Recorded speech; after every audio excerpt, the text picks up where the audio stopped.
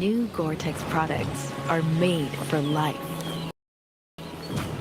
Made for getting there. Made for life's adventures.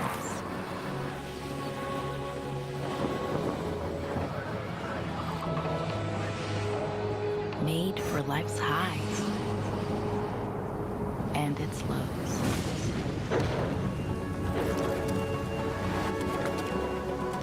With durable products that stand the test of time.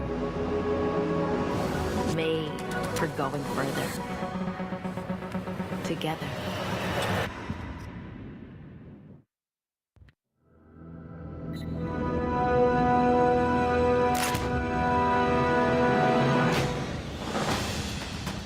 And he is going to be the winner of the 2024 amazing performance. She's gonna be facing the finish line of the Trans-Gran Canaria Classic. How tough it was stand through the cattle guard and towards the finish line for 2024 champion.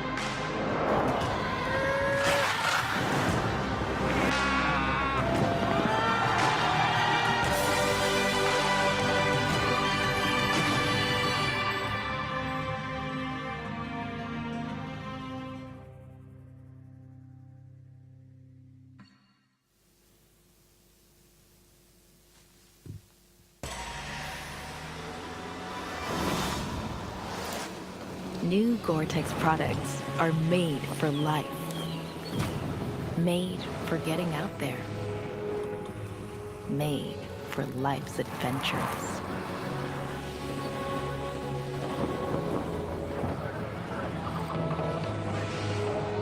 Made for life's highs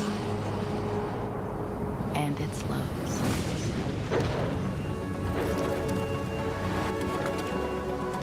With durable products that stand the test of time. Made for going further. Together.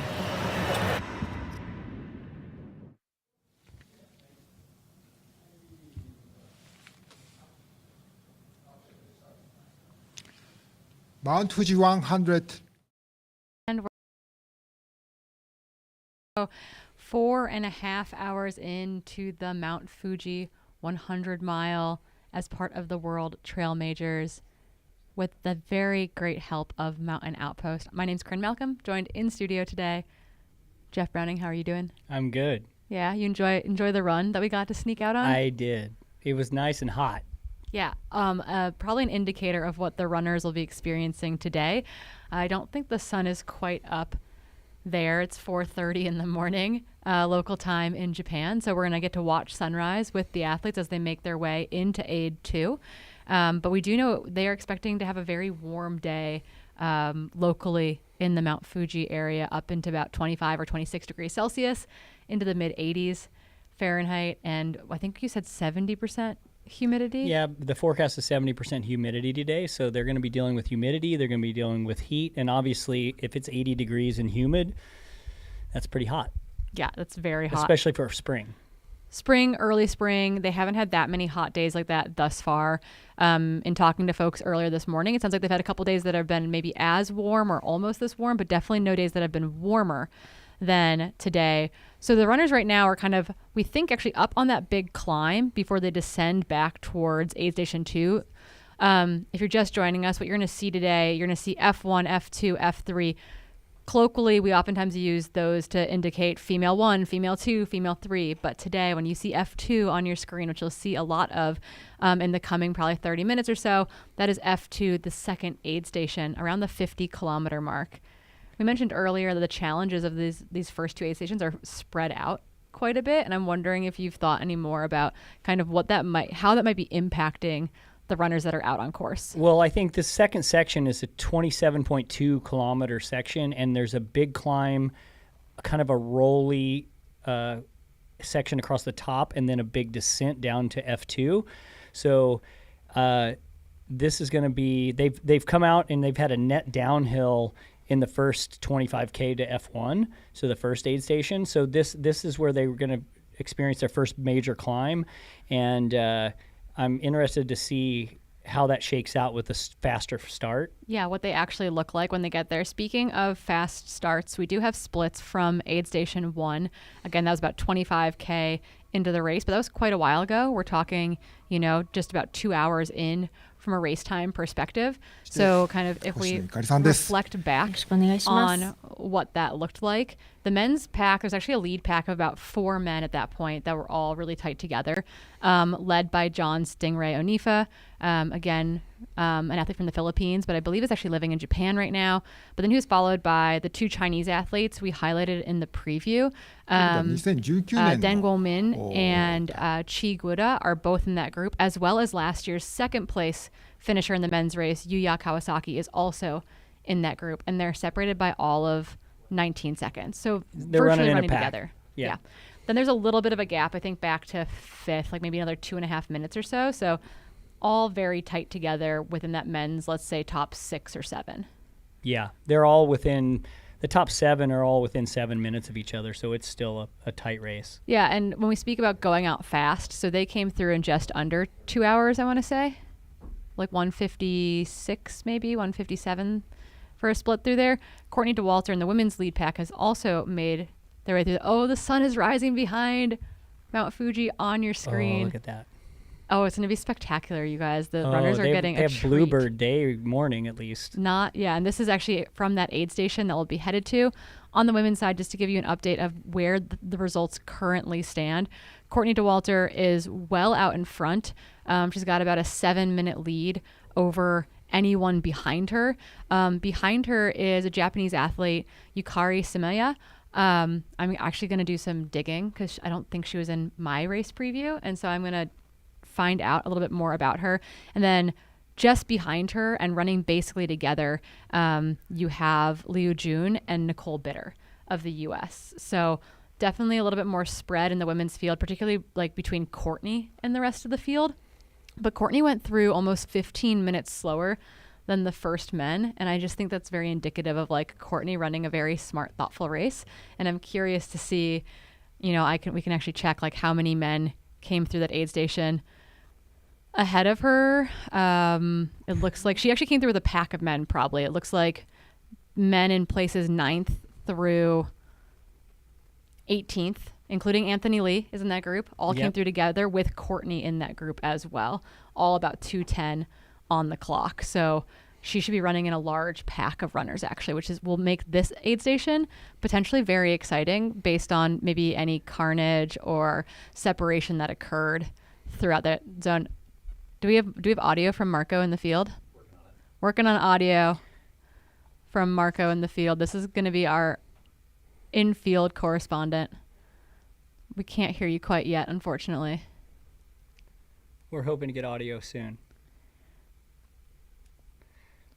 But yeah, again, Marco lives not that far from where the race takes place and has a ton of insight into not only the race itself, but also into many of the individuals who are competing today. I think that's the yakisoba that they were talking about this morning, and like a kind of a fried noodle dish that runners can take part in here at the aid station. I'm going to run this race for the food, I think. It looks good. Yeah, you're going to have to slow down. You're going to bring your own butter and slow down a little bit, but, it'll be fun. Yeah.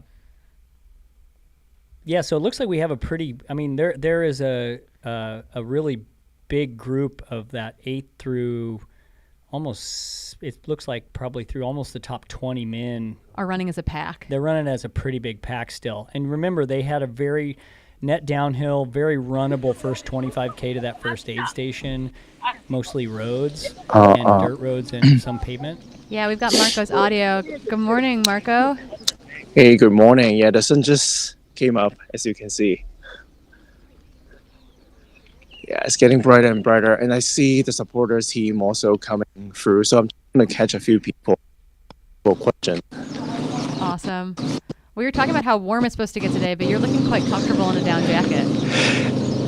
I am. At the moment, it's still about maybe less than 10 degrees Celsius, but then as the day continues, I think today is going to be about 25 to 26 degrees Celsius during the day, so mid-high 70s, but at the moment, it's still quite chilly. All right, let's go. Let's go. Yeah, for you U.S. people out there, it's 50 degrees. If you live in Hi, Arizona, excuse me. I'm English live broadcaster. Is it okay if I interview you? Yeah. So who are you coming for to support? I come to support Alexandre Bouchex from France. Right. He's doing pretty well right now. Yeah.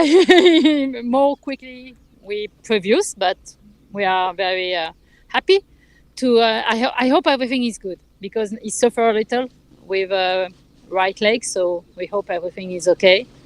It's the first time I can see him, so I check everything and I give some rice, some Coke, of course, and I hope in Coca-Cola and not Coke, okay, and some food and see. Can I see what you have prepared for him? It's because we don't know. It's not the same system in France, in all the. Normally, we have some table and some chair, but we have nothing. So we just find a solution to put everything like everybody. I discover next year we will come back. I have everything. It's okay. And so we have some. I prepare all the time some rice, and he take the rice, and he go and eat rice. It's not only because we are in Japan. He always eat rice, and some water. And some hydration, with a powder. And he have a little bag, and he take what he wants to go to the next CP. I prepare, and he take what he wants. Before the race, he prepare everything with number for all the CP, and I have just a box, with a lot of things for improvisation. So that's it. Fantastic. And some hot salted soup. Yeah, that's it.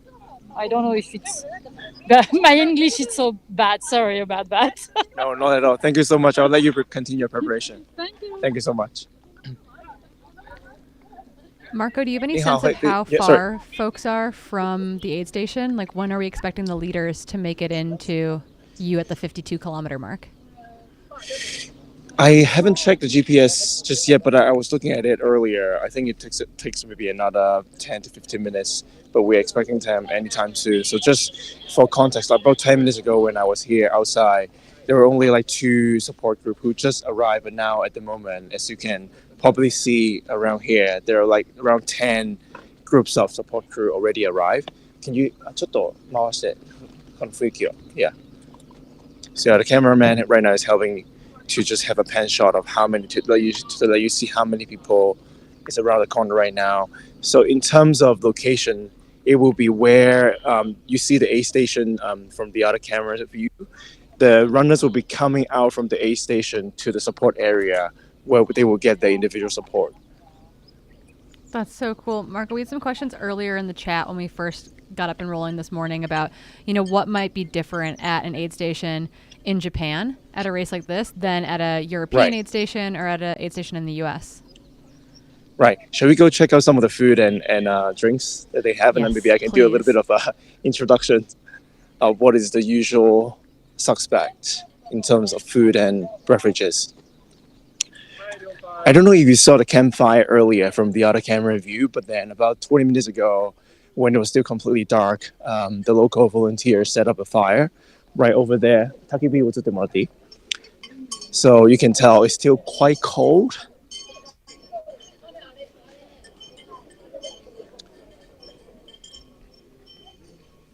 Yeah. Oh, I see. で、入り口から入りましょう。And so I want to guide you through where the runners will be coming in, and then I will go through station from station. さあ、入り口からちょっとどういう食べ物とかあるか紹介しよう。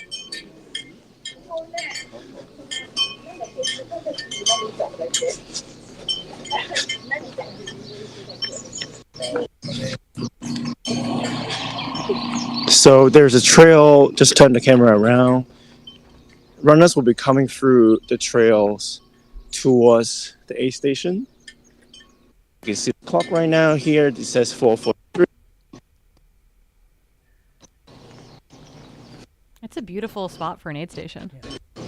Isn't it?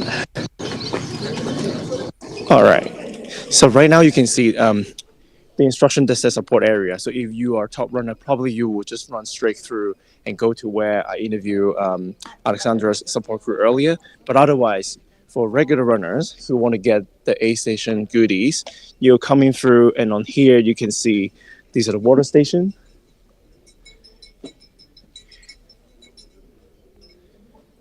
There are about 10 of them. And then next to that is the coffee station. And there's also hot water in case they want to make like an instant milk tea or whatever. So there's tea over here as well. And then energy drinks. It's so organized. I know. I know. And I also want to show you like the number of volunteers that we have. Volunteers. There's just so many volunteers helping out at each aid station. Sorry, Jeff, I think I cut you off. What were you trying to say? Oh, I was just saying I just love Japan. It's just so organized. It's so great. Yeah, we're waiting for you to come back. Yeah, I will. What is it over here? Okay, so it says limited to 1 item per person. I think it's like amino acid, BCAA, energy gel with grapefruit flavor. All right. And then you have the food corner right here. So you have banana for sure, a regular. Some cream bread. I can totally see runners will just get the whole bag and then put it in the bag and then eat it on the way out. And different types of bread. This is like with anko, which is like red bean paste inside as well. Some of them is already unpacked. This is salt tablets, regular, and then some rice crackers. And then some like bite-sized, like Cliff Bar-ish granola bars. And I think, oh yeah, we have to showcase this corner. So these are the hot real fruit right here. I think they are gonna make yakisoba, which is like deep pan-fried. How do you say it? Pan-fried soba noodles. Yakisoba ちょっと映って惣菜を。やっぱ寒いんですか？寒いです。もう It is so cold, so they are like warming up their hands with the frying pan. Yeah, so that's it. I think you've convinced everyone just from our aid station tour, food tour, that we all have to go do a race in Japan now. It's official. Yes. I mean, obviously, Mount Fuji 100 is a big race. It's probably one of the biggest trail running event in Japan. But in general, like you can see this, what we call omotenashi, the accommodations that we give to the runners. But yeah, it's quite regular in terms of what they provide here. Usually in the midnight sessions and the coldest, they're giving us like the yakisoba right here. So this is what they're gonna give to the runners. Close up, stick rated.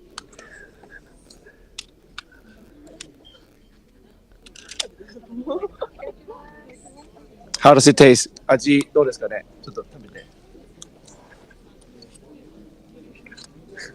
I love it so much.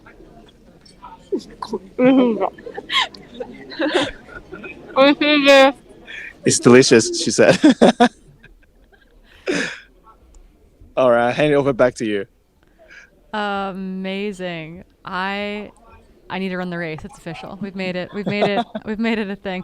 I do think, Marco, that you're going to have probably 3 or 4 guys that are going to come in really tight together. From the tracker, Okay. It looks like Stingray, so John Ray, Stingray. Yep. Onifa should be in that group, as well as the 2 Chinese athletes that were highlighted in the Yep. preview. Chin and I'm remembering Chen names. Guidu and Den Guomin, I think. Yep, Yes, exactly. Yes. And then I think Yuya Kawasaki should also be with them as well. They came to the first aid station really close together, and I believe they should be fairly close together coming into the aid. And then at the last aid station, the men running in places maybe like 8 to top to 20th were basically all together, and Courtney Dauwalter was kind of smushed in the middle of that group with a 7 or 8 minute lead over the next woman. So you should have maybe 3 or 4 guys come in pretty close together, and then a little bit of a gap, and then potentially a very large pack of runners coming in all at once. It'll be very exciting.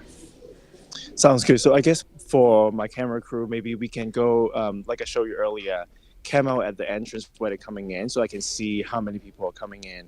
But then as soon as they get in, I will also go out to the support area to just see who are the support crew, and then maybe I can catch up with some of the support people once they send Yeah. out the runners. Awesome. Yeah, and like Anthony Lee's crew should be getting ready in that group, etc. So and Peter Mortimer's crew should be getting set up. So there should be a bunch of really fun folks to talk to in not that long. Sounds good. Excited. Sweet. All right, What a speak to you in a race we bit. have. Yeah, we'll talk to you Thanks, soon, Marco. Thank you. We've got a race on our hands. I know we're only 52K in. There's a lot that can happen. This is the faster part of the race course, but it's finally daylight. We sent the runners off around midnight local time, about 8 a.m. here in the Phoenix area where we're sitting in studio with Mountain Outpost.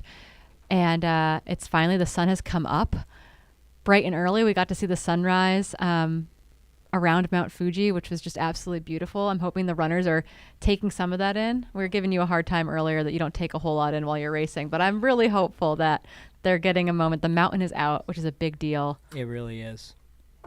And temperature is going to start to get warm.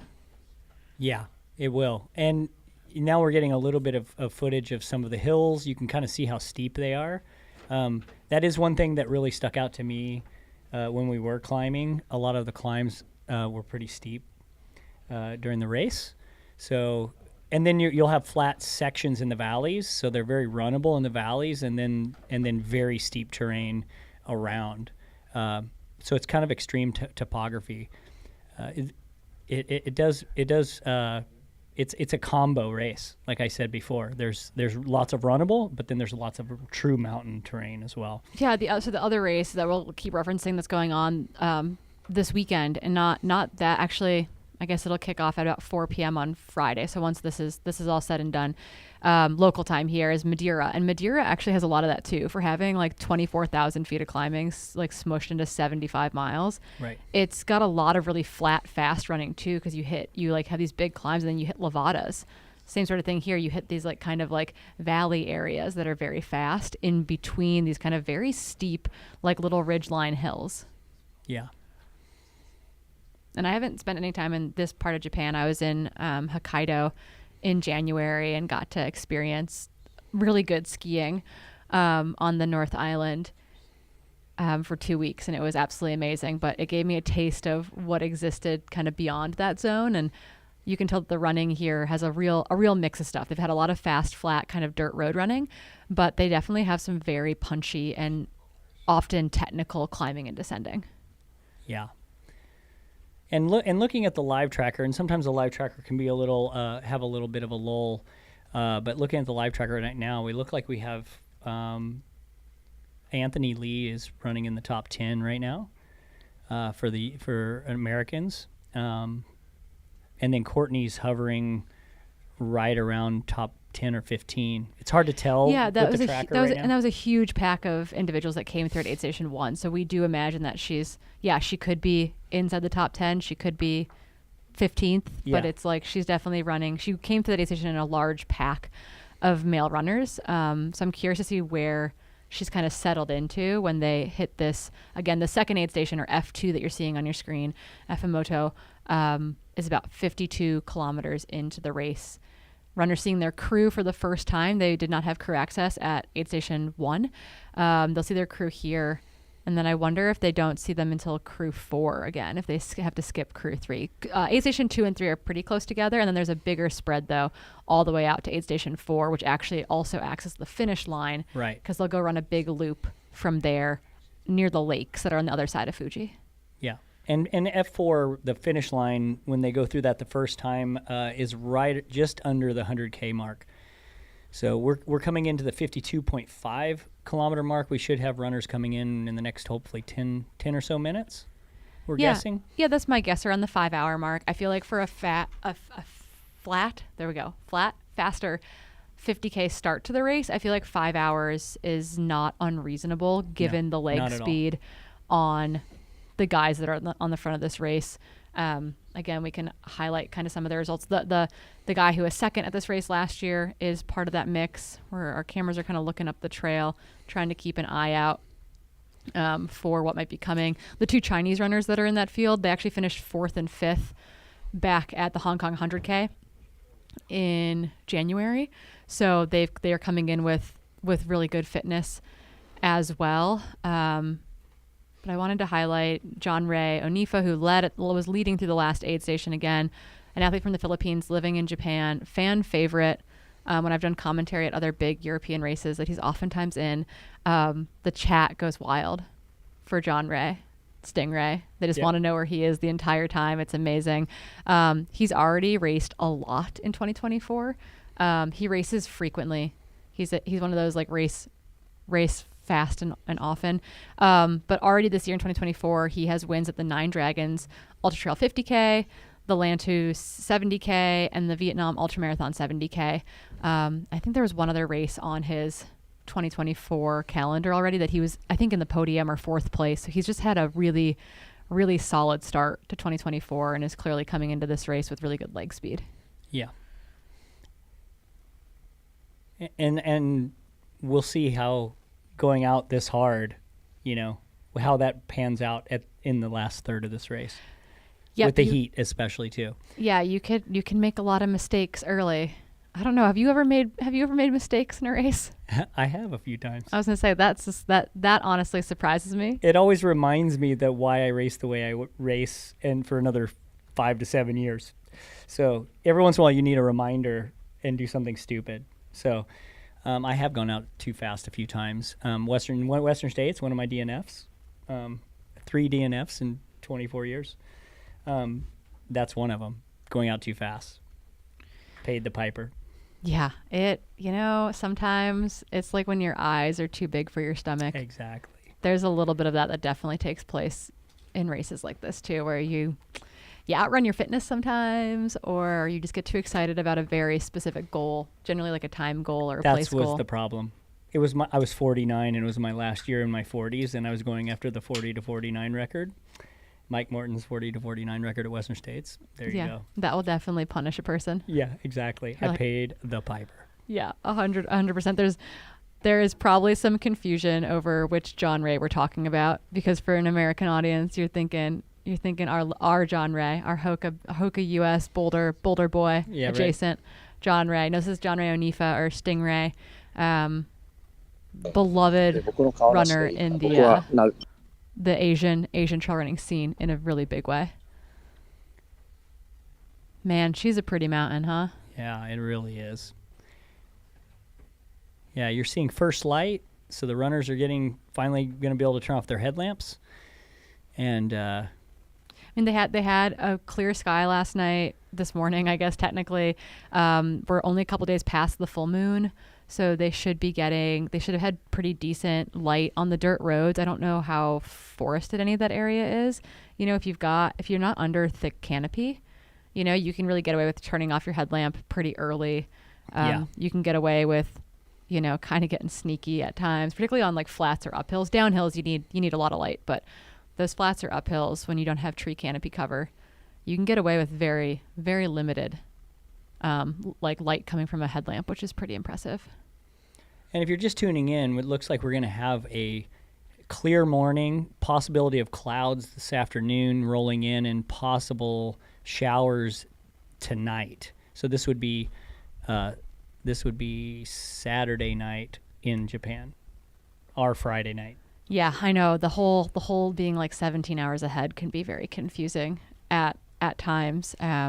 Both my younger brothers were born in Japan. I lived on Okinawa until I was 6, and they joke they get to celebrate their birthdays twice because they were born on, one day in Japan, but it was a day earlier in the U.S. Oh, that's pretty. So my parents got to call their parents, my grandparents, and say, "Oh, you'll have a grandson tomorrow."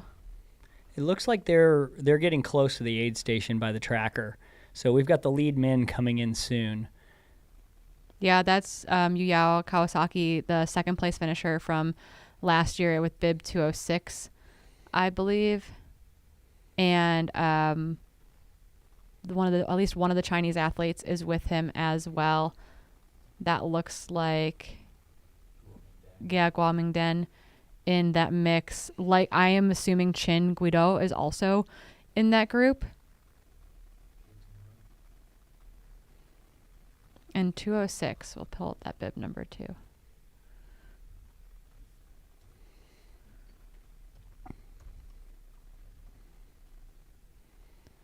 Yeah, Kento Tamura might also be in that group as well.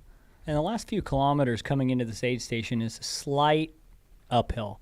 So they're coming in they had a huge downhill, and then they had a slight uphill about the last maybe 3 to 4K coming in. So we should be seeing them soon. Yeah, they'll definitely have picked up speed through that last section. I'm just pulling up Kento Tamari's kind of past race results. It's someone that we have not talked about as of yet, but looks like he is part of this lead pack. Finished 4th at a 30K not that long ago. Looks like end of March. Was 9th back at the 100K at Doi Inthanon in December. So ran a really solid 100K there. That will have gotten him a qualifier into either CCC or UTMB. So cool to see more Asian athletes toe the line at big races, like the UTMB World Series final. But yeah, a bunch of mostly it looks like the race history that I have from 2022 and 2023 are all Japanese based, and I think this looks to be his first 100 mile. So that is also very exciting. Yeah. Here, looks like we have our lead men coming in on the live feed right now. Burning rubber. Yeah, looks like they're moving well.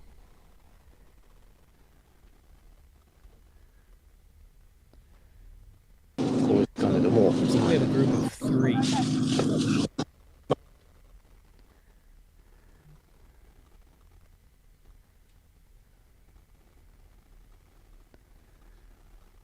Nice. There they are. 203. Nice, and bib number 2 as well in that group. Is that runner in the back of the pack, or the back of that group of 3? Yeah.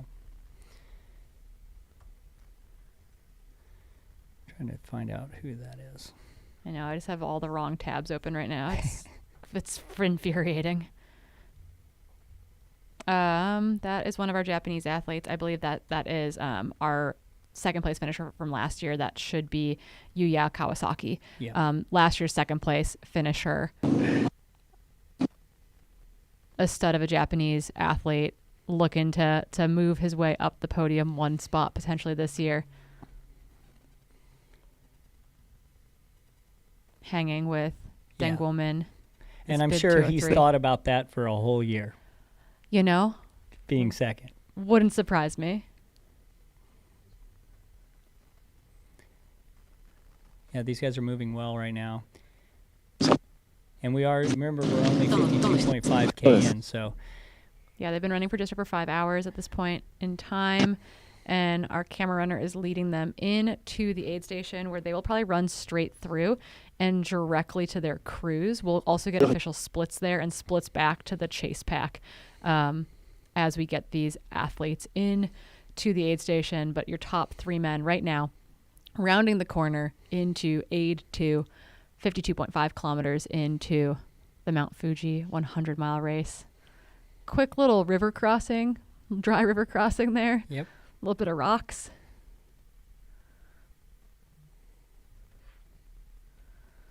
We've got Boulder Zone Ellie Pell texting me, asking how Anthony's doing. She's at work. Can't check the live results. I'll let her know. Don't worry, Ellie. Why isn't it on at Scratch?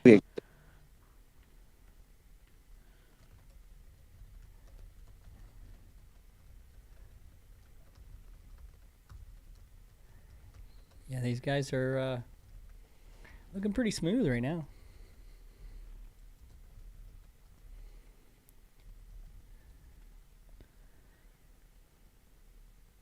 I'll see if I can. Are you trying to find Anthony? Yeah, try to locate. Geolocate our Boulder boy. Yeah, here they come. Into Okay, the so aid the other guy that is with them, I believe, is Kento Tamura, another Japanese runner who we just talked about briefly, who I think this is his first 100-mile race. So it looks like they're gonna run. Looks like he's running right through and looking for his crew.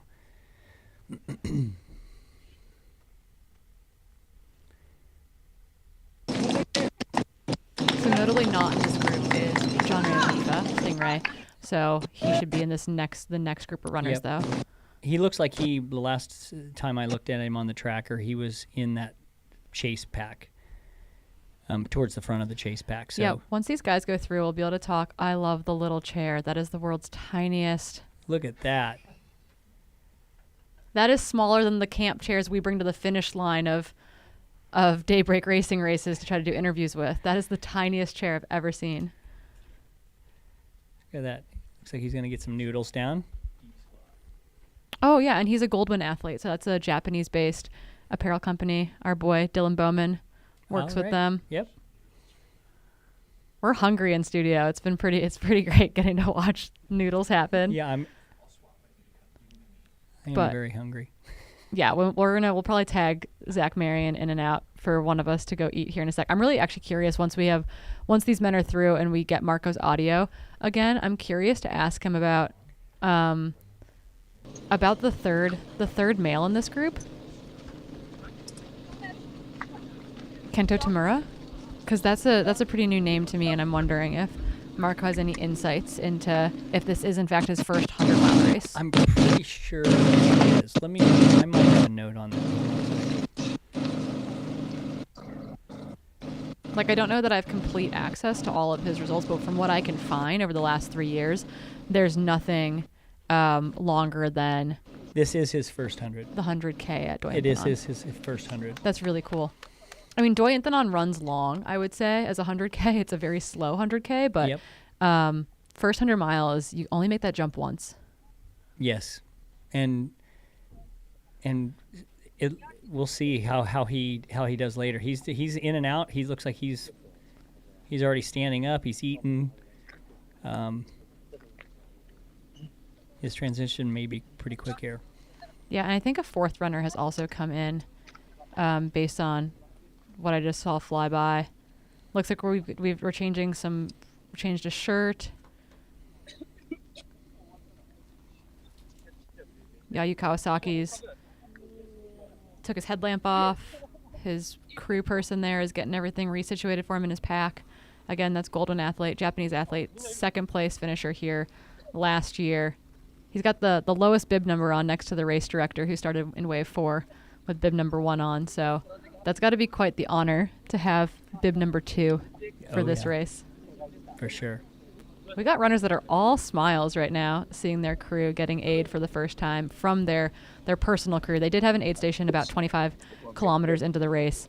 27K later, they've actually made it to see their crew for the first time, just over 5 hours in. Yeah, and again, we talked about this earlier, but those are the first 2 sections are very long. You know, we're talking about 15 plus miles in between aid. You know, most races, you know, most of us are used to 6 to 10 miles and maybe in the front of the pack carrying maybe a liter. So, you know, it was about 50 degrees for them last night. So, you know, most of them probably only need to be drinking about a half a liter an hour probably. Yep, and we've got 203 is out. That's Chinese athlete, Deng Guomin. And 202 is out. That's the other Chinese athlete, Qin Guido. So they, along with Yaya Kawasaki, all 3 of those men look to be out of the aid station. I do think we get an in and an out split potentially from this aid station. We'll keep our eyes on that. But right now, those are your top 4 men, with Kento also in that mix. Hey, Marco. That was a wild aid station stop. So the first 2 Chinese runners, as you mentioned, already left the aid station. So maybe I can grab the support crew and talk for a few seconds, and then I can go back to Kento, who's just getting ready just behind, next to me on the right-hand side, with the support crew, and see if we can get a little bit more insight. How does that sound? That sounds amazing. Thank you, Marco. Right. 访问你几句嘛？他刚才怎么样？觉得他的？我觉得状态还是挺好的。然后因为前几名都很近嘛，时间差的也不多，下一站到时候再看看。基本上还是按照自己的预计时间在跑。So this is Deng Guoming's support crew. So she's saying that he's doing pretty well. So just everything is doing on time. So because he's running with the groups, so he's just trucking along at the moment. Thank you so much. No, not really. I really enjoy the atmosphere here.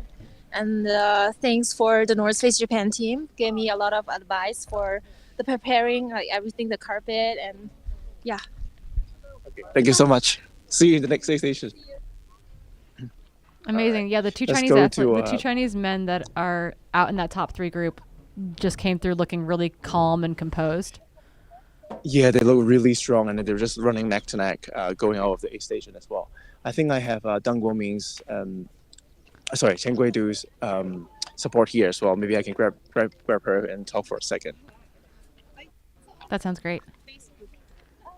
你好，可以访问你几句吗？你好。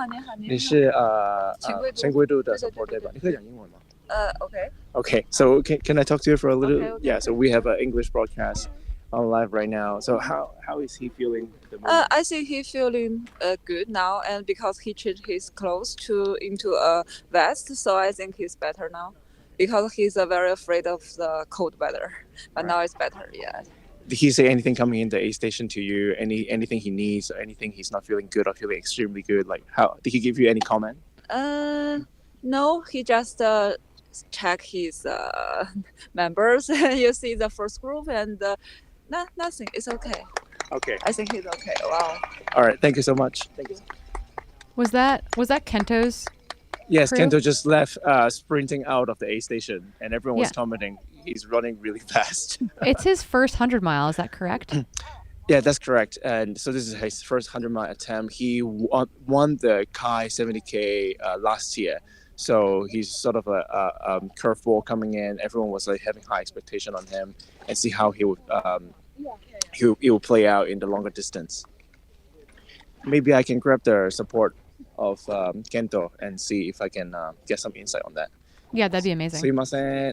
英語中継の担当マルコですけれども、ケントさんのサポートですね。はい。今日はどうですか？今の調子は。初の100マイルなんで、まだちょっとここからわかんないですけど、ここまでは順調に走ってますね。So it is his first 100 mile. I don't know how it would look like going forward, but at the moment he seems pretty strong. なんか彼から特になんかコメントとか、どういう調子、自分のどう感じとか、そういうコメントあったんですか？ちょっと水分がF1 から F2 までで心配になったみたいですけど、ここでしっかり補給できたんで、そのところは問題ないみたいですね。So it looks like he was a little bit worried between F1 and F2 about his hydration, but he took in a lot of water and then rehydrated at F2, so he's feeling much better right now. ありがとうございます。なんか彼は今回期待してるなんか自分のポジションというか、なんか特に今アメリカチームはなんかケントさん誰ですかみたいなちょっと情報がなくて、どういうなんかもしそういうインサイトとか情報があったら教えたいんですけど。彼もともと駅伝、日本のその駅伝を大学までやってて、でそのロードランナーだったんですけど、2年前からトレイルやり始めて、で去年この UTMF の会でチャンピオンになったんですけど、今回が初の100マイル挑戦してて、でまだ若手ですけど、今回も初めてということで、初めてですけど優勝を狙って走りたいということでここまで取り組んできたんで。So I was asking what is his expectation for his first 100 mile, and I just learned that he used to be a Ekiden runner, so the relay runner when he was in college. So very fast road runner, switching to trail running 2 years ago, and he said he's aiming for winning the race. ありがとうございます。Thank you very much. Thank you. All right, so I will give it back to you, and I'm just going to look around and see. I think John, Stingray, Onifan may come in a little bit later, and the support crew is just right next to me, so I might talk to the support crew once John come in, but at the moment I'll just pipe back to the studio. Thank you so much. Yeah, sounds good. Thank you, Marco. Thank you. Wow, so an Ekiden relay runner. Have you ever witnessed one of those, either like seen any video from it? I have not, no. Yeah, it's crazy. It's this big college relay race, and they like there's a lot of like pride amongst performing really well in it. And these Japanese runners, they wear these sashes, and they run. I mean, the 10K splits from them are just absolutely insane. So that's what he's saying. This Kento has did that throughout college. Like has a really fast road running background, but this is his first 100-mile race, and so his expectations aren't too high. There's probably some outside expectation on him. It sounds like there was some real high outside expectation on Kawasaki as well, who finished second here last year. Right. And left in first at this aid station. We do have leaving aid station splits. Kawasaki getting out in first, about 20 seconds back, the two Chinese athletes left as well. And then 3.5 minutes back or so was the young newcomer to the 100-mile distance, Kento Tamura, is also out of the aid station now. It might be a newcomer to the 100-mile distance, but obviously no stranger to running fast and running hard. So we'll see if he's able to take that fitness and smooth like peanut butter, spread that over the whole course. And when you're running those much faster races, it's real easy to get caught up, and I have to be with first place at all times versus the experience that comes with running 100-mile races or most ultra marathons is you get comfortable with losing sight of first place, and you say it's okay, like I have a chance to reel them in later, and I need to focus on my own race. And I'm not to say that he's racing out of his fitness, but I can see that being part of the mentality. And I remember that being fresh into the sport of like, I can't let go of the top three guys. Like I have to see them at all times. Otherwise I'm not in the race anymore. And that's not true in ultras. Yeah, it's super interesting because he does have some trail and ultra experience, but nothing over the 100K distance, but did finish in the top 10 at Doyen Thanan's 100K, which is a slow, we'll call it a slow, very non-runnable 100K, which is very different from his more road running prescribed background, right? So that is a big stretch there. So hopefully and that was just back in December, just before the new year. So hopefully he took a lot of experience from that. I also love that we talked to one of the Alexander's crew as well, crewing a French athlete who's running in the top 10. They were talking about how, we're so used in Europe and in the US, when you have a crewable aid station, you've got some tables and benches that you can set up at. Here it's this coned off area outside of the aid. So there's no chairs, there's no sheets or blankets or anything to lay your stuff out on. And so they had purchased, it looked like a large piece of plastic to put their stuff down on. But the Chinese crew, Deng's crew, was saying that the North Face Japan organization gave her a lot of like hints and tips coming into today to say, okay, like, bring this rug so that you can like set stuff on it, do this and that. And I think that is like pretty cool that there is a learning curve. We think we know a lot, and then you show up to a race like this and you're just thrown a totally new curveball. And I think anytime I've traveled and have gone somewhere, a different culture and experienced their ultra running scene, it's always been, vastly different through Europe. It's through Central America, through, Australasia. Like, it's always been a little, like, those little tiny nuances that might make a pretty big difference in your race in terms of like, oh, we're always expecting this here, or it's just standard to have that there. Like, it's going to change. And that's like, not just for you, but for your crew as well. That's kind of the fun of traveling the world and going and seeing new places and, experiencing these different cultures. That's, for me, that's one of the more rewarding parts of trail and ultra running, is I get to spend a vast amount of time somewhere new and experiencing an entirely new culture.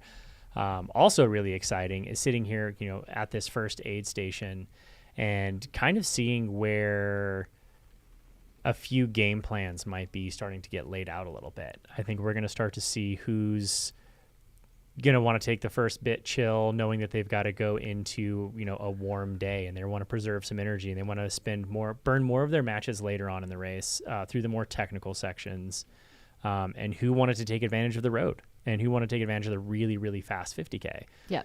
So this will be really exciting to see this. So the second aid station, I should correct myself there. Yeah, so the next individuals we anticipate to come into this aid station are John Ray Onifa, so our athlete from the Philippines. He, or known as Stingray affectionately, should be the next athlete to come in. Just behind him, it looks like, is likely Courtney Dauwalter. There's a little bit of a delay in how quickly their trackers update, but it should be John Stingray Onifa. It should be Onosuka-san should be in that group as well, one of the other male athletes in the field. Courtney Dauwalter should be in that mix. Her tracker just updated a minute ago. She should be coming down onto that roadway quite quickly. She does have quite a big lead over the chasing women, probably about 10 or so minutes once we get to this aid station at a minimum. For the French fans that are watching, Alexander should be in that next group. So we're talking men 5, 6, 7, 8 should all be in very quickly, along with Courtney Dauwalter. Are we shocked? No. Are we excited? Absolutely. Heck yeah. Absolutely. Our little representative out there just completely shredding every course she attempts to go do her thing on. Does it with so much joy and excitement and just a smile on her face through most of it. I've seen her dig deep sometimes. I've seen her not smile. But by and large, that's more the rare experience than seeing her just always so exuberant. And so I'm excited to see her coming through here. She's got, look at these picturesque views that are just absolutely amazing. And for our U.S. audience, our Anthony Lee fans, he should also be in that next group of men, kind of in that 6 to 10 position. We should see all those guys coming in here pretty darn quickly. Again, the next athlete in should be John Ray Onifa, followed by likely Courtney Dauwalter and Onosuka-san, one of our Japanese runners here. I just want to make sure I have the right data pulled up. Yeah. Tomonoro Onosuka should be one of the next athletes in as well, and has actually finished third at this event last year. So has some experience on this race course. Might know what they're doing. Yeah, and I think that, when you, and I've said this about like Tyler Green at Western States, when you finish second place, there's only one thing, like one goal to go back and do, and that's to win the thing. And so you kind of run with a little bit more of a nothing to lose. Like, I've already gotten second here. I've already have been here in this position. So at this point, I want to take a few more risks and see if I can really take that next step into the top podium spot. So I'd imagine your, second and third place returning champions, they're only gunning to improve. So they might take a few more risks here, and I'd be interested to see their splits this year compared to last year. Yeah, and I don't know much about, I think the weather. I can do words. I think the weather was fairly, I don't think they had bad conditions last year. I think it was pretty stable conditions from what I can remember. We can have Marco reconfirm that for us. But yeah, I think they're pretty stable conditions. Our cameras are getting ready because we should have our next group of runners coming through here, but they have opened up a bit more of a gap on the chase pack. This is a sizable gap on the chase pack. Yeah, because if we look at splits from the Wave 1 men through here, they came through 11 minutes ago. They left the aid station. So the clock is running. Courtney was about 15 minutes back from the men's leaders at aid station 1.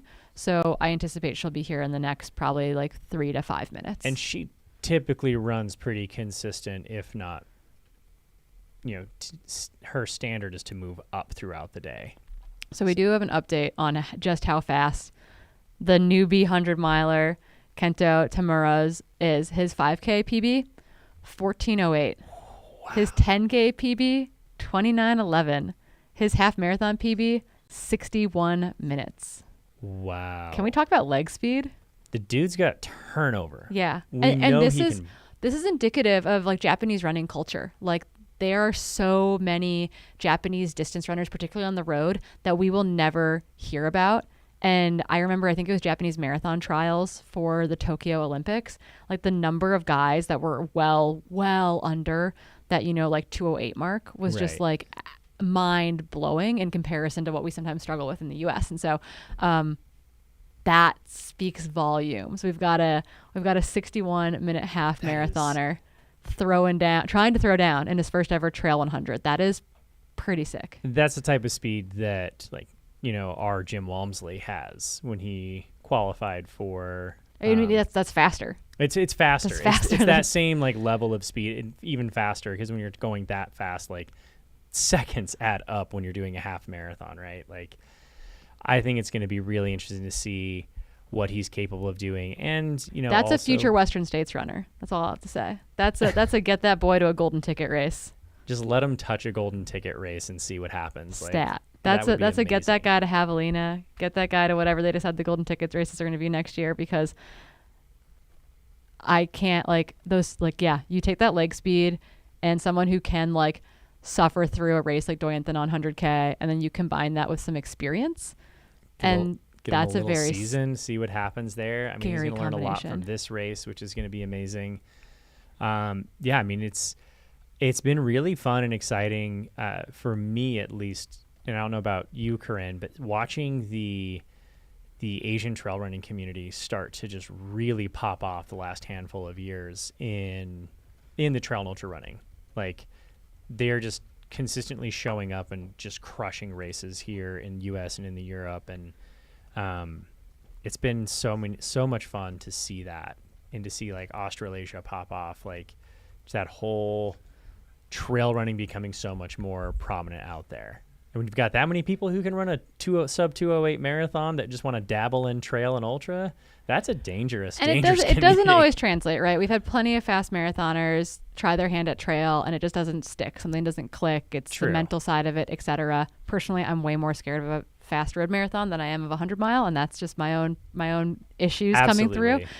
But what I will say is that, like there's running talent, and then there's willpower, and there is an aptitude to be able to eat and drink for that long and to troubleshoot and take care of yourself. And there's a lot that goes into successfully pulling off a 100-mile performance that goes well beyond leg speed, but it is really cool to understand where someone's coming from when you look at their running performances. Yeah, absolutely. And I think that, I would argue that just like track and cross country are different sports, someone running a 100-meter is going to be a very different athlete than someone running, a 10K or cross country races. And I think that road marathoning and ultra marathons are different sports in that same respect.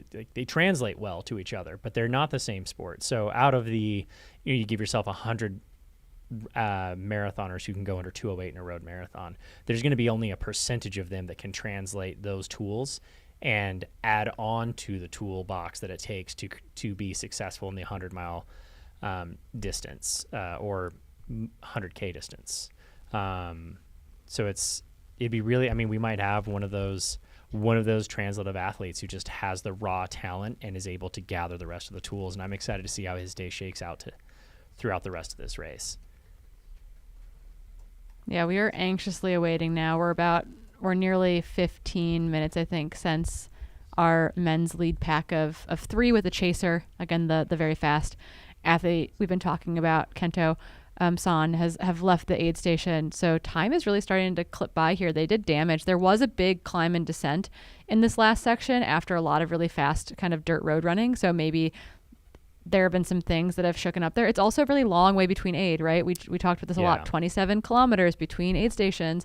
This early in a race, like, are you dialed in on your nutrition? Are you dialed in on your hydration? And what does that actually look like? Well, when you have that big of a split between aid stations, the margin for error is that much smaller. It's more thin. And so a small error can have catastrophic results. So it'll be really interesting to see who planned well for that 50K up to this point and who was taking a few more risks, who was who's going to pay the price on that. Also, you're not going to know you went out too fast until it blows up on you, right? Like, we've all experienced that. You're like, oh, this is fine, until it's not. So it'll be interesting to see how some of the runners come into this aid station. If you've got that flat road, then that climb up to get into this, like, you'll notice that you went out too fast on that climb and go, oh no, these legs need to turn around real fast. Yeah, this is also the time of day, or just before this aid station was the time of day where people get really sleepy, right? They had to, once you make it to sunrise, all of a sudden you're like, oh wow, I feel exponentially better than I did 30 minutes ago. Right. But a lot of folks, here we go, we've got more runners coming in. A lot of people drop out actually in that like kind of pre-dawn time period because they have such a big low. That should be Stingray. We'll double check the bib. 205. 205 is... Oh goodness, don't do this to me. That should be John Ray. Yeah, John Ray, Stingray. Yep. John Ray Onifa. Yep, and there should be a pack of runners coming in. Yeah, he should be being chased at this point. He'll have Courtney Dauwalter, another Japanese North Face athlete, it looks like. Bib 7. I'll get a split on them. And for those who are watching the live stream, no, I am not Jeff. Jeff did not magically sprout hair. I stepped in for a moment so he could eat. And we're going to let, I'm sure Corinne would like to see Courtney Dauwalter come in, so we're going to allow Corinne the opportunity to see Courtney, and then we're going to shoo her off to go have a little lunch break, and then Jeff and I will take over for a few minutes. Oh, that sounds delightful. I know you want to see Courtney. You know that I'm like I've got one foot off the desk right now because I'm like, I should go eat a burrito. But I will wait for Courtney and then I will get a burrito. I love how this course has like this fun little mix of looks like he's running like between, like just got off that road and then shooting like between houses almost to get through this. Yeah, they do link up a lot of like kind of public thoroughfares, it feels like, to connect these trails together, which can be really difficult when you're a runner and you're like you get in your body and your legs get in this one mode of just turn over, and then all of a sudden you have to be more agile. And it's like, if you've done that one type of running for so long and then you come onto this really technical trail, all of a sudden it takes you a minute for your body to wake back up in that way and become more athletic. Yeah, and one of the next athletes in behind John Ray Onifa should be Takashi Do, a Japanese athlete for the North Face Japan. Should be one of the next athletes in and has already won a 100K race this year. He won the Hiroshima Wagon Trail 109-kilometer race like a month ago. So he's got a pretty good 100K in his legs, but that should be one of the next runners in. He'll be wearing bib number 7. This is still Stingray on your screen being followed by a camera into the aid station, but coming in behind him should be bib number 7, again, who is Takashi Do, a Japanese North Face athlete who should be our next individual in based on how the live trackers are updating out on the course. But Courtney Dauwalter might also be one of the next runners that we see. Anthony Lee should be in that group. Come on, Anthony. Anthony's a fellow Topo athletic athlete with me, and he's just had one heck of a year, and he's been building and building and building. I want to see him do so well out here. He came out and had a fairly successful race throughout most of the day, and then kind of said he fell apart towards the end of his bonking pretty heavily, so he's got some revenge on his mind here. So it'll be really exciting to see. Quick change of the shoes here.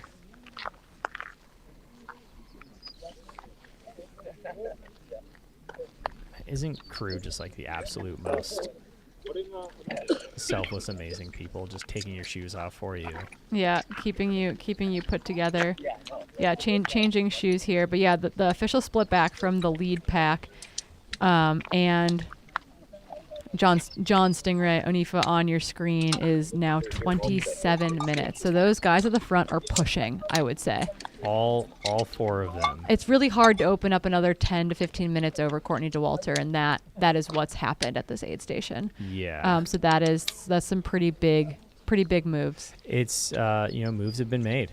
I think people are starting to lay their cards down and play what they came to play with, and we're really excited to see. Yeah, we heard from the crew earlier that one of the athletes, they actually took time to change into like a tank top out of a short sleeve or a longer sleeve shirt, because he was really worried about how cold it was this morning. Was really afraid of it being too cold, so felt more confident leaving in daylight now in a tank top. We just saw her pour what looked like to be some sort of miso soup, something very brothy, into what looked like either noodles or rice in that little camp cook pot. Super efficient. Super low chair. I would cramp so bad getting in and out of that chair. We got to work on our mobility. Jeff's Jeff's doing his mobility right now while he's not at the desk, so this is perfect. Jeff is the athlete that is never not athleting.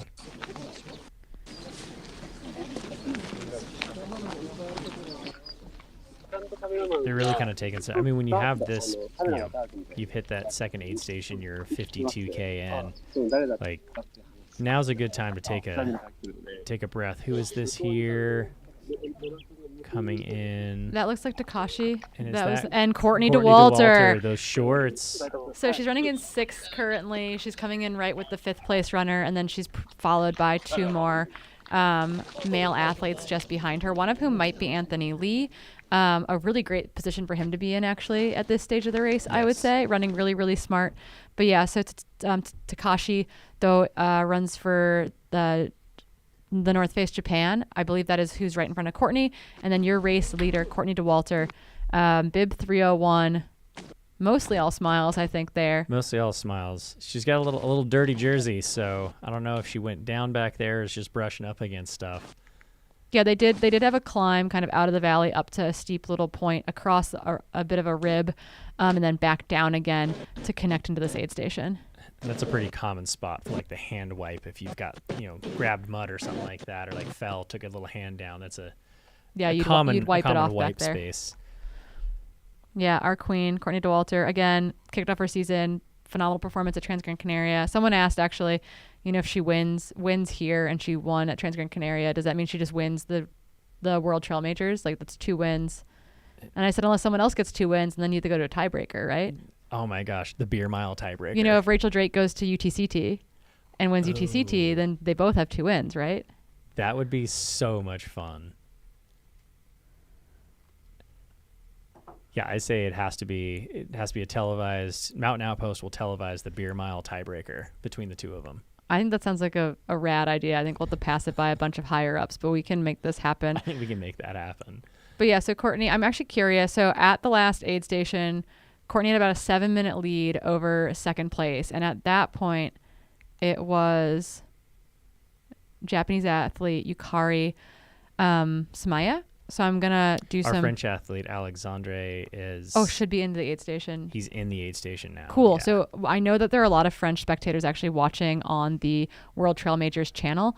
Your boy, your French athlete, Alexander, has made it into the aid station. He's actually probably just right of our camera shot looking at Stingray, because his crew should just be to the right of where Stingray's crew is set up. I don't know if we'll get him in shot or not based on where that camera is. Yeah, it looks like he came in roughly 4 minutes behind Stingray. Cool. And there's Takashi and then Courtney. Yep. Little uphill pavement climb into the aid station. You know what's amazing about Courtney to me is she never really looks like she's going full speed. She's just so consistent. She's very efficient, I think, and it's just like we don't understand how fast. Yeah, okay. Jeff is saying she has a very high cadence. I do think. Well, wrong. I think when she downshifts, she does really have a very high cadence. Oh, Jeff is grabbing one of our couch mics. We could mic him this whole time. He had no idea. Courtney, all smiles and waves in the aid station. Oh yeah, I'm on. Nice. Yeah, I was saying that she has a very high cadence. I've had the opportunity to run with her quite a bit in races. Spent time with her, and she's very, very efficient runner, and she's a very good power hiker. I think Alexander actually just gave her a high five when she came in because his crew set up right immediately on the right hand side, and I'm fairly certain that I saw him turn and give her a high five as she came in. So that is pretty awesome. sweet. And that's Takashi there with bib 3, last year's 3rd place finisher. So that will help us remember. Last year's 2nd place male is wearing bib 2. Last year's 3rd place male is wearing bib 3. Both Japanese athletes. Yeah, so that's Takashi right there of North Face Japan. Courtney doing her signature wet wipe on the face.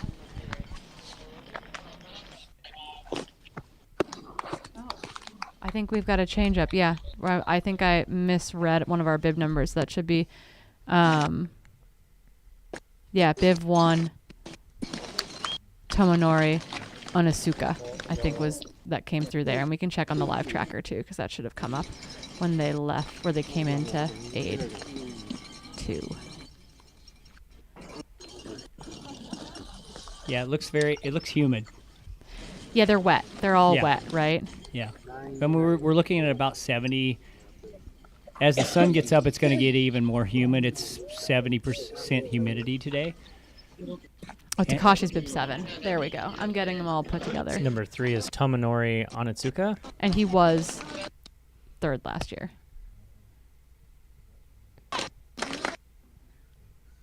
Yeah, her hair's very wet.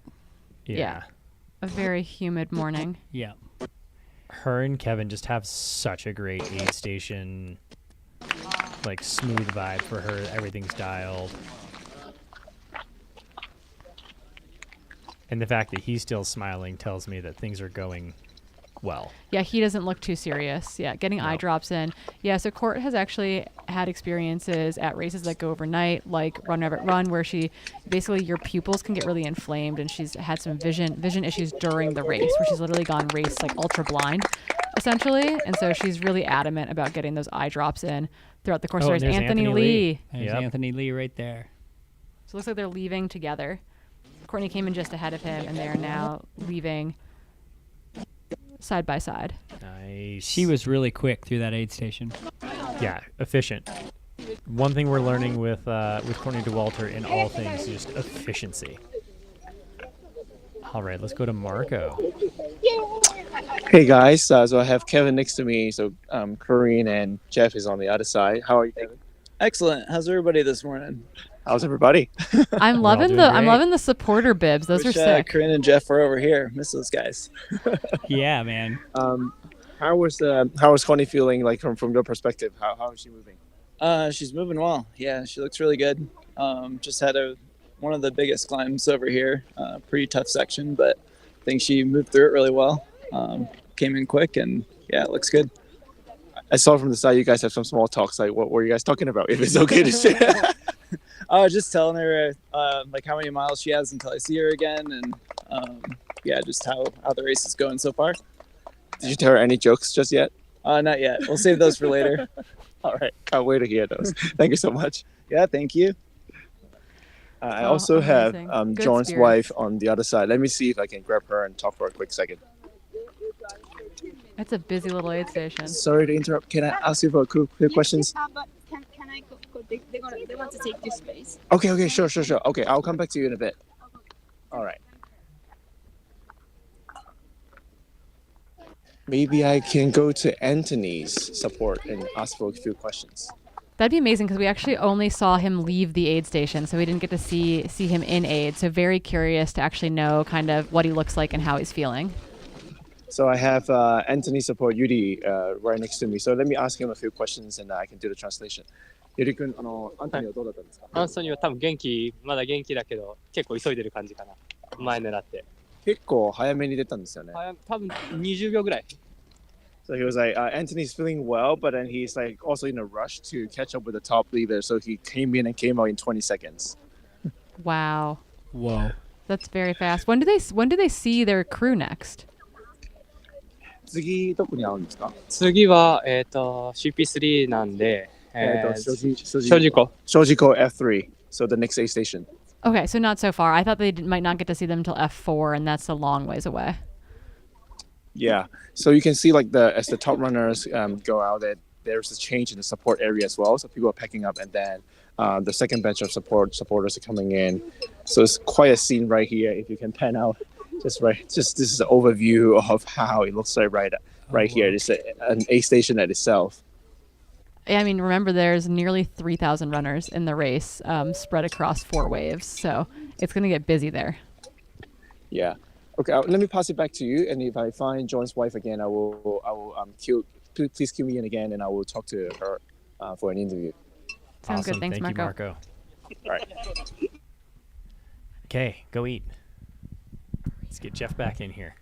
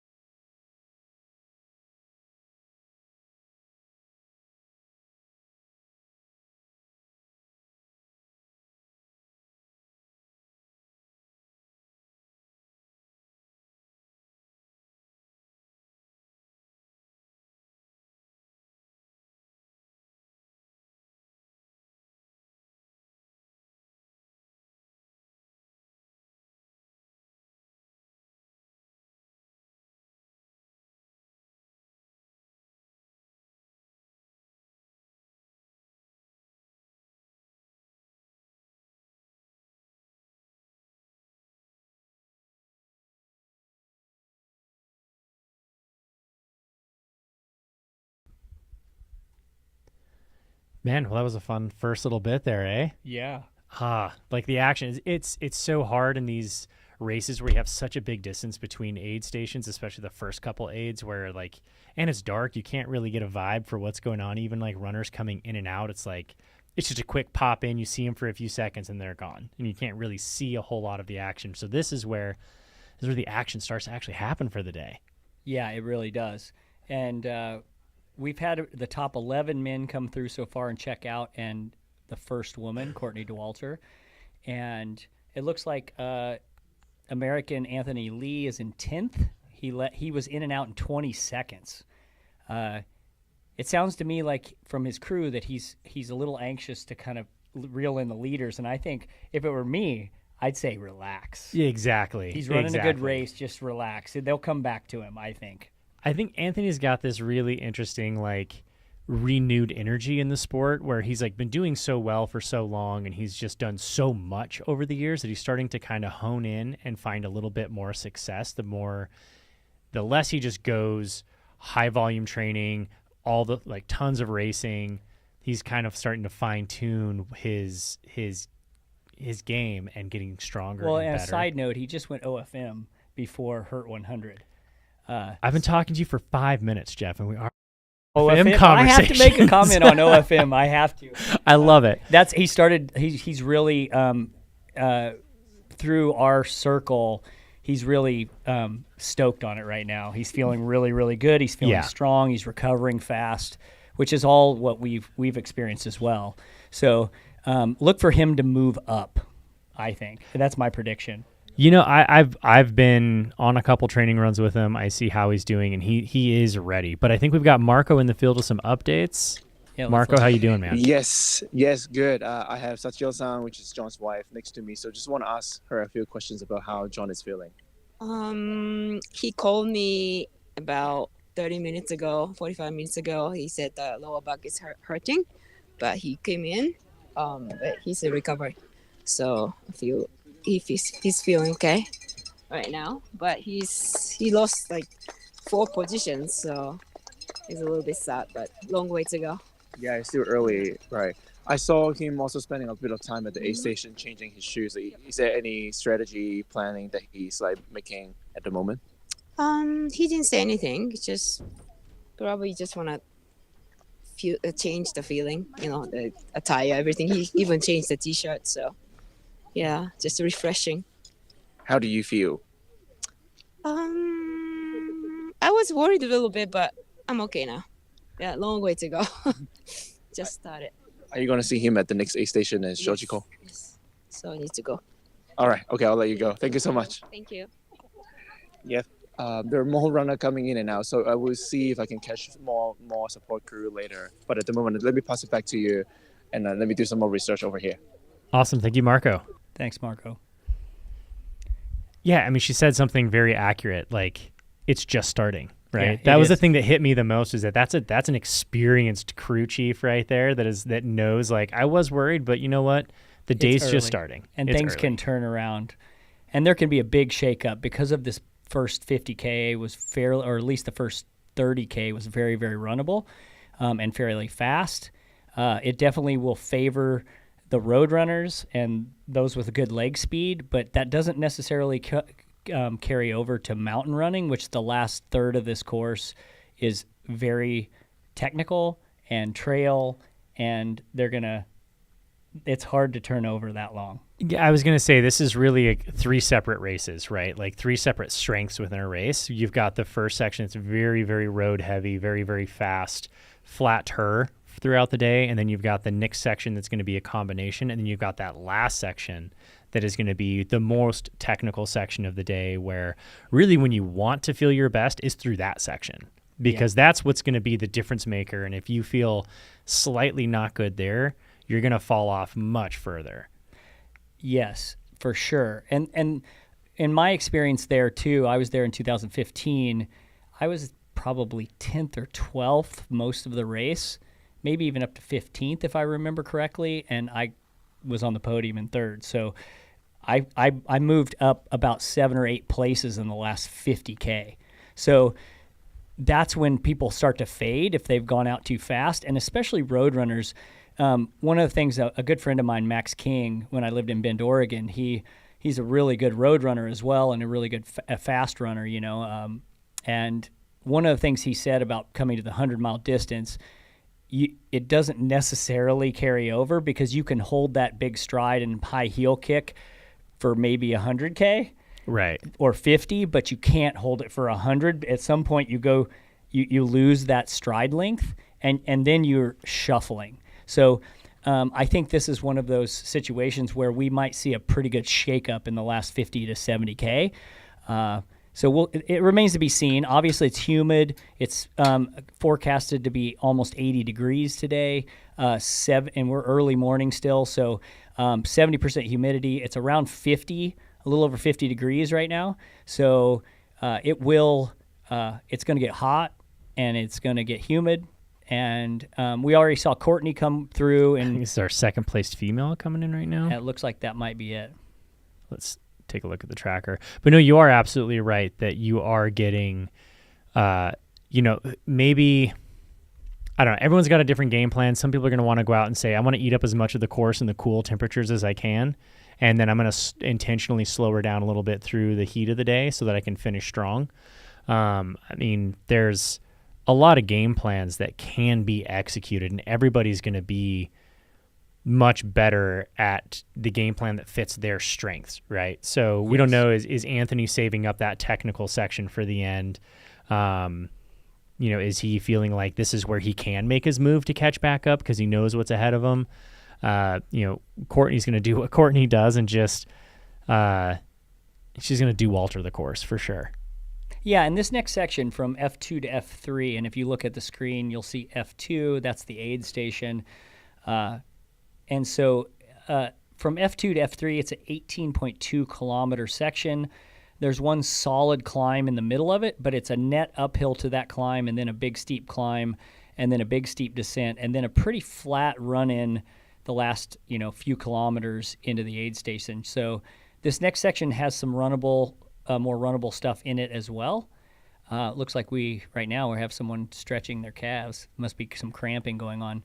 If you don't train as a trail runner, if you don't train for that specific high turnover, very calf intensive sections of the course, you do pay for it on these. Absolutely, for sure. Well, and I think one thing, an important thing to note about ultra running in general, especially this race, this is a race that definitely reflects that, and that is there are 4 distinct physiologies in ultra running, and that is flat running, uphill running, downhill running, and power hiking. So depending on the grade. So you need to have all of those strengths for this race because it has road sections, it has dirt road sections and flat valleys. And if you ever see any of these camera angles that pan out, there's really steep ridge lines, but then there's flat valleys in between. So you have to run across these valleys and then go back up over these ridge lines and these steep sections, and they're very steep. And that was something that really stood out to me. There was times when the grade was just crazy steep on power hiking. You're really going through like the extremes of both ends of the spectrum. Like as you mentioned, like the spectrum going all the way from like power hiking to flat road running, and you have to traverse that entire spectrum from one end to the other very abruptly in a course like this. And that can be, to your nervous system, that can be pretty shocking to the muscles. And that's where we're seeing like where you would typically see like a lot of cramping happening, where it's like, oh, the nervous system is starting to get a little shocked. It's getting overstressed, overused. And that is, a high correlation with cramping. Yeah. And I think another thing to note, we noted earlier, the first 2 sections are 25.3 kilometers and 27.2 kilometers. So over 15 miles between the first 2 aid stations in each section. And that's a long way in a typical ultra. It's more common to a 200-plus race. Right. And so if you don't have your sodium and hydration electrolytes kind of dialed in of how much you should be drinking and how much you should be carrying, you could come in pretty depleted by 50K into this race at this checkpoint, and now the temperatures are gonna start to rise because it's daylight. So we're right now about just shy of 6 a.m. At the race. So we're about 5 hours and 54 minutes into the race. So there's supposed to be some clouds roll in later because there's supposed to be a chance of rain this evening. But it's supposed to be mostly sunny this morning and then partly cloudy this afternoon. Which is kind of the worst because you've had rain the last couple of days, and then it's going to have that just enough solar energy and heat to bring that moisture off the ground and up into your face. And you can see if you look around, there's puddles and stuff when they're panning around. And now we're looking at the crew spots just outside the aid station. So when you come into the aid station, you have to come in, and check out to go crew if you have crew. So they crew as you leave. Mm-hmm. So that's what we were seeing on that last video. I'm not sure this runner's number. It looks like we're still waiting for the second place woman. Courtney at the first aid station, Courtney Dauwalter, had about a little over a 7-minute lead on the second female. And we are still waiting for that second female to come in. So it looks like she's increased her lead by checkpoint 2 at this point. Which is not shocking given the way that she races. And she looked under control to me. She did. She didn't look like she was running out there and like running outside of herself to chase anything. She's just kind of doing what she does. And that's just, she does an amazing job at running her own race at all times, no matter if she's in second, if she's in third, if she's in first, if she's got a 20-minute lead or she's 20 minutes behind, it doesn't matter. She runs her game plan so extremely well, which I think really contributes to her success. Yeah, for sure. And also to kind of like give you a perspective on the top 10 men, right now, the top 10 men were from front of the pack to the 10th place person. We were about a little over 32 minutes apart, and there was a lead pack of men that were together, and then there were a chase pack, and there's fourth place was about 3 minutes back, and then there was a whole group that came in together that were about 30 to 31 minutes back, and that group included Anthony Lee from the U.S. and I think that group is the one I'd be looking at right now. Maybe moving up in the last third of the race. Absolutely. And I would love to see, and this is just a random thought, but I would love to see the data of who is in from, let's say, like 5th to 20th, or even let's go 10th to 20th, and see how many of them end up in the top 10. We'll say a split from like take 10th to 20th at mile 35, like 52K in, and then see who ends up in the top 10 there. Because I think when you do run for a podium spot, and I mentioned this earlier, like you're running with a little less opportunity for mistakes to be made.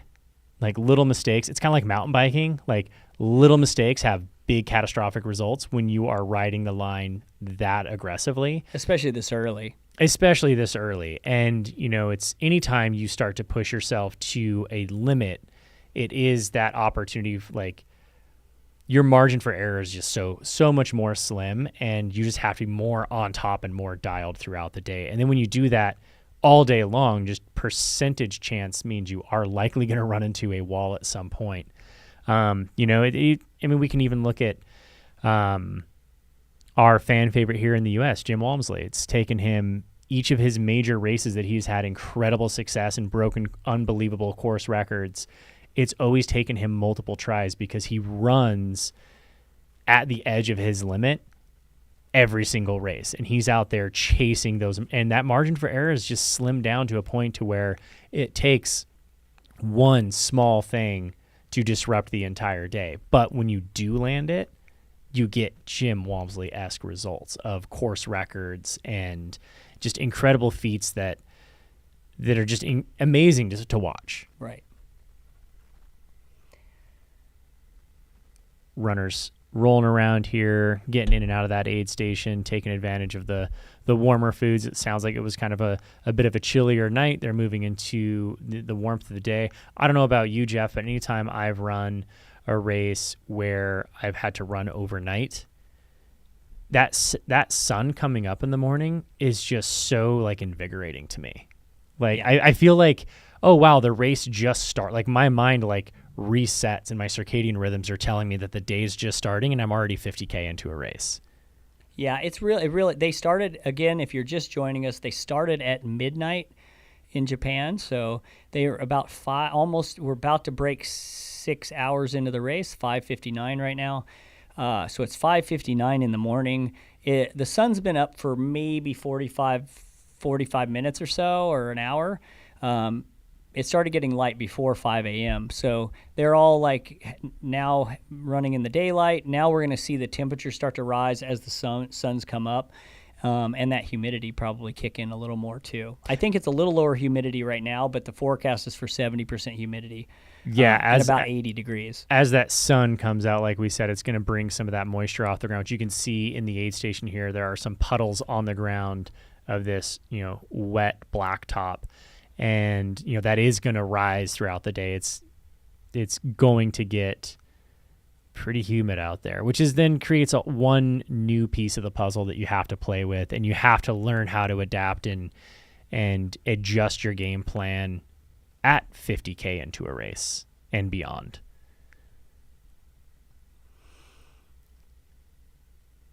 Getting some bottles in and out here. For those of you who are just joining us, thank you so much for joining the Mountain Outpost on the live broadcast of Mount Fuji 100. I am Zach Marion, joined by Jeff Browning, the one and only Bronco Billy. What's up? Oh, man, we let Corinne go have some lunch.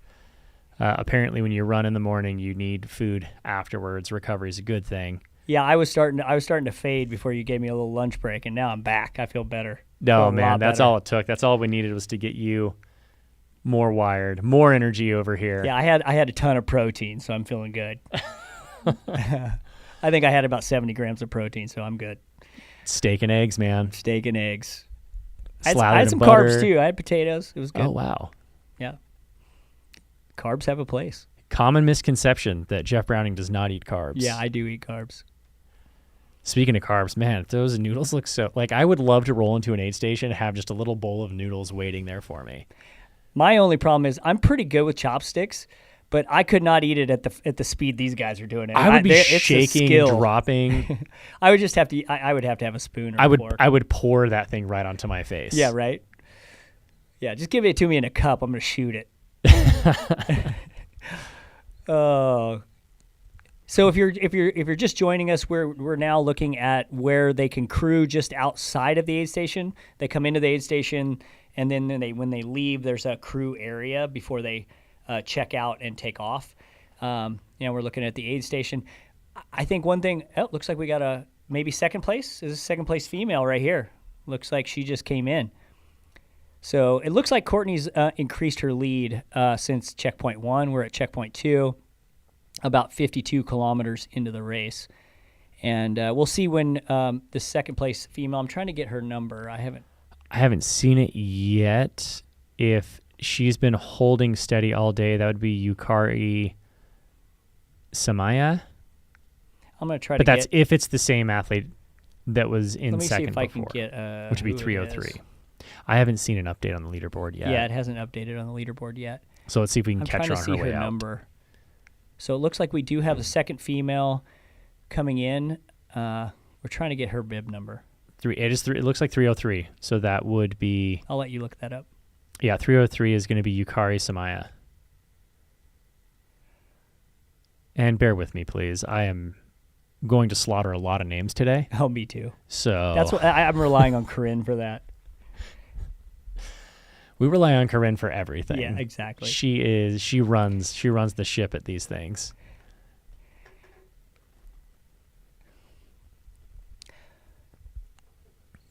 So now you can see that's where you exit from that crew area. And that runner had taken a significant amount of time to sit down, have some food, and looks like change shirt. Looks like he's going to get himself out of here and ready for the next section of adventure. And as soon as she leaves, we'll get a exact split between her and Courtney Dauwalter, who's in the lead for the women. Yeah, it looks like coming in there was a 25-minute, 38-second gap on. And it looks like she's leaving. Either that or she's coming to crew. I don't know which. She's definitely. So you might show up as her as left since she has left the aid station, but we'll see. Here she is. She's crewing right now. So she's gone into the aid station, did a little bit of something at the aid station, and now she is sitting swapping some bottles. Yep. Looks like she looks pretty fresh. Yeah, and she looks good. Yeah, she does not look like she's putting a bunch of pressure on. So she was smiling pretty well in the aid station. They kind of took her time, walked through, got what she needed to get. She's not feeling the pressure and the rush to try to catch anyone. Yep. I was trying to see what that was. She just take that headlamp off. It looked like a Vespa. I think it was a Vespa. I was gonna say there we go. There's a little Japanese Vespa right there. A little wasp extract. Her fat burning's going up. Watch out. She's never gonna bonk. She's on no bonk zone. Exactly. That is an integral part of my race strategy as well. Oh, that looks good. What's that? Rice in some kind of fried, like a fried outer. Oh, that looks good. That almost looks like a giant egg roll with rice in it. Oh yeah. I'm sure there's a name for it, but we are just gonna go ahead and. Looks like she has some strawberries there, some other kind of nutrition. I need to go. After seeing all the noodles and this type of stuff, I'm gonna go run in Japan just strictly to enjoy the aid station. Yeah, yeah. I'm not gonna do what you guys do, which is go out and like just eat your own gels and your own stuff and like never. No, I'm gonna enjoy the aid station. Yeah, I don't. I do my own thing. I can't during a race at least. I'm just looking forward to the day when I'm kind of take it back a notch and I'm not really racing anymore. Then I'll enjoy the aid station. I don't know if that's ever gonna happen. Oh, it'll happen, Zach. It's Jeff Browning, the eternal athlete over here. The immortal. I'm still motivated. To do everything. But Still got that Bronco buck in him. I do. I didn't think I would still have it at 52, I have to say. I thought I'd be like totally chill now with like a bunch of compression on and trekking poles and socializing You can at the aid trace in station. it. Yeah, but I'm not. I'm still motivated. Got that trace and lean, just getting it done still. Yeah, she's getting extra hydration. Again, this is one of the reasons that these athletes are spending a little extra time at this aid station. They just come through. This is only the second aid station, and it's 52 kilometers into the race. So the first one was at 25.3 and then 52.5. So they had two 15-plus mile sections. And this last section from checkpoint 1 to checkpoint 2 had a huge climb in it. And they are now going to starting to see some heat. I've been trying to find a good website that get me on the ground weather, but in Japan, but I have not found that on Google. If anybody knows that, throw it in the chat. If you got a good link. It is Vespa. It is Vespa. It is That Vespa. definitely Look at looks that. like that's a Vespa right there. That is a Vespa. There you go, Jeff. You've Boom. been validated. Second place woman's taking Vespa.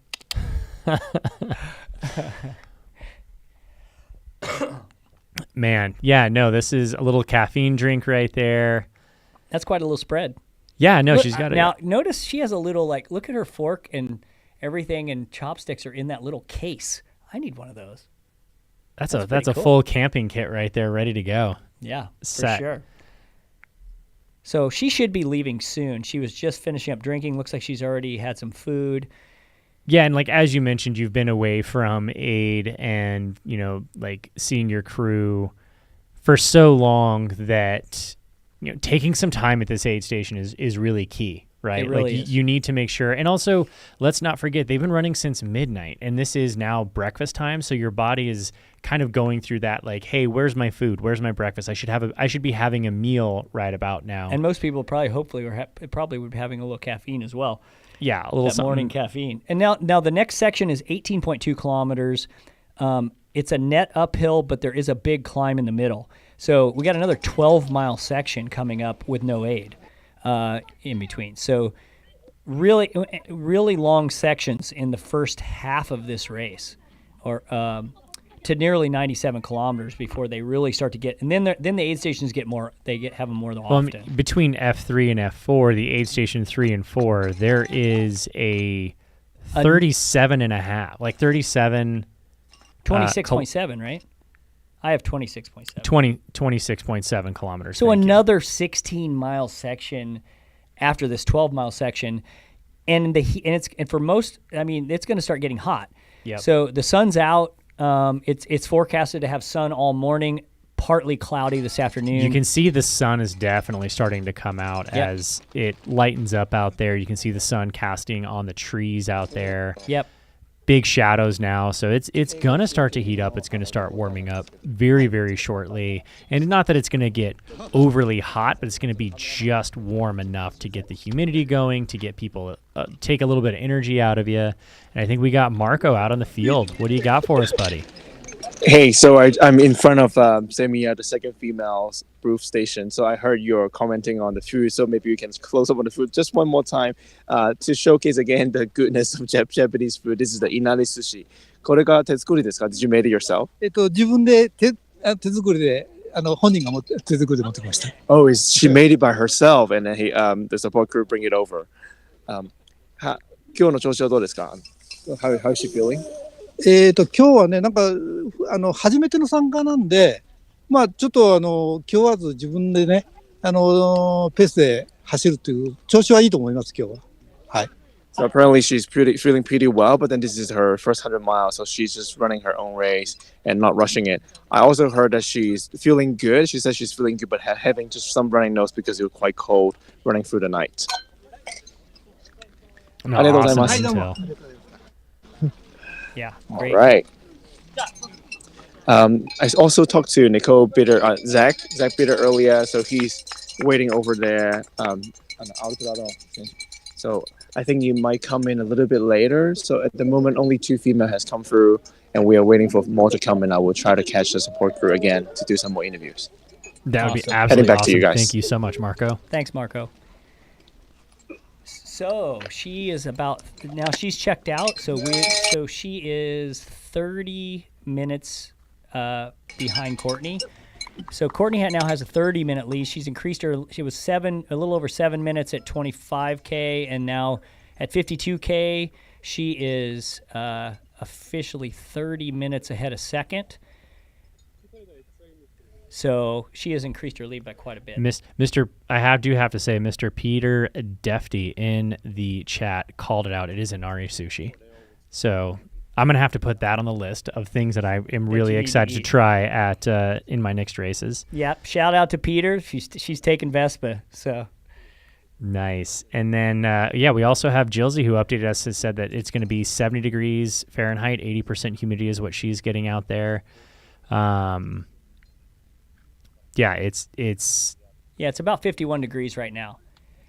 Yeah, so that 19 degree swing, 20 degree swing you're gonna feel that quite significantly. Yeah, that'll probably hit in about another 3 or 4 hours when they really start to feel that. But you can see from the footage there is some sun popping up, and look in the background. There are some big steep ridge lines. That's the one thing that stuck out to me in that race when I did it in 2015. That you have to run in between the valleys, and then you have steep ridge lines. It's some of the climbs are steeper than some sections of hard rock. There are some very steep, hard power hike sections. So you got to kind of have all the tools for this race. Definitely strong legs. Oh, there's that's beautiful, for sure. Beautiful. Oh, that is amazing. Yeah, I mean I was going to ask you, Jeff, when you were out there, like, how well established are the trails that you're running on? Are they pretty rooty, technical? Like, walk us through kind of what your experience. A total combination. There were very, very buff single track. There was now given I didn't get to do it when it was dry. It was wet,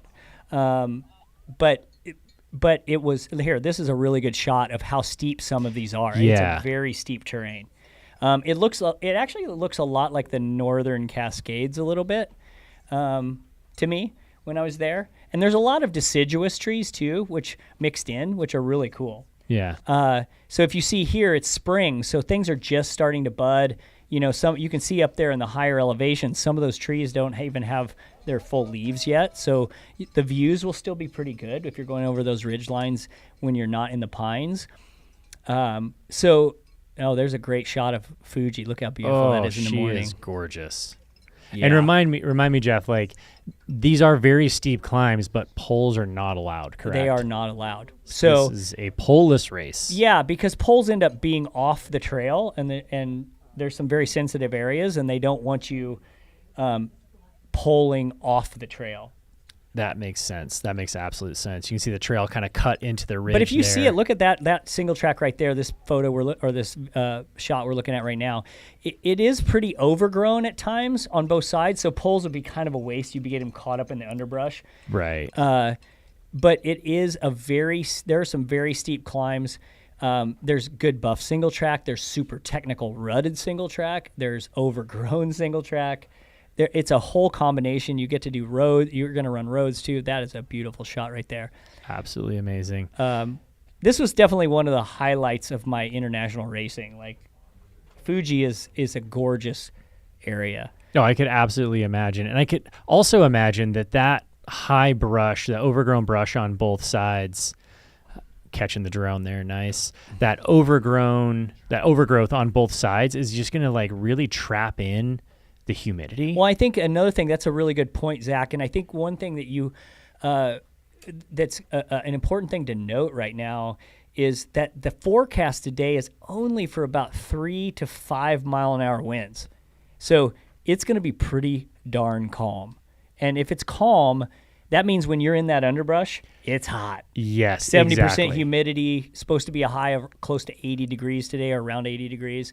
So these runners are going to have to really, it's going to pay off for those who know how to take care of themselves and drink enough and balance their electrolytes. And those who maybe aren't, maybe first-time 100-milers or fast road runners, they might struggle later. Y'all are learning from one of the best to ever do it, Mr. Jeff Browning out here. Tips, like, I hope you're all taking notes at home, because that's stuff that you don't learn until you've gone through it. And then you're like, oh man, I really messed that up. What happened? And then you go through and dissect the race, and you learn about all these little things that, you know, Jeff, through your career that spans, ultra running career spans, what, 25 years? This is my 24th season. 24th season of ultra running. Like, you have learned all the things, and mostly, I would assume a lot of it you've learned by personal mistake and personal there's a lot of experience, trial right? and error in there. Tons of it in there. Well, now we coach it as a system. We've got it figured out now, but it took me 24 years. I was going to say, it takes a while to go through and to learn it and to have made those mistakes, or just to, I use an aerosol spray tri-slide for triathletes that works so well. I've only used it pre-race, and it will stay on all day, but if I've ever had a situation like this where it's been super humid, or I'm dousing with a ton of water, need to reapply, there's no tubes, you don't have to like mess with anything, just a quick spritz and you're ready to go. Yeah. I always carry just a half the little tiny screw lid canister of squirrel's nut butter. Works great. Those also work really well. Oh, look at those beautiful views off the drone there. Yeah, that's a very pretty shot. And Jeff, remind me, I know you don't typically use pacers, but did this course allow pacers? That is a good question. We've got behind the scenes crew here coming up with our stats and information. Jamil's going to look that up for us. I can't, I don't think you can either. I don't recall there being any pacers, because there's close to 3,000 runners on this course. If you added pacers, we'd have 6,000 runners on the course. I don't think that's happening. Yeah, that was my inclination. I just wanted to double check before I shot off. So you can see there's a little haze. And I think as the day progresses, that's supposed to turn into partly cloudy skies and cloudy skies by this evening. And there is a chance of rain tonight. There is a storm. If you look at the radar, I looked at the radar earlier. It looks like it's off the southwestern coast of Japan that's moving toward Fuji. So that's supposed to move in tonight and hit land and start to cloud up as the day progresses. But we are supposed to have sunny to mostly sunny skies this morning, and then partly cloudy skies midday on. So as the man with all the science, I got to ask you, Jeff, when you're in a situation like this where it's muggy, it's humid, and you don't have any breeze to really get that evaporative cooling off, how are you cooling your core temperature down on a day like this where you don't have your normal, oh, there's a breeze, I'm going to cool off with some cold water, it's just muggy. Yeah, it's just going to be muggy, and when you're in a dry situation, you can keep yourself wet, but you're already wet in this situation when it's humid. So, the best thing you can do is drink enough, know what your drink rate should be an hour in different temperatures, and know what your sodium per liter should be. So that's keep the internals regulated. Yep, and those who have that figured out or have it more dialed are going to run better in the second half of the race, especially since the front runners are going to be finishing in the day or at the end of the day. So the race is going to unfold in the afternoon. So we're at about 6:20 in the morning in Japan right now on Saturday morning. Remember, they're about 17 hours ahead of us, I think. Mm-hmm. And so it's still cool in the morning. I think this checkpoint 2 is about 52 degrees Fahrenheit right now, about 10 degrees, 11 degrees Celsius. in some more shots of people running through with Fuji in the background. This is a fantastic spot on the course here. Yeah, it's gorgeous. It really is. It's a spectacular volcano. We've got a question in Jason Kowalewski is asking what kind of shoe would be best for such a diverse terrain, like either a mild aggressive, a mid-aggressive trail, aggressive road, or maybe a combination based on aid to aid station. Honestly, for me, I would probably plan on changing my shoes if it was that aggressive of a difference, which I don't normally like to change my shoes in a race. I like to just stick with just one pair, wear them all day, totally get something that will adapt to everything. And I found a couple pairs of shoes that would work for me in those situations. But when I've got a section of like clearly road-based speed, I'll probably go with a road shoe through that section. Unless it was a little muddy like this, then I might have like a light tread on a trail shoe. But I'd pick something that's going to give me that more, maybe a little more cushion because I'm not worried about the technicality of the trail. And then I would switch into something that's going to carry me through the more technical sections. But that's my game plan. Yeah, I would. For me, I would probably be just a micro-lugged outsole trail shoe that's fairly light, something that runs well on the road, but also does well on trail. It does have steep terrain in this course, so as long as this course is dry. Now, with the year I ran it, I heard it was a little muddy. It was super muddy. I mean, it wasn't very fun. I have to say, through the night, it rained on us. The year I did it, it was typhoon season in September. They've moved it back to April now. They only had it, I think, 2 years in September. But they kept getting so much rain because it's typhoon season. So I had a different course because of that. It just wasn't the same. So, yeah, I think that's is a really tricky situation, shoe choice. But I do think that one thing to note about shoes, and this is a geeky side note. I love the geek that Jeff brings to these things. The foam in a shoe, think of it as like a bunch of little microscopic bubbles. And as you run in that shoe, once you get over about 40 or 50 miles, it starts to compress, and then you lose performance in the foam. So the best strategy in a 100-miler would be to switch shoes one time around halfway. Somewhere around halfway, and then you'll get the performance. And it takes about 48 hours for that foam to rebound. So that's why in training, if you're doing back-to-back long runs, you should never do it in the same shoe. You should do it in two different shoes, even if it's the same model. And so even in a shoe, if you have one specific shoe that's your favorite, you would want to switch about halfway through this race to get the performance benefit of the foam in the second half. So that's I would exactly just say what I did at Cascade Crest last year. I ran in the same pair, or I ran in like two identical pairs essentially. Yeah, switched swapped at the halfway mark. Exactly. It's perfect. Yeah, it works great. Got all the rocks out of my shoes. Got some fresh foam. It was delightful. Yeah, but stressing that it's like a temporary change to the shoe that lasts about 48 hours versus like being like, I only get 40 to 50 miles out of my shoes. Yeah, like, that's not a great don't deal. misunderstand me. It rebounds, but it takes about 36 to 48 hours for it to rebound. So your shoe needs to rest, just like you do sometimes. Ooh, I like that. Adequate stress plus adequate rest. Exactly. Equals adaptation. Exactly. You adapt when you rest. I love it. I know. So I got to, while I wasn't on mic or on air, I did see that we did have our second place woman come through. And I was also just like, I was standing behind the desk where our team behind the team is working on monitors. The way that she was squatting at the aid station, did you notice that? I missed that. She was in she was in like a full yoga squat. I love it. Like butt to ground, completely like just like squatting at the aid station. It was amazing. We were commenting on like the very short chairs that aid station, like that crew members had brought in, but she was just fully like in the deepest squat possible. This is an overlooked subject in ultra running, mobility. Yeah, this is something that you are very passionate about. I am very as well. passionate about it.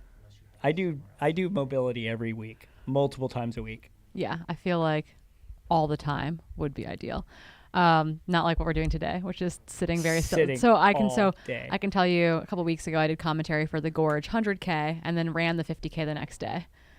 It was not pretty. I went for a shakeout after 12 hours of commentary that Saturday. and I managed like a 4 mile shakeout.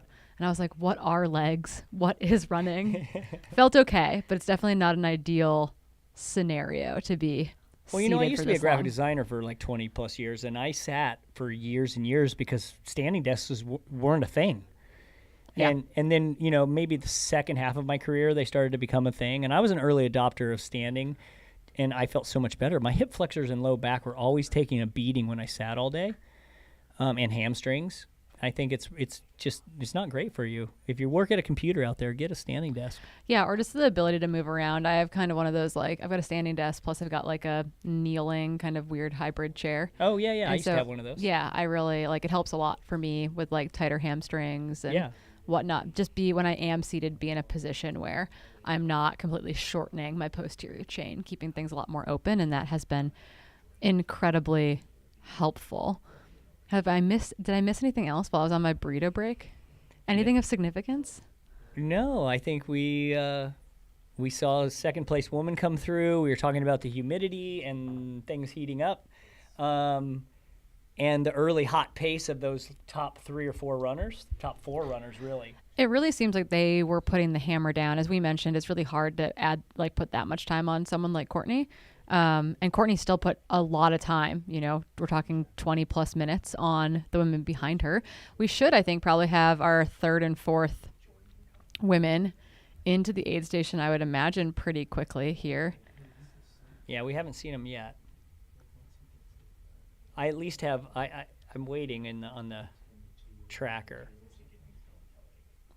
Nicole Bitter is just up the road, it looks like, from that aid station. She might be coming in 3rd. She was running pretty close to another gal at aid station 1, which was obviously 27 kilometers ago. So a lot can change in that time period, but I'm kind of wondering who she might have been by. Peter Mortimer. Pete. Best dressed on the day, let's say. Look at that. Nice plaid shirt, Pete. Yeah. Looks like he's in and getting his crew stuff going. Looks like he maybe does he not have crew? I thought Siska, his partner, was there, but yeah. So our next 2 women shouldn't be that far behind. We should have Nicole Bitter, and then the other athlete that was right with her at the last aid station shouldn't be that far behind her. And he looks like he's all smiles.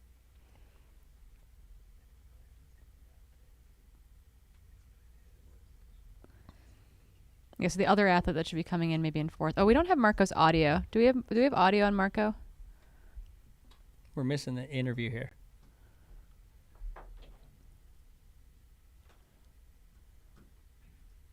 Everything's all your thing. Yeah. We'll get a recap from Marco. Did you get the audio? Hey Marco, we missed what Peter actually said. Can you give us a little recap of what was going on there? Yeah, sure. So I was asking where's the support. He was saying that it will be at the next aid station. So he was also saying he's running a little bit with Nicole, and Nicole should be coming in soon. So he's just catching up with Zach for a little bit before he goes out. He seems to be in pretty good shape, but he's also talking about a little bit scared with the climb coming ahead. Yeah, there's a steep climb coming. Yeah, so cool to hear that he's like, I'll check in with Zach. I know I just was running with Nicole Bitter. She'll be coming in shortly. And she should be followed in close proximity with Liu Jun, a Chinese athlete, I think, running for China for the North Face Chinese team. Really some very strong results kind of spread out last year with 6th at the Trans Jeju by UTMB in South Korea last October in the 100K race there. Ran and was 7th in an 85K in China later that same month. Had it looks like kind of a hard day at CCC back in September. We finished 41st there, but otherwise has some pretty remarkable results in China. And the Chinese trail races are way bigger than I feel like a lot of stuff that we see in Europe and the US, and we just never hear about it. Yeah, we don't. The fields are massive, and there's a race I know happening in July, a race that actually the Chinese athlete was at last year that has 10,000 participants in it. Whoa. I hope they wave start that. Yeah, they better wave start that. It's got a nice road to start or something. We did get an update on pacers. You are not allowed pacers in this race. Yeah, that's what I assumed. Well, with this many in almost nearly 3,000 runners, that makes sense. Yeah. And you can see now on the video there is some water standing around. They have had rain this week and kind of about about the last 10 days or so of clouds. So Yeah, like most of the runners hadn't gotten to see the mountain actually until I believe yesterday. It came out of the clouds for the first time. So they're being treated to beautiful views today, although it definitely is starting to heat up and it is very humid out there. Yeah. Yeah, I think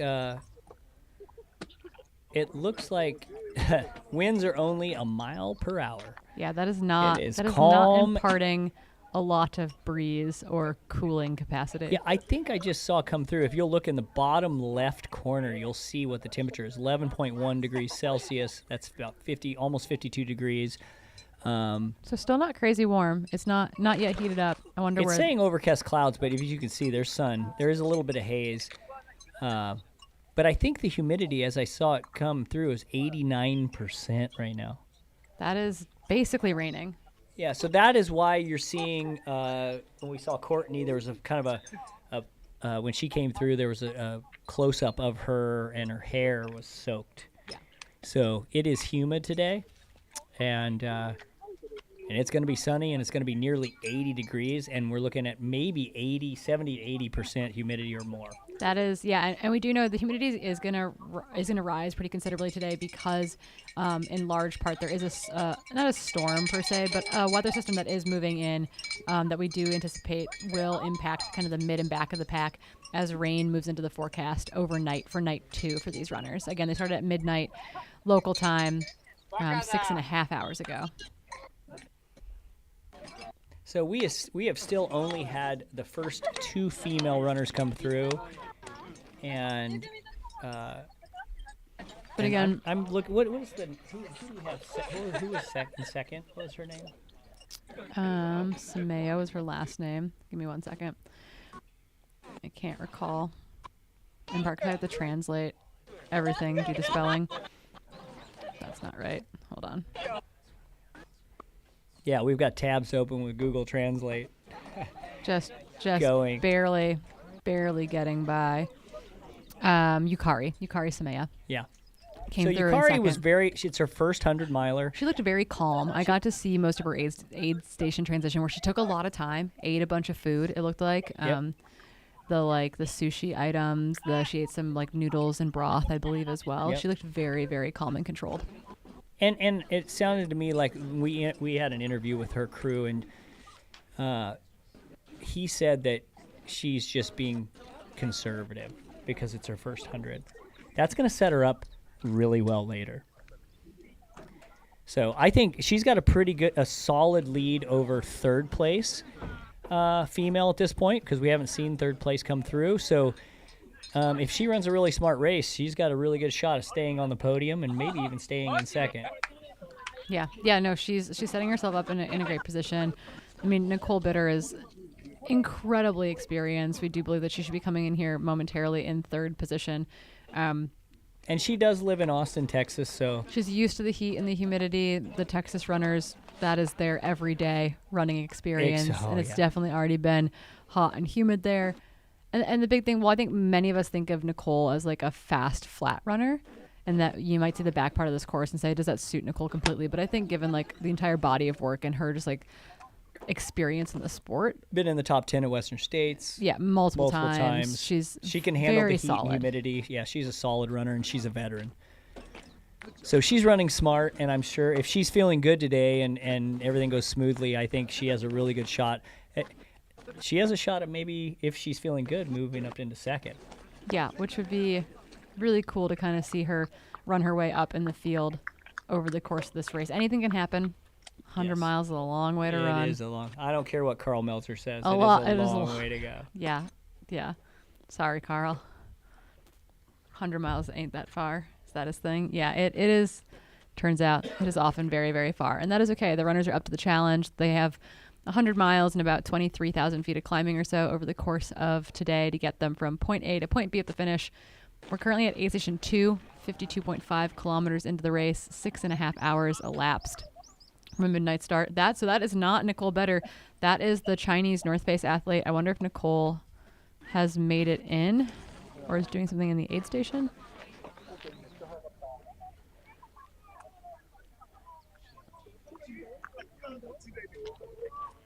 Yeah, and just the live tracking at the aid station hasn't updated for her, but that is the Chinese North Face athlete.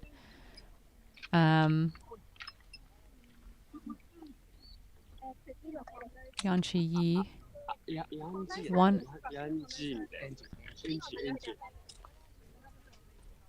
Yeah, Bib 307 has made her way into the aid station.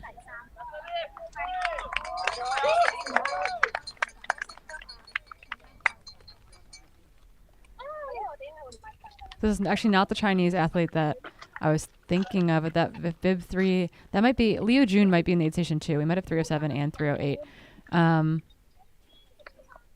But Yan Chi is a Hong Kong-based athlete, based on what I'm seeing here.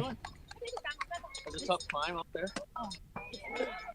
Sounds like I see Nicole Bitter there too. Yep. She's over by Zach now, getting we've got aid. the 3rd and 4th place women both in the aid women station. in the aid station at presently. the same time.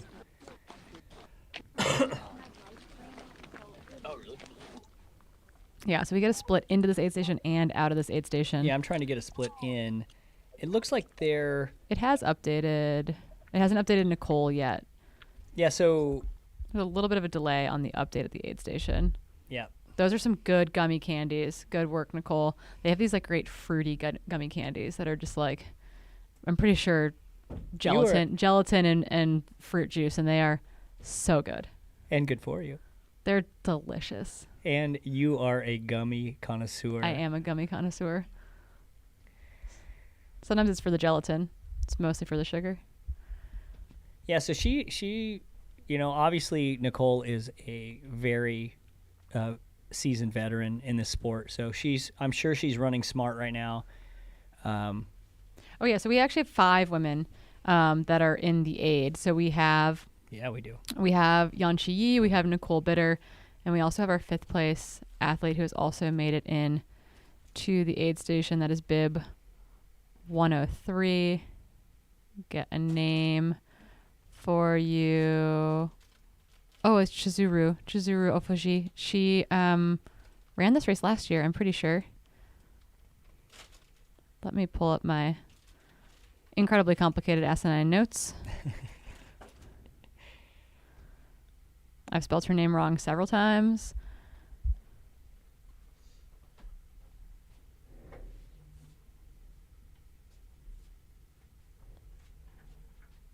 Third? Is that her? Yep. Yeah. Yep, that is she her. was 3rd at last year's Fuji 100.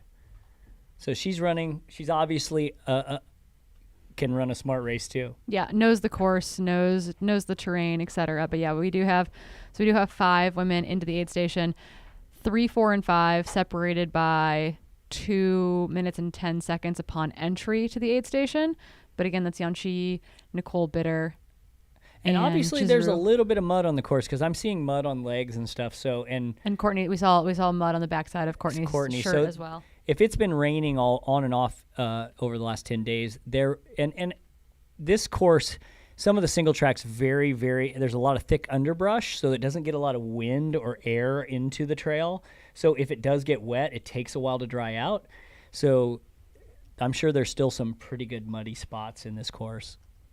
Because as you can see in the parking lot, there is water standing in the parking lot from the rain this week. Yeah, and once those women, oh, that's such a beautiful, isn't it? Shot.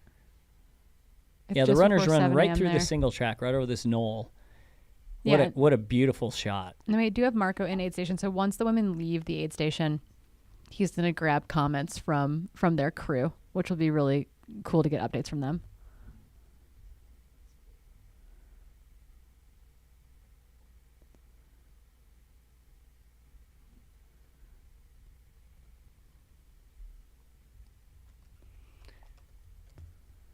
And we still have all 3rd, 4th, and 5th place still in the aid station. And 6th has now come in. So we have the race for the podium is looking Ooh, deep. Yeah.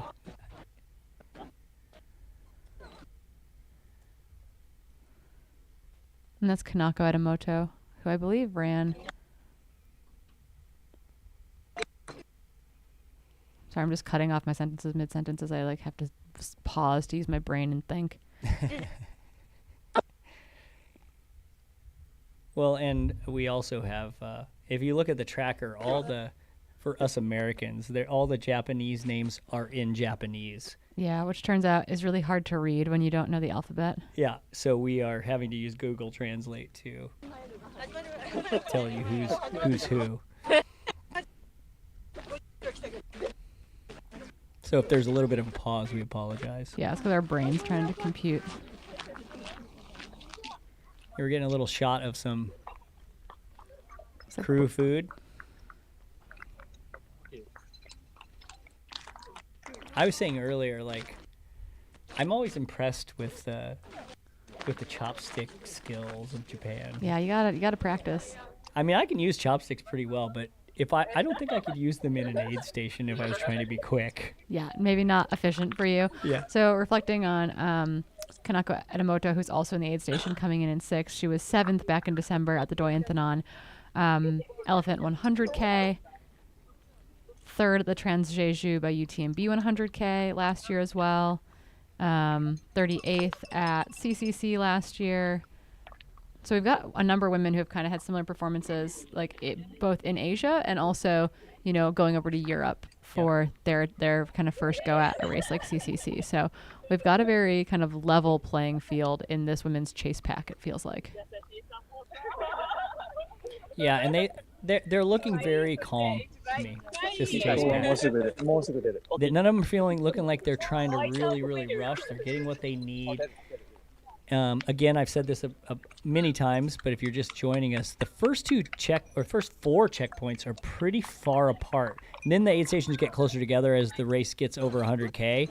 But that first 90K is there's only 4 checkpoints. Yeah, 97K. It's very spread out. It's not too spread out between aid station 2 and 3, but then it's all very spread out again between aid station 3 and 4. Yeah, I think we have a 15-mile section, a 16-mile section, a 12-mile section, and another 16-mile section. These are long sections without aid. That athlete was off to use the restroom. Marco might be able to catch Zach Bitter before he takes off. Yeah, do we have audio on Marco? Hey, can you hear me? Yeah, we can hear you. Perfect. All right, so I have Zach next to me. Is it okay if I talk? Yeah. How's it going, guys? Yeah, how is Nicole feeling? She's doing good. She said that climb was a legit climb, which I don't doubt. But she's feeling pretty good. So I think you just got to keep moving slowly but surely on this one, right? I saw that you are putting some music on for her. Yeah, she wants to listen to some music between this one and the next aid station. So we got her set up with all her favorites. Any surprises or both good and best so far in the race? Yeah, I think the first that last kind of big climb coming into the aid station was a bit of an eye opener for her. So she's looking forward to getting back on the trail and working towards that next one. So she's ahead of schedule, I think, from where we thought she would be. So it's just kind of letting her know that she's got to keep moving even if it's slow, and she'll be in a good spot. So we're excited. Awesome. Anything specifically she requested for you to bring her next aid station? She said more calories. She's like, I need to get more calories, and I'm like, good, we can do that. We got plenty of calories here for you. So of Japanese I think she's just gonna focus on getting enough food in, and it'll get warm this afternoon, I think, based on yesterday's temperatures. So getting fluids in will be important too. So we'll get her some water and some calories, and hopefully a little bit of caffeine to keep her moving. I saw you have some really nice selection of the gummies, the Japanese ones as well. Yeah, she loves the gummy bears and the gummy worms, so an assortment of those sort of things. So yeah, she's gassed up on gummy bears. We went through the Japanese candy aisle, so.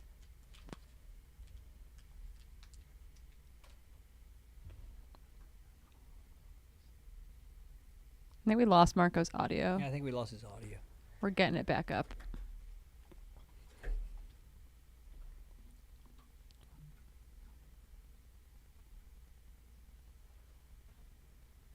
Yeah, Marco, we're still working on fixing your audio, but We'll be able to snag some interviews before people have to take off again. We'll let you know when we can hear you.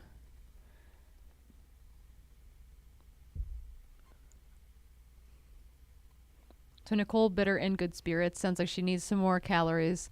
Excited to eat some gummy bears. That was one of her favorites. And then he said that last climb that they went up was quote unquote a real climb. And Yeah. I think that is maybe surprising some of the athletes who looked at the first 50K of the course and thought, oh, okay, this should be pretty smooth sailing. And this is something I was pointing out earlier when they were showing some drone footage of the surrounding ridge lines and hills. It's very steep between the valleys. So when you do the valley, it's flat and very runnable and not much rolling at all. It's fairly flat, or slight downhill, slight uphill as you climb down to the low point of the valley and then back out of it. But then you hit those ridge lines and they are steep. They kind of remind me actually of the Northern Cascades or someplace like that where it's really steep punchy terrain, super steep. Yeah, a lot of vertical relief. And Even I though you're would not s- at high altitude. Yeah, and I would say one of the other things that stood out to me is some of the trails they took you up were pretty primitive and steep, like straight up, no switchbacks. We're talking 50 degree grade type stuff, really steep. I think that has surprised some people at races like Doyenthon as well, where the trails are quite primitive feeling. It sounds like we do have Marco's audio backup. Yeah, you have my audio back on? Yeah, we do. Can you hear me Marco, okay? Marco. catch us All up. right, What's so going I- on in the aid station? Yes. So just talk to Zach. I don't know how much did you get all the conversation from Zach? Do you We want did, a yep. quick recap on that? Okay, cool. We did. So maybe we can go to I think the third woman who was coming from Hong Kong, Angie Yang. So the support crew is just packing up right now. Maybe I can just ask a few quick questions. Hi, can you ask a few questions about how was Angie feeling? Andrew's feeling good. He's a little bit earlier than expected, but she is great. She's really very, very good. And she can eat and she can talk. And I think she's in very good condition. Right. Yeah, so we'll wait for her at checkpoint 4. Okay? Are you going to checkpoint 3? We will go to checkpoint 3. Okay. So we see her in a while. Did you come all the way from Hong Kong to support her? Oh, yes. And with Chong's team. Yeah. What did you bring for her this time? She actually prepared everything for herself. Gel, congee, and ginger tea. Something simple. And she carry all the gels, so she doesn't need to eat too much at the checkpoints. Yeah. Well, like from what you saw, she was moving pretty well. She's moving pretty well, and too quick actually. We asked her to slow down a bit, and she's like an hour earlier than expected. Oh wow! Yeah. So we asked her to calm down because sunshine now. She will feel a little bit tough because she doesn't like too hot. Yeah. Thank you so much. Thank you I'll so see much. at the next Thank you. aid See you station. at the next station. Bye-bye. Thank you. All right, yeah. So she was mentioning as well, the sun is coming up. I still have my down jacket on because I don't have time to take it off, but it is warming up quite a bit. Maybe I can also go to. You can see Chizuru Ofuchi is like lying down. She's Yeah, is feeling she a okay? little bit. I think having hypothermia right now. She tired? Yeah. Oh yeah, they got medical to her. Yeah, we were wondering if she was Yeah. okay. Liam in the chat was wondering if she was okay. Yeah. Yeah. She's getting some medical attention right now.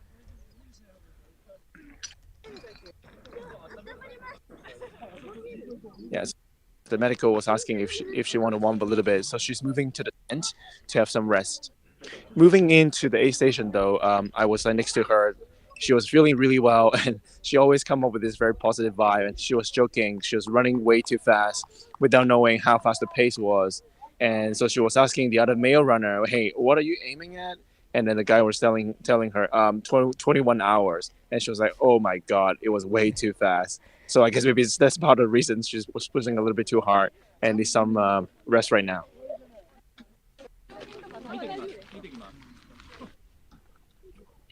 Yeah, it's very easy to get caught up in the race. It's very, very easy. And it seems like a lot of those women maybe were running a lot faster than anticipated based on their crew. We did hear from Yeonji's crew that she needed to slow down, that she was there too early. So curious to kind of see what that actually looks like between here. I think they see them at aid station 3 is around the 70 kilometer mark, I believe. So 18K from here. So we'll get another check-in point as far as like how those athletes are actually looking and feeling. Yeah. And I think it's important to note right now that just in the last 30 minutes, the temperatures have gone up 5 degrees Fahrenheit. Solar, baby. Yeah. We were talking about that this morning. It's a real deal. We went for a run here, not that far from the studio in Phoenix, and it was much warmer. 76 degrees here when we ran, but the feel was 87. Easy. Yeah, it felt so hot. Yeah, it felt hot. So we have another woman who just ran into the aid station Another there. female runner just came in. It's from China, Liu Jun. Okay, we've been waiting for Liu Jun to come in. Her tracker had kind of bounced her up ahead. That is, I guess, the issue with like our aid station splits are going to be the most accurate that we can get for everyone, and then the trackers that are on the top 40 athletes is what we've been told. Are going to bounce around quite a lot because they read at different rates, and so they're not always going to be the most accurate, particularly I think in the earlier stages of the race where there's so many trackers kind of near each other. That will hopefully change as the race goes on. But that was, I did anticipate her coming in earlier based on what her tracker was showing, so we'll keep an eye on that.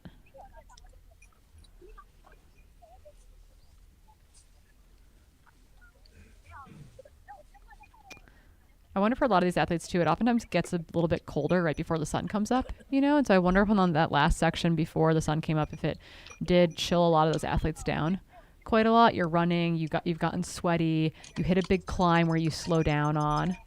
You're not moving quite as fast, maybe you're not staying as warm. And I do wonder if some of the athletes that we've seen that look to be coming in not quite as warm as some of the other athletes that we've experienced thus far today, if they had a little bit of that like pre-sunrise cool off.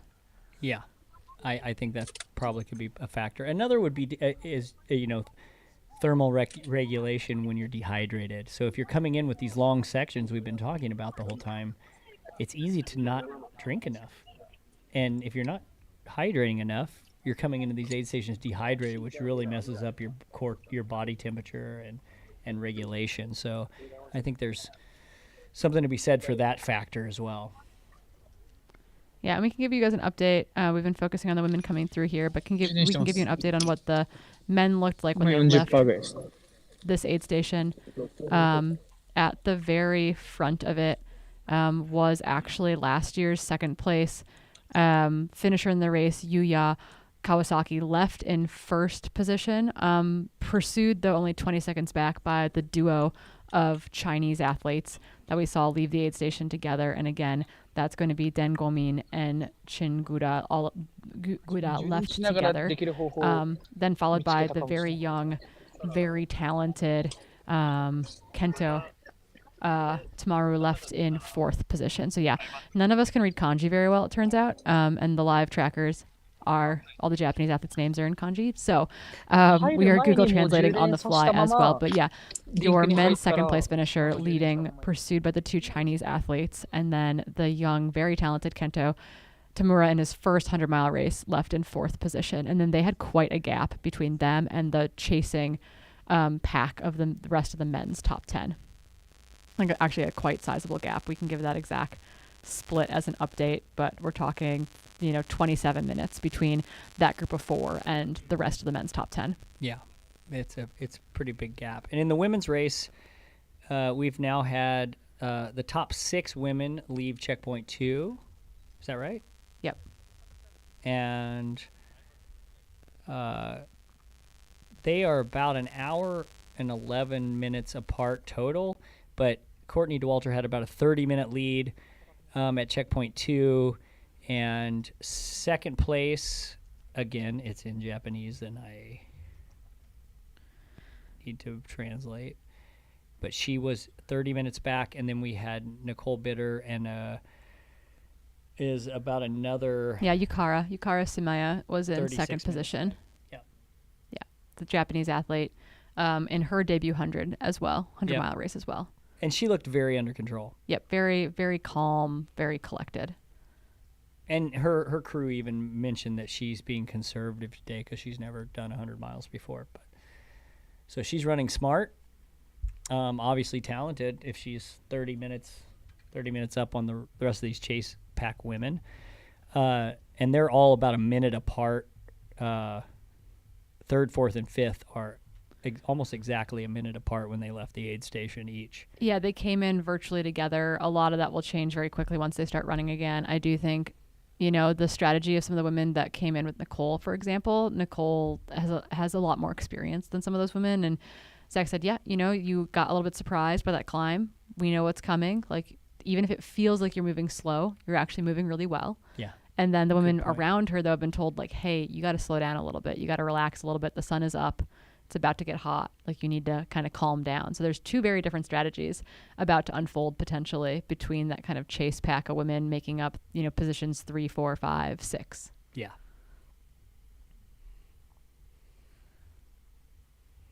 But yeah, we've been at this aid station since right before the sun came up. Again, that's what you're seeing up in that top right-hand corner, F2 Fumoto. That is the location that we're at. It is 52.5 kilometers into the race.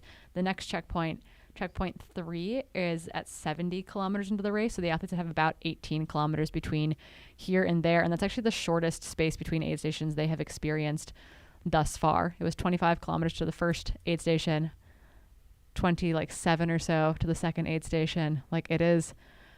They've been out there by themselves a lot in the very, very early morning hours of today. Yeah, I said this earlier. It's very similar. The first half of this race is very similar to aid stations like that you would experience in a 200 plus race.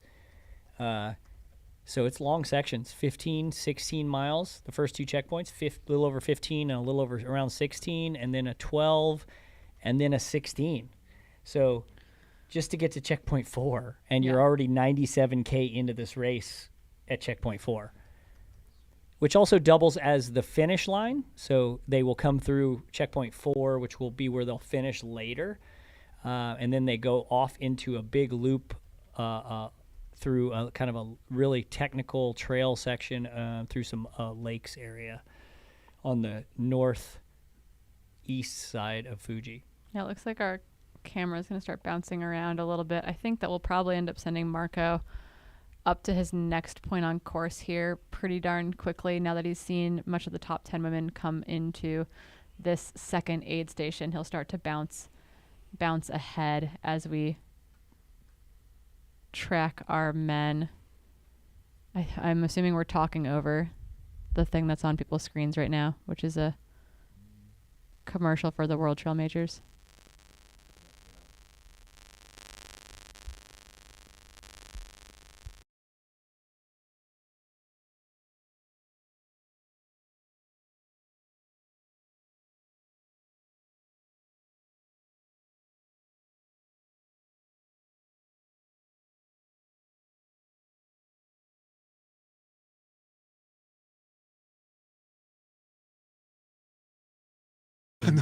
야, 全然眺めは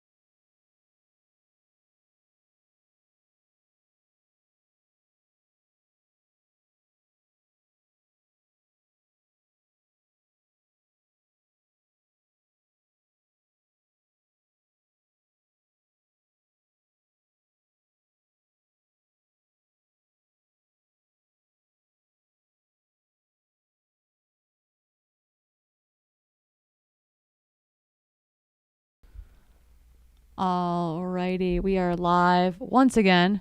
Had to work out a few kinks, but we're all back up and running. Jeff, you've been typing away furiously. How's it going over there? I'm getting there. We are translating Japanese names into the list of the top 10 men and top 10 women for quick reference, because the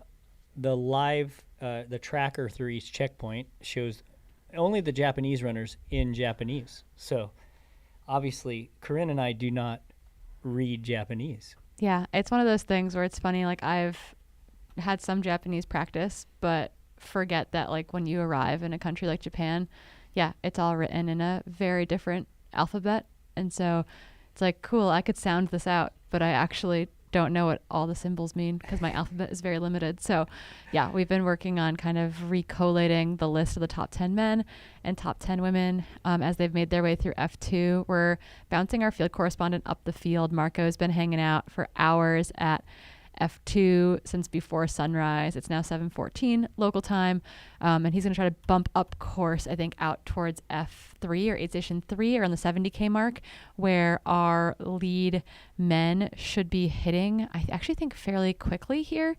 And then from there, we'll be waiting for, the one and only Courtney Dauwalter, who is leading the women's race by quite a margin right now. I think running in 5th or 6th overall when she came through 50K in.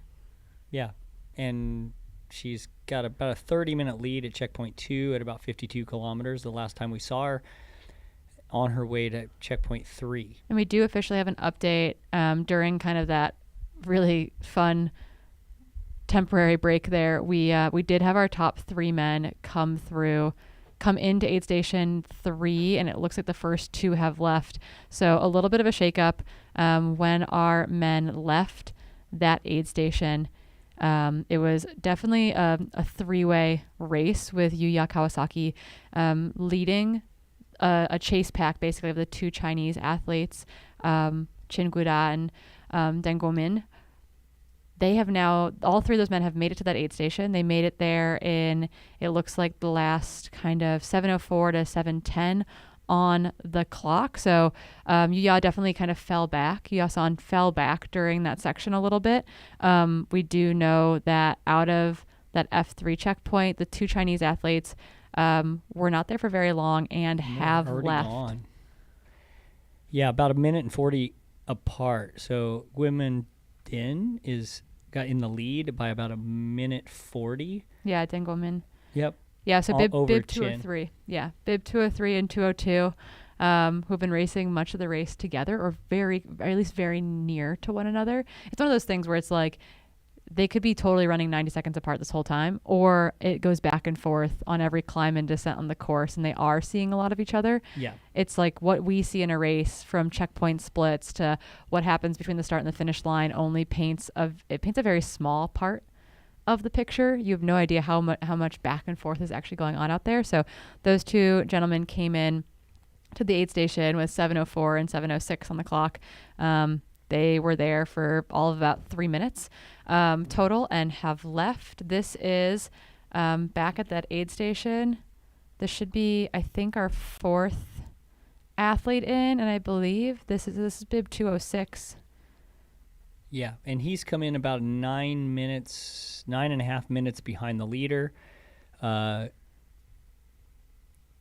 It's Kento. Yeah, it's Kento-san, Kento Tamura, who again is an incredibly fast road runner. We got some inside beta. 14. What's his 5K? 14:08 5K PB, a 29:11 10K PB, He's and fast. a 61-minute half marathon. But it is his first 100. Yep. He's run 100K. He ran the Doi Inthanon 100K back in December, which is a very slow, challenging 100K race. Definitely, I would not consider it a fast race. I'd be curious to see him race something like CCC, which obviously is very mountainous, but the terrain underfoot is pretty smooth, I would say, versus a race like Doi Inthanon. So we'll be curious to see how he fares in the back half of the race, but he's currently still sitting in 4th, which is the same position he left aid station 2 in, so 18 kilometers down the road, and he is still solidly kind of holding his own. And then there's a very big gap, or there was anyway, at checkpoint 2 between him and fifth. We're talking 25, 26 minutes. Yep. And it looks like the leaders, I think from first to fourth at checkpoint 2, they were about 3.5 minutes apart. And now we've got about a 9.5 minute gap from first to fourth. Yeah, the two Chinese athletes have put on a surge in this section as well. I mean, they strung out the field a lot between checkpoint 1 and checkpoint 2 even, and they have continued to do so in this last 18-kilometer section. The two of them seem to really, I don't know that the other people are falling apart. I just think that those two athletes are really kind of surging at the front of the race, running really strong. And notably, they didn't go out on their own between the start and checkpoint 1, the first 25K. They actually were in a group of 4 or 5 men coming through that first checkpoint. There with Kawasaki on. So they have been biding their time a little bit, not running, as we might say, like too aggressively off the front. But it is definitely starting to heat up out there. Yeah, it's getting hot, and as you can see, whenever we did have a little bit of a video feed of that checkpoint, they are sweating hard. Yeah, they're coming in looking really wet and even really muddy. It doesn't look like much of a muddy race out there, but I think coming up and down that big climb between Aid 1 and Aid 2, we did in fact have some good solid mud on that section. So that's an aerial shot of the GPS trackers that are on these athletes. So again, those top 3 men are through that aid station. We do know that our 4th place male has come into there as well. Someone was asking about Stingray. He kind of fell back between aid station 1 and 2 a little bit in that field. And I think when he finally left the aid station, where was he sitting officially? He was sitting in 6th, but he had dropped several positions, and he was about 31 minutes back from the lead at that point. It looks by the tracker that Courtney has moved forward in the men's field. Yeah, I would say that is she running third? No, because we've already had 3 men come through. We've already had 4 men come through here. Right. So she's definitely still kind of sitting in that probably like 5th or 6th or 7th. Yep, in that position, because our lead men have already come and gone through checkpoint 3. And then it is a very long way between checkpoint 3 and checkpoint 4. It's again 27 kilometers between those two checkpoints. So that will be in what will be probably the hottest part of the day for our leaders, or getting into the hardest part of the day, where you haven't had 8 and 27K, like you're carrying a liter of fluid. Is that enough? No. Yeah. It's not enough. It's not enough. So those who plan their fluid intake through that section are going to be in better shape. All you veteran 100-milers out there know that when a race falls apart for people that go too fast, usually it shows up after 100K. So that's when you really fade and you lose your legs if you haven't managed your race well. So this is I'm excited for the next checkpoint, because that's when we're going to see who, after that checkpoint, then they start getting more aid, but there's still a lot of climbing. Yeah, that's actually where the course gets much more punchy. There's a lot of little climbs all over the place. It doesn't look like much on the profile, but I think that each one of those climbs is going to hurt in a pretty profound way. Yeah, if you look at those, they're like a lot of 1,000-foot climbs, basically. Yeah. There's a lot of 1,000-foot climbs. And it's not, I don't think it's like flat in between either. I think it's like kind of a steady uphill grind from checkpoint 4 to checkpoint 7. But then there's like these little punchy 1,000-foot climbs thrown in, which might just be, with not a lot of flat running in between. Could be a death sentence. If you went too fast, yes. If you're falling apart there, it could get really ugly very, very quickly. That's when everybody comes back at Western States, is in the last 30 or last 40K, I mean, 50K. I have historically, before the field changed even more, I don't feel like I ran Western States that long ago, but it was 2018 and 2019. I would come through Forest Hill in like 20th in the women's field and finish top 10. Yeah. I took the Jeff Browning approach most years. I came through there multiple times in the teens and ended up in the top 5. Yeah, exactly. Like you can run people on the way down to the river. You catch a lot of people looking pretty bad. And you don't want to give up, because there was one year I was in 7th and I moved into 4th in the last like 7 or 8 miles. You never give up. It's not You never over. give it's up not 'cause over you- till it's over. Yeah, it would look. I mean, all of a sudden it was like, oh, there's one other person. Oh, there's another person.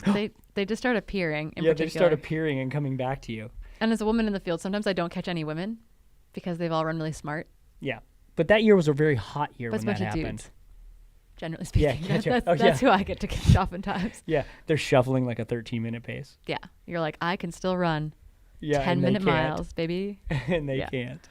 Yeah, so there will be people who have been patient early on, and we heard that from a lot of crews at F2 talking to some of the women that were in like spots like 3, 4, 5, who they were well ahead of splits, was what it sounded like. They were too fast to the aid station. The crews were worried about them a little bit, really kind of encouraging them to slow down as things heat up, etc. So I'm really very curious to see how those athletes fare as they make their way into the next section of the course. Yeah, but remember that first 25K to 30K is a net downhill and mostly dirt roads, and some pavement. So that was a pretty quick section. So those who are, trained for that kind of running could probably run pretty smoothly through that and still make good time and still not blow themselves up. So it depends on what training entailed. If you were mainly focusing on vertical in your training, then that section might beat you up a little bit. But if you've balanced your training between vert and running,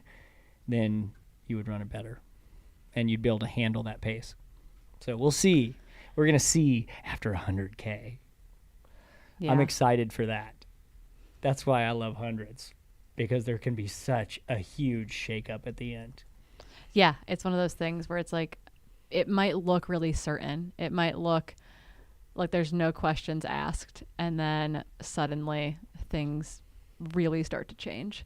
So that is oftentimes what we witness, right? I witnessed that actually at Gorge, 100K just a couple weeks ago, where Elsa McDonald had built herself a nearly 20-minute lead, and then things kind of just started to come apart a little bit, and Lottie Brinks was feeling really good, and she closed down that lead and took the win. Yeah, 20 minutes. Yeah. That's what I'm saying. In the last third of 100K. These leads right now are nothing in the first 70K. Yep, 100%. A lot could get mixed up between where the athletes are and where we will see them down the road. So again, only our top 4 men have come through that third checkpoint. It's our 2 Chinese athletes leading our 2 Japanese athletes, including last year's second place finisher. So the 2 Chinese athletes, Deng and Chi, have really kind of made a move off the front, with Deng leading. I'm hoping his friend. I'm hoping that their acquaintances at a minimum. Chin. Maybe they're working together. Yeah, so they came in with about a 2-minute gap in between them. They left with about a 1:40 gap in between them. But then they've got about 6 minutes between them and Kawasaki-san and the really young, talented, very interesting character, debut 100-miler Kento Tamura in 4th position. So we'll be waiting though, because the gap at aid station 2 between basically our 1st and 4th runners back to 5th, 6th, and 7th was over 25 minutes. Yeah. But in that next group should be Courtney Dauwalter. Yeah, and I think one thing that's interesting about the men's and women's field right now, the top 10 men are only at checkpoint 2. We're only 32 minutes apart from 1st through 10th, and the women are more spread out.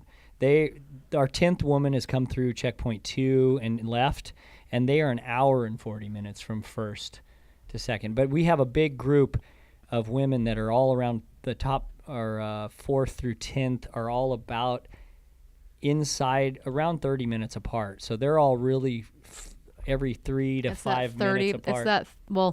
Really it's like it's Courtney, an outlier. Then you've got, oh my goodness, I will remember her name by the end of this thing. Where's my notes app? Yukari-san. She 30 minutes to her, but then 36 minutes back to Nicole, and then a very tight bunch of women kind of making up the bulk of that top 10 group. So you kind of have these 2 outliers off the front right now, and then a really packed together group of women. Again, we've had our top 4 men through aid station 3. Our infield correspondent is making his way. Mark was making his way to aid station 3 so that we can catch Courtney and hopefully Kevin at that aid station, see her come through there and get an update from Kevin as to how he feels Courtney is doing as well. But I do think that Courtney will likely be the next runner based on the tracker into the aid station. Yeah, and I think Yukari in second. It is her first 100, but she looked really calm, like really, really calm when we saw her at the aid station. But she did, and she was very under control. Didn't rush. She has run 110K and won it. And those can run last long. year. Yep. Those 110Ks can run very long sometimes. She won that last year, so she does have some experience up to 110K, and she seemed very calm and cool and collected. So I think she looks like she's running a smart race right now too. So the question is, the big chase group is who's going to be on the podium. Yeah, Jean in the chat suggested that maybe some of them considered taking advantage of those cooler temps at the start to try to kind of utilize them to their advantage. And while that can totally work, it doesn't work very often. If you do it at the expense of proper hydration, proper nutrition, that's where things really fall apart, I think. And I find that most of the time that doesn't work very well. Burning those matches early doesn't work for you. It sounds good in theory. Like, I'm going to leverage it when it's cool, but it usually doesn't pan out. Yeah, banking those miles almost never works. I'm going to break my mic Not in in this here. distance. Not in a 100-mile distance. Maybe in the 100K distance, yes. You can get away with a little bit more. Yeah. And now we're looking at the map of, this is a pretty cool 3D map of the race course. And you can kind of see right now, top 10 men and women have been through checkpoint 2. Well, a lot of the men have been through checkpoint 2, but we've only had, I think at this point, I'm going to look real quick. We have had 4 men out of left checkpoint 3. So, and Courtney should be somewhat close to checkpoint 3. Yeah, if you look at her tracker, if you have that tab open. I do have that tab open. If I can find which tab it is. She is the next person to come into checkpoint 3. So she is in 5th overall. I believe so, yes. If the tracker is correct. Jean said it. I didn't say it was necessarily a good idea. No, it's a curious idea, Jean. We could be sold potentially, but and I do think people make that choice sometimes. And you're right, it's not always a good choice. Yeah. But I can see where you're like, you know what? I know it's going to get hot. I've had to make nutrition choices like that though, right? Where it's like, this is my nutrition early when my stomach feels good, when it's cooler, when it's easier for me to eat. And then this is my nutrition plan for later in the day when it's hotter, when my stomach feels bad, etc. So you can use those different kind of situations, be it early in the day, be it late in the day, be it hot, be it at higher elevation, etc. You can make choices to push or to hold back or to eat a certain way during that time period to the best of their ability.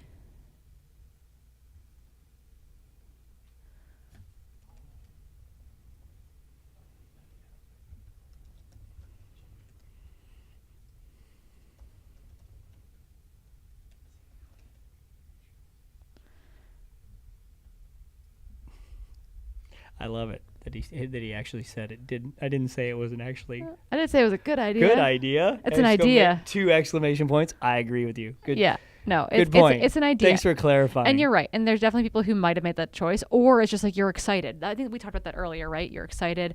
The gun goes off. I'm gonna make this mic work with me. I want to recline. The gun goes off, and you just like. We're getting laid back. Yeah, we're starting now. to chill While out. We're We've waiting been here for a while hopefully now. seeing Courtney at aid station 3. You don't always make the best decisions when the gun goes off. I've interviewed so many, particularly men before Western States. # not all men, but before Western States, and I ask like what the goal is, and the goal is always to win, which I appreciate. But then I say, okay, so you got a plan, and they're like, yeah, and I'm like, what happens to the plan when the gun goes off? And they're like, sometimes the plan goes away when the gun goes off. It goes. I see that a lot. Yeah. It goes away. You see quickly it disappear. when everybody starts to go crazy up the hill. Yeah, it's hard. It's hard to run your race, right? It is really hard to run your race and be okay with people leaving and feeling like I'm losing ground on the pack. Yeah. But experience shows that it isn't won in the first 70K. Generally speaking.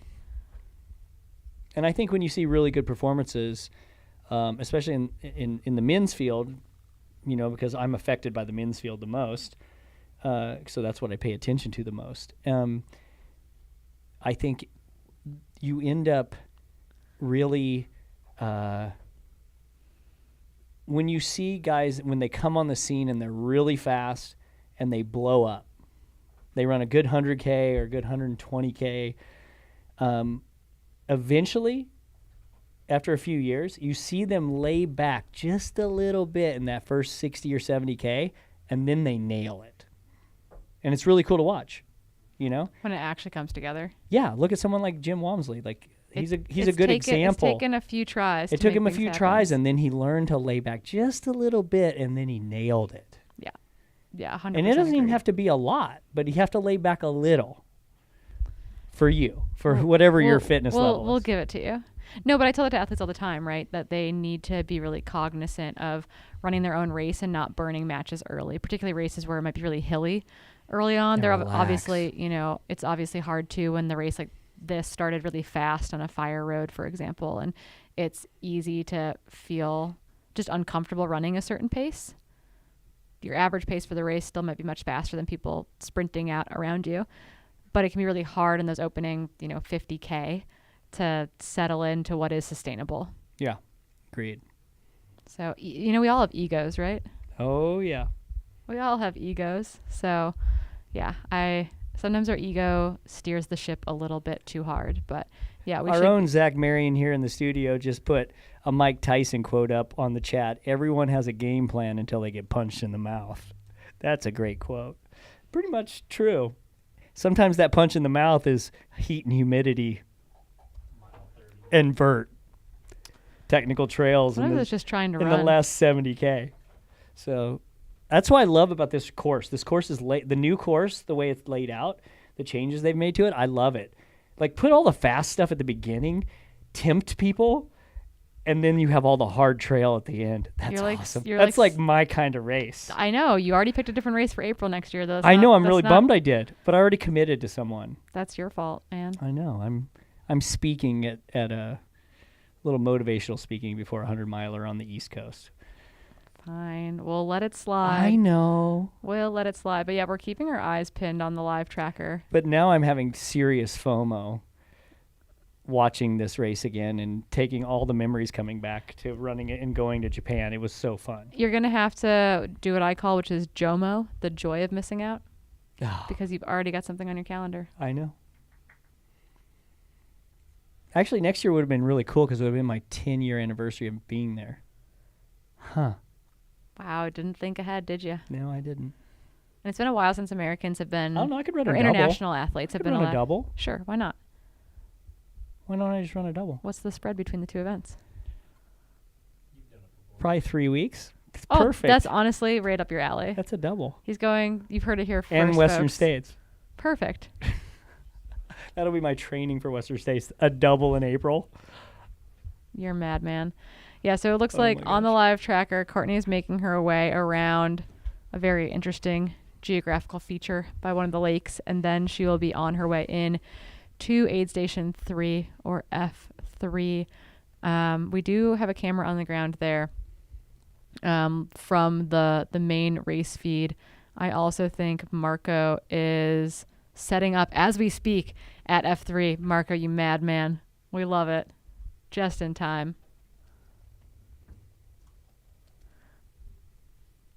Excellent, excellent, excellent.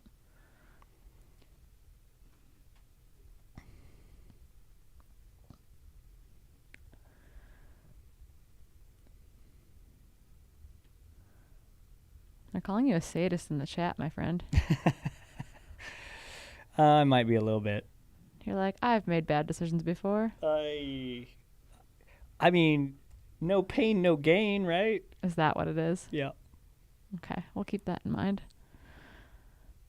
We will keep that in mind. And honestly, not that far. I know we've got some French viewers that are really excited for Alexander as well. And he shouldn't be that far behind Courtney based on kind of what the running looked like kind of going into the last aid station, coming out of it. So for our French viewing audience, who I know you were waiting very stoically with bated breath for him to make it in there, he should be on his way and not that far behind Courtney. He was running in 5th in the men's field at the last aid station. So and Courtney and he were the same. It was very similar. They came in. I think remember they gave high fives. Yeah, he high-fived her, and then right. Anthony Lee left with Courtney, or right around when Courtney left. So we should see Alexander, Courtney Dauwalter, and Anthony Lee all making their way into aid station 3.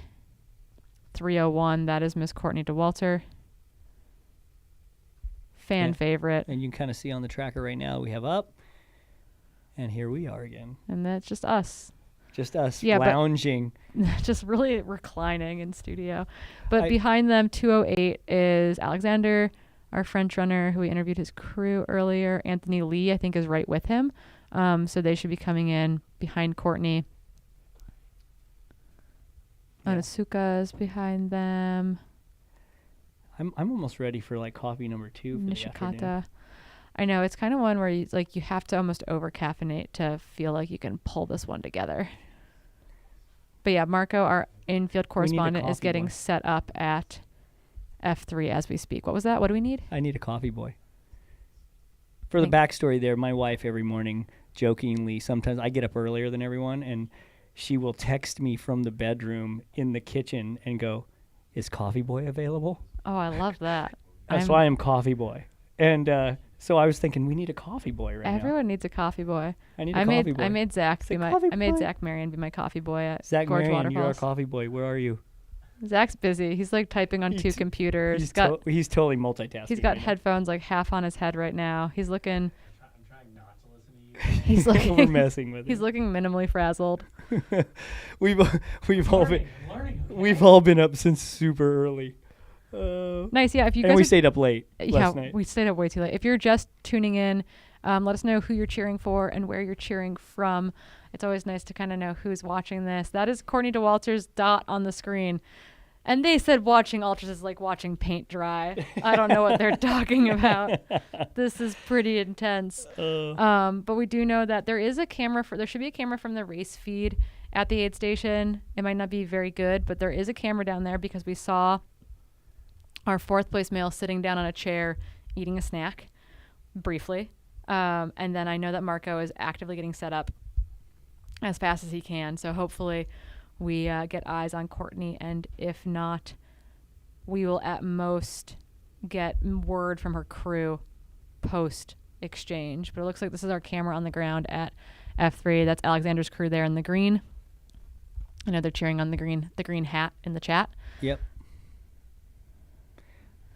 And it looks like, and I think it's either Jean or is it Jean that keeps giving us all kinds of good stuff. He'll correct us in the chat. Yeah. Tell us, is it Jean or Jean? We're calling you out a lot, so I feel like you should just tell us how to say your name. Say your name so we say it correctly.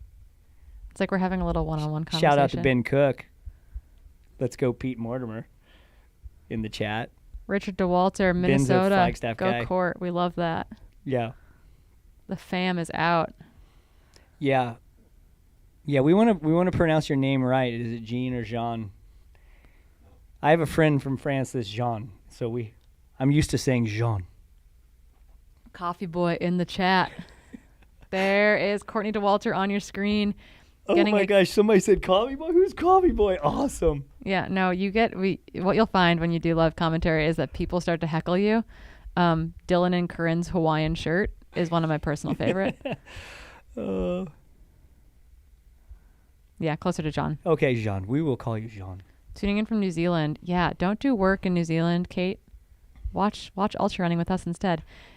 Courtney Dauwalter, ready to hear some jokes, I think. Yeah, here we go. Here's a little shot of Courtney coming in. Who is she running behind?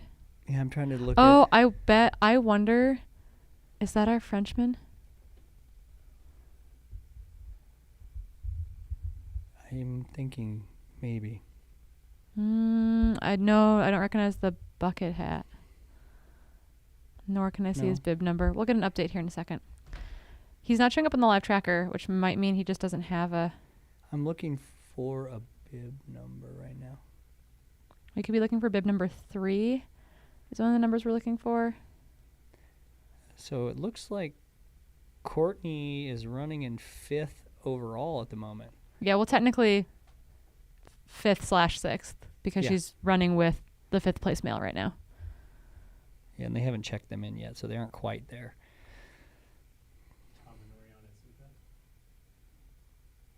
Oh, did you catch his bib number? Yeah, if it is bib 3. Okay. That's what I was thinking. Is he still wearing a headlamp on his bucket hat? Is that what's happening? Totally. You know, safety first, team. Well, I think you have to carry a headlamp the whole time, so maybe he just doesn't want to carry it in his pack. Yeah, so Tomonori Onisuka. Bib 3, we believe, is with Courtney. We should get a split right now as they cross the timing mat at 70K.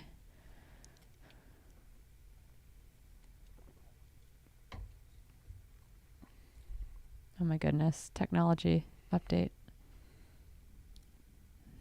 Yeah, they're running stride to stride, so they're almost there. Yeah, they don't have them registered in or out of the aid station yet, but it might just be delayed. I wonder if he's telling her Japanese dad jokes. Probably. Cleaning the face. That's kind of a classic Courtney move. Yeah, signature. Yeah, you want to feel fresh. So cleaning the face, brushing the teeth. We saw her put eye drops in at the last aid station. All of that is really helpful as far as just kind of feeling refreshed when you just feel sticky and gross, which it's definitely humid. So I wouldn't be surprised if she feels a little bit sticky and a little bit gross. I'm also just in love with the pinned on supporter bibs. So this is 5th and 6th overall. North Face athlete Tomonori Onisuka. Right. If I'm butchering that, I apologize. So he is going to be 5th male, correct? Yep.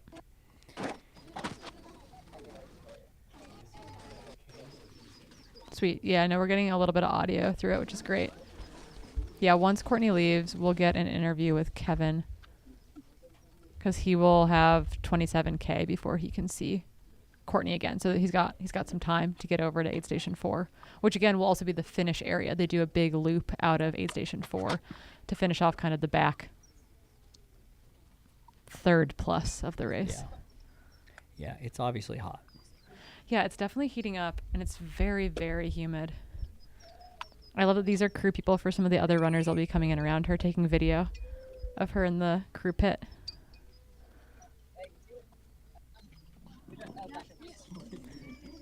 Yeah, we're up in the 60s now for the runners.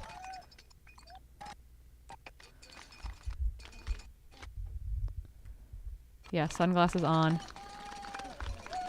And we're at like over 70% humidity. We're in the mid 70s as far as humidity goes. So it's a humid day. She's already out. Yeah, and so that mud that's on her back was there when she came into aid station 2. So I think she must have taken a slip or putting her hand down in some dirt or mud on her way into aid station 2 coming off that descent. So she's already back out.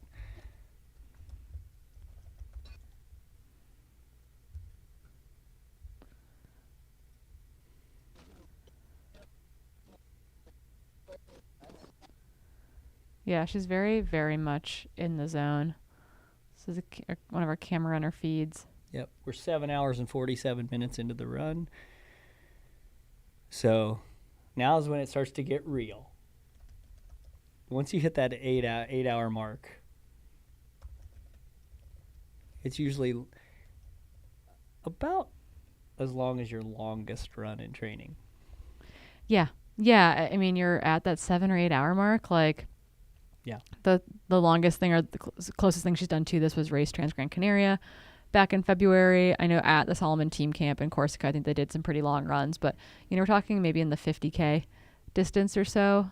Time on feet, maybe 6 hours on a long day. So yeah, you're starting to push towards like something that is a little bit unusual in comparison to what you do regularly. Yep. I always find there's like a little bit of a transition period when you hit that distance that's longer than your longest training run in a while. So it starts to be like, oh yeah, the body's like, we're done, right? We're going to the trailhead. We're going home to eat, right? And then eventually it adjusts and you get a second wind. But she's definitely focused now and leading this race by quite a bit.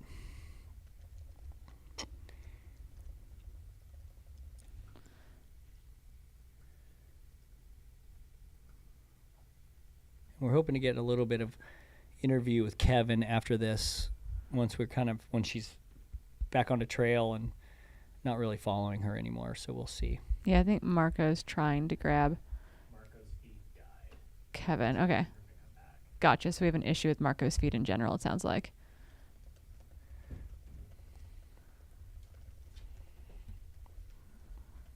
This is a good shot of some of the single track. Yeah, it's definitely going into the woods. It's not quite as maybe like buffed out as what some of us are accustomed to. Yeah. Established buffed out trail. Yeah, so we're trying to get Marco's feed back up. And definitely the live tracker's a little bit delayed. So that was actually bib 219 that came through in 5th. Oh. Not bib 3. Oh. Or at least that's what the tracker finally updated to. So I'll believe the tracker for right now. If that is the case. That is Genki Onishi. Yep. Who I don't have any background results on. So we will kind of wait to see how that updates. But that is what we're getting off of the live tracker from Aid Station 3. Presently came through 7:44 laps. So that must have been with Courtney a full 30 minutes back from 4th. So that gap has stayed pretty similar. But if it is bib 219 Genki, then he's moved up. Genki-san, he's moved up quite a bit in the men's field from the last aid station. Courtney officially in and out of aid station 3. Looks like she spent about 3 minutes in aid. I think that was bib 3 maybe heading into the aid station right there that we just missed. Oh, bib 7. I can read numbers. Bib 7 on his way in. That's Takashi Do. So on one of the members of the Japanese North Face team making his way in. He was someone that we were talking about coming into aid 2. So still running fairly consistently in that group is what it looks like. Yeah. So the question is, where's Alexander? He should be in this group as well. And I'm wondering if some of these men, though, don't have GPS trackers. Like Genki wouldn't have a GPS tracker. Do you know what I'm saying? Like it looked like there wasn't anyone coming in with Courtney on the GPS track because they only gave GPS trackers to the quote top 40 runners. Oh. So we will likely have some men who outperform maybe their rank coming into the race and end up kind of moving up to the field. And I'm wondering if 219 would be someone in that category. Yeah, I just did some searching, but I didn't find anything major of like what he's done. Yeah, sitting down, getting some more food in, getting some calories in before this next section. A long section again, 27K between here and their next aidable location. Yeah, this next section is a big section. Do we have Marco's audio?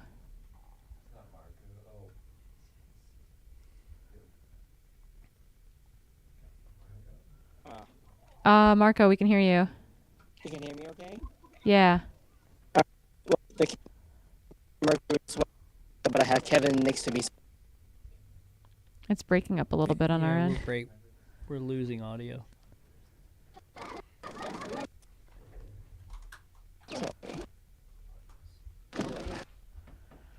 Yeah, we're working on fixing this audio issue with Marco in the field here while we get images from the F3 aid station.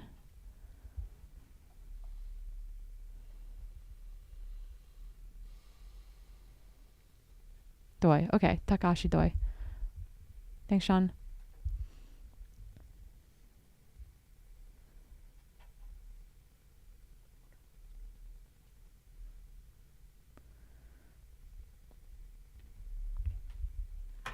So yeah, sitting there, what you're seeing is bib number 7, Takashi Doi. Seated, getting in good calories, taking time. Someone mentioned that, yeah, there's a lot of kinesio tape on many of the runners that we're seeing out there today, including on Takashi just then. But it looks like he's getting up and getting ready to go, having maybe a little bit more food there before he makes his way out. Again, this next section, carrying enough hydration is going to be, I think, a real part of the challenge. It's 27 kilometers. There's no aid on it until they get to aid station checkpoint 4, which is 27 kilometers from here. So it's quite the haul. You know, we're talking 18-ish miles, essentially. 2.5, upwards of 3 hours, depending on terrain that's presented to them. And there definitely is some road and some trail mixed in there. So I don't think it's going to be a terribly fast section of the course, but right now almost 8 hours on the clock, heading into a very long, hot, exposed section. I know it's only almost 8 a.m. over in Japan, but it's definitely already starting to heat up, and it's incredibly humid out there as well. でもすごい雑音が入ってて。なんか雑音入ってますよね。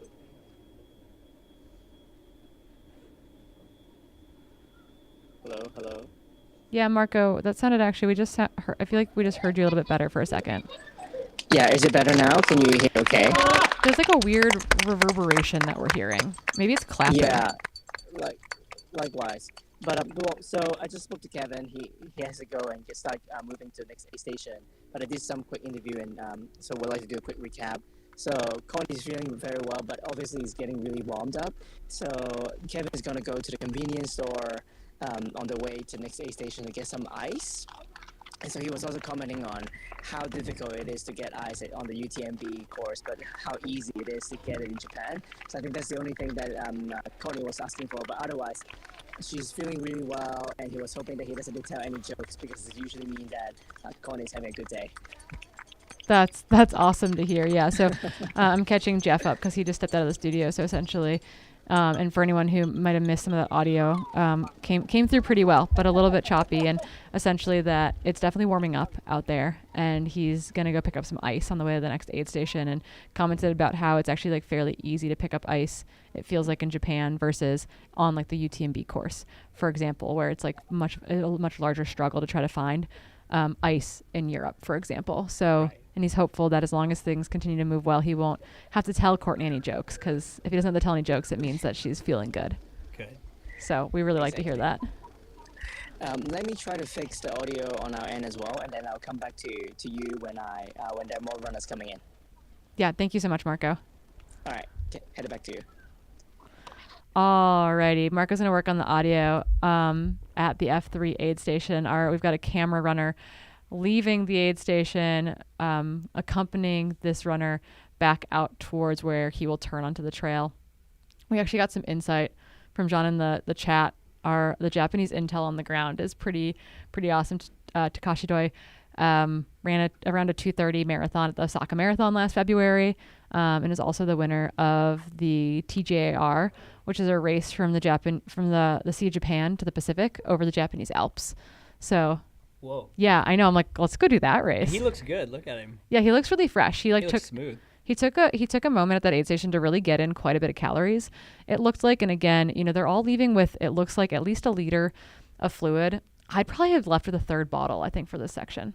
Oh, I would definitely. Even if I'm just carrying a soft flask, right, in my hand that I'm going to like drink in the next 30 minutes, I feel like That you could stash real quick. Yeah, that once it's empty, I can stash into a pocket. I just feel like a leader on this, what is essentially an unaided, getting hotter. Yeah, like 16 or 17 miles. Like it's like very, it could be upwards of 3 hours depending on the terrain that they're coming up against.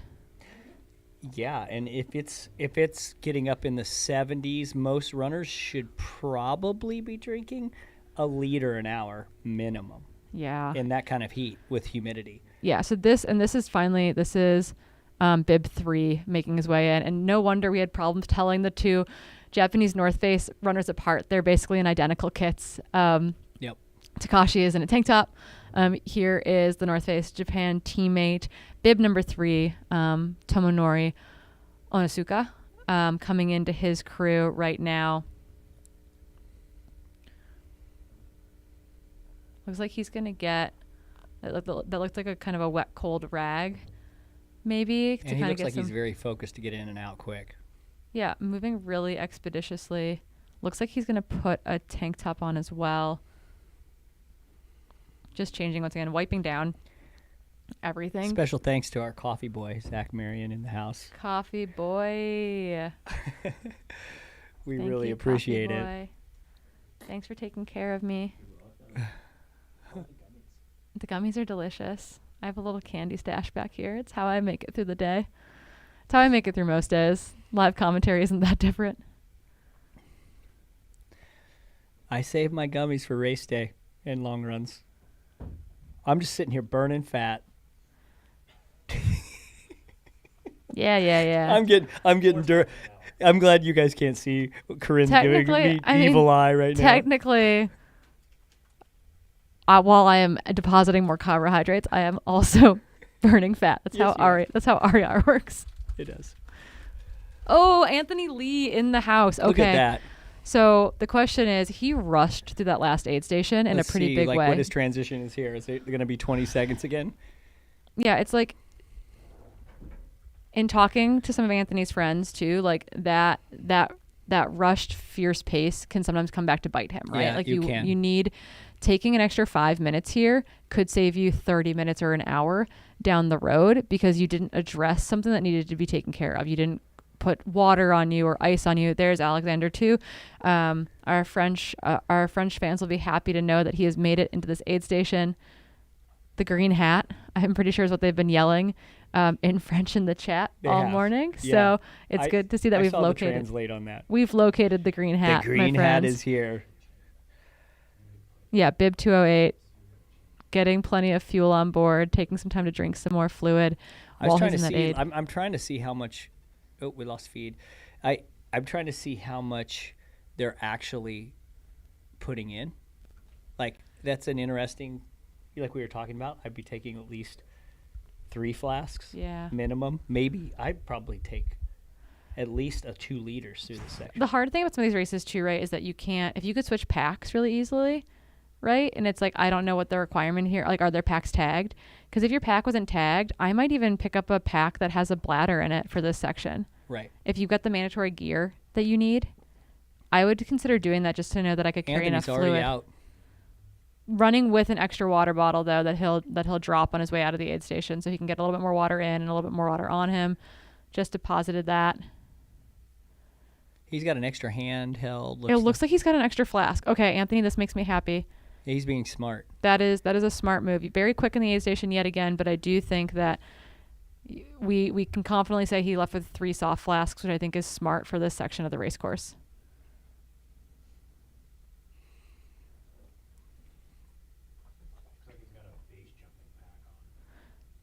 Yeah, there is a pretty good, solid required kit for this race. I mean, they have years where the weather can be so atrocious. They've had to cancel the race mid-race due to snow. I can see Marco. The image of Marco is nice and clear, but I don't know that we have his audio back up yet, do we? We're picture-in-picture with Marco down in the right-hand side. Hold on, Marco. We don't have audio yet.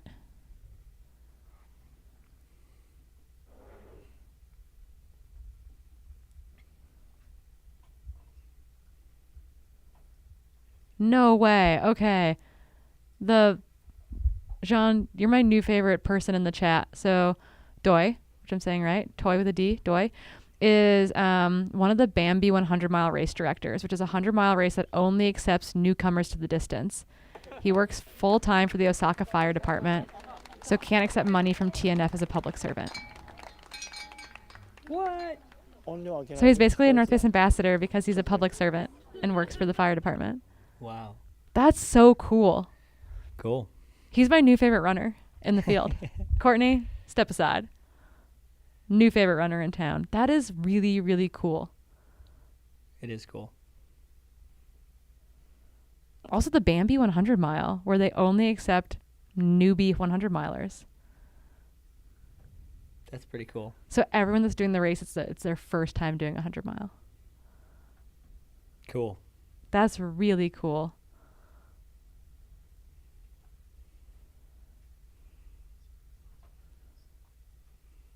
Okay, there's Alexander leaving the aid station, taking some time to readjust himself in his pack. I also think he left with an extra soft flask.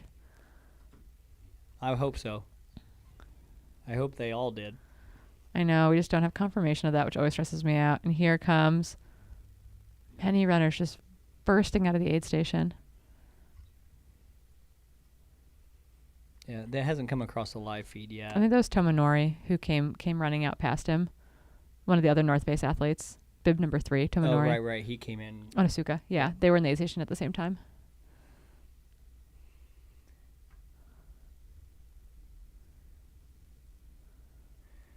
What a wild sport that we do. Just a bunch of us showing up in Japan to run 100 miles around Mount Fuji. Yep. Okay, we just got some of the live feed has finally updated. Yeah, finally updated. It looks like that's the top. I guess we haven't quite got the top 10. In or out of? Out. The top 9 have been officially updated so far. I think it will update here pretty quickly. Yeah, because we've had at least 12 runners, and Alexander is not on that list yet, and he's definitely out of the aid station. And we've got this whole group that's in the, let's call it 4th or 5th through let's say 5th. 8th and 9th. Yeah. Those are the ones I would be watching out for to move up to maybe nab a podium spot. Yeah, by the end of very this race. potentially. Anything could happen with our two leaders out front, Chin and Deng, but the 2 Chinese athletes who have been in the lead group, if not leading the race. They're pushing the pace. And they definitely are pushing the pace. They've extended that lead out a bit. I would not be surprised if something happens to one of those 2 athletes, right? Yep. I think both of them blowing up is probably not likely, but one of them maybe falling apart a little bit could happen. And then you've got a slew of Japanese athletes knocking on the door who are really, there to make a move if the opportunity presents themselves. Yes, I agree.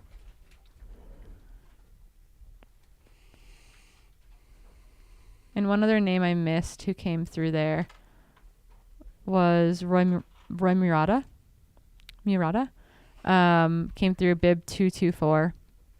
One of those Japanese athletes who was in the mix through there did make it through. I was just reconfirming bib numbers based on the live tracker. So yeah, we have our men's top 10 out in and out of aid station 3.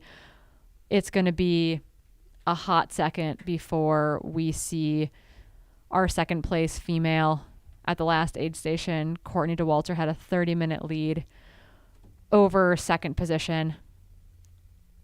And I'm going to guess she's probably extended that lead just a little more. I would assume that it's opened up a little bit more too. So Yukari Samaya should be the next woman to come in. Nicole Bitter was seated, left the last aid station in third position, but a full 30 minutes back from second. So we do have massive gaps at the front of the women's field. And then 3rd, 4th, 5th, 6th, 7th, we're all actually very close together, both coming in and leaving aid station 2. So I don't expect a lot of shakeup to happen between 1 and 2 and 2 and 3 on this section, but I do think it's anyone's game as to anyone's guess who's going to come in 3rd, 4th, 5th for the women. Right. That's an Adidas Terex athlete. Yeah, I didn't catch the bib number. I know Shoon's racing, but I did not catch that bib number either.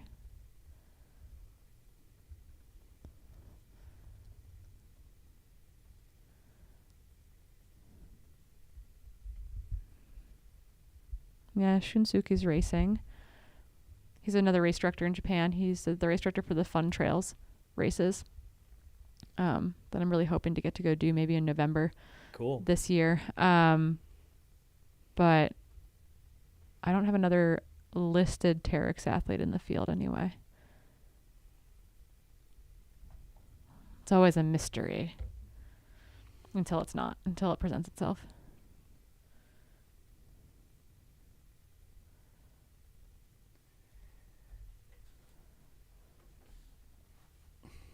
This is showing a little bit of the road they have to go under before they go back on a trail. Yeah, a pretty quick section of road before they make that right-hand turn. Yeah, there's a little bit of an out and back into the aid station, and then they turn around and go right back out and then onto a trail. And like we've been saying, this next section is a big section. So this is where race plan comes into play.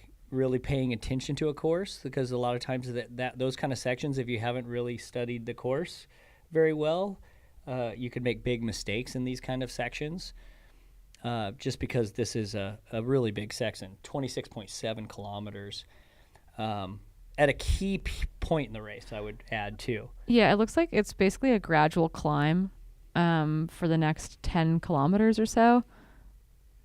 You know, maybe gaining, I don't know, 1,500 feet maybe over 6 miles, about 10 kilometers, a descent, and then kind of like a gradual up back to aid station 4. Yeah.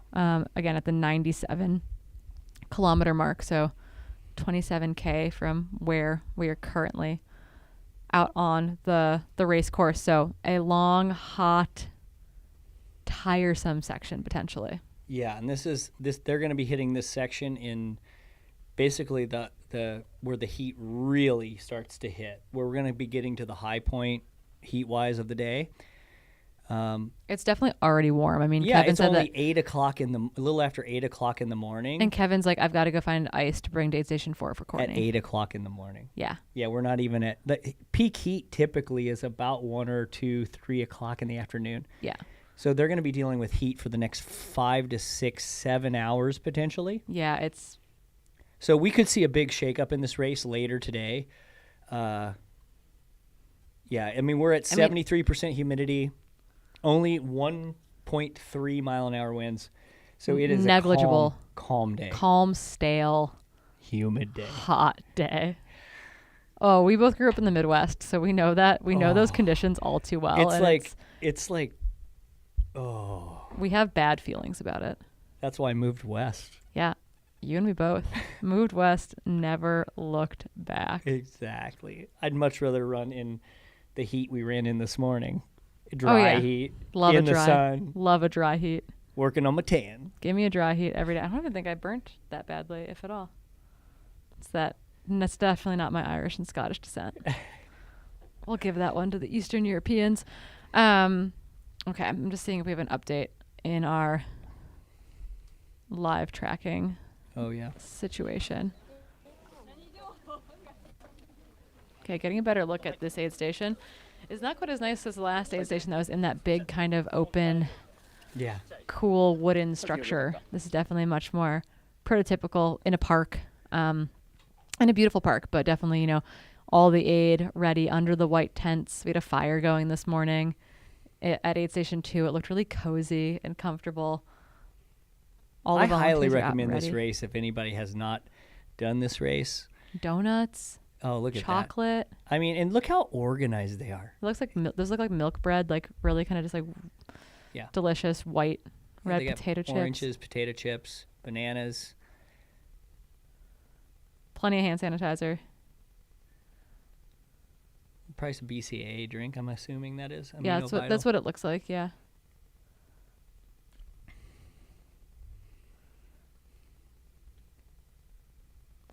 The staple of a ultra aid station, Coca-Cola. Love to see it. Oh no! Said no one ever. It can't be Zach Pepsi. Marion off camera needs to be Pepsi. Boo. Boo. Coca-Cola's way better. Voted off the island. Don't give that man a mic. Voted off the island. Leave him in the peanut looks like gallery. we might have Marco. Do we have audio on him. Hello, hello. Oh my goodness, Hey. we can hear you. How are you? Good. How are you? We fixed the audio and video. Yay! Yay! So I'm in front of the tent. Oh, I mean the support area with the Topo athletes. So Anthony, as well as I think who went out number 10, Nishikata Hayato, the Japanese runner. So let me grab the support member and have a chat with them and see how Anthony and Nishikata were feeling. Excuse me, can I interview you for a second? Okay, sure. Okay. So hello, how are you? Hi, I'm good. Hi. How was Anthony feeling coming into A station? A1 or this station? He looks a little bit like he seems very hard, and then but he stayed just for maybe 1 minute, less than 1 minute, and then just instructed us, he wants this, and then he just went out. Yeah, it was very quick. What did he want? He wanted actuallyゆりくん、彼何リクエストしたっけ？リクエスト？ここで何が欲しい？ Anthony が。What did Anthony grab from the A station? けど、ハイドレーション系、貯水する、プレジションフィールかな、新しい。Mostly for hydration, so it seems like he was overheating a little bit. それぐらいであとは他何も持ってきてないですね。通常通りのベスパ2つと、多分なんだろうな。グミかな、グミ1つと、あとみかん。He's already gone. A few Vespa and then just the usual stuff and some mikan, like the Japanese Mandarin. And yeah, so that was all he needed. How about Nishikata-kun? Nishikata-kun. He hardly stopped. I mean, he's the kind of person who doesn't want to stop by any aid station, so he just come by and then he left immediately. So we couldn't even capture him. All right, thank you so much. Yeah, just for some more context, Nishikata-kun, Nishikata has been a phenomenal runner. He's a very small runner, so you may not catch him on the way in and out, but he usually run very fast on the road. And I think he came in 5th last year in Fuji, and his full-time job is as an engineer at Suzuki. So it's a very interesting, a full-time salaryman doing really well in international as well as local races. He also did the IGA, I think the 250 group race 2 years ago, and he came in 9th or 10th as well. So a really strong long distance runner, good at climbing as well. All right, that's it for me from now, and I will see if there are any more runners coming in, and I will catch them for interviews. Yeah, sounds good. And we'll be waiting, obviously, for the women behind Courtney to make their way to you too. Yeah, I can see Zach already outposting right there. So as soon as Nicole come in, I will switch the camera over there and get some interview shot as well. Awesome. Thank you, Marco. Thanks, Marco. All right. Anthony Lee not taking any time in aid, huh? No, he's in and out. I feel like someone needs to have a talk with that boy. Well, I think one of the things that happens too with these races that when you're getting into the heat part of the day, I'm very similar. I don't talk. Mm-hmm. I'm not going to talk to my crew. I'm just getting what I need and I get moving again. And if I'm having a little bit of a rough patch, if it's just hot, I'm just like trying to deal. Yeah. I mean, I tell athletes all the time too. It's like, I don't want you to be rushed, but I want you to be efficient. Yep. And so I think it's probably a balance there too of like, I don't want to see athletes rushing through aid stations, but I want them to be kind of in and out. There's no reason to hang out there longer than you need to, but you need to get what you actually need there. And I wonder if there's another 30 seconds that could be spent drinking a little extra fluid before you leave, or taking a moment to pour some water over you. Or I think it is smart to drink extra at those aid stations, especially when you're going into a long section. Mm-hmm. Unless we didn't, one of the things the camera wasn't on him the whole time, so we don't know how many flasks he left with, but he definitely left with more than 2. So if he has a couple more flasks stuffed in his pack somewhere, then that's a good thing. But if he didn't, then like you said, he should have taken more time. But we'll see. You know, that remains to be seen. Time will tell. Yes, right? Time will Dun, tell. dun, dun. Lessons will be learned the hard way. No, but it seems like he's having a much more composed race than I think he was here last year too, wasn't he? That I do not know. I think he's been here at least once before and had things go a little bit sideways.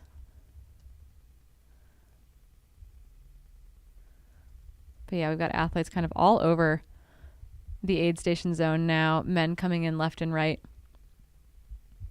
Getting a lot of food here too. Race nutrition sometimes can only get you so far. If they're already getting warm, their stomach might be upset. So taking a moment here to eat a little bit before they take back off is a really good idea to kind of make up maybe some of those calories that you've been a little bit short on. So that is good to see those athletes doing that. He did do it last year, by the way. Anthony Lee ran a 23:33 at Mount Fuji last year for 18th place. Cool. So he's definitely currently running better than that. The question is what will happen in the back half of this race, and if he's setting himself well to run a strong back half of the race, which I think he is capable of doing. It's just a matter of really setting yourself up like in a smart manner to make that happen. Yeah, and sometimes when the heat first hits, it's hard because the body's starting to adjust to the new situation, and so sometimes in an aid station or two, it's a little rough. Mm-hmm. I feel like, even though you might not be totally behind, you're just like in kind of a quiet place for a bit. Yeah. While the body like adjusts to that new temps that are heating up. So it's definitely warmer. We were talking about how it's getting warm, and Kevin is going to get ice for Courtney. Yeah, I think that's Chinese athlete in the normal kit. Wang Ho Chung leaving the aid station there.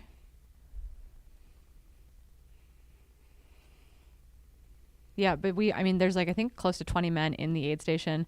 I think something like 12 to 14 of them have left. So it's definitely very packed together in this part of the field. A lot of athletes in the aid all together as we speak. And then my next question is, where is the second woman? Yeah, where is Yukari, Samaya, and will it be Yukari? And Nicole. I think it'll likely be Yukari. The question is, where is Nicole in relation to her? Right. I think there's a 30-minute gap between the two of them at the last aid station. I think the likelihood of Nicole making all of that up in this section is very unlikely.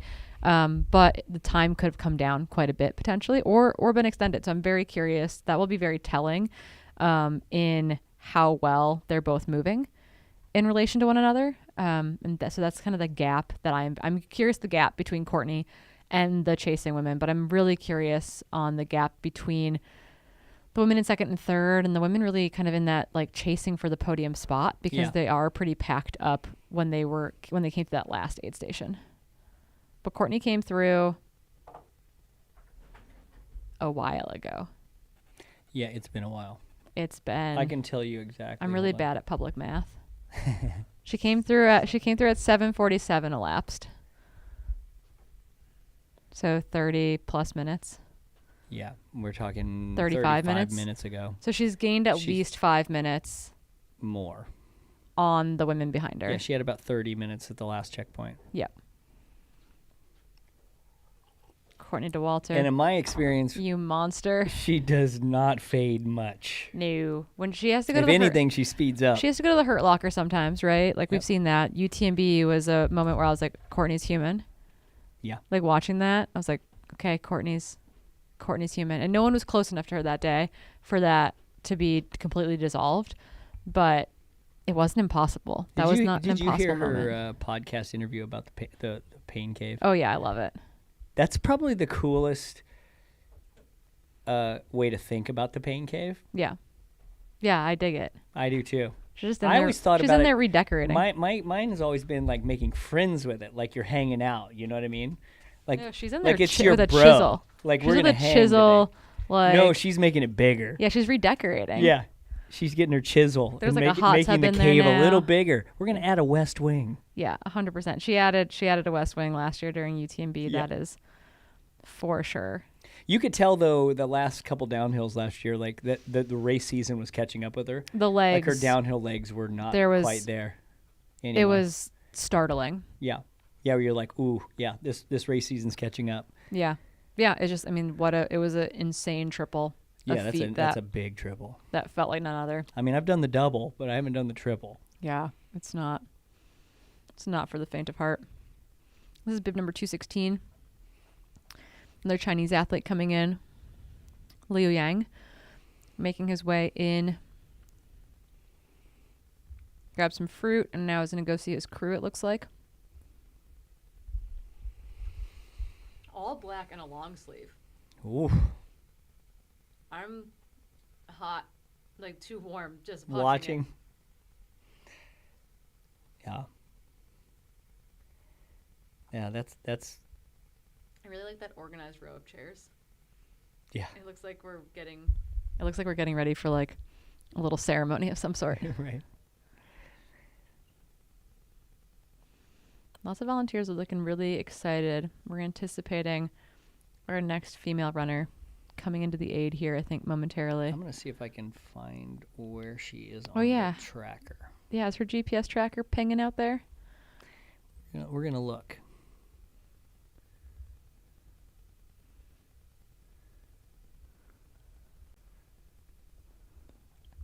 Except I'm spazzing out on my laptop right now. I can't control. You can do it. We believe in you. Thanks, Corinne. I appreciate that. All right, let's see.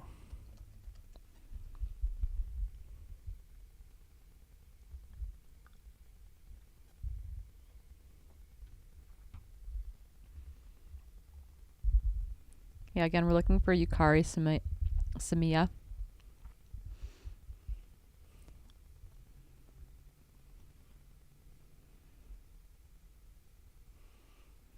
No, man, there's a big group. It's really. I'm gonna. She's just in the pack. Yeah, I'm gonna have to zoom in here to see if I can figure this out. Yeah, it's kind of a constant rush of athletes coming in right now into the 70K mark. This morning feels like such a long time ago. And yet it was only 8.5 hours ago.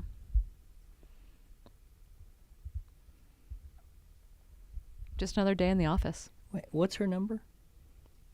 Was it 303? 301. No, it's Courtney. Oh, sorry. 301 was Courtney Dauwalter. 302 is Nicole Better. No, it's not who I'm looking for. 303. Yeah, 303 is who we're looking for. And 302. She is, let's see. We're doing some intensive internet stalking, essentially. Yeah, it doesn't give what mile she is at or kilometer. But she's on her way. She's 1, 2, 3, 4. She's quite ahead of Nicole Better. Yeah, she's about 4 places back from people coming into the aid station on their way. That have trackers on them anyway. Oh, right. I think there are people that are probably outrunning having trackers on. I forgot about that. But we're not looking at everyone in the race, right? Yep.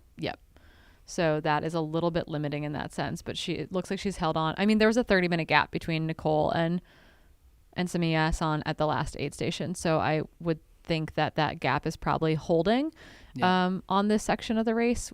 Curious to see if that like, to me, that's what I'm curious about. Like, has that gap changed at all? Courtney has clearly opened up her gap more. We're talking around we're moving towards 40 minutes of Courtney being out front right now. She came through, 7:47 elapsed.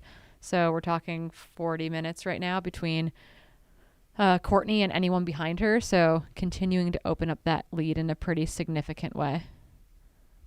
And she just makes it look easy I mean, obviously, like, it's hard, it's hot.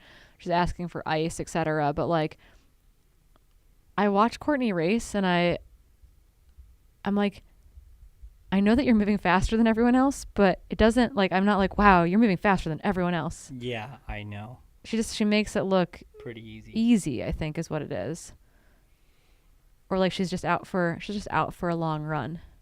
I have to say that I'm glad I'm here to witness it. I'm always glad to witness it. You know, in real time, we've been several seasons of her just like next level. We're in our Courtney era. Next level, yeah. You know.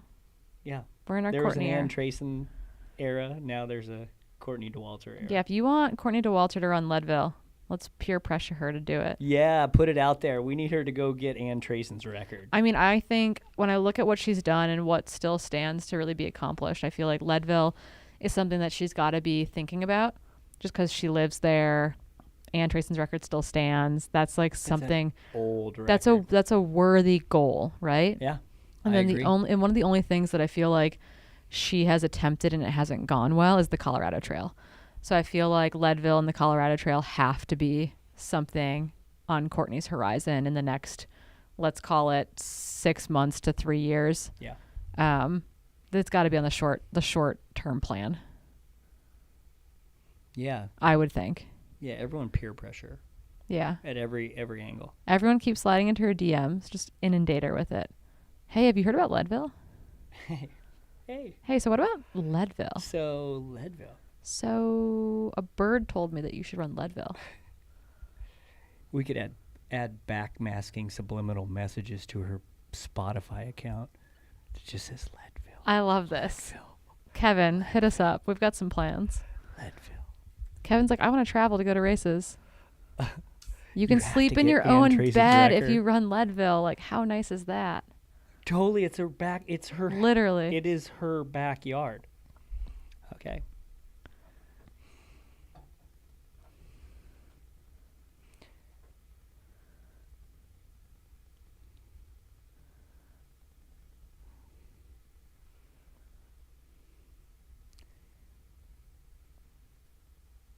Yeah, they've got a hose out there. If I was athletes, I'd be over there just hosing my entire self off, I think, heading into this next section. Yeah. Yeah, it is. Yeah. Okay, I'm trying to keep an eye on some of the runners' numbers coming in versus what we're seeing on the live tracker to kind of start to project a little bit more where we think Samaya's. Oh, there she is. Hey, Speak look of at her. the She's devil. smiling. She looks so happy. She's been smooth. We're talking 43 minutes is the gap. So she's lost a little more, but Yeah. she's running solid. No, she looks good, and but what I mean by that is that she's not clearly favoring one of her legs. Her stride looks normal. She Yep. came in smiling, Waving. You know, is filling up her bottle. I'm assuming she's got crew here, based on her last aid station. I wonder if she's just drinking extra. Maybe like she knows that that's what she wants to take with her. She's getting Coke. Yeah, there's definitely some mud out there. We've definitely seen plenty of runners with mud on their backside, down their legs, etc. So it's definitely not completely smooth sailing. No, she seems in really good spirits. Yeah. And again, debut 100 mile. I know. Incredibly impressive. Yeah, I'm impressed with her so far. She's just been just fully calm and collected. Grabbed a banana. Looks like she's going to go over to her crew. She doesn't seem hectic at all. Like just walking over. Yeah, she was really calm. And even running over to her crew. I mean, yeah, save some time. Yeah. It's like you're going further into the aid station to get to your crew. It's distance acquired. Yeah. I love it so much.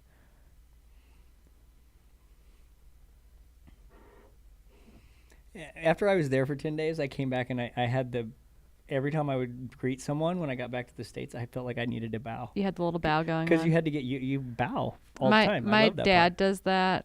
So we lived in Japan for 6 years, and my dad does that whenever we take him to any foreign country. He's like, I'm in a foreign country, I have to bow. Because that like his foreign country experience is like living in Japan. And so whenever we're in France, my dad is bowing. Like it's just you can take the man out of Japan. Right. Can't take the bow out of the man. It is very endearing and very It is. cute. I love it. But yeah, no, it's my dad. Man, Taking my it dad is around a Paris is hilarious. bluebird day. Yeah, they were saying maybe overcast. It is definitely not overcast. Not on this part of the course. And one thing I think that's in the storm by the radar tractor when I looked it up was coming out of the southwest towards Japan, and Fuji. The race finishes, this last part is on the northeast side, so the opposite side of the mountain. So that means that storm could build on the one side of the mountain where they started. Yeah. But it might not roll over the mountain until later. It might hold it off, which would Totally. keep it clear on this northeast side because the predominant storm's coming out of the southwest. Yeah, there's Marco. Marco's probably going to try to sneak in there and talk to Yeah. her crew once she gets out there. It feels like she knows half the people at this aid station. She like was making the rounds saying hi to a bunch of different individuals, it felt like. So Yeah, totally, didn't it? before she finally made it over to She's her going crew around person. bowing to her friend over there and saying hi, and then she's waving to everyone and she's just chatting. out for a nice Friday. Do we have Marco's audio?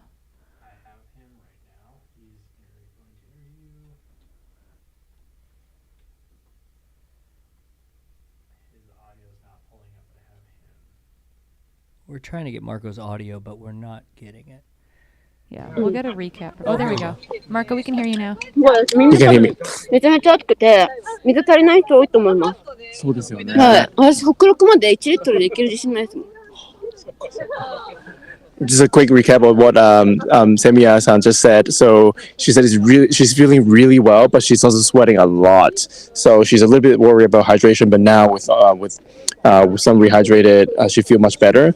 I think she said she's also thinking people are overpacing a little bit, and hydration is going to be a big issue for the next session. So she's taking it more conservatively. That's super, super smart. It also seemed like she knew everyone in the aid station. Do you know if she, like, it seemed like she, like, made some rounds before she finally made it to her crew. アメリカからの中継からの質問ですけど、なんかボランティアさんたちにみんな挨拶してるのが知り合いですかみんな。あ、みんな仲間です。普段お世話になってる仲間です。ありがとうございます。Yeah, these are all friends. She said. I love it. I'll leave her alone for a little bit, and then I will go back to her support crew and ask for a couple more questions. Awesome. Thank you, Marco. Thanks, Marco. Yeah. We are right. She's friends with everyone. She does. She knows everybody at the aid station. That's really cool. Yeah. I have to say that I've gotten the opportunity to race a little bit more locally over the last 2 years by choice, which has been really fun. To have like at least a practice race or a key race that's at home or regionally relevant to me. And it's so fun because I know so many people out there and vice versa. And it's such a different experience when we go to these big races in Europe, for example, where you're just another bib in the crowd. And it's really cool. Like she's getting to do that here. It's like one of the biggest races in Japan, but it's like still it's still a largely Japanese race, which means, yeah, she's got a ton of friends that are out here.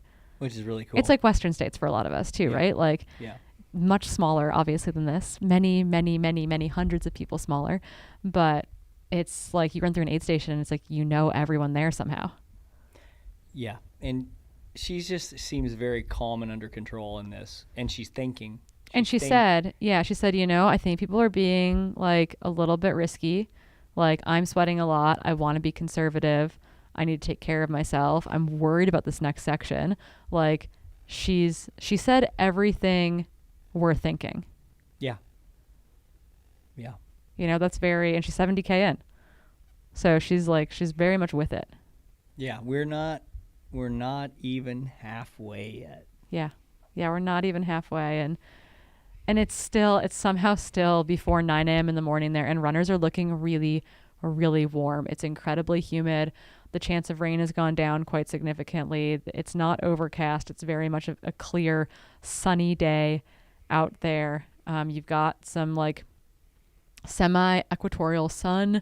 I just feel like the solar radiation is not played up enough, and you add humidity to that. I mean, that's why Tokyo, we were all worried about the heat for that Olympic Games. It was going to be the hottest Olympic Games on record. And in part, that's because, well, it's in July. But there are a lot of factors that make a situation like that super warm, and a race like this in the spring is not immune to those same issues. And so it's good to see runners being very smart when they can to protect themselves, to hopefully allow themselves to have a good back part of the race. Yeah. Yeah, I agree. And especially with this big section coming up. Like we've talked about, I've talked about it multiple times here, but we're talking about almost a 17-mile section with no aid and a big climb, about a 1,500-foot climb. So yeah, like that just kind of grinds for about half of the distance or so. Yeah, think about how that feels when you have like low-grade climbing for a long... I call it douche grade. Exactly. And it's one of those... I got in trouble by my 12-year-old recently for saying that. Oh, I was like, Dad, that's inappropriate. Sorry, 12-year-olds. I was like, that's what everyone calls it. It's just what we call it. I hope there are no children watching this. You should be in school, I think. But yeah, we're gonna actually throw that map up, I think, because we can show here's the profile. what we're talking about. So F3 is where our cameras currently are at, and the runners are making their way towards F4. And the map does not make it feel like it's very hilly. There's a lot of gradual uphill, But and then there are look at these the punchy left. climbs. Those are in meters, not feet.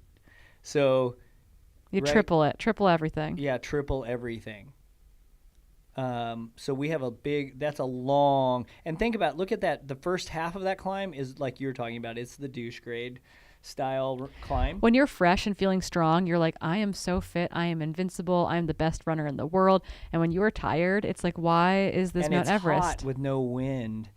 Solar, stagnant air. Yeah, uphill running for We're a really long, selling the sport of ultra running for right now. kilometers and kilometers and kilometers, and then it gets steeper, right? That the second half of the climb is steeper than the first half of the climb, so it's going to be a taxing section, and then they have a steep descent, and then it's a rolling, and then half of the second half of it is uphill again to aid station 4.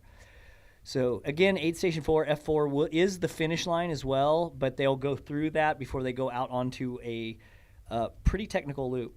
So here's a good 3D of it. They're going F3 to F4 right now. The leaders are, and that's where they're heading out. Our cameras are at F3, and then you'll notice they go through F4 where the finish line is, and then they go out into this loop to F5, F6, F7, and F8.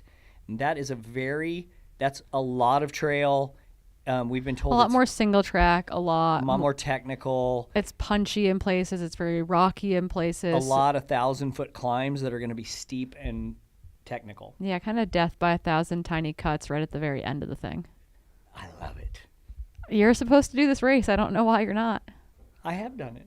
I know. You need to go back. I'm going to go back. I want a day like that, though. I want a hot day. Yeah, I think I want horrible weather. Horrible weather? Yeah. Yeah, you're definitely Wisconsin. I was Missouri, Midwest, so it was hot and humid. I do good in hot and humid. I want the sky to fall down. Okay. That is a beautiful image right there. Now notice, we were looking at images earlier in the day, and there was less snow, but now we're kind of looking at the more of a northern aspect of the mountain. So there's a ton of snow on that side. And I was talking about those storms coming in from the southwest later today. It may hold off for this section of the course, which is more on the east and northeast aspect. So now the runners are coming into F3, which are on the northern end of the mountain, and then they're going into the northeast and east side of the mountain for this final, the second half of the race. So the mountain may create its own kind of wall for a while and hold some of that weather off. Yeah, a little bit of a rain shadow. Yeah, exactly. And so it may, because we saw some haze early in the day because the race starts on the south side and runs around to the west side, and there was a lot of haze, which was the kind of front end of the storm coming. But now on this side, it is a bluebird day. And then the next two women we anticipate to come into the aid station should be Nicole Bitter, and we know that Zach is setting up at that aid station, and then actually the athlete from Hong Kong, Yanchi NG from Hong Kong, who we talked to her crew at the last aid station. We were able to interview her crew, and the crew had been like, she's here way too fast, she needs to slow down. Yeah. So curious to see her and Nicole Bitter. Their trackers are really close together right now. I'm not sure what that's actually going to look like when they make it into the aid station, but they should be the next two women to come in here. And once they've come through, we'll probably send Marco ahead to F4 at that point. Yeah. Yeah, because I think at the last, they were all about 30. At the last, at F2, 3rd, 4th, and 5th, and 6th, we're only about 36 to 40 minutes behind second. So we'll see here if they're still about the same gap, or if we're dealing with if they've faded a little bit, or if they're running smart. Obviously, Yukari's running really smart in second. she's being conservative. So it'll be interesting to see if that gap of 36 minutes shortened a little because she's being conservative, or because she's being smart, she's actually increasing her lead in second. Yeah, I'm really curious. So Samiya Yukari-san, who was our second woman to come into this aid station, has left. She did spend 10 minutes in aid, just to kind of so Courtney spent 3 minutes in aid. Our second place woman spent 10 minutes in aid, but has left. She left at 8:39 elapsed. And again, that was I'm going to call her the darling, but she knows everyone in the aid station. She's it felt so cute. so Samiya Yukari-san has made it out of the aid station. It feels like it's her birthday. I don't think it is, but it just kind of feels, it's the energy she seems to be running with. So she is out on course. But she spent 10 minutes in aid. So that's time earned back by the runners behind her potentially as well. Yep. Well, in 51, she's 51 minutes behind Courtney. Exiting the aid station. Yeah, exiting. So again, Courtney, when she came in, Courtney had a 40-minute lead, and when Samiya Yukari-san left, all of a sudden, it's a 51-minute lead. So you can see how time really flies by very quickly all of a sudden. Yeah. But she also said that, she was worried about how much she's sweating. She's worried about this next section. She's worried about how warm it is. She wanted to make sure she had enough fluid. So she really took her time there. And that can pay off. It really can. And it is harder because Nicole and these other runners that were all in a group in the last aid station, when you come into an aid station with the potential to be on the podium, it gets in your head a little bit, because if you got other people who are crewing next to you and you kind of came in together and you're thinking about getting out of there, whereas when Yukari came in, she just she took her time, she did everything she needs, she has no one pressuring her right now. And I think she's running a smart race. So we'll see how that pans out later. But sometimes being in a group can not be beneficial, because you tend to rush a little bit. And you might see another runner come in and come out quicker than you. And then you're like, oh, I got to go. So we'll see.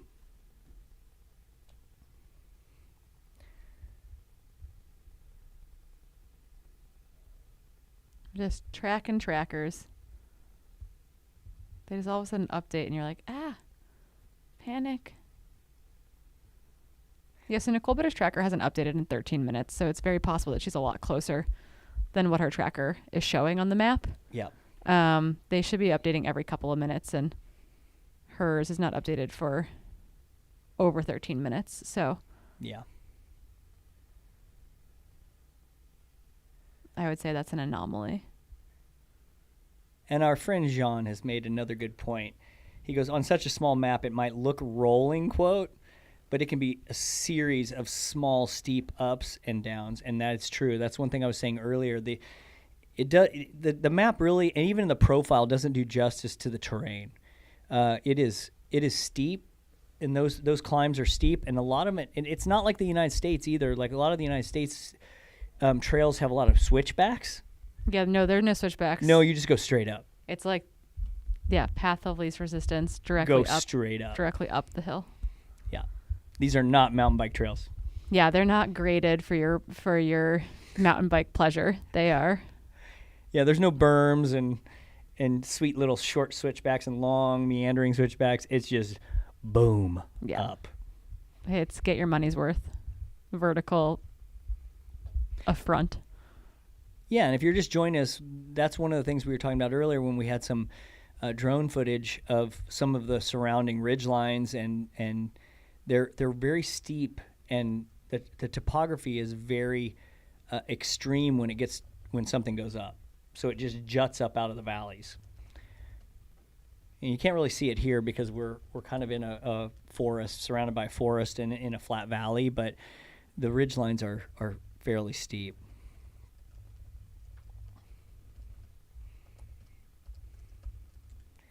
Yeah, so again, Courtney Dauwalter is currently leading your women's race by about 51 minutes, running in 5th overall in the field, making it look, I want to say easy, which I don't think is accurate, but is. Like she looks calm. Kevin's not having to tell her dad jokes yet. She did ask for ice at the next aid station. Fueling seems to be going well. I don't think her stomach is turned on her. Fueling is something that she's been working on really hard. After I think kind of botching it at Hard Rock a number of years ago, where the race fell apart for her kind of due to some nutrition hangups. Yeah, I know Tailwind has really helped her. Yeah, she's really kind of put a plan together that seems to be really effective for her. So yeah, very, very impressive to see kind of those small tweaks really seem to be paying off.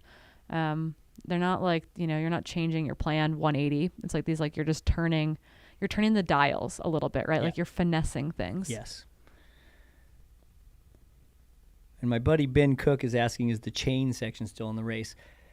We're not sure. That's probably a question for Marco. Yeah, if we can remember to ask Marco the next time we have him on, maybe. Yeah. Yeah, I think if it is, it'd be in the section that they're heading into out of aid station 4, correct? I'm trying to remember. I know there's some ropes out there. I remember the rope sections, and they Yeah. were steep. But it was on, I have to think about it. It was in the, I wonder if I don't know. Hold on. I might be able to pull a folder off my laptop with an old PDF or something or a screenshot. I'm going to try to find that, actually. We'll see where that section is. We'll see if I can find something on that. I'm sure I might have it on my Google Drive somewhere.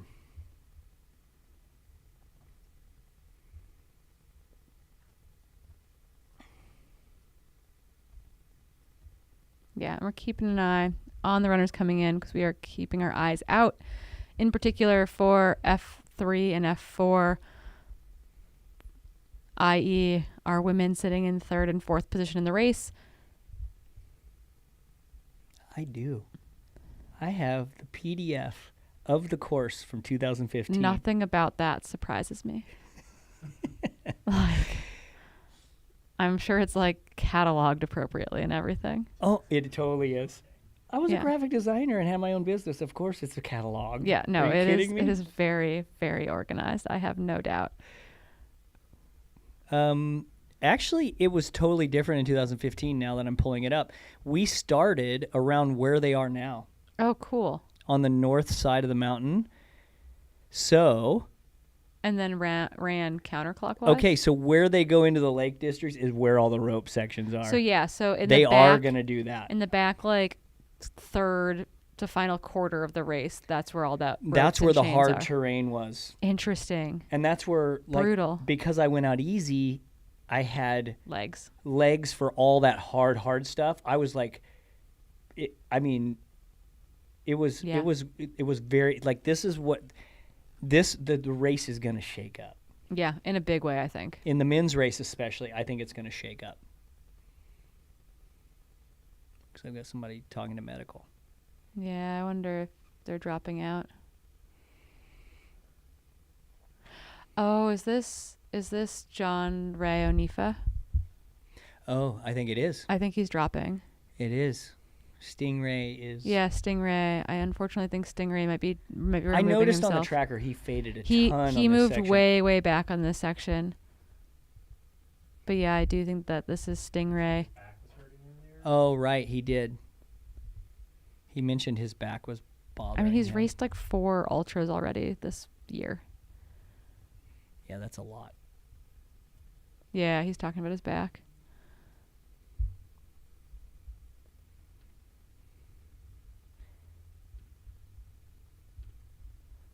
Okay, I'm gonna. Courtney Dauwalter was 5th out of the aid station. Yeah, she was. She came in 5th with one male. So technically 5th and 6th overall, and then Courtney left in 5th. Okay, I'm trying to compare the 3D map with my old map. I think they finish in the same direction, so they make a loop, and they finish in the same direction as we finished. Very similar. not quite the same. The finish isn't quite the same, but the same section, I think, where the rope sections are. So, Ben Cook, I think that might answer it. I'm pretty sure that they go through that at the end in the last couple of sections. Very brutal. And it's steep. I mean, it was, in sections, it was shoulder height with, you know how roots will go across a trail and the trail washes under the roots and it's like almost like a handlebar sticking out of the ground? It was sections like that were like shoulder height. They were on like a knife ridge. There was some really technical stuff. It's a technical section of the course, so they do finish on some very technical terrain. And I think people that, look at this on paper, you'll be surprised if you go there and get on the course how technical the trail sections are in spots, especially on this northeast side of the mountain where they're going to finish. It'll kind of slap you in the face a little bit. That's what it sounds like.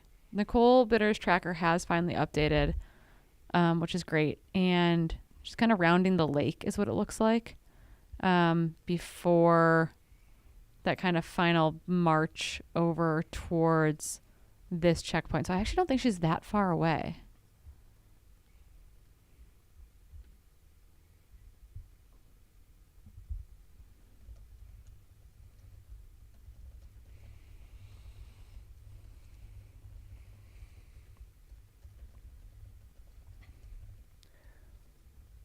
So if you're just joining us, we are at checkpoint 3, Mount Fuji 100, and 70.7 kilometers into the race. It is heating up. It's about almost 9 o'clock in Japan right now on Saturday, and it is a bluebird day on the north side of the mountain. It's getting hot.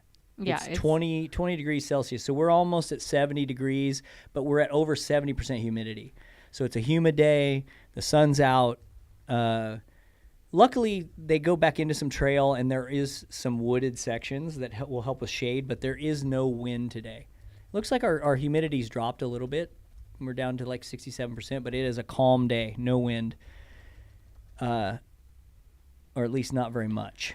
It says about 1 to 2 mile an hour winds. Yeah, you can see the trees blowing a little bit more, which is a good sign. Yeah. I will also say, based on the tracker, it looks like Peter Mortimer should be making his way into the aid station here pretty quickly. Yeah, he's moved up. Yeah.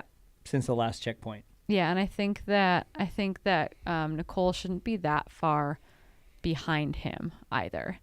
But it does seem like he's one of the next people with a tracker on, who should be making their way into the aid station. Again, he's bib 1007, and I do think that he should be kind of rounding into the aid station here pretty quickly. He'll be very identifiable. And I train with Pete quite a bit. He lives in Flagstaff, and he tends to start out very conservative and easier, and then he will get faster and faster, and he's good on technical terrain. Oh, so the back part of this race is going to really suit him. He's a really, really good power hiker, and he's a good downhill runner. That's always pleasant. I love when the race just like happens to suit you. Yeah, right? Especially the back half. Yeah, that's an ideal scenario. Don't hate that for him. Yeah.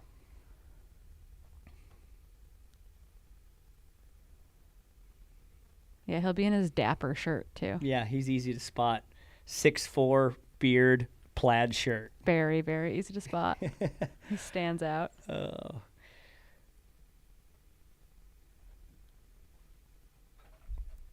So we are waiting on third female. Yep. To come into checkpoint 3 at 70.7 kilometers, and we've now had. I was going to do a quick check of how many.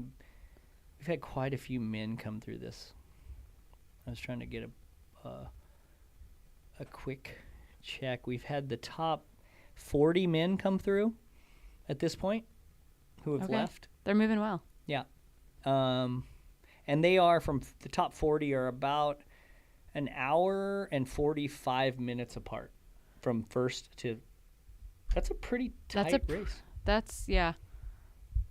I think it's also the top 12 are inside of an hour. Yeah, that's an hour is nothing in a race where you're only 70K in. Yes. To 160. On a hot, humid day. Yeah. Things could fall with apart a for lot of folks. technical terrain coming. Yeah, it's definitely not an easy gimme back half of the race. Yep. Well, in the first half of this race, definitely will favor the runners, and the back half of the course will favor the mountain runners. Yeah, although I do know it sounded like from talking to Zach, after Nicole came in, the big climb between aid 1 and aid 2 was more of a proper climb. Surprised her, I think. Yeah. Which I think a lot of people from international runners will be surprised by if they haven't been there before. How punchy some of it is, I think, in particular. I just remember it being like, oh my gosh, this is way more like primitive and hard than I thought it was going to be.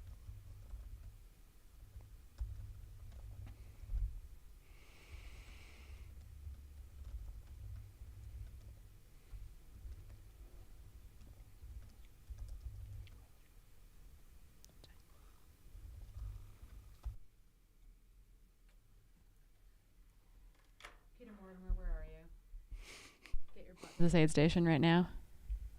Do you think that works? Paging Pete Mortimer. Yeah, negging the runners a little bit from Mr. Mortimer. I feel like it's like Ferris Bueller's Day Off. Yeah, exactly. Exactly. Yeah, so 9 a.m. Friday morning presently, the runners kicked off their race just around midnight / very, very, very, very early Friday morning. I like to call it 12:05 a.m. so that I know what day I'm talking about. But they've been running for 9 hours on the clock. We are currently at the 70.7 kilometer aid station. This is only the third checkpoint for this race course, which means that there have been some very long sections of this race without aid, including the next section of this course, which is 27 kilometers between aid 3 and aid 4.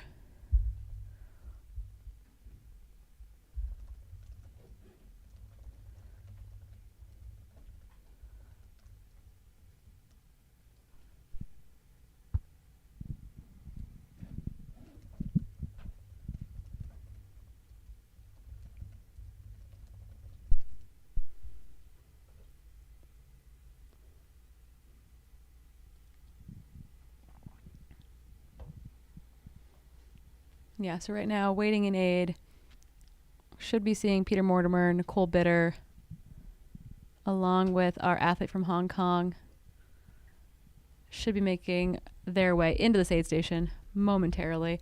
And for those of you who are watching or who just joined us and are fans of John Ray Onifa, a.k.a. Stingray, he has dropped at this aid station. We just saw him come through moments ago and go see medical and remove his bib there.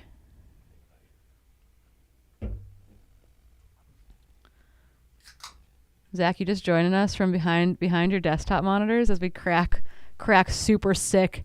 I'll just randomly jump in with whatever. AJW's gonna be so proud of me. Listen to this, AJW. It's not a beer. Crack a bubbly with Corinne Malcolm. Yeah, I'm taking over the podcast, AJW. Crack a bubbly with Corinne Malcolm. It's got a better ring to it.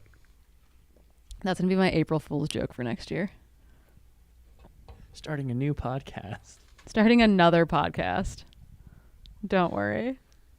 I can do that. That's what this space needs. More podcasts. More podcasts by Corinne Malcolm in particular. Specifically Corinne Malcolm. Yeah, podcasts. I don't have two already. Yeah, no, and Jillsy was asking, hopefully not too bad for Stingray. Yeah, it seems like his back was bothering him. I don't know if it's a kind of acute on chronic injury or if something happened out there on the race course, if he tripped or something, but his back was bothering him. He dropped back between aid 1 and aid 2, dropped back further between aid 2 and aid 3, and finally went in and kind of notified medical and the race organization that he would be dropping out.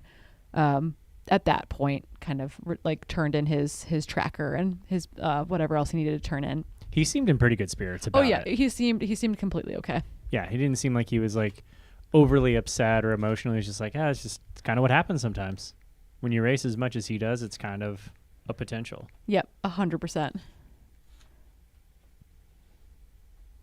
It's a very happy runner. Bib 1005 making his way into the aid station. Big wave for the camera. We'd love to see it. When you're I that think late, I think that's Slovakian. when you're that late in a race and you've got that big of a smile, you're running it right. You're Yeah. enjoying your day. Yeah, that's Velibor Jovanovic from Slovakia. Slovakian feels much safer for me than trying to read kanji.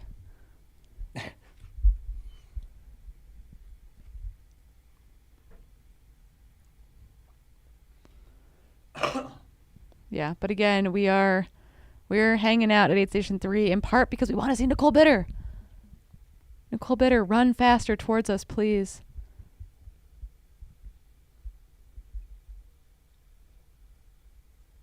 Zach is staring off into space.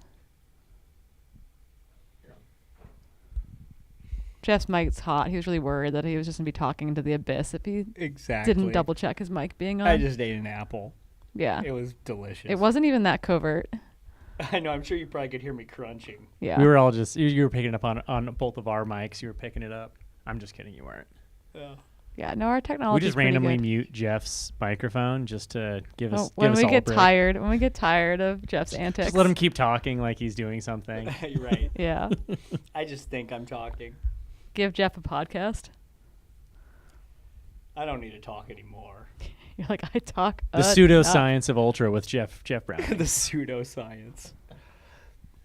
Oh. You know I like to tease you, buddy. Yeah, it sounds like when Stingray got into the aid station, his crew tried to help stretch him out a little bit, like put him on the ground, moved some things around, and just couldn't get that back to release. Honestly, what I've decided is that I always have to have a PT on my crew. My friend Nikki's a brilliant PT, and she's been one of my pacers and crew at a number of 100-mile races. And I'm just like, you know what? Why would I go to a race without you at this point? It is nice. Just put me back together. Oh, my foot hurts? Fix it. I kind of want a masseuse on mine. Yeah, really. But see, a lot of PTs are really good at manual therapy too. So it's Totally. just like for a quick one, especially targeted. Yeah, when you're like, hey, I need to keep running this race. My hip hurts. And they're like, we've got this. That's all I need. Though sometimes I was like cramping and she just like threw a piece of tape on my leg and she's like, that'll do. And I was like, okay. And I didn't cramp for the next 20 miles. It's all like It's all mental. It Placebos totally work on me really well. I was going to say, if placebo works, it works. Yeah. Bib number 48 as well in the aid station there, it looks like.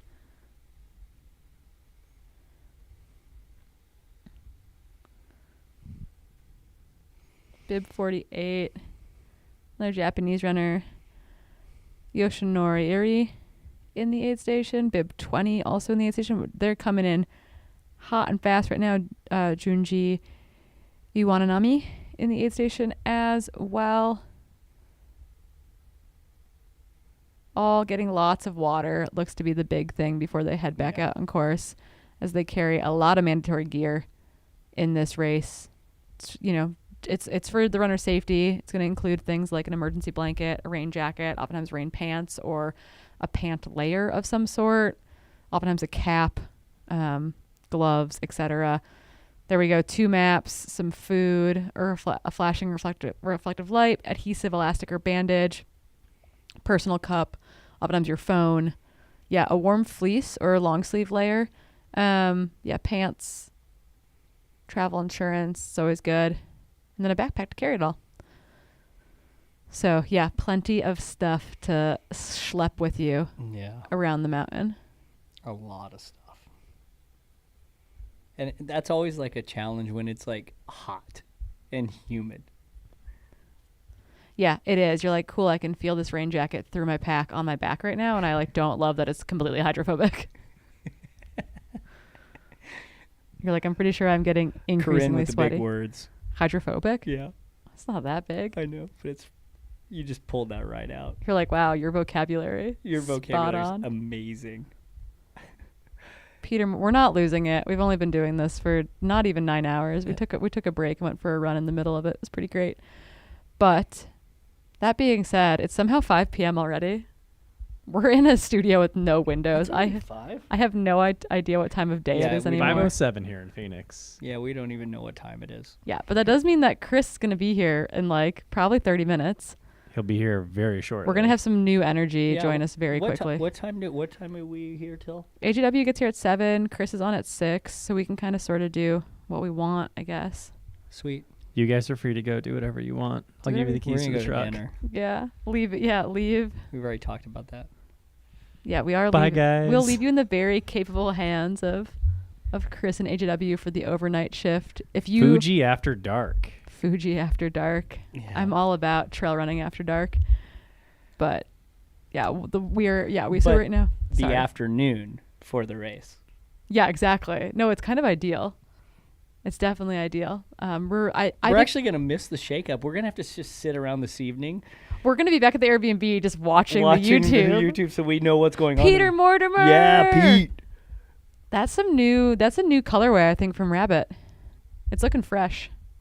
Little high vis with like the fluorescent pink or orange or whatever's going on in there. Very classy. Hunter chic.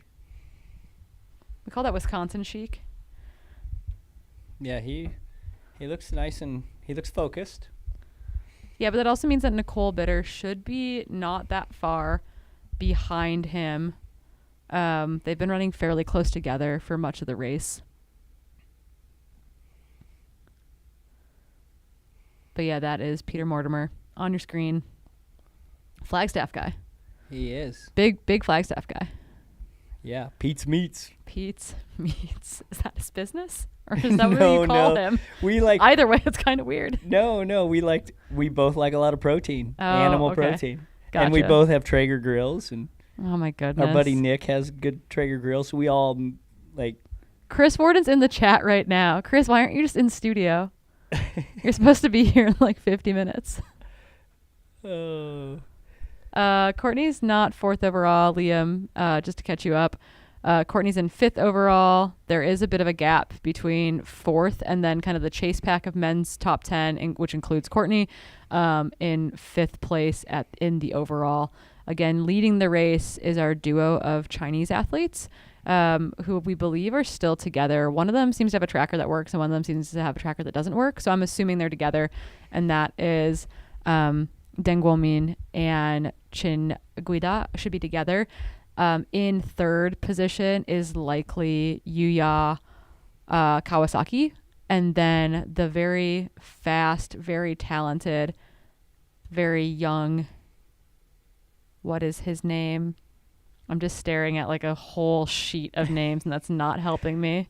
I might have a Is list. it Trento? That's what in my head it's Trento, but I don't think that's accurate. Kento, there we go. But his last name starts with a T, right? Yeah, Tamuro. Kento. I was just mixing his names together. Tamuro. Should be in 4th position, and again, first ever 100 miler, has a 14:08 5K PR, a 61-minute half marathon PR. Is still hanging on to 4th position. Yeah, he's fast. Oh, we can hear Marco. Marco, how's Pete Mortimer looking? Yes, I just talked to him very briefly. Actually, let me go to him again. Hey, Peter, you want to say hi one more time to the crew? Hey guys, I miss you back home, and Jeff, we got some running to do when I get back. Yeah, buddy. After your little Cocodona adventure. How are you feeling? Good. I'm just trying to go really smart. You know, it's warming up, and I'm trying not to push it too hard. So I don't feel like my usual competitive self, but I got a long way to go still, so we'll see what happens. Yeah. So All right, take your time. Yeah. All right. Pete's Meats in the house. Yeah, Pete. Peter Mortimer, Flagstaff, local yokel. That does mean Nicole Bitter should be coming into the aid station very, very soon. I think they were kind of expecting her in around this time. Pete's probably going to go say hi to Zach, is my guess. He should have crew at this aid station. Yeah, Nicole is not that far back. Yeah, no, she should be. Her tracker kind of intermittently seems to update, but she should be one of the next runners to come into this aid station because she hasn't been that far behind. Pete, for like the whole section between 1 and 2 and through this last section as well. Yeah, the hardest part on the tracker is just it doesn't tell. I wish it gave us at least a stamp of what kilometer they were at when it last pinged them. Yeah, no, it's nice that we know that they exist on the map, but it's like not helpful because we have no idea where they are truly in time and space. Right. We always want more, don't we? Yes, we do. We're just needy, greedy humans. We're broadcasting this live from Japan, but yet we want exact kilometer markings on the live tracker. Is that so much to ask, man? The technology's there for that. I mean, we do it in 200s. It gives you a timestamp and the miles. I'm gonna have a seat on it. Yeah, sure. Yeah, again, if you're just joining us, this is the Mount Fuji 100 mile. It's technically the fourth stop. The fourth and fifth stop are both this weekend of the Gran Canaria World Trail Majors.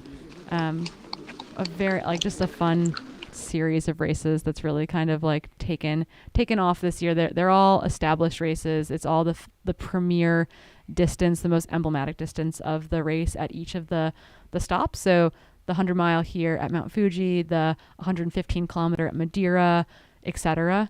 And it's just been really cool to see a group of independent races kind of band together to create a unified series that seems to continue to care about the runner's experience, trail running's kind of growth and brand and culture, as long as like environmental impacts and supporting the local communities that the events take place in, all of which I think is really important for many of us in the trail running community. And so absolutely, I think that they have become, most of these races were bucket list races before the series came to fruition early this year, kind of end of 2023 into 2024. Like Hong Kong 100K is a great example of that. Trans Gran Canaria, another great example of that.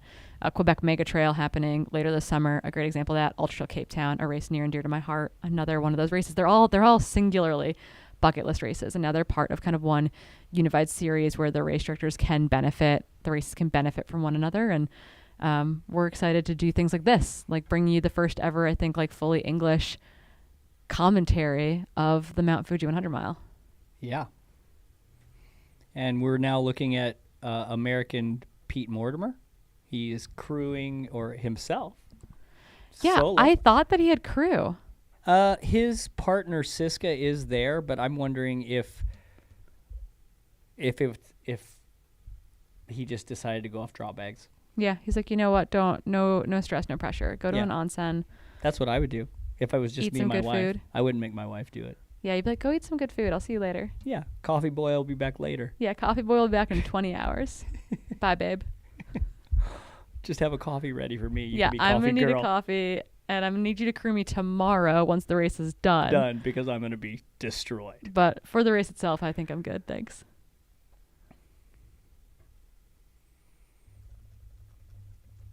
So it looks like Pete's got his stuff together. He's getting ready to get out of there. Looks like. And we should have Nicole Bitter soon coming in. I just got another ping on her on the live tractor. So she's still a little ways out, but not too much farther. But it looks like, I did the other women have trackers on?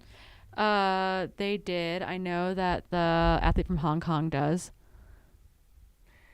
She's bibbed like 307 or something, 308 maybe. Yeah, 303. I'm looking, but there's a 308. Yeah, that's Lulu. 303 should be closer to her. There's 304. Whoa. I am spazzing out on my track pad. Lost the map for a second. Yeah, so 307. Yang Yiqi should be fairly close to Nicole. Yeah, I see her. She's not that far back. Yeah, 307. They were fairly close together. That's the athlete from Hong Kong. Yep.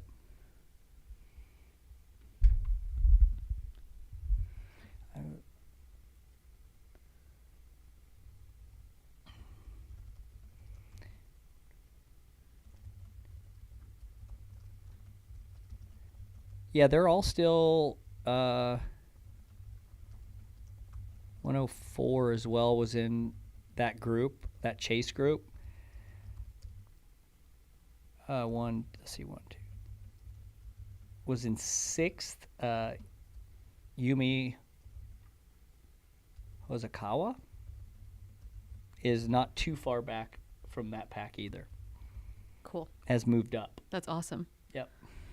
See that race in between like 3, 4, 5, 6, I think is going to be where a lot of that movement happens. Yeah, I agree.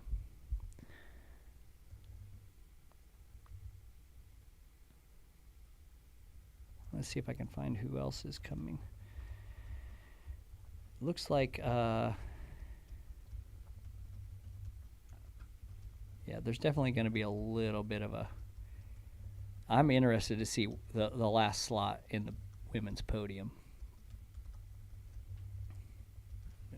Pete's out smiling. And there's a tiny bit of an out and back into this aid station, so I wonder if he'll see Nicole or not. It looks like they she's split. not quite there yet. And they split right there, so it does not look like he'll see her. Not enough of an out and back to get eyes on Nicole.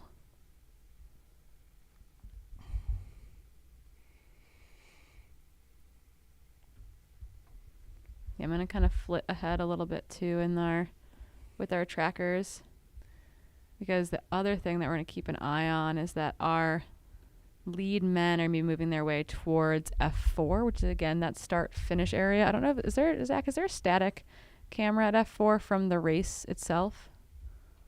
They just showed it. The race live stream just showed the aid station. It was just basically a bunch of bags out right now, and Okay. they didn't have anything set up yet. So they are currently setting up F4. Okay. Cool. Yeah, I think the Chinese duo leading the race is probably making their way towards that aid station. They're definitely getting close, and so when we do have people in aid, even though Marco might not be there, having a split screen to that aid so that we see those runners come through would be nice. Yeah, they're getting close. Yeah. And I think one of them doesn't have a tracker that's working, essentially, because I don't see 202 at all. Yeah, his tracker is not showing up. And so I think 202 and 203 are probably fairly close together still. Again, that should be Deng's tracker is showing up, but Chin's tracker is not. So we'll be looking for those two trackers. And then behind him is going to be the likes of Yayu Kawasaki and Kento Tamura should be kind of, their trackers are actually really close together. I don't know if that's an updating issue. Here, I'll look at the stamp. They updated they've both recently. been stamped recently, so they're really close to each other. Yep. So it looks like I'm assuming 1 and 2 are basically together, and then again, back further in the race, 3 and 4 are also together. More or less. Yeah. And then there's a pretty good gap to Courtney, because she was in 5th, right? Yes, she was. I'm answering my own questions now. 100%. Corinne is completely ignoring me. Basically.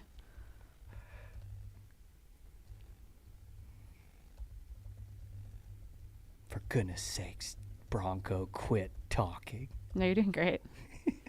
Multitasking. Yeah, more and more runners just keep pouring into this aid station. Lots of Coke, lots of extra liquids going in, people filling up extra bottles, etc.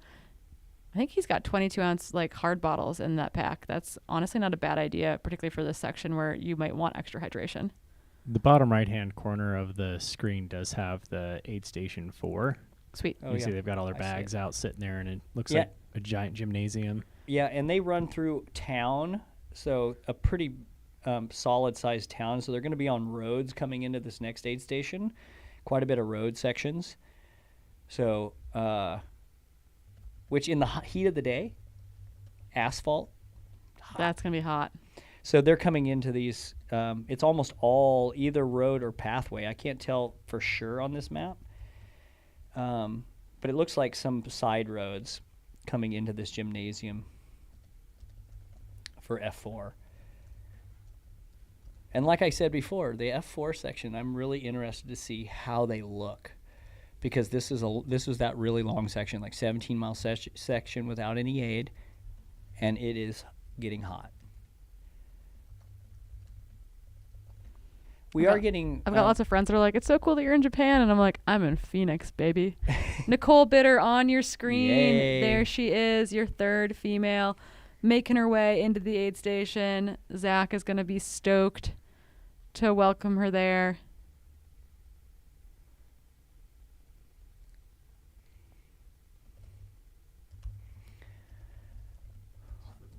Yeah, I'm interested to see how, after she leaves, we get an interview with Zach and how she's doing. Because she's really good at having a game face. Yeah, she can be pretty stoic, I think. Yeah.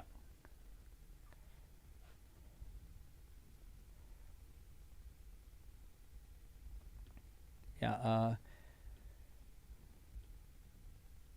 So here she comes into the aid station. A little bit of an out and back into the aid station, so they got to go in, check in, crew. It is a crew spot, so she'll see her husband. All the gummy candies. With all the gummy candies. Sorry, I've got to remember to talk into the mic sometimes when I'm too chill. Totally. I forget that I'm not just like on a headset. Yeah, we're just kicking back at this point.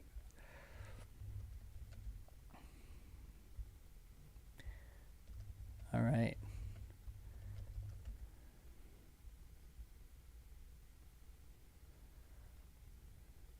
Definitely, there's some mud on her shoulder. There's been some. I would. That's what I'm saying. Oh, it looks like she's gone down. Yeah, and in this last section too. Yeah. She was not. She had some dirt on her going to the last section, but not the amount of dirt she currently has on her body. Well, and I think that also we were talking about this, how these sections are a lot steeper than you think. So the downhills are tricky, and if it's slippery from the previous 10 days of some rain, because like I said, the underbrush can be pretty overgrown in spots. So it can be really tricky. Some of the terrain. You're getting audio from the camera with Marco. You'll see me in いいですか？なんか砂、あ、これ、これ So we're gonna hike up there in between so we can close that gap a little bit. Because that's a long. Yeah, right. But after that one, it gets a lot tighter. Okay. It's a lot tighter. So this is the one you want to just go. Take your time. Stay 予focused. 備の梅干しももう出していくか。 Want to see it? あ、え I'm trying to see how much hydration should take whether it's long. また残すかな。 Do you want me to また send 食べられた How long it is. Eating some bread.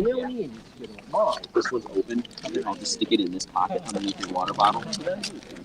On those 20-gram crackers or anything like that. You like that? Want me to send you the other half of it? Send you out with it? Okay. Yeah, I think so. I think that's going to be the key. You're going to keep moving. All you got to do is move slow. Oh, Keep this is eating. me. I'd have my team go to 7-Eleven and Yeah, buy this- like all the onigiri. This next stretch is similar to this last one. They're just like the seaweed wrapped rice balls that have like No more all water? sorts of different stuff in them. Oftentimes like fish. Yeah. I don't know if you can come with me. Yeah, I can stay in here. I can stay with you. Oh, There's more that water. back. Yes. Egg sandwiches. I guess I could just go. Oh, you were thinking down there. No, it's fine. I'll just run and go. And we're charging up your. Your batteries. Yeah. Okay. We'll have it for you. You don't want to bring the sandwich? Toilet. She's running to the restroom maybe. Save that for you. Yes, she was running to the restroom. Nice, Marco. It sounds like they're getting her really well prepared for this long section, recognizing that it is going to be a long, hot section. Yeah, I was overhearing like Zach was basically giving her some pep talk, but also like telling her how the course would look like. Just take it easy. Zach, now as you're waiting, can you give a few seconds to say a few words to the team? Yeah, how's it going, guys? Shout out to Arizona. Keeping it real in the desert. How's everything so far? Like exactly as you predicted, 9:30-ish coming in. Yeah, no, she's right where she needs to be. She just needs to take it one piece at a time and not think too far ahead. It's a long day, right? So staying on top of food and hydration is going to be key. It's going to get warmer, but I think we're going to get a little cloud cover around noon, so that should be helpful and taking a little bit of the pressure off of the heat that we're getting out here today. So we'll probably get her iced up at the next aid station, even though, and make sure she's staying cool and on top of stuff. She came in saying, I got to keep eating, so that's a good sign if she's eating. Right. So like she was like digging into the sandwiches, which is she's good. liking the sandwiches. We've got her stocked up with some Japanese candy on the way out, stuff in her pack. So she'll be nibbling on that along the way between aid stations. Yeah. Just curious, what do you have in a sandwich? That's just cheese and bread. Yeah. Nice. Just good old-fashioned cheesy bread. All right. Thank you so much. Yeah, no problem. Thanks, Marco. So Nicole is in third. Yeah, third place in the women's race, and we can actually get a split on that time back as Cool. well from second. It Yeah. should have updated. Nicole in. So yeah, I mean it's 15:40. It's 55 minutes. Yeah. Between Nicole and second place.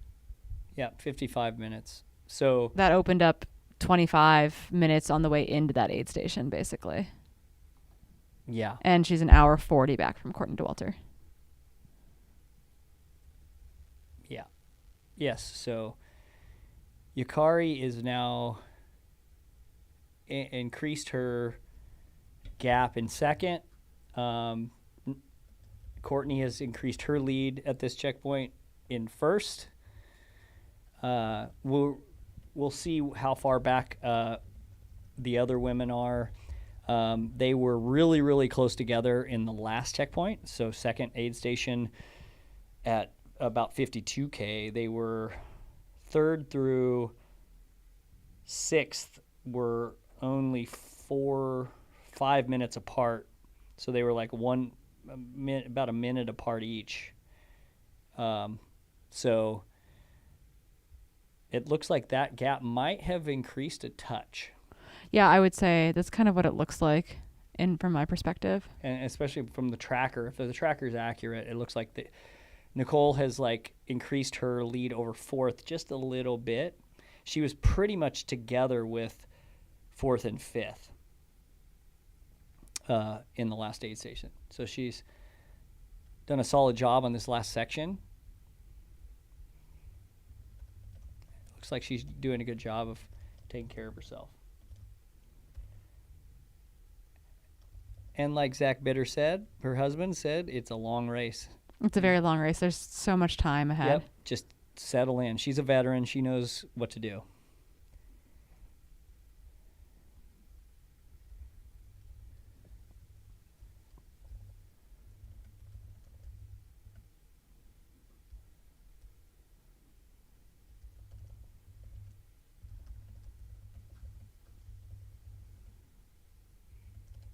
So now we're watching Nicole Bitter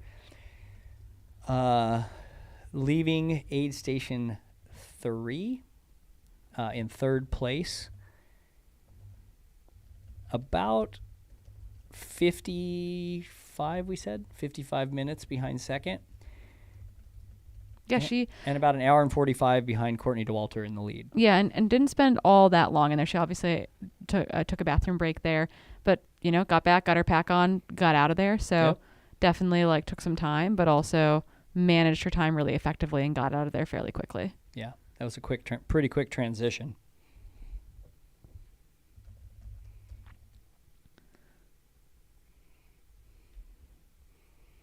Okay, it looks like Marco is going to take off to head over to F4 with our camera person. He's going to go try to catch up with part of... Look how loungy we are. We're just completely chilling. I've got my shoes off. We're having a great time. I totally just threw you guys under the bus a little bit on that one. Sorry for not warning you for the cut. Thanks. Do we have camera on the ground? I'm always like, put the camera somewhere else. Do we have camera on the ground at F4?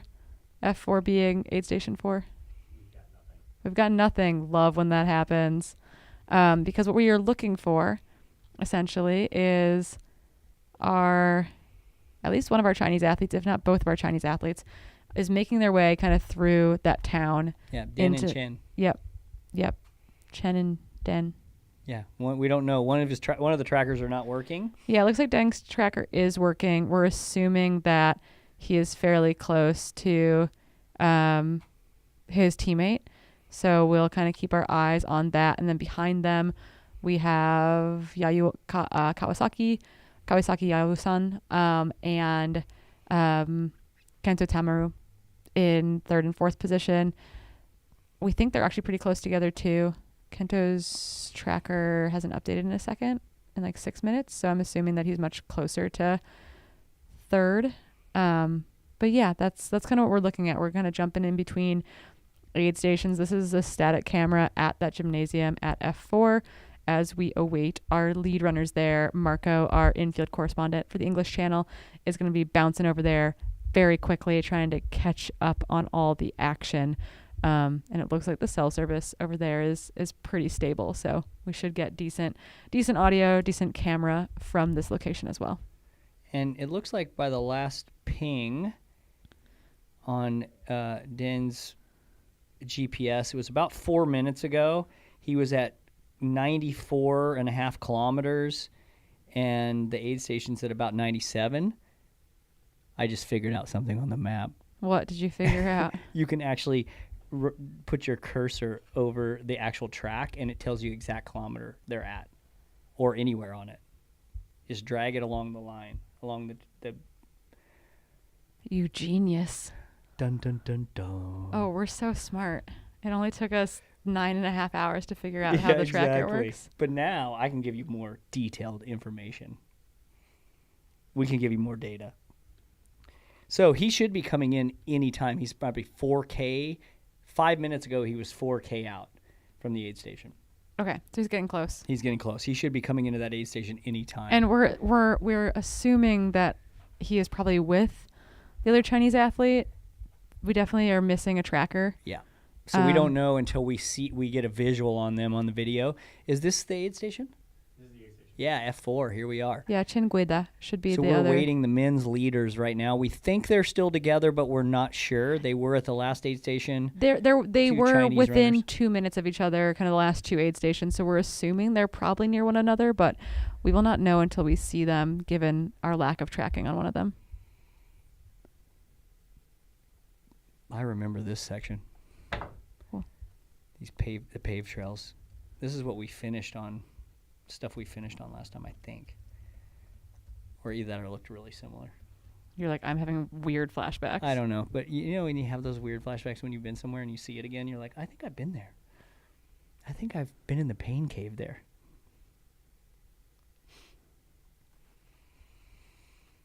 So we are a little over 9.5 hours into this race. We're looking at aid station 4, checkpoint 4. They just came out of it. They're getting ready. The leaders should be coming in. Men's leaders should be coming in any second at 97.4 kilometers. This aid station is, and it is only the 4th aid station at almost 100 kilometers.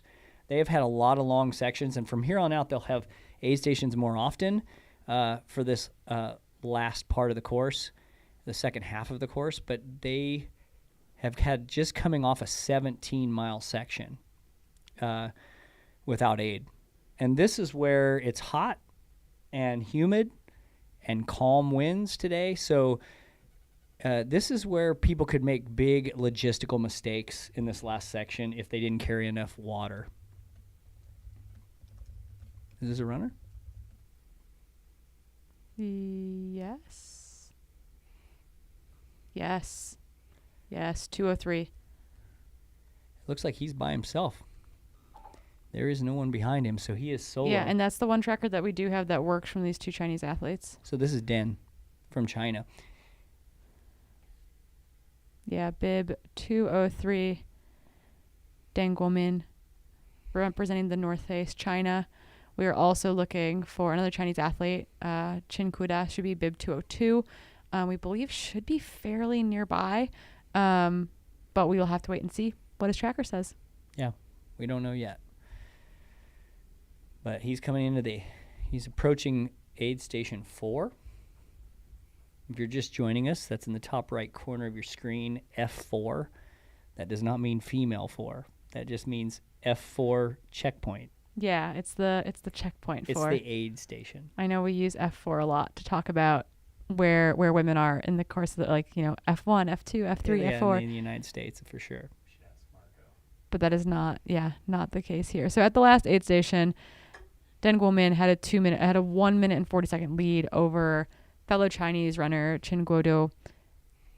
We currently only have one runner in our line of sight, that being, again, Deng Guomin, bib 203, making good work of this section, looking really strong, 9:37:51 on the clock on his way into the aid station.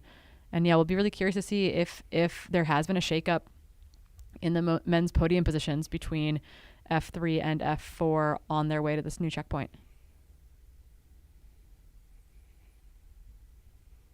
Yeah, I want to know what's going on. Where's the other tracker? It's a friggin' mystery. He doesn't exist.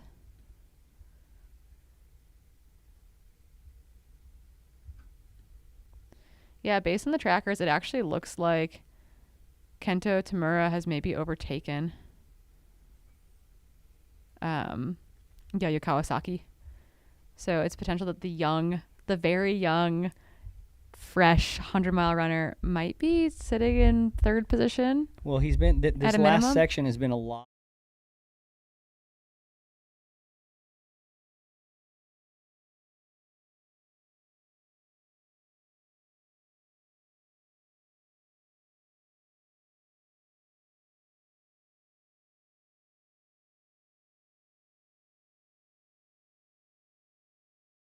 It's just like your ability to comfortably move at X, Y, or Z pace on a flat surface is, yeah, there are moments like a long road section into an aid station where that can really matter. Yeah, for sure. There he goes. He's officially into the aid station. This is our men's leader into 97.4 kilometers.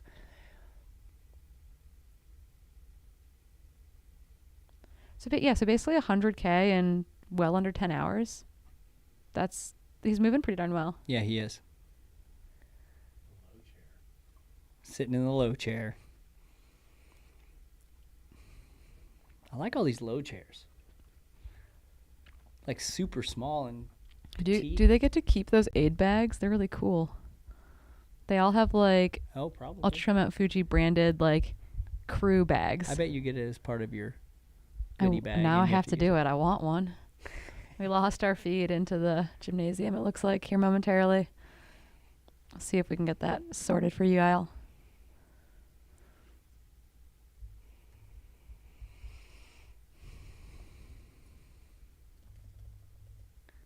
Oh, here we go. Is that him? I believe so. Is that Chin?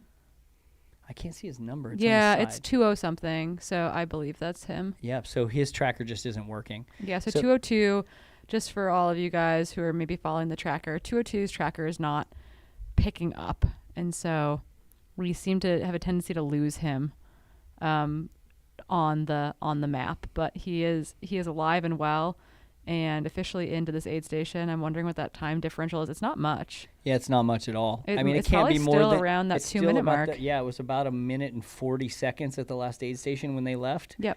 And I think they're still about the same. Yep. Yeah, that is the world's tiniest camp chair. Doing a shoe change over with the North Face athlete, Deng Guomin. Does he need to change his chips when they do you that? have to change your chips on that? That seems tricky.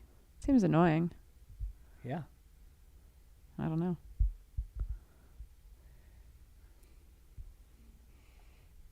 We've been here all day, and Corinne's getting a little... She's like, that's annoying. I'm like, that's annoying. That's dumb.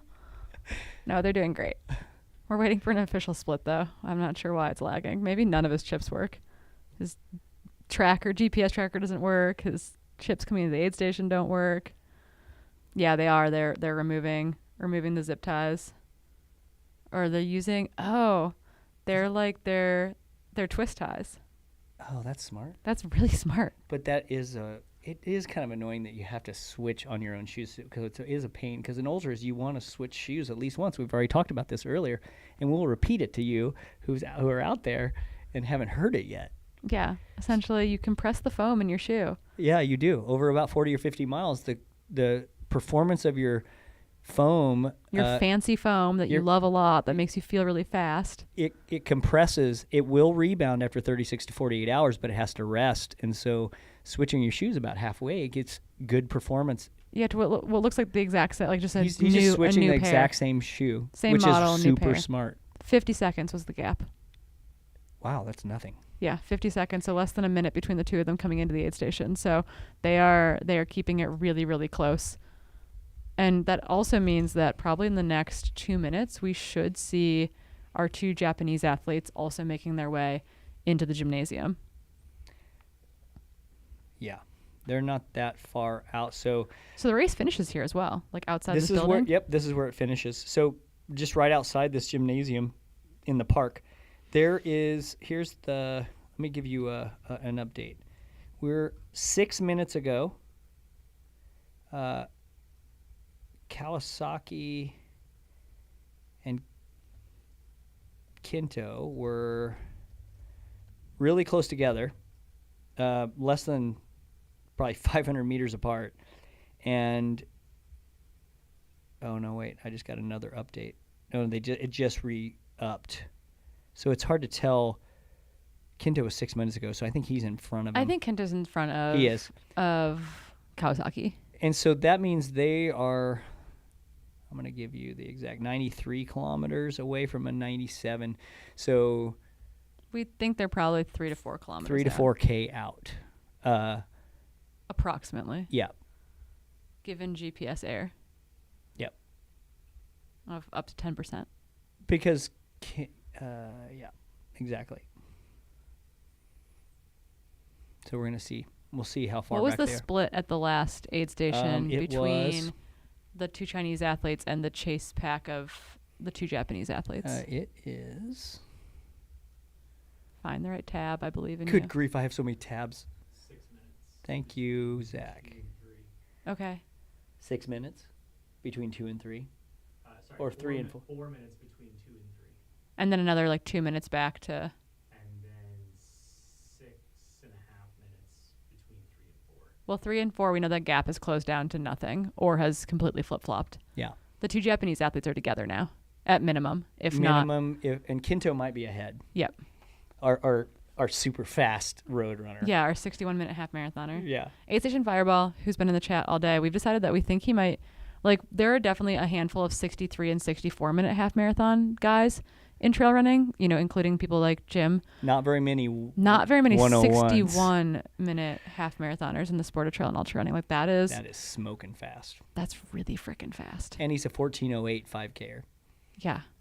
PR. The speed just keeps going.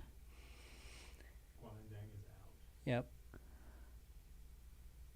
Yep, so we'll get an official out split here too between our top 2 men, but your race leader who came in first, leaves in first after a quick pit stop, changed his shoes, got the chips on them changed over.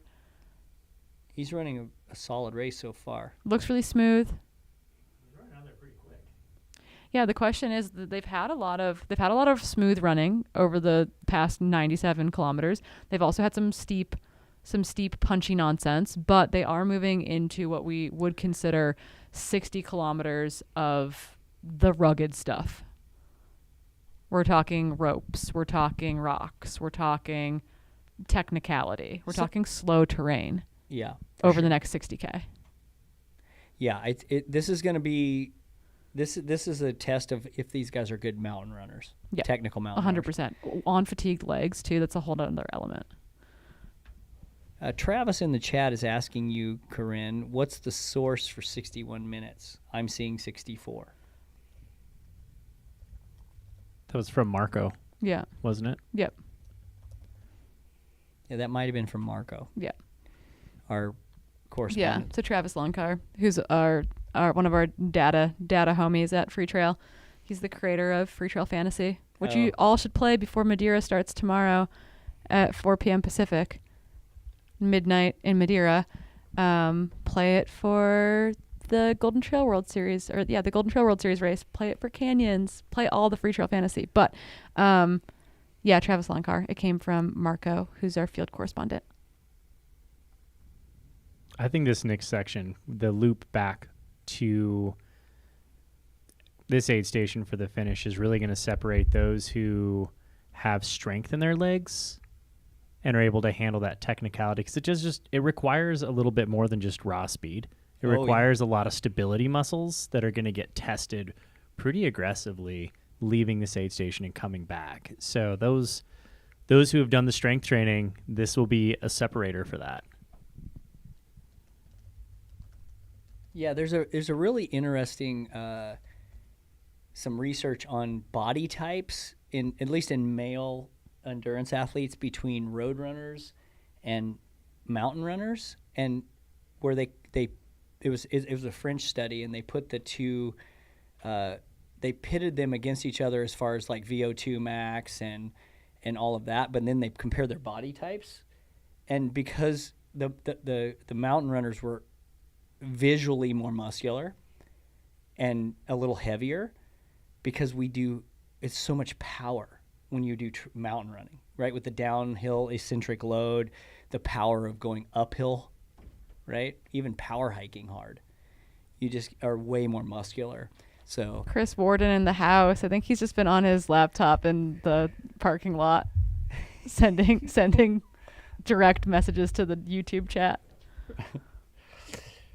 Taking a little nap before he pulls the all-nighter.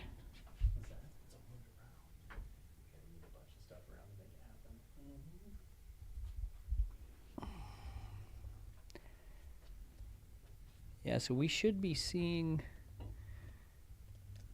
very soon. We should be seeing third and fourth coming in the men's race into checkpoint F4 at 97.4 kilometers. And they've been doing a pretty good pull on roads coming into this checkpoint. Came off of trails, and it's a pretty solid section. And they'll leave this one, and it's rolly for a bit, but then it really gets technical, especially from F5 through F8. This is leaving the aid, right? Yes. So this is your second place male athlete leaving the aid. So there is definitely he took a little bit more time, I believe, at F3 before making his way out. Yep.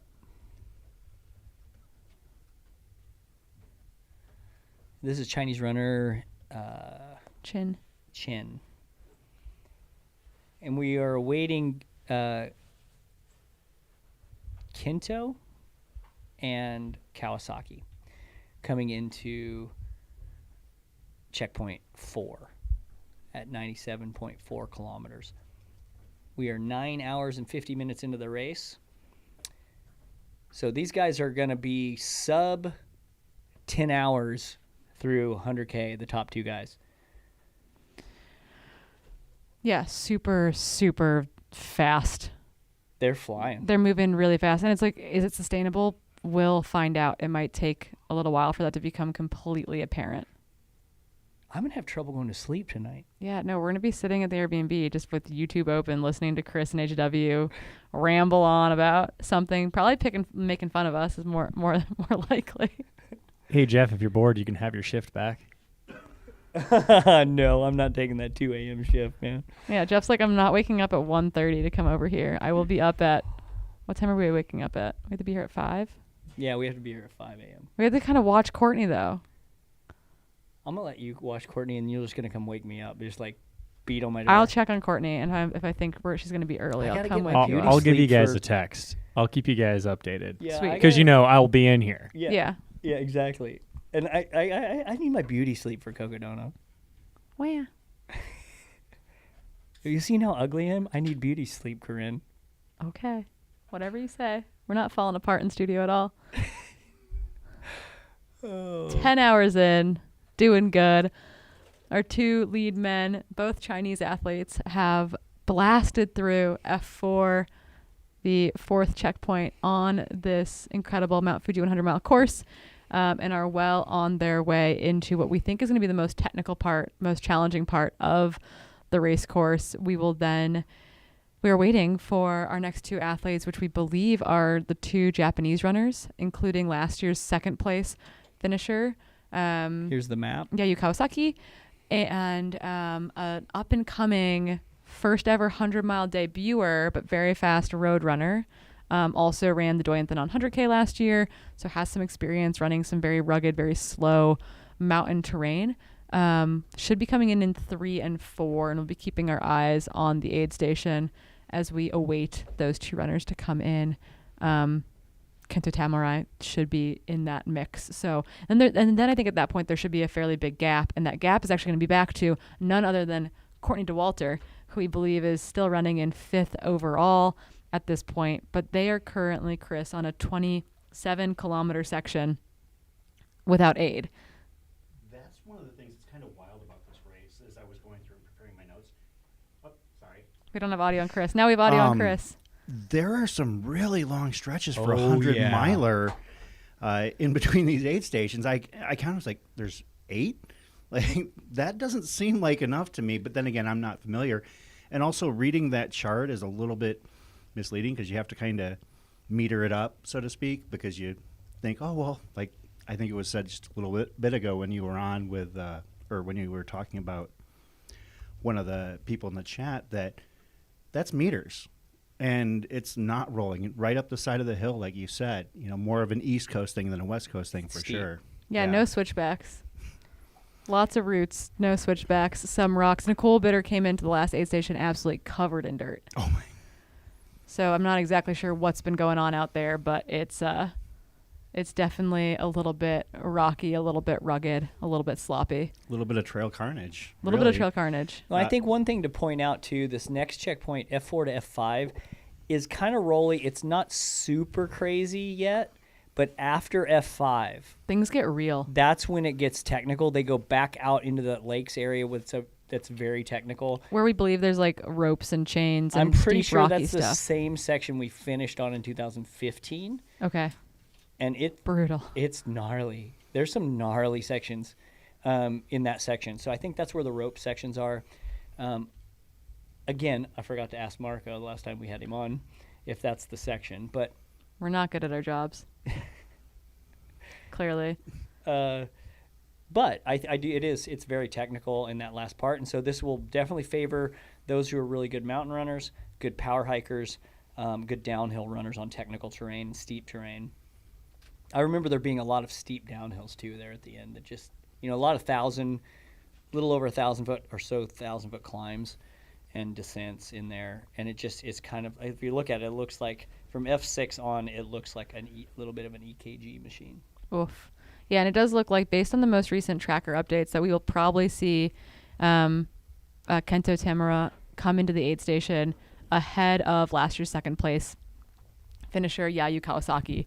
And that is an interesting kind of like place to be heading into the back third of this race where things are going to get really real. I mean, you have to also run where you're feeling good. I tell athletes all the time, you have to run the mile that you're in. Yeah. You have to take the easy miles where they're presented to you. The last couple miles, which were very road based, are definitely playing into Kento's hand in that sense. And so I wouldn't slow him down on that section, knowing that there's mountainous stuff coming, because he's got to take the easy miles where they come. Yes. And then do what he can in the terrain that may or may not be more challenging for him. Yeah. One of the things that's been kind of fun to, as I've been doing my research and also just trying to keep up with the names and pick them up, a lot of these runners are not first-timers in this race. Yeah, there's a lot of people that do it year after year. Absolutely, and that was actually a really staggering thing to me. It was, several of these runners, as I'm looking for their best recent results, it's Mount Fuji 100 2023, 2022, 2019.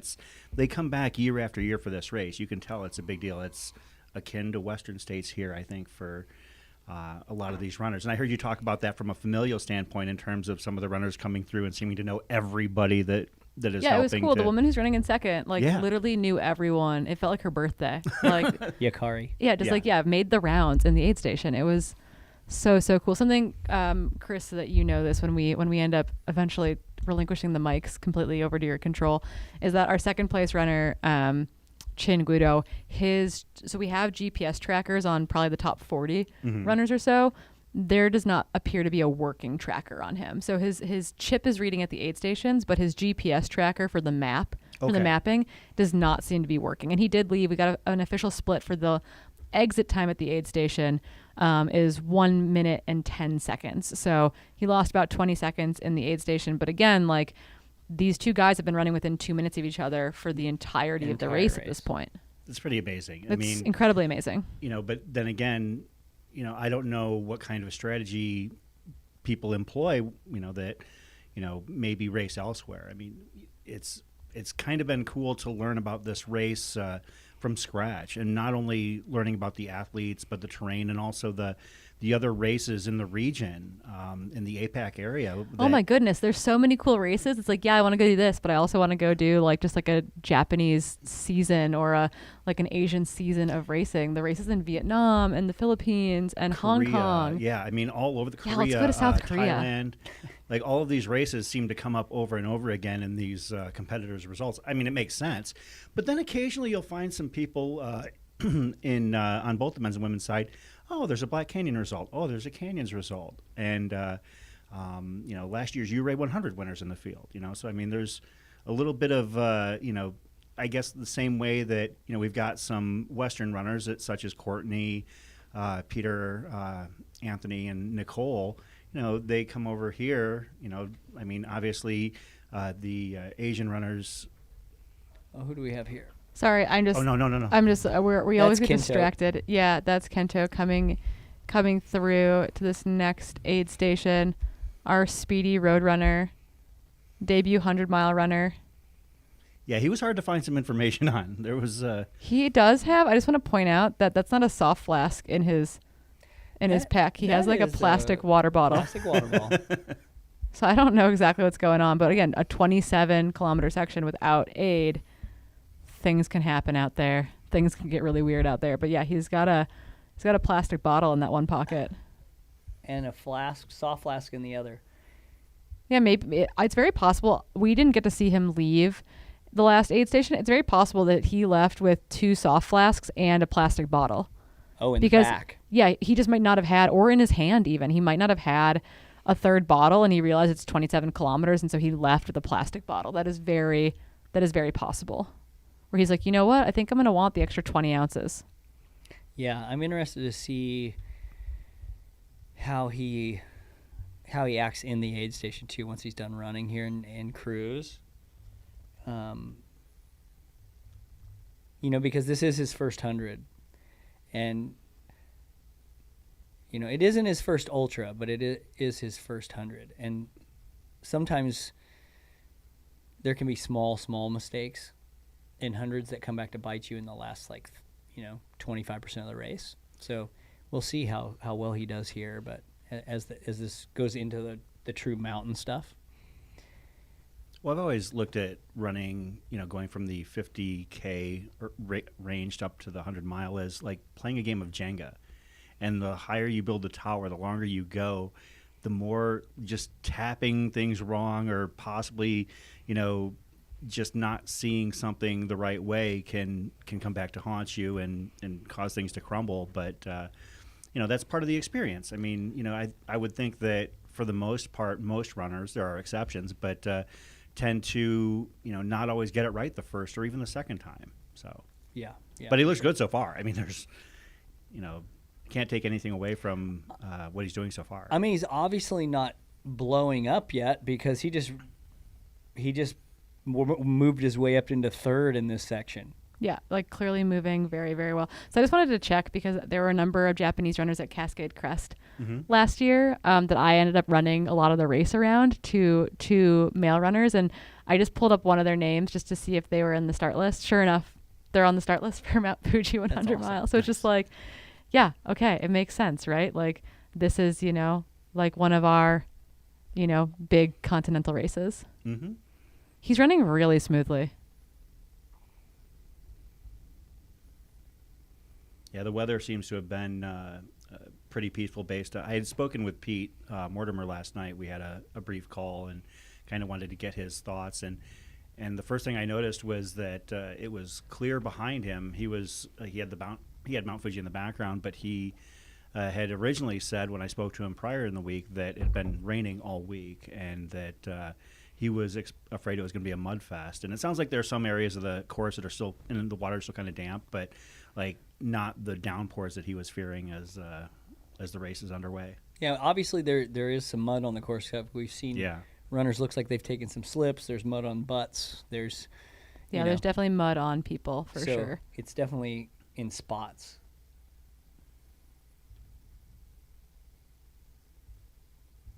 And Marco's been doing a fantastic job. Yeah, it's been really excellent having him in the field in a big way. Yeah, he's definitely the depth of this broadcast, and obviously you two have been doing a great job as well. I've really enjoyed it. Jeff, you totally slid into this like you've been doing it a lot longer, number one. But yeah, I'm a greenhorn. Well, you're doing great. And he's doing excellent. I told him it's like a long podcast, and he's doing great. Well, last year I had Jeff on with me after his run at Sedona Canyons, and I thought he did all right. And I didn't realize till later when he told me, he said he hadn't gone to bed yet after the race. So he was You're like, oh, kind of no running wonder on you're fumes. kind of weird. But no, I mean, you've been doing great, and Marco has added so much, depth and flavor locally on site. It's just been great to follow all day. So much so that I decided to come in and hang out here tonight. Cool. Yeah, we get to pass the torch. You're on for the whole evening. Yeah. So Niwa Nozumi Niwa, who I ran so much of Cascade Crest with last year at Aid Station 2 at least, was in the 30s, just bopping along in the field. He's cool. In his late 40s. I was like, oh, these are my people. This is great. You're my 100 mile folks. Keeping those hard rock qualifiers alive is what's happening. Yeah. Because this is the last year that Mount Fuji 100 is a hard rock qualifier. Oh, I didn't realize that. Yeah. I think because of the course changes, it doesn't have quite enough elevation anymore, and so Lake Biwa, which happens outside of Osaka in the fall around the largest lake in Japan, I think it's in October, will be a hard rock qualifier going forward starting this fall. That makes sense. Cool. And that was another race as I was going through my runner reviews. That comes up a bunch. Notes. Oh yeah, absolutely. A lot of the top of this field has multiple top 10 finishes at that race as well.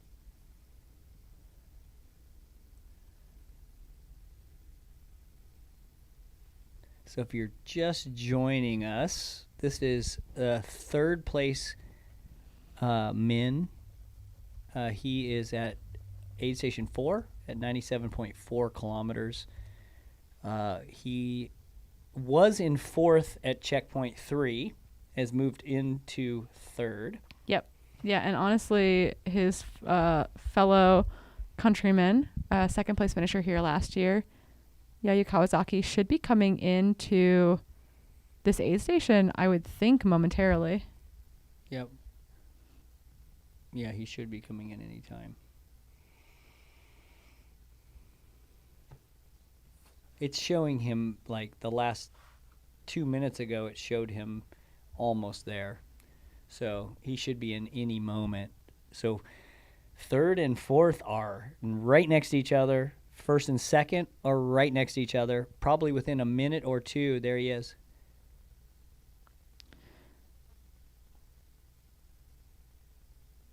I'd say the body language is a little bit different between... Yeah, he looks like he might be hurting a little bit. Yeah, 100%. Yeah, so he's a Japanese Goldwyn sponsored athlete here with his crew at the aid. I have to say, kinesio tape is on every single runner as well. Not even using the low chair, just into a full squat. And I noticed this about the runners I was running with at Cascade Crest. They'd come into the aid station and just plop onto the ground. And I was like, there's no way I'm getting back up.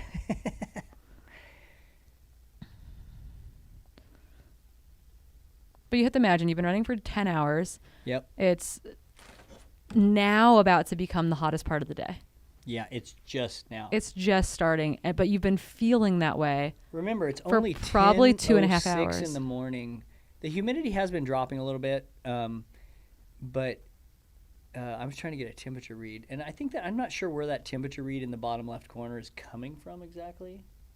It tells you where on the course. Oh, it is right. Oh no, it's not there. It's a different place because it's at 20 degrees. 66.9 degrees, and it's saying overcast. So it must be, is that the start? Sorry. Sometimes the names all kind of run together for me. Yeah, I was trying to see where that forecast is coming in, because it keeps saying overcast, but it's sunny where this area is, because we are now kind of on the northeast side of Fuji. There are supposed to be some clouds roll in around midday.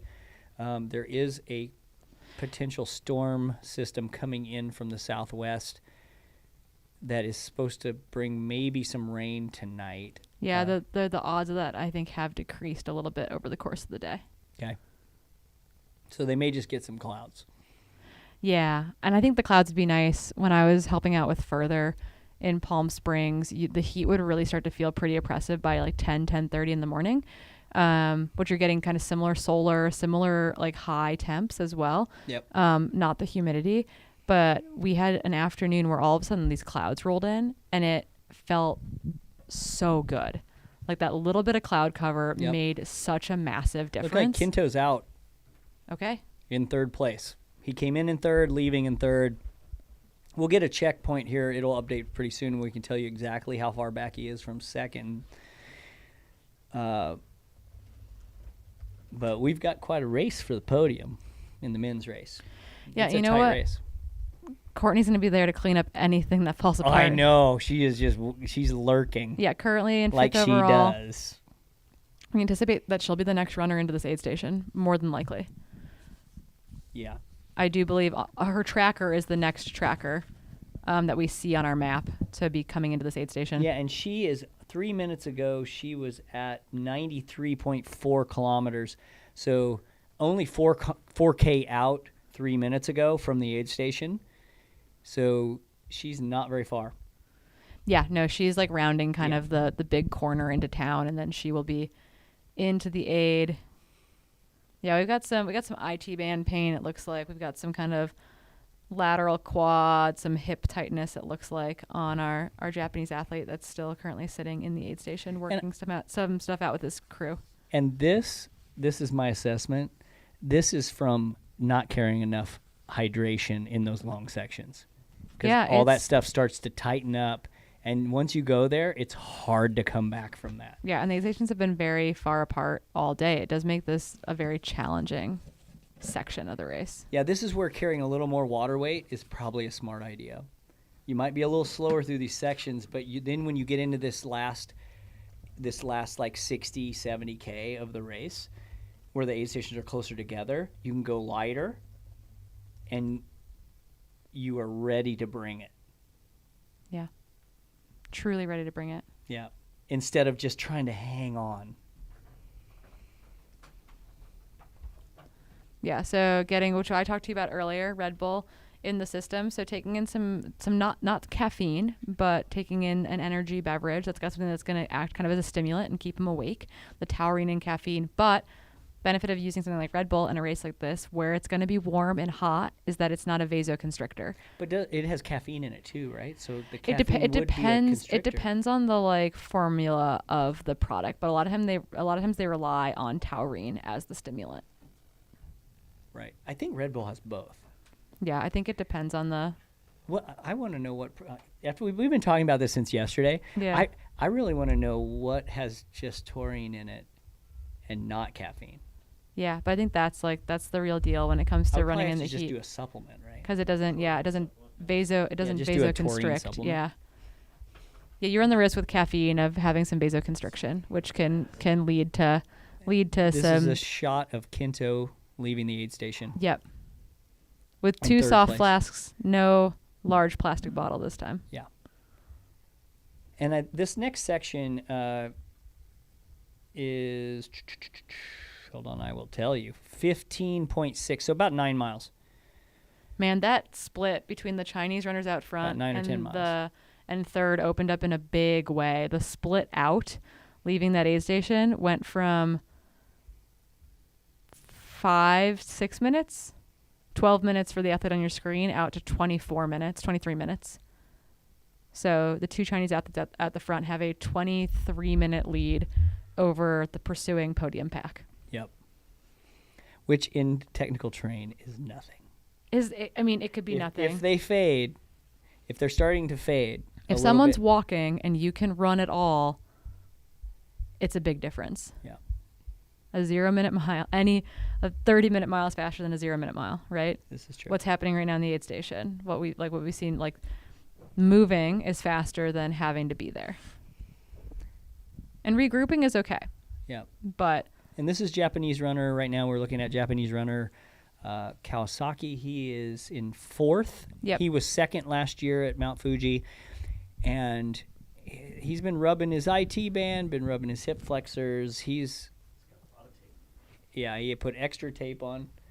It looks like he's struggling a little bit.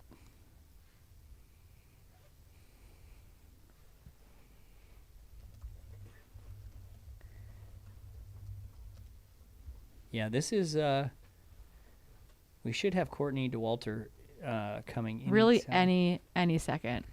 Her last checkpoint about a minute and a half ago. She was about 3K out. So she should be within 2 kilometers probably or getting close to 2 kilometers out. Yeah, and it's a road run on the way in. Yeah. Yeah, it's a road run and paved pathway. Yep. They're in a more urban area right now. This is where the finish line will be later in the day, and they leave out of here and do some more road sections for a bit. They get into a little bit of some trail sections, back into another road section before the next checkpoint, and then they get into the true mountain stuff from F5 on. I'm going to throw it to the map. Yeah, so we can kind of see the profile here. We're looking at F4, which is the finish line as well, at the end, and they've got some rolling stuff. You can see those bumps between F4 and F5. Those are trail sections, but in between, in the lower sections, those are road sections. So this still has some very runnable sections in it to F5, but once we get out of F5, it's the true technical stuff, the true mountain stuff. So the last, 40, almost 50K, 40K. Is not going to be as fast as the first 50K. No, it will not. Yeah. Yeah, that is. It's not going to be a 4.5 hour 50K. No, it's not. Yeah, so we'll see. We could see some potential shakeup. We'll see in the men's race. It depends on these two Chinese runners are really good mountain runners as well. If they're well balanced runners, then we could see them continue to keep this lead and maybe even increase that lead. But if they've taken care of themselves, they looked pretty smooth. Yeah, they both looked like they were running really well. They definitely got game faces on. Yes, in a big way. They seemed very, very in the zone. Yeah, like not rushed. Like they both sat down at the aid station. Yeah, they were very efficient, but they both did sit down at the aid station. They got food in, they got hydration in, they got new bottles, and actually one of them changed shoes. Our race leader changed his shoes, so it's like they didn't. It wasn't like they ran in, ran out, hectic and frantic, but they 100% did, take care of business in there and get back out on the road. Yeah.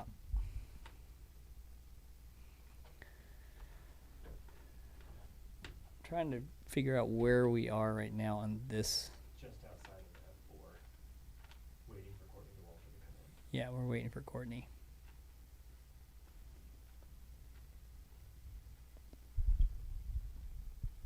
It's the only feed we have.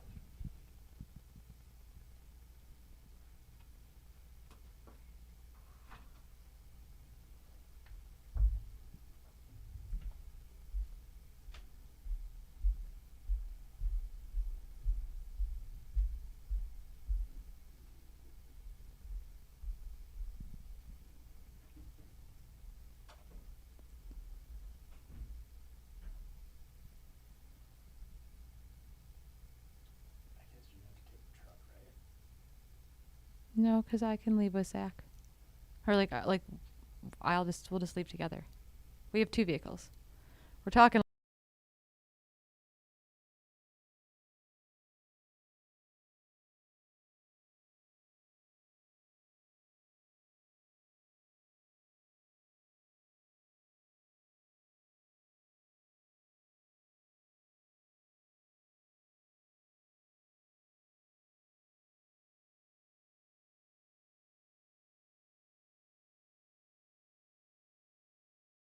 Mute me. Okay. We're done talking logistics. Zach was panicking that I was going to abandon him at the studio and never come back for him, and he was going to sleep on the couch here. Which is impossible because ADW will be way too loud.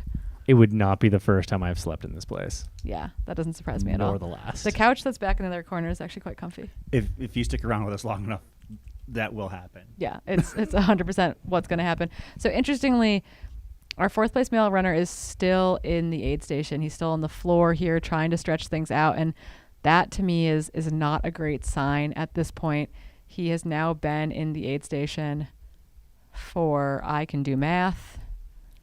He keeps doing a lot of different 13 stretches, minutes. focusing on like the hips and the IT band. Yeah, he's been in the aid station for 13 minutes at this point, and I'm a little bit worried that he's not leaving this aid station.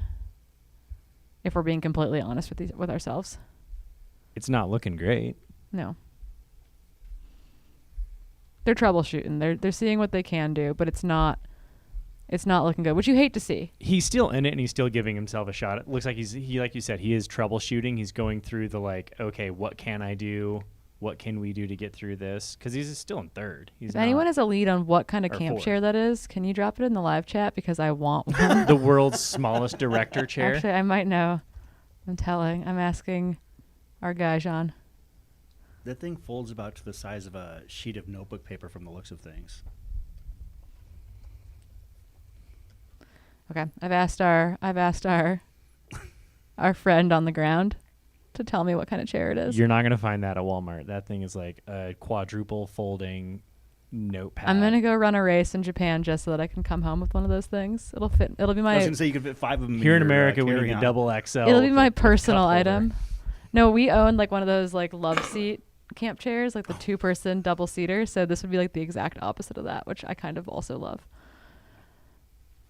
But yeah, no, he's been on the ground in the aid station now for going on 14 or 15 minutes, which is not a great sign. Stretching it out. We don't have audio from in this aid yet. It's possible when I think Marco is not quite there yet, but he should be soon actually. When did he text us? Marco should be there.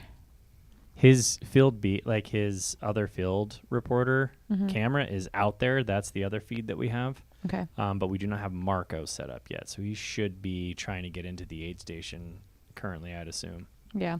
Yeah, but I'd be curious talking to this runner, talking to his crew about kind of what the current state of things are as the other runners get set up around, or as the other people get set up around him to aid their runners who are making their way to the aid station.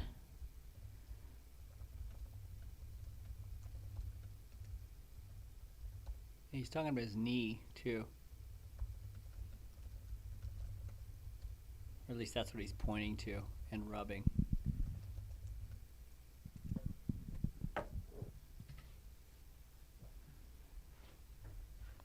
Yeah, something's gone a little bit awry. Yeah. We should see Courtney anytime. There's Courtney. Courtney Dauwalter, speak of the devil. Coming into the aid station.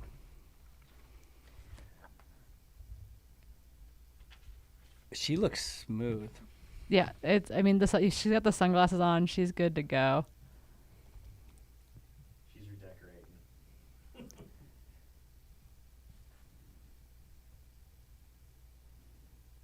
Yeah, if Courtney feels good, this is where you'll see her start to pick some dudes off. Yeah, well, she's about to move into 4th overall by coming into the aid station, basically. Yeah. By leaving the aid station, she'll potentially move up 1 spot. Yeah. I can't tell if that's a smile on her face or a grimace. Right. And we know she's really good on technical terrain. She's really good on this last 60K of the course is going to suit her well. So if she's feeling good, I'd be looking over my shoulder if I'm those top 3 dudes. because they went out hard.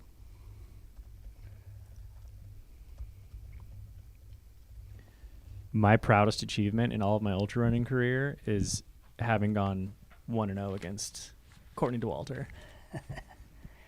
We took first and second at the inaugural URAY 100, and I ran scared for my life. I had to pass her at mile 70 and ran scared for my life the rest of the race.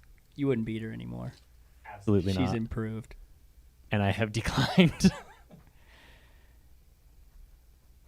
I was undefeated against her as well until last year at Hard Rock.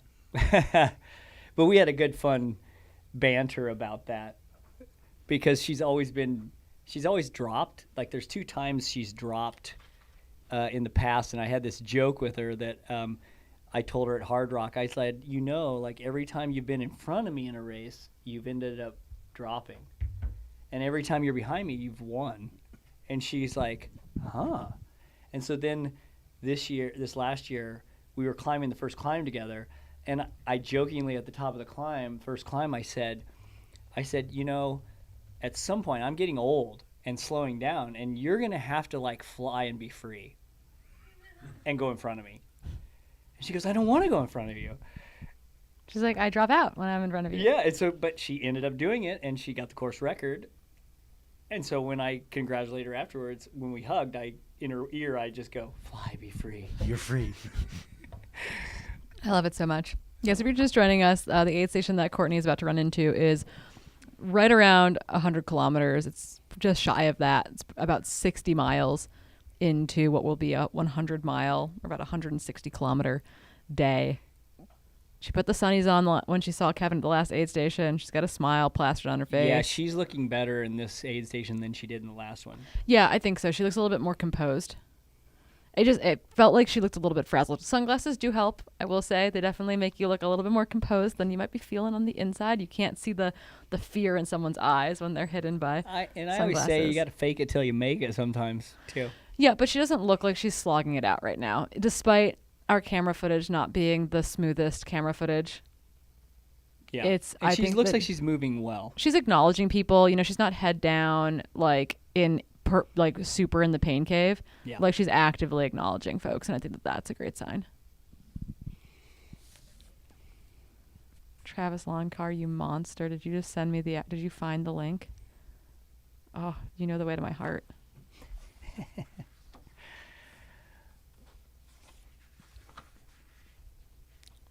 AGW in the house as Courtney Dauwalter. Walter coming into aid station 4. Yep, exactly. And if she leaves here, she will likely move into 4th overall.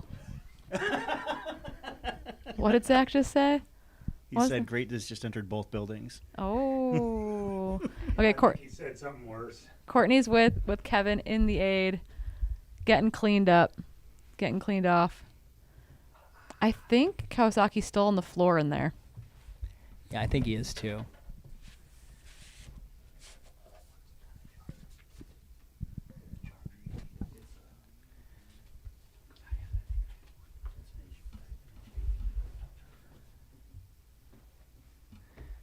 Look at that old school iPod shuffle. Oh yeah, always. Always. I used to have multiples of those. Oh yeah, I still have 2. Yeah, like the corded. Yep, 100%. Yeah, they last forever. They come in handy. Yep, so she's doing her pretty usual aid station routine. She wiped down her face. She's applying chapstick.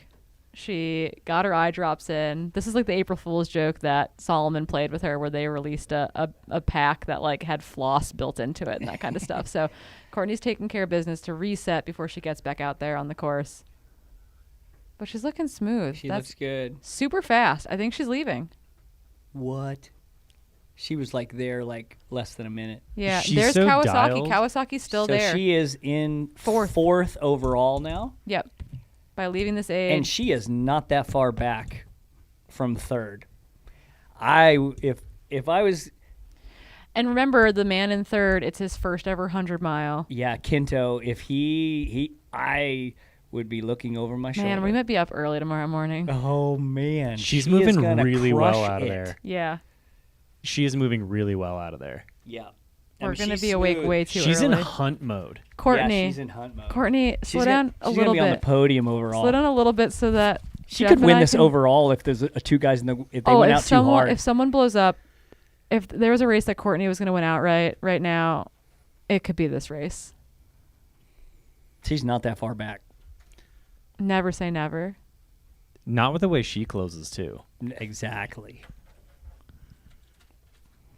Look at that standing ovation as she leaves. Everybody coming out to cheer her on. I'm really interested to see. She's 17 minutes back, just under 17 minutes back of Kento. Dude, that's nothing. That's nothing. No, With and 60 and 40 over minutes 60 off the overall lead, which again is not- nothing. Yeah, we have like 60, almost 70K to go. That's nothing going into technical hard terrain in the last 55K or so. Terrain that she is so comfortable in, Yeah, she's too. good at. You know, like I cannot speak to obviously to all three men in front of her. I do know that Kento has done, you know, he did Doyenthan on 100K. That is not an easy race. It is definitely challenging. It's definitely slow. It's definitely technical. But, you know, there's a lot of variables at play in which Courtney could come out on top and none of us are sleeping. I'm supposed to be tapering for Coca-Cola. No. You're getting a cortisol rush instead. So sorry. I'm so glad I have the 2 to 5 a.m. shift now. She's probably finishing before 5 a.m. At this rate, yeah. I might have to go to bed early tonight. Yeah, we're going to go get dinner and go to bed immediately. Yeah, I was gonna say go to bed soon. That way you can wake up and catch wake this. up and catch it. Tomorrow just got weird. Yeah, that just changed my whole I thing. mean, it literally is running out of the aid station as well or better than the previous 3 athletes. Do we have 5 mics for tomorrow morning? We might need them. Are we ready? Just call us the source. All of us are just going to be sitting. Me and Jeff are just going to share a mic back and forth. Yeah, we'll put you guys behind we'll bring Jamil in somehow. It'll be fine. This is going to be like a Heal the World concert. All of us just geeking out about this. Yeah, just absolutely crushing it. Yeah, I'm going to go look at some splits. We got to... Who we have This is here? the guy that came in with her at that last aid station, right. remember? Genki? I think that's I love his running pack. Whoa, look at that thing. That is custom. Look at those illustrations. That's cool. That is super sick. The bucket hat, the custom pack. The dude's got style. Yeah, I want to say we should have a split from him. I don't know if I could do the bucket hat with a little dangly on the bottom of it, just floating around. 1026. I'm looking at Yeah, Genki. Yeah, he kind of came out of nowhere. I don't think he is being touched in a very specific way. Those Achilles are getting worked on is what that looks like. So he is one of those guys who I don't think has a tracker on him, by the way. Yeah, I heard that it's limited to like what they thought were the top. X Yeah, so amount. I don't think he has a tracker on him either. So 202's tracker's not working, and I don't think Genki has a tracker on him. So to steal a phrase from a friend of ours, this is the random baller moment, perhaps? I mean, he could be the random baller of Japan. You know? Yeah, he could. That's what we're saying. Brett Hornig, get at us in the chat. Conversational pace. And Courtney's only 18 minutes back of third. Yeah, just under 18 minutes back, right? Yeah. And was moving much better. I feel like she's moving much better than the other guys. So, and she's really good in technical stuff. So this race is going to shake up a little bit. Absolutely.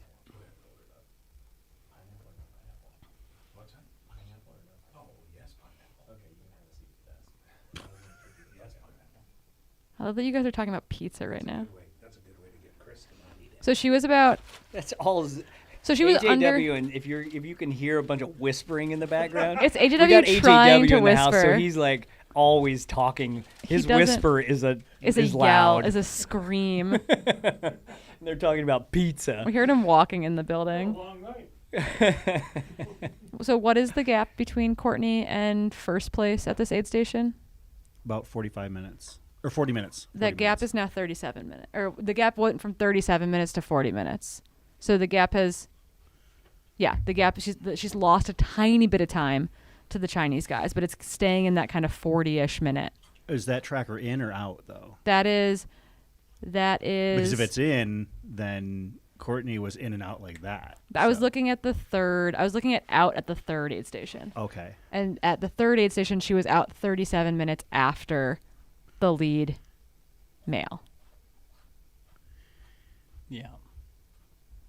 Yeah. It's Math is hard. We've been doing public math. Yeah. It was 40 minutes. It was exactly 40 minutes.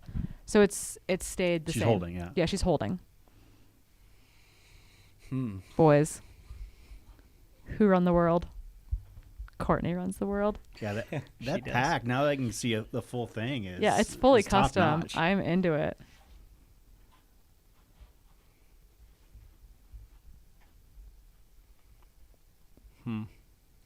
If only we knew somebody who had access to companies that made packs that maybe could, help us get that kind of custom line going.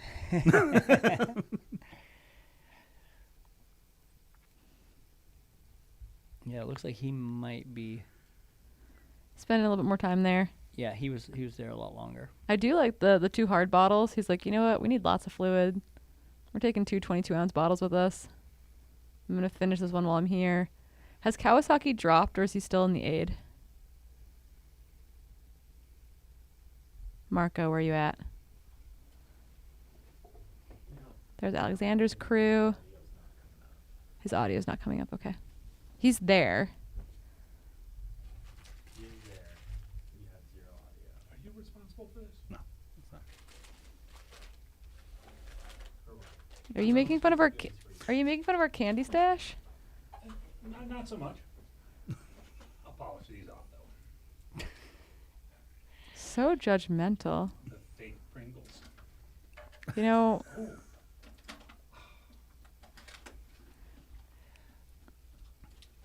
well, I guess this would probably be a pretty opportune moment. Are you guys ready-ish to do a handover? They're like hovering. I know.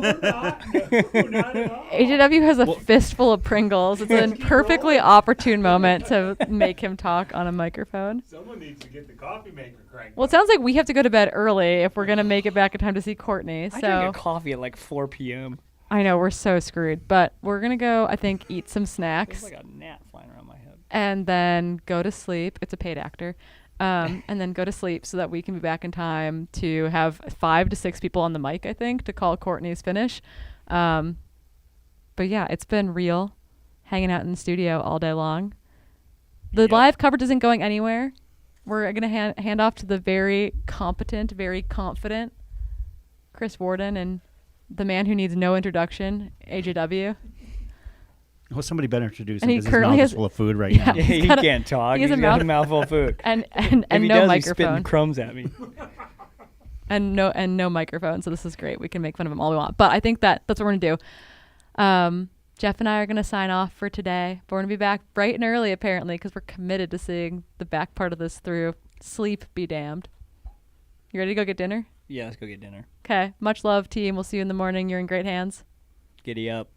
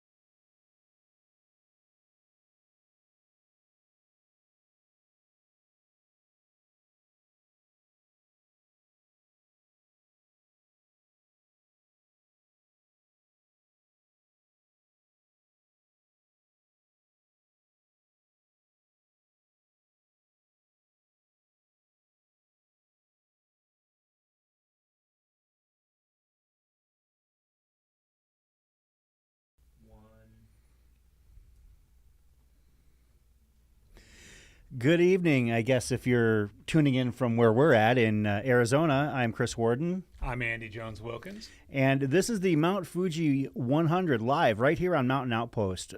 Mount Fuji, of course, one of the World Trail Majors, and we are doing our best to bring this event to you, not only because we've got friends and family in some cases running this race that are, from the West, but I think it's good for us to really learn to explore what other races there are beyond our own backyard. Yeah, I'm excited about it, Chris. We've talked a lot about the way in which Mountain Outpost has expanded their coverage, our coverage of races domestically, and this is a really kind of a seminal moment as we're enhancing our reach internationally. And I can't think of a better place to do it than the Mount Fuji 100. This is the first time I've ever worked out of the country, so I don't know about you. Yeah, I know. I mean, it's well said. For those that are just tuning in, we are going to go through our lead men and lead women here in just a little bit. We're trying to compile the way that the tracker works is a little bit tricky, so once we've got a full handle on that, what we can tell you just off the top is that Courtney Dauwalter is doing Courtney Dauwalter things. Yes. Out way ahead, I believe in excess of 80 minutes ahead of the second place woman at this point in the race, and has inched her way into the overall top 5 and left the last aid station in 4th place. And I think the Courtney we're seeing today is actually kind of a rested Courtney. Keeping in mind the year she had last year, and what she tends to do in training. This is a targeted effort at a kind of an iconic race, and she's crushing it. Absolutely. Of course, this would be her second World Trail Major win here this year, which would put her in the driver's seat as far as the World Trail Major Women of the Year. Oh, yeah. We'll see how things turn out, but based on everything we've seen and our experience in covering Courtney, we've seen Courtney run several races. We've done coverage for it. We've just witnessed it in other occasions. As far as we're concerned, as long as she keeps doing what she's doing, then she should be fine. And to that end, one of the things that Jeff Browning and Corinne Malcolm, who were on the shift before us, and Zach as well mentioned, is that when you're at that level, whether you're a Courtney or a Jim or a Killian, you just kind of do your own thing and you leave it to others to try and beat you doing your own thing. When you're at that level, like you don't let the pressure of the field get to you, at least from what I watch, from what I see. Well, yeah. And you're Courtney Dauwalter, you're kind of used to this, especially after her year last year. So, I almost want to ask her, the old Ann Trayson question of like, are you racing the competitors, or are you racing the course, or are you racing the event? I mean, the way she's running today, it looks like she's just racing the course. Like whoever's out there, whoever is doing their thing, like she's going to do her thing. I want to ask you, Chris, I mean, neither of us have been to this race before. With Jeff, who was on earlier, has been. But what are your thoughts? I mean, I know you spent your day at work today, mostly watching the live stream, as did I. Oh, yeah. What are your initial thoughts on this somewhat iconic Japanese race? We know about Japanese culture and the way in which they value and celebrate, especially endurance exploits that take a long, long time. But man, this race seems to cross every T and dot every I. What are your thoughts, just like seeing the visuals and seeing the kind of scene over there in Mount Fuji? Do you want to sign up? Well, I don't know if I've got another 100-miler in my body. If I do, I think that I've got a specific target for that. However, I would love to take a stab at a shorter distance on these trails. Yeah. I think that would be an amazing experience. The video that we've gotten, I mean, every shot, every wide shot, every drone shot that we see with Mount Fuji in the background is awe-inspiring. Yeah. It's the same thing that we get here when we see coverage of Hard Rock, or when we did Kendall Mountain Run a few years ago and you see the San Juans. Like, that's really, the essence of what makes this sport so special. Or is the shots we had at Run Rabbit Run. When Absolutely. We covered that in September. Yeah. Like it's just, it seems like one after another, and huge props to World Trail Majors and certainly Mount Fuji 100 just to kind of be in the mix. And wow, they've like rolled out the red carpet for these athletes. It's racing tourism, really, Yeah. is what it is to me. I mean, I now use the idea of going and running a race. Obviously, I'm not running 100 Ks or 100 miles necessarily, but if I can find an event that's nearby to a destination that I've been wanting to check out, it definitely moves the needle. Yeah. So I think that that's something that, I think that seeing World Trail Majors such as Mount Fuji 100, I spoke with Pete Mortimer yesterday, and I'll talk about the conversation that we had in greater depth over the course of the evening. But this was kind of half race, half his son's birthday present to take the family over to Japan. So they've been going out and having fun and eating ice cream and going to amusement parks and doing things as a family. And then Pete just has to step away for a day to go and run 100 miles. And he wants to do well, and we'll talk about what his goals are later on. But, they're just there to have fun. Well, Chris, I think anybody who's been watching this for any reasonable amount of time knows you're a foodie. Like if you were over there, you're over in Japan, you're hanging out, you got 6 hours between times you're going to see your runner. Mm-hmm. Like what are the top 3 things you're going to want to eat? Oh, I'm definitely going to try and gorge myself on as much sushi as possible.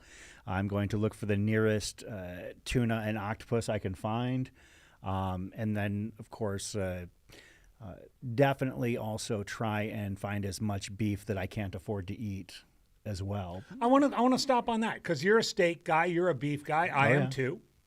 Like what's the deal with the Japanese beef? Like why is it so good? Well, it's just in at least my understanding, and I'm speaking from a position of ignorance. I've done just a little bit of reading about it, but it's just simply the raising and care of the cattle is what makes a lot of that beef and that livestock so special. So, oh man! But can you imagine finishing this race and just rolling up to some place and having some steak and some sushi and just like game on? Well, even during the race, I mean, and it was something to me that was kind of unusual, and I've seen it at events. I remember at Hard Rock specifically watching more than one runner have sushi during their race, and they were. Obviously, they're doing it here. They're noodles. What was, Zach, you might remember, what was the noodle dish that they were, or not noodle dish, but the sushi dish that was the deep fried rice wonton looking thing? God. Those things look like the perfect running See, fuel. I just don't think I'd ever get out of the aid station. Well, I find reasons for that here. So, I mean, the food is pretty darn good at a local event here. So, well, they do a good job here. Yeah, but yeah, I think that's also been a lot of the fun of watching this race from a distance is seeing how things are done in a different place. Mm-hmm. I mean, I've been out at Hard Rock. I've been, Run Rabbit Run now. I've watched enough Western States video and been out on the course. But when you open your horizons and broaden them through the World Trail Majors, getting to see these opportunities, these other events, really is special. Yeah. And I think what I like what we are doing here at Mountain Outpost is like opening up just opportunities for people to see the event, to experience. Yes, we're following the elite runners, but we're also just showcasing what it means to run around Mount Fuji. Yes. And I think people have their stereotypes, understandings, expectations of what that is. But until you see it in real time and see athletes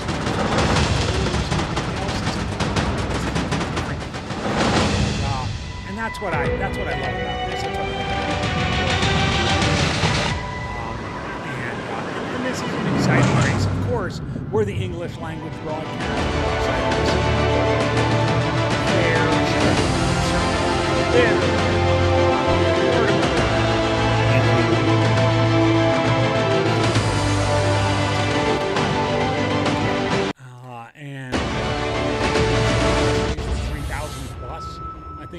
pros, perhaps of both distances. You know, I was talking to Stephanie Howe, a colleague of mine at CTS, and she's running the 70K. Nice. And she was like, this is amazing. And, you know, they roll out the red carpet for the athletes and just really do it because they love it.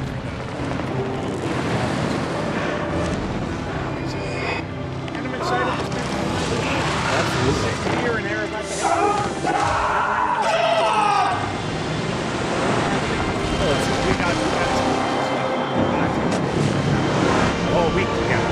This is our training run for what's happening in a couple weeks here. We're doing our training run for Cocodona, but so at the risk of getting ahead of ourselves, this is super fun. Yeah, no. Zach is capably handling the board, making sure he toggled some things here and there. So I think we've got our audio back. But thanks to those of you in the chat. And no one heard it. Well, then we got to say it again. Jilzy, Courtney did pass check 4 at about the 10-hour, 25-minute mark, which put her in 4th overall, first woman by a significant margin. Courtney, as we mentioned, doing some amazing things out on this course. The top men, I believe first and second were about 39, 40 minutes ahead of her, and third was about 17 or 18, which, you know, you can speak from experience to this more so than I can.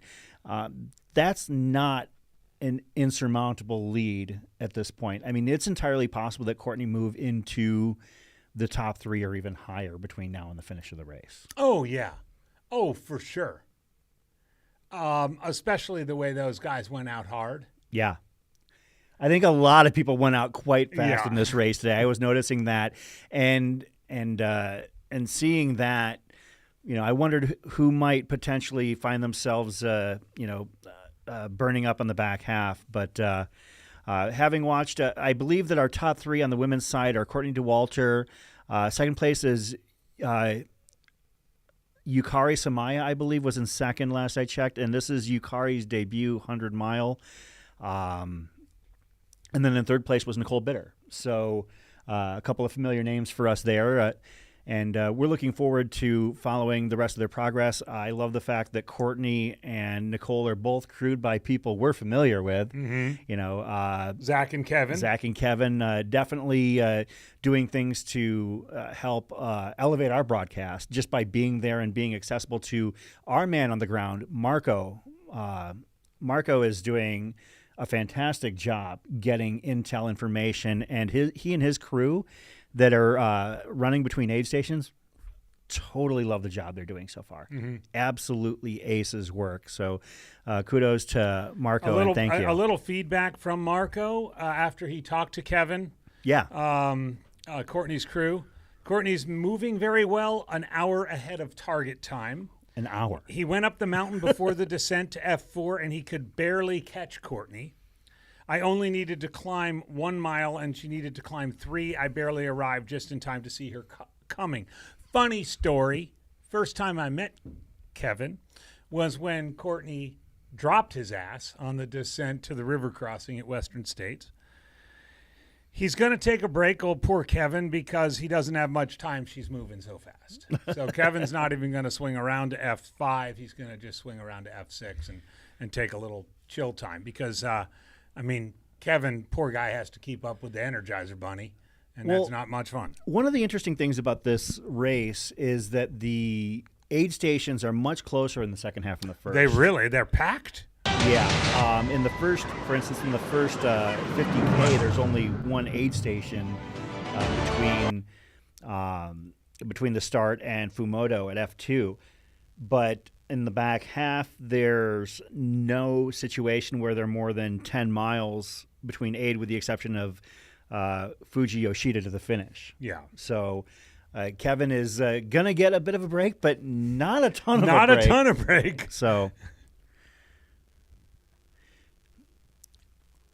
I believe Ken Guidu is our men's leader at this point. Yeah, I think. Okay. Yeah. And what we're getting from our boots on the ground, Marco Louis, moving very well, tagging behind the current second place. I guess they're running kind of in tandem right now. Guomin Dang who is running Western States this year, and said to just kind of tag behind but not pass.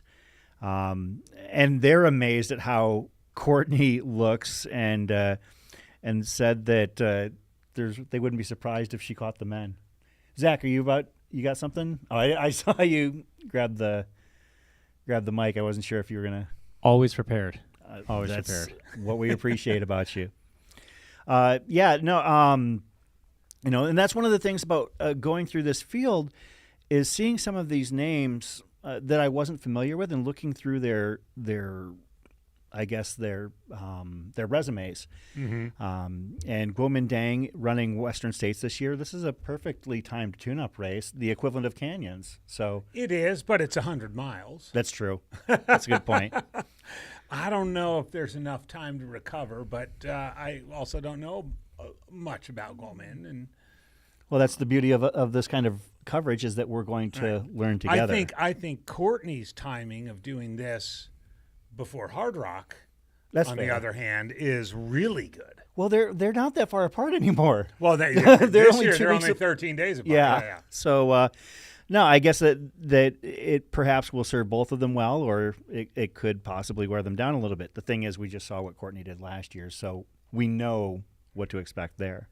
I want to, if you don't mind, I want to Sure. comment on a little bit. I just got a little bit caught up in the chat, and I saw some folks talking about, and it's a apt comparison, talking about the potential parallel between Courtney Dauwalter and Ann Trayson.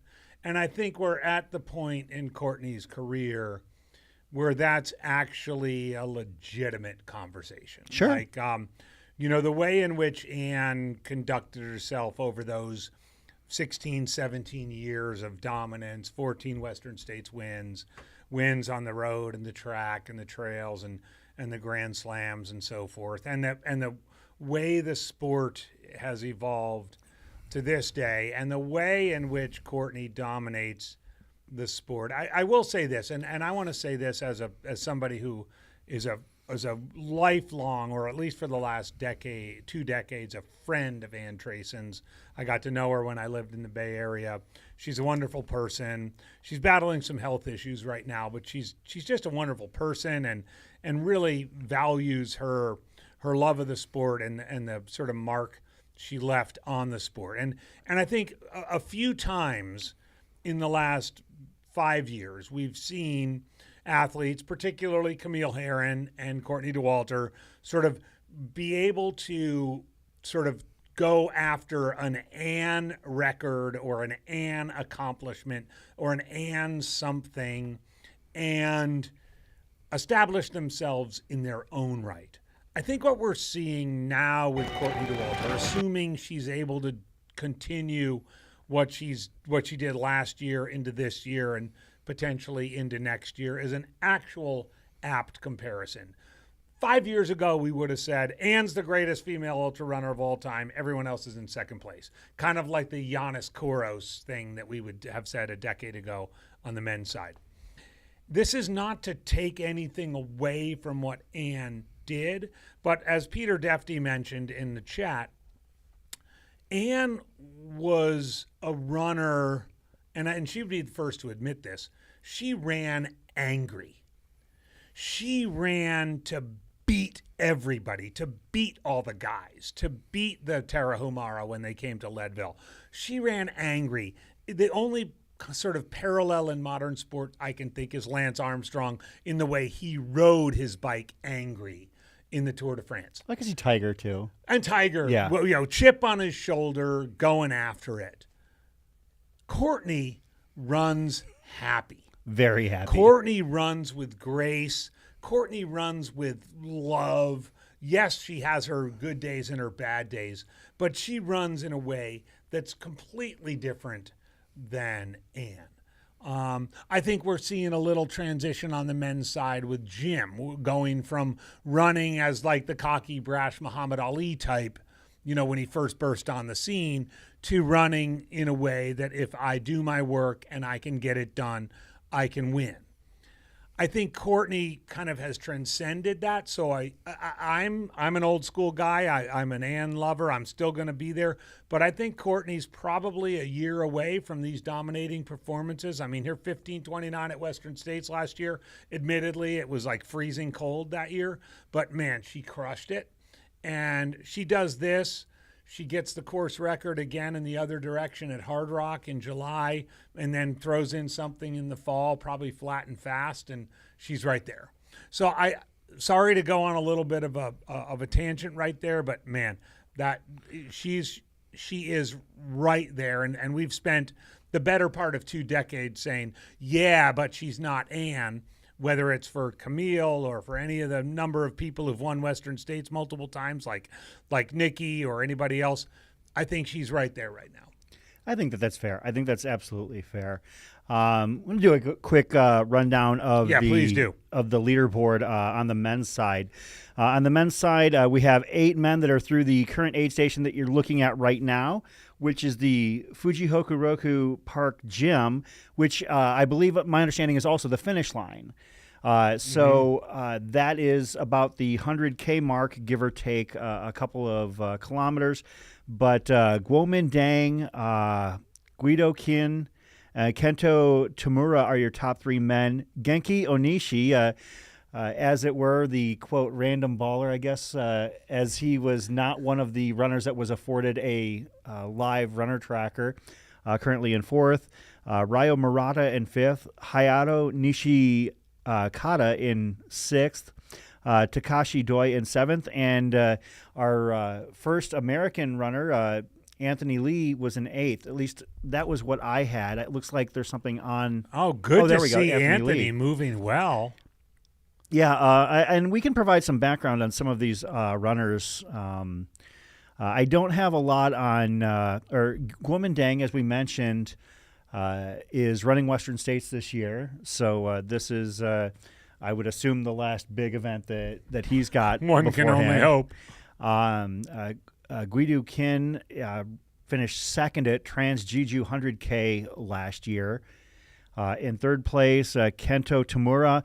This is the 100-mile debut for Kento, and the only ultra result I could find is that he's 30 or 29 now. So a couple years ago at the Ukushinano 50K in Japan, took first overall there. Genki Onishi, I definitely have to do some research on. Ryo Murata, I don't have a lot on Ryo either. Hayato Nishihaka, I did find won Ure 100 last year. Are you serious? Yeah, dead serious. So currently running in 6th place, bib number 5, Hayoshi Nishikata, I apologize, won the Ure 100 last year. So no stranger to racing on this side of the globe. By the way, yeah, those of you in the chat, send us some grace with the pronunciations. We're doing our best. You know, Zach and Chris and I and Jeff and Corinne, we know, like I learned early on in my career, there's no more important word in somebody's life than their name.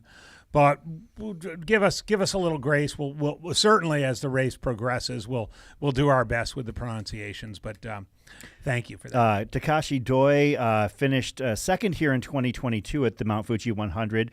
Finished 17th last year at Tour de Jean. So these Japanese runners are no stranger to high-level competition. Not just there, although, as I mentioned with Jeff and Corinne, this race seems to be kind of like a corollary to Western States here, as it seems like it's a big gathering of people. Because if you look at the list of finishers, they come here year after year. It does seem. I was observing that as well. It does seem like a bit of a homecoming.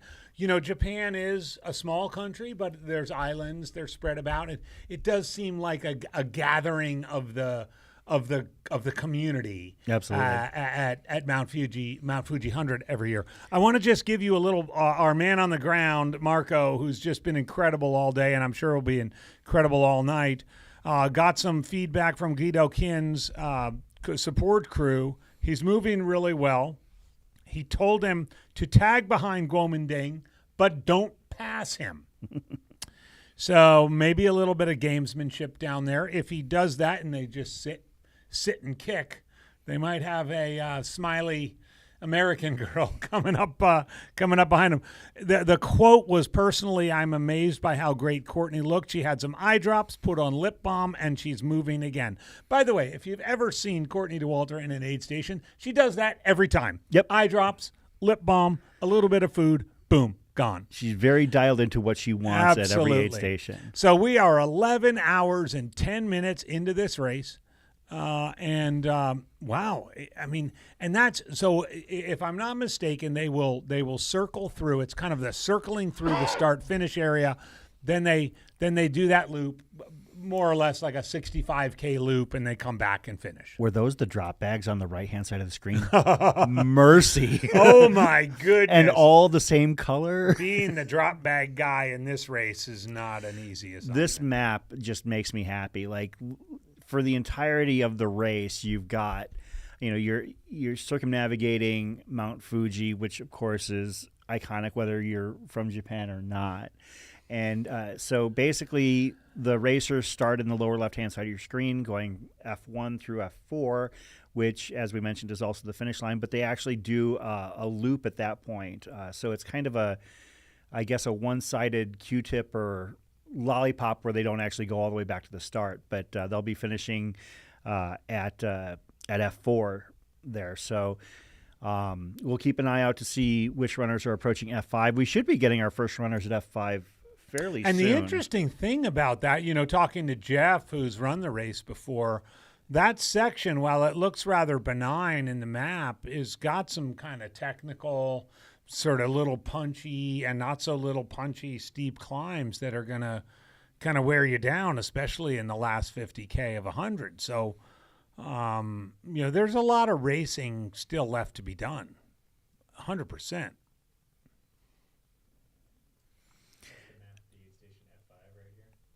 Oh, perfect. And those are the athletes coming into it. Okay. Yeah, what you're seeing on the screen right now is the live tracking that Mount Fuji 100 is giving. So you can see the cursor kind of blipping about F5 there. That's the next aid station they're coming into. And this runner number 203, that was our men's leader. 206, I believe that was our second place, who was with an unchipped runner. So there is a third male runner in between those 203 and 206. And 301 is, of course, Courtney Dauwalter. I can get there. That is our Courtney Dauwalter. Oh, this is a very, very testy.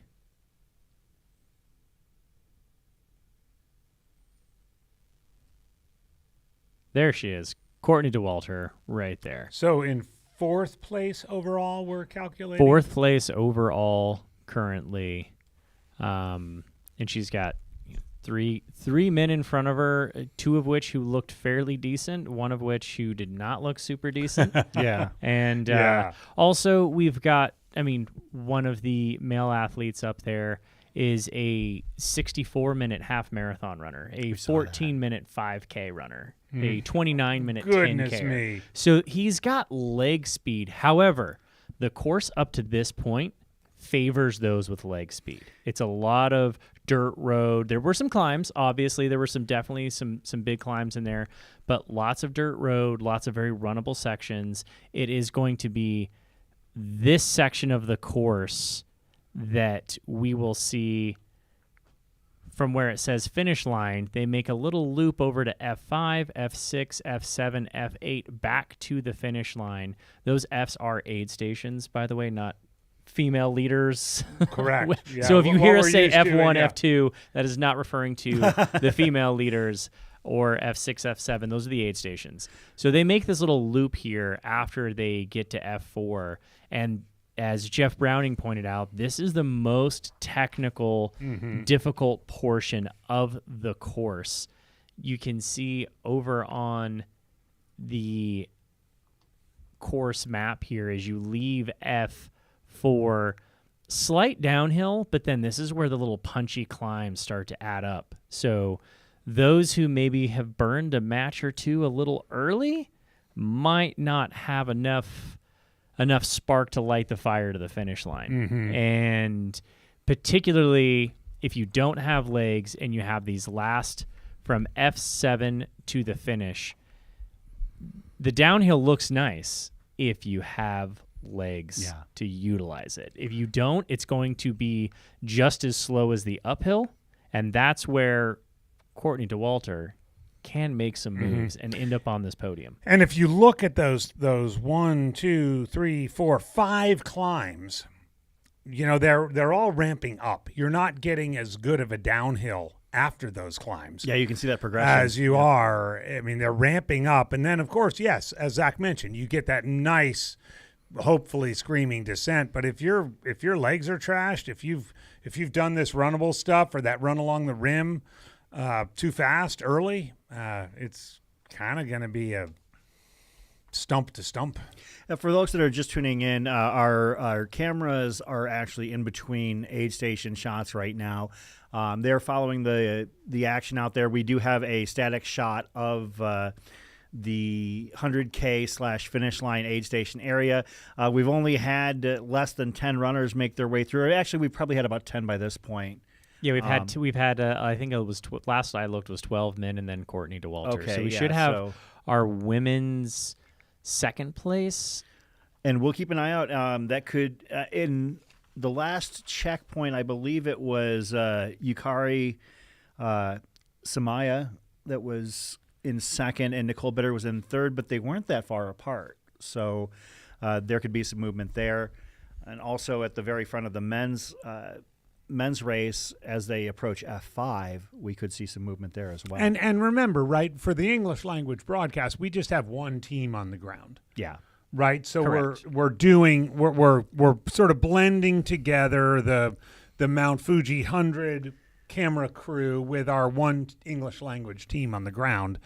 And you know, the way Courtney's running, it's been really difficult to kind of manage what we would traditionally like to do here at Mountain Outpost, which is to remain in an aid station until at least 4 or 5 or 6, you know, finishers go through or runners go through and then move up the course. And so you got to bear with us, you know, especially since this is our first foray into, you know, this kind of situation. A foreign race, and we're highly dependent on what we get from their live stream. So for those who are interested, this is what they are doing right now. And if I were to pull in that audio, I don't think many of us would understand. So we're kind of mimicking them and going over the course and giving our explanation of it and what we know is coming forward. They're doing the exact same thing right now, just because these are some kind of more remote areas. So they don't have a lot of opportunity to get cameras and drones up like that we would traditionally have or try to have. So they're reliant on their aid station as well. Now we have our field team out there, which is helping us greatly, but they have been running crazy all day long and have not had time to recharge the batteries in a lot of their stuff, or they just have run out of batteries or themselves. So Marco's doing a fantastic job out there. Yes, We are sending so much love to Marco and the crew because they have just helped us immensely. And so we're just doing what we can with what we have, which is what you do in ultras. And this made me think a lot about what our Japanese friends were doing on the Black Canyon course with their coverage. They were kind of at the mercy and behest of our camera crews, with the exception of the crew that they had that was following the action on their end. It's kind of fascinating to be on the other end of the stick in that regard. Exactly. That was the biggest thing for me, is I was like, oh, now we're experiencing what they experience. And every time we messed up somehow, they had to deal with it. So, no, rising tides lift all ships. You know, hey, whoever thought 5 years ago we'd have live streams and be able to watch a full broadcast of a race. In multiple languages. In multiple languages across the country. I mean, this has just been a huge learning experience for me, having stepped in this role more recently, and what Jamil and the team at Aravipa have done with creating Mountain Outpost, and what we've been able to put together over the last handful of months has just been eye-opening to me to see what it takes to do this. And It's wild, isn't it? My criticisms have completely been muted because it is not as easy as you would think. When you come into this job all bright-eyed, bushy-tail, and you think that you're going to be able to conquer the world, and then you realize and get humbled real quickly that the team that has been putting on the Eurosport and has been making UTMB happen came out to Canyons last year, turned around and went home because they couldn't put on a broadcast. They realized, oh, this is a different beast than UTMB is. Yeah. No, and I think that that's important to keep in mind, and also if you're thinking that we could be doing more in terms of the audience, tell your friends, get other people to watch. Trust me, if enough of you watch that they can ship us to Japan next year, I am not going to fight the travel involved with that. So Zach, if we can get, I don't know, maybe about 100 times the viewership here, then we can just a few small things to tweak, and I think we got it. But no, thank you everyone for supporting us. On that note, the fact that we even have, currently we have almost 6,000 views on this today. Yeah. And this is a Thursday afternoon, Thursday morning, Thursday afternoon. And, it's not one of the races that maybe in the States we were all looking forward to, but we're really excited to be able to bring this to everybody, and we're grateful for everybody's support in it. There's a bajillion ways you can support, but the easy, free ways to do it, subscribe to Mountain Outpost. Mm-hmm. Go hit the like button, subscribe to the channel. We've got Cocodona coming up in a couple months. We've got Western States coming up the month after that, or weeks. Yeah, I was gonna say we've got a lot of races in the next few months. We've got Cocodona, Western States, Hard Rock. No, we're Leadville, Run Rabbit Run. 12 days, 11 days to Cocodona. 11 days to Cocodona. 11 days to Cocodona, which is going to be 11 days of Cocodona. Exactly. It's going to feel like just as many days of the race. But we've got that. We've also got High Lonesome that we have just wrapped up contracts with them, with Caleb over there. So we're going to be broadcasting High Lonesome. We have already wrapped up contracts with Y East Trail Fest. We're going to be back out there supporting our guys over at Daybreak Racing because they believe in what we do so much. And this really is just the future of the sport. And then after that, thankfully, we have a month to recuperate and to get our wheels back underneath of us. And then we've got a crazy month happening in September with the Rut, Run Rabbit Run, Mammoth Trail Fest. And then we've got a number of other races lined up that we are excited Well, to and then bring the you guys. crown jewel, Javelina. Absolutely. Looks like we've got some got runner some footage boots back on the ground. This is our race leader, who is our extremely fast athlete, enjoying up some of the road sections. This is a lot like racing in Europe, where you get up into the mountains and then you bop into a city. So you get these thoroughfares and these roads that you can run a little bit on into the next aid station. So he's going to be able to utilize some of his speed there. But he's got to go through a lot to get there. Yeah, so this is the Oshino Aid F5 at about mile 70, the 113K mark, give or take. And this is our race leader. Is that, would that be Guomindang? Yeah, that's Guomindang. That is our Western States runner this year. Yep. Currently in first. 34 years old, won the Ultra Trail Ninghai 100K. Finished fourth. Or finished fifth in that in 2018, fourth in that in 2019. Was only a minute ahead of Guido Kin, so we'll see if we might see Guido soon. Yeah.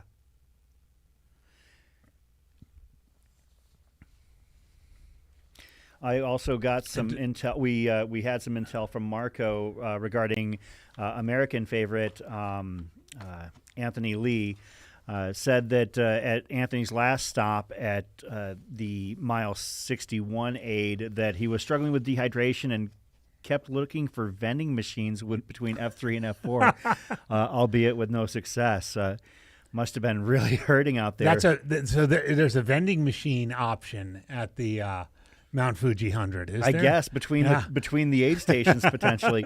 I'm gonna check the vending machine box in my entry next year. Anthony was running with Hayato Nishikata, the Ure 100 winner from last year. Actually, Anthony and Hayato had both won the Ure 100 recently. But Nishikata had a swift in and out and was trying to catch up with another runner, Takashi Doi.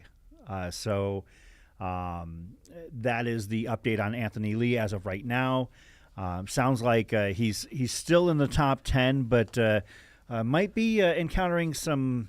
Do you know the whereabouts of Yuya Kawasaki? We were kind of wondering that. Actually, Yuya was finished, I believe, second here last year at the Mount Fuji 100 and was dealing with some issues at one of the aid stations, but we haven't heard anything further in that regard. Got it. Okay, because he was second here last year, first in 2022 Shinetsu 5 Mountains Trail 100K, in a blazing time of 12:53. And we'll see if we can get some intel on the course from Marco as well. Looks like Marco's also found Wang Ho Chung, and he just arrived, and he's going to check in with his crew after he leaves. Wang has had some success at other Asian region races, such as Trans-Jeju 100K in Korea, with a third-place finish there in 2017, and an 11th place finish at the Hong Kong 100K in 2016. I know that Jamil has run the Hong Kong 100K. He ran that, I want to say, maybe it's been 3 around years a long ago. time. Yeah. Lots of stairs. Legendary a fair bit race. of great race. And here we've got some footage and again. then we got, this that must is be Guomen Dang. Dang leaving. Yep. So 113K in. Aid Station 5. We'll see if we can find out exactly what his... It is cool, as Zach said. Mount Fuji 100 very much has that feeling of you're up in the mountains and then you drop down and you're in the town and running the roads for a little bit, and then you're going to be back out there. His arms look really relaxed. Yeah, and he's traveling light. So at 11:22:40 was his aid station timing mat time. And yeah, so he's just on this little double track. And no one would expect he's going to jump right onto the trail and anytime soon. And he's moving well.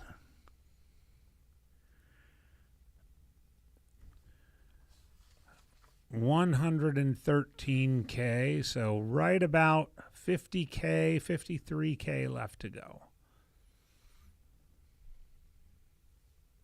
And again, as Bronco told us earlier in the broadcast, it gets kind of techy and punchy here in this last 50K. Kind of surprises lurking around every bend. And as the climbs, they're short and steep, but they keep grinding. Pretty much all the way until about 140K. Then you have that nice downhill to which Zach referred earlier, and then a big grinder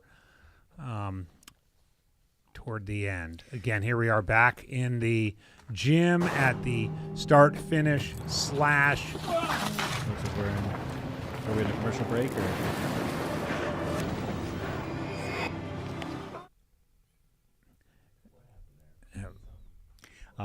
And we're back. That commercial's kind of harsh. There's guys falling off mountains and crying to their mamas. Again, this is our static cam from the start finish slash. What would it be? About 108K, I think, point in the race. 98. 98K, so right around 100K. Yeah, 97, 98K for the Fuji Hokuroku Park Gym. Gosh, I got to say, just watching the broadcast all day, they've done a nice job with these indoor facilities and kind of running into them, well organized, clearly, understanding what the athletes need and catering to their needs. It's really, really good to see. Not surprisingly, a well organized race as established as Mount Fuji 100 that would do this, but wow, it's really good. And occasionally catching a glimpse of our our Japanese friends, the basically the core base broadcast team. We'll see if we can get their names. Yeah, and that's maybe. where we're getting a lot of the footage from, of course. Absolutely, yeah. Thanks to them. This is, of course, yet another race in the World Trail Majors. This is the 4th in the series. Is that correct, Zach? I believe so. Yeah. Yes. We've had Hong Kong, Black Canyon, Trans-Gran Canaria. And I think Madeira's this weekend also, right? Whole lot of action. Yeah.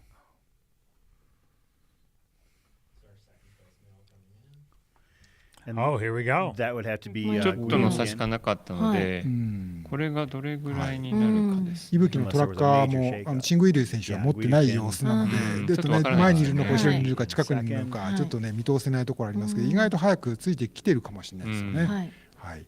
先ほどからもご紹介してますけど、今年1月の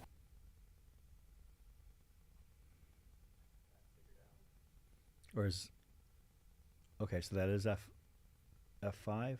So do they have like inside and outside? Yeah, they have a camera out there. Okay. コーラを干して。Well, I mean, it has to be a huge operation. I mean, you're talking 3,000 runners, which is, you think of the largest American 100-milers, Javelina, Leadville. I mean, this is multiples of that in terms of the number of runners. Yeah, I'm getting a little. I'm catching up in the chat, and I admittedly I've traveled a fair bit. I traveled a fair bit in my younger years, but have not yet been to Japan. I'd love to go sometime. It sounds like an incredible place. Gene Eve says vending machines are everywhere in Japan. Cold drinks in summer, warm drinks in winter. They're great. So, okay, I understand now the vending machine thing. Yeah. Oh, yeah. Because I'm thinking as American, what are you going to go get? Like a payday or a Snickers or something? Sounds like vending machines are at a different level in Japan. Like my understanding is that you can get like a full meal out of a vending machine. Yeah. I mean, or like a bowl of hot soup. I mean, not like the old coffee machines that you would have like in the bottom of like an old church or something like that. But like, yeah. So I mean, if you're out there and you understand the Japanese vending machine thing, weigh in the chat. I'd love to hear. We're I'd learning. love to hear from somebody what the most incredible thing you've ever gotten from a Japanese vending machine is. And I say this as I'm waiting for our beloved producer, Zach, to vacate his chair and go get us pizza. Because we don't have those vending machines down here on 24th and the freeway at Mountain Outpost headquarters. To be fair, though, we've been set up with a whole lot of food and snacks. Oh, okay. I've got a whole aid station back here for you guys. It's like a Patty Curry aid station over here. Absolutely. For sure, minus the potato soup. The chickpea salad sandwiches. Bean roll-ups. But you've done well for your. I've tried, guys. I've tried. I'm also one person behind the screen here, and I'm commentating. And also, I want to come on. actually give a shout out to, and I apologize. Is it Jean or Jean? I thought it was Jean in the chat, who has been not Jean. It's John. Is Jean. Has been absolutely amazing, and thank you. I want to say personally for first of all, Jean has been a contributing member of our chats ever since we've been doing them, like several years. So thanks for that. Second of all, being somebody who lives in Japan and able to give us a lot of detail and background as we're looking at Gidu Kin leaving the looks like leaving the aid station at F5. Attempted to. Then he turned around for some reason. Yeah, he's looking a little more worse for the wear than our first place male. Dang looked fantastic, and Kin looks a little bit, doesn't look bad, but definitely working harder. Yeah. But let's get back to the topic at hand. Cucumbers, ramen, sriracha ramen, fresh eggs, strawberry shortcake. I mean, curry, ice cream. They have ice cream vending machines. Okay, people. U.S. needs to catch up, man. I don't know. We already have a problem with obesity in this country, so do we need to have 100%. Oh, and Matt Feldake in the house. Nothing gives me more joy than hearing Chris Morden's sultry pipes on a live stream. Well, Matt, I know that you're no stranger to the live streams as well, and I appreciate that. But I hope that you've got higher aims in life than to kick back and listen to a live stream when I'm and on dude it. and Matty boy, rest up. We got Cocodona coming up. Yeah, we're gonna have a whole lot going on when we get there. Of course, that's just coming up in just a handful of days. But of course, right now our focus is on the perimeter of Mount Fuji at the Mount Fuji 100 mile in Japan. This is the English language live stream of the race brought to you on Mountain Outpost. I'm Chris Warden. I'm Andy Jones-Wilkins, and it looks like this is our second place runner. Yep. Departing the aid station. Looks like he's running on a little grassy road. I suspect he'll be on that for a little bit and then head into those mountains that we see on the horizon. It is, a little bit before noon, 11:35 a.m., I think, in Japan. So based on what we just saw, it looks like the lead, which had been just inconsequential, about a minute at F4, at aid station number 4, has stretched out to about a full 10 minutes there.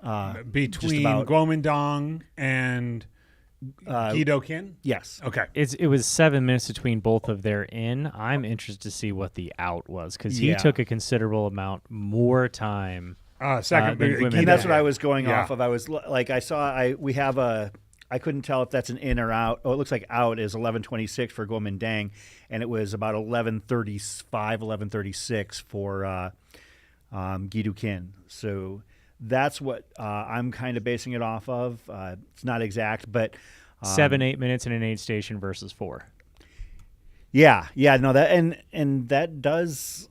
I don't know if it necessarily means so much in terms of how the runners are running in terms of speed, but it definitely shows like how many problems they feel like they have to solve at any given point. Correct. So I promise I'll stop after this, but hot corn consomme. Feed this man, Hot Zach. corn consomme. Feed this man. My favorite ice cream, and marble fudge. Good Lord. I need to go to Japan. Oh, and they have alcohol. And they have alcohol vending machines. In the chats, I want to hear what kind of pizza do I need to give AJW. Whatever you come up with, I will order. There we go. Come on, chatters. You know, what kind of pizza do I need to make it to 5 a.m. Arizona time? Let's do it. Alcohol vending machines. Now, that's a new thing. My sons would have loved that when they were younger. All right. Well, Chris, here we are once again at Mountain Outpost headquarters here in downtown Phoenix, covering for the first time the Mount Fuji 100-miler, the 4th in the 10 Series World Trail Majors. Just incredible footage from the race. Our partners across the world in Japan just sharing with us their beautiful country, the beautiful footage of what is turning out to be quite a dramatic race. Looks like we got a heads up from Ho Chung Wong, the Hong Kong runner, from his wife who's crewing him. Said he's tired, not having enough training. He was actually just recently at F4. But the good news is that the race is heading to the hilly section, and that's his strength. So they're looking forward to that. And back to comparing a couple of the racers, one that has been showing out very impressively today, Kento Tamura, as we talked about. You know, that is our fleet of foot runner that you were talking about. That is the 62-minute marathon or half marathoner. Is that correct? Looks like the second half of the race is not going to play to his strengths, at least documented strengths. Who knows? Maybe he's been doing some secret work in the hills and ratcheting it up. But I think that it's going to be interesting because the way that this race pans out, and this is just kind of piggybacking on what Zach Marion said, is that The second half of this race is more of the grindy, hilly portion. So when you look at runners, I think that those, and I can't testify to everybody's strengths and weaknesses, and I don't ever want to discount anybody, but the runners that we're familiar with, like, for instance, Anthony Lee and Pete Mortimer, and also the 2023 Ure 100 winner, Hayato Nishikata. That's going to be like that'll right in their play wheelhouse. into their wheelhouse. Yeah. Courtney obviously the same way. Nicole Bitter, maybe not so much. Yeah, I mean, because we think of Nicole as being like a Western States Bandera Javelin 100 type runner. I'm not saying she can't succeed in the mountains. She's, I believe, done very well at Leadville and Run Rabbit Run, but well, and she does anything. Yeah, she's all around runner. Yeah. But I think that some of the runners that maybe are not considered, to have that knockdown, drag out speed, might come to the forefront in the last 38, 40 miles. Yeah, so it's going to be fun to watch. I agree. It's going to be very fun to watch.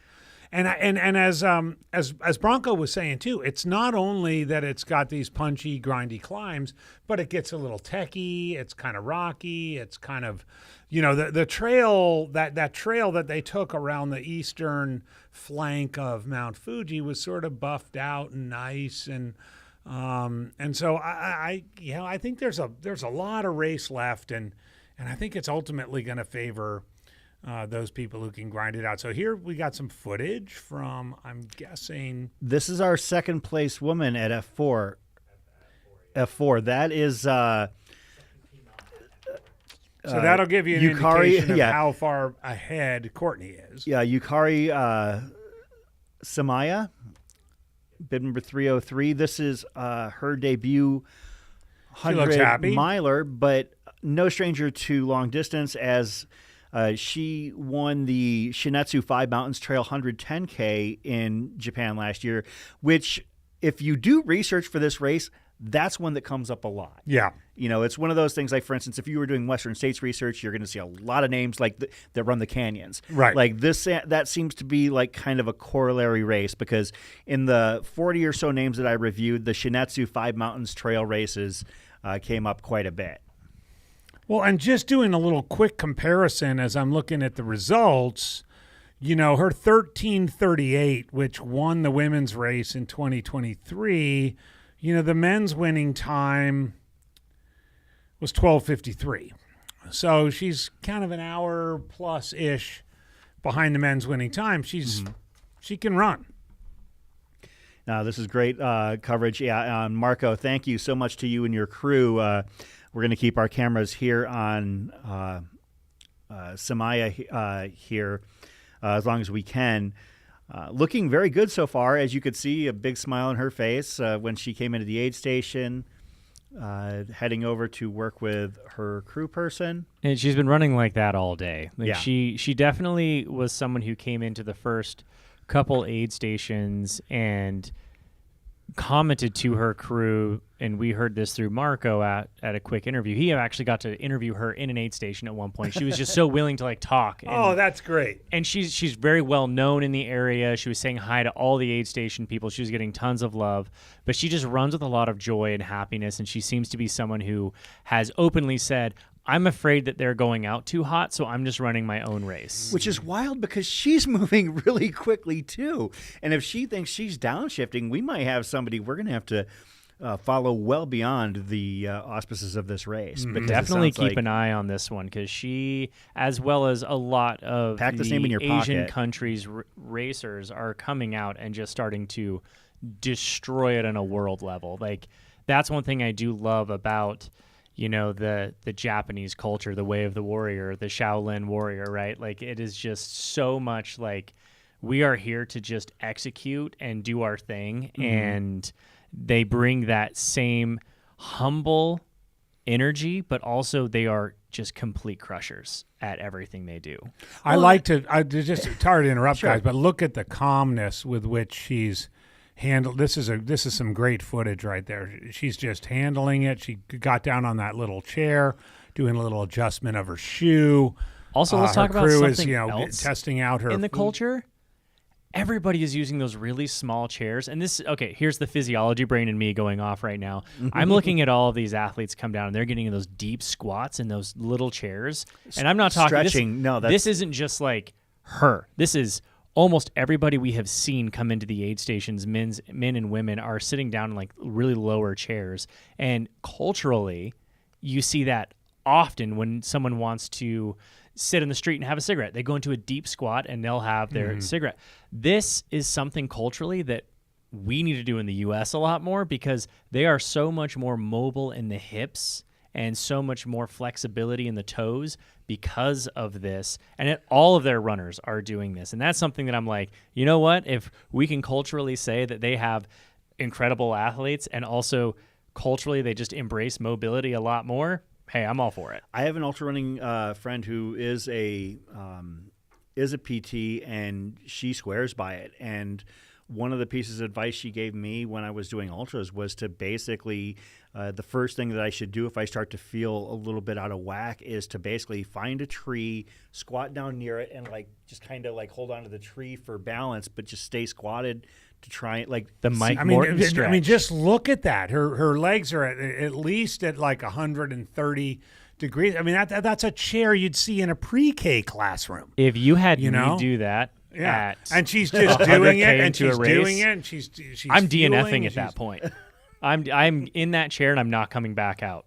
Not because I don't want to. I would totally. I'd be like, okay, I'll call it at 100K. I can't even sit. Like, I have to lean on a table. If I sit down, then my legs are not going to start operating again. Chris, you mentioned something pretty interesting about that. Grab a hold of a pole or a tree or something like that and lean back into a squat. Yeah. Mike Morton was famous for that. And if you look back at some other race recaps, and I remember reading this in 2010 when I wanted to run my first 100-miler, and I read about the Mike Morton stretch. And Scott Jurek actually commented about it, how he watched him do this in some of the track races where he would just grab a hold of a pole and go into a deep squat while he was holding on to that pole, and just how much that opens up your hips. It opens up everything in terms of a lot of your lateral muscles in your hips, also your adductors. It gives your hip flexors like a good rest, and also really stretches your glutes and your hamstrings. So it's like, and your calves as well. So it is a stretch you can do that will get everything. And if Mike Morton found some pretty good success with it, hey, we're seeing it all over the place here, I'm in. I'm game. So, hey, out there, if you're just wondering who the hell Mike Morton is, just ultra sign up him. But he set the course record at Western States in 1997 and came back and set the 40-year and older record in 2013. So just do the math. The guy is a beast. The likes of Jeff Browning and other amazing athletes have attempted to take down and that record and failed several times.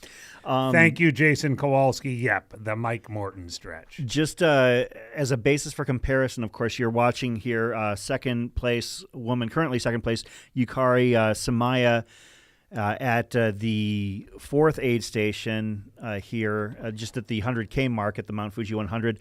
Courtney Dauwalter's out time at this race, or at this aid station, was 10:26:55. So you're talking basically at this point an hour 20 and change of a lead that she's got at the 100K mark. And based on the way Courtney was running, and not that Yukari is looking bad, but Courtney is moving at such a pace that gap is only going to widen if things keep continuing the way they're going right now. Yeah, Travis mentioning that. Yeah, it's 1:16 and growing, and simply because Yukari is taking her time, which is probably, I think that's very smart for a debut 100-mile attempt.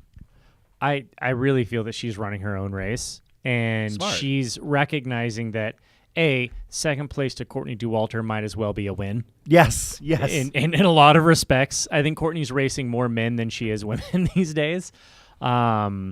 And so she just recognizes that, if she runs her own race, she's going to do as well as she can, and that's going to be a great debut 100-miler. And honestly, if I'm second place behind Jim Walmsley, Courtney Dauwalter, or anyone like that, like, I consider that a very successful inaugural attempt. Absolutely. Absolutely. And she speaks like a seasoned veteran that's not looking to chase, that she says, I want to run my own race. I don't want to get caught up in it. Marco just gave us, Marco is basically right there with Semaya, mentioned that her stomach is getting tired and not comfortable eating solid food, but she's in very good spirits.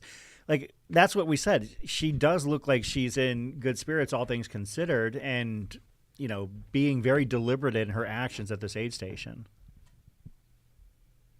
And she there at F4 is sitting at just under 100 kilometers into the race.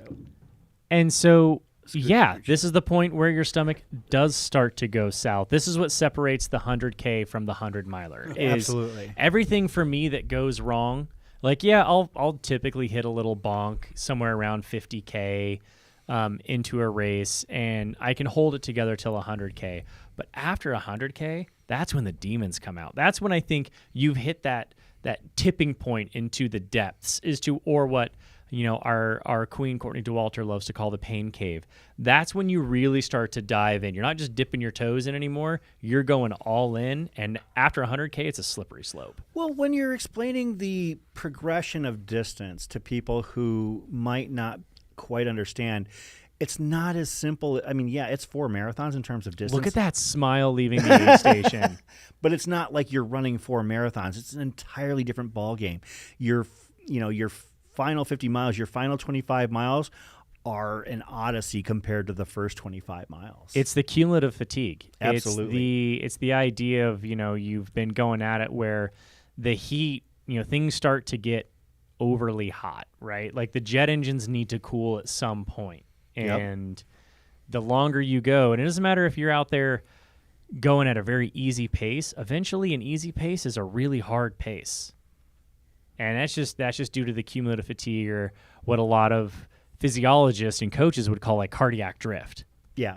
Where it just your heart rate decouples from your effort and starts to automatically increase throughout the day. Now, these athletes have been up since midnight running this race. Yeah. I would imagine that, and I've never had a midnight start, but I could only imagine that by the time you get to the start line at midnight, you've already got a day's worth of fatigue in your body.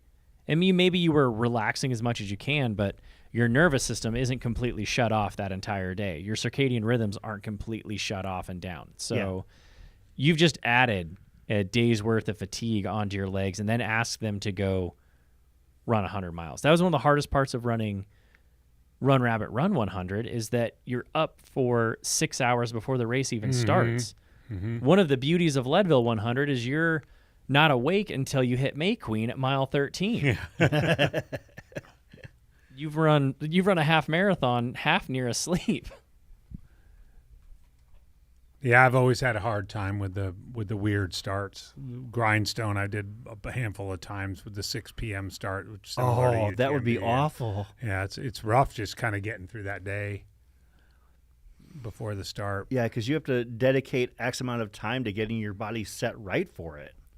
And it's kind of cruel. They have the pre-race briefing, the mandatory pre-race briefing at 1, right? And it's over by, 1:30? And the race starts at 6. And so you just sit there. Who came up with that, Laz? Yeah. It's almost Horton. Well, look at this. This just looks lovely.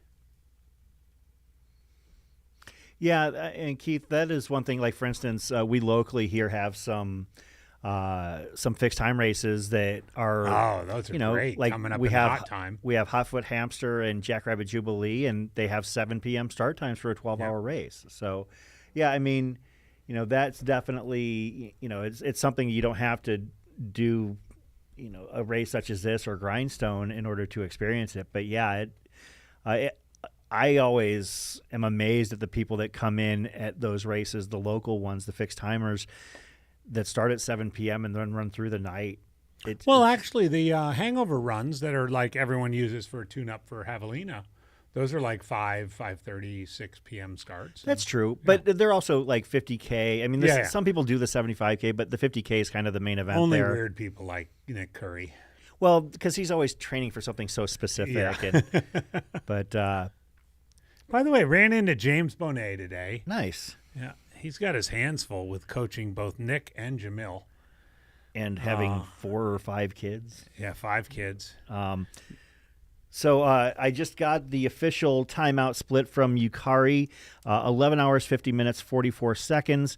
That there's a sizable gap. Courtney was 10:26:55, Yukari 11:50:44. So you're talking 84 minutes between the two of them, between first and second on the women's side. On the men's side, Again, and this is at the what mile? 100K mark. 100K mark. Yeah. And on the men's side, we've had just 2 that have gone through aid station number 5, which is Oshino at mile 70. Guomin Dang, your race leader on the men's side, at 11 hours 26 minutes, and Guidu Kin at 11:33:45.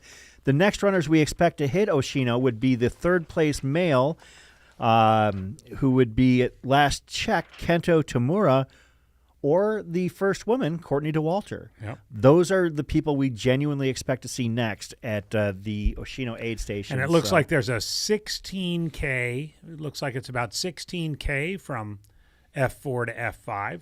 Not a lot of elevation gain. So we would expect to see Courtney in the third place male shortly. Yeah, so there was about I believe an 18 minute, it was 40, so 22-minute gap between the first 2 men and the third man at the last aid station, and then Courtney was 18 minutes behind The third man. The third man. Okay, all right. But was looking far better. Oh, yeah. So we don't quite know what to expect, but we'll definitely keep it tuned here. And do we know, is Marco on the ground at F5? At Oshino? Or this might be third place man at Oshino. Oh, yeah, that's entirely possible. If that is, that definitely is. I recognize the kit now. So that is Kento Tamura at Oshino. Kento Tamura, there he is, 29 years old. Very, very, very fast. A 62-minute half marathoner. Okay, so foot speed. Yeah, this is the guy Zach was talking about, being a 14-minute 5K runner. So stepping up in distance by a wide margin here, acquitting himself very well. And that was a quick aid station stop. Yeah, in and out. That's actually kind of surprising. What's he doing here? Oh, just a little hosing off. Look Okay. at that. He's taking care of himself. Which is good because he's moving. In and out of the aid station, but at the same time, not. And if he's a foot speed guy, he could just make some distance on these roads. That was good to see. You know, he's not panicking. He's not. And it looks like we've got another runner. Is this at Oshino or is this at? Gosh, these volunteers look so happy. The 100K mark. I think everybody on this course looks like they're having a great really time. do look like they're having a couple a of the great runners, time. maybe not so much, but everybody associated with the race seems to be all smiles. Jordan's in the house. It must be getting late. Yeah, must be. It's approaching Zach's bedtime if Jordan is here in the house. The night shift is here.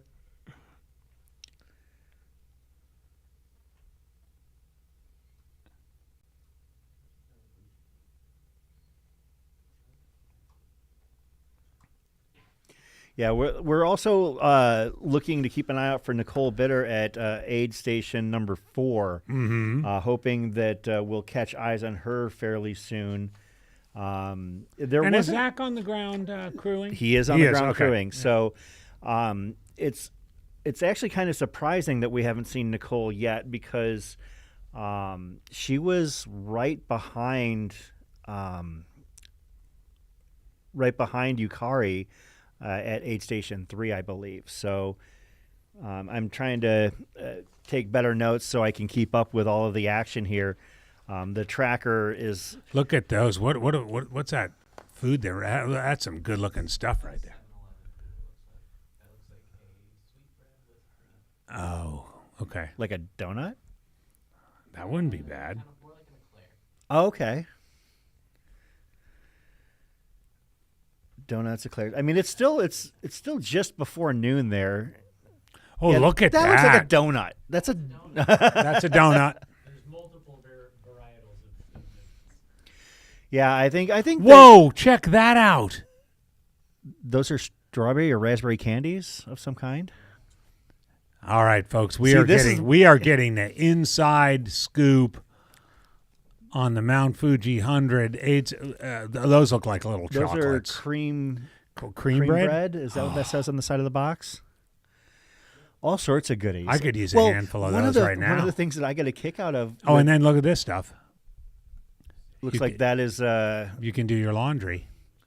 No, it's Amino Vital. Yeah, I'm not familiar with it, but one of the things that it sounds like the runners have, especially the Western runners, have been taking in is the availability of gummies. Yeah, just gummy all bears, kinds gummy of worms, gummy things. In loving that aspect of what's available. And Jean pointed out earlier in the chat, and I caught that he said that they're actually plant-based, not gelatin-based in Japan for the most part, which I thought was pretty interesting.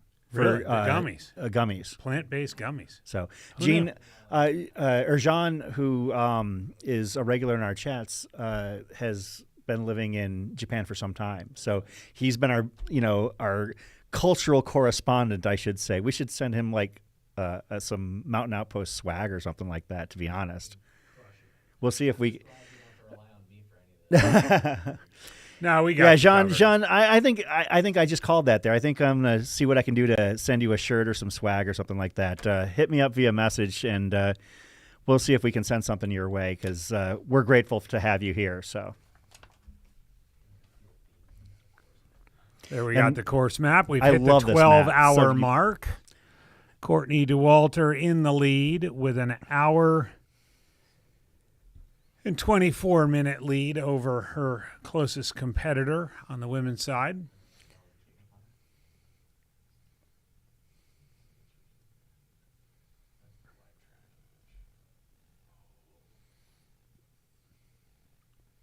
I saw a friend of yours in the chat earlier, surprisingly. Tropical John.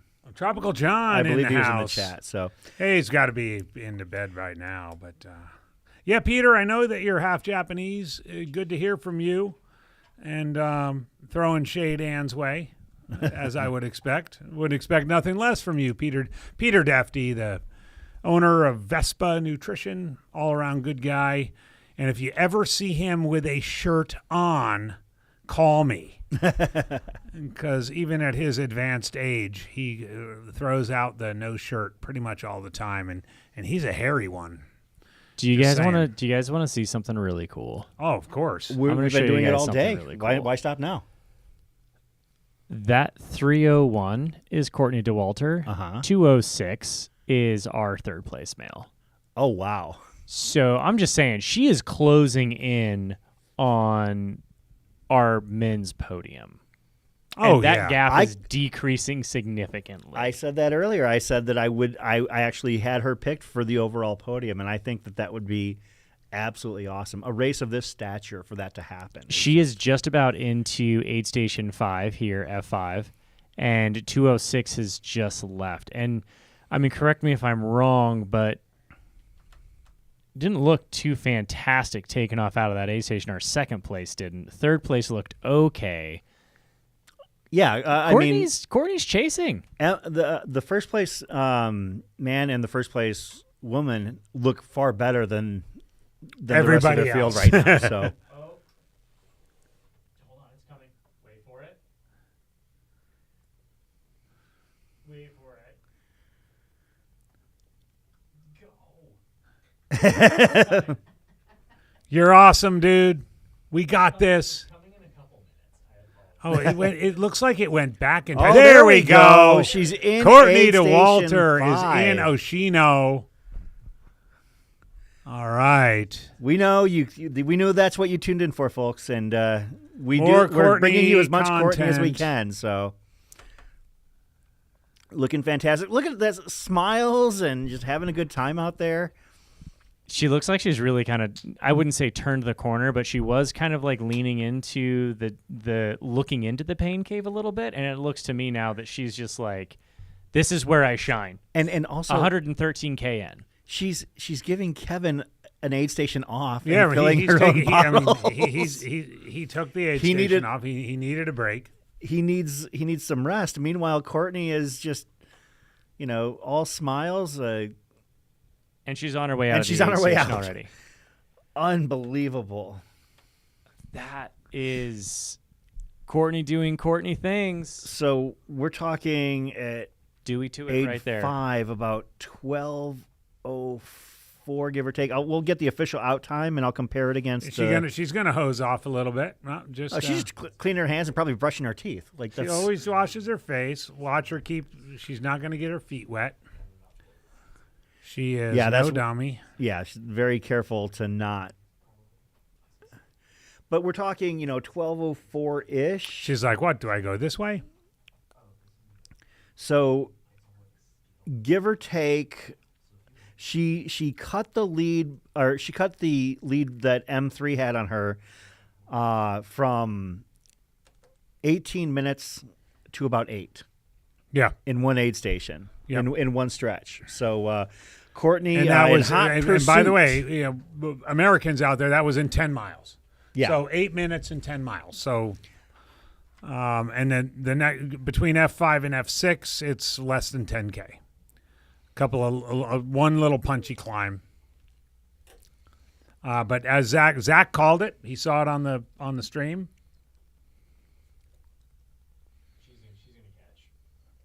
Kento Tamura? Yeah. So by F7, she's going to be in the top 3. So let me.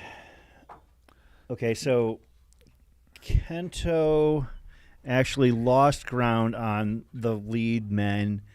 Went from about 22 minutes to 30 minutes back.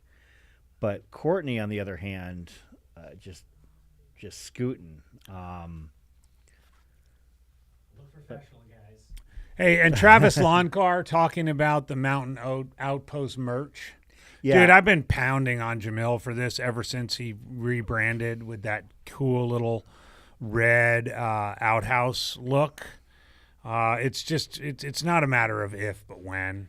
Maybe we'll roll it out for Hard Rock. It's on the way. It's on the way. So FYI. So Courtney Let's is hope. Maybe Cocodona would be a good place, although we're going to have the pajamas for that. Courtney is 6 minutes back of Kento, third. Of third man.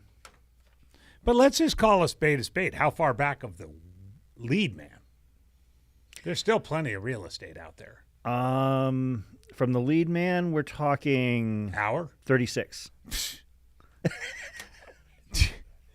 I mean, come on. 36 minutes. So 11:26 was when Guomin Dane came through, aid station 5, and Courtney was at 12:02. Yeah. So actually, it's about 37 minutes. 12:02:54. You know how easy that is to reel in? Like, it's not that easy, but with these punchy climbs, that's our live shot, guys. No, it's not. Oh, it's not? Oh, okay. Sorry. That's a good look at Chris's svelte figure. Oh, my.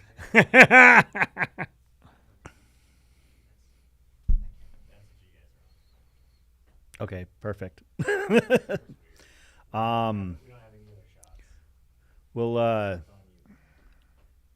Can we show them the map? I would rather show them the map than show them us.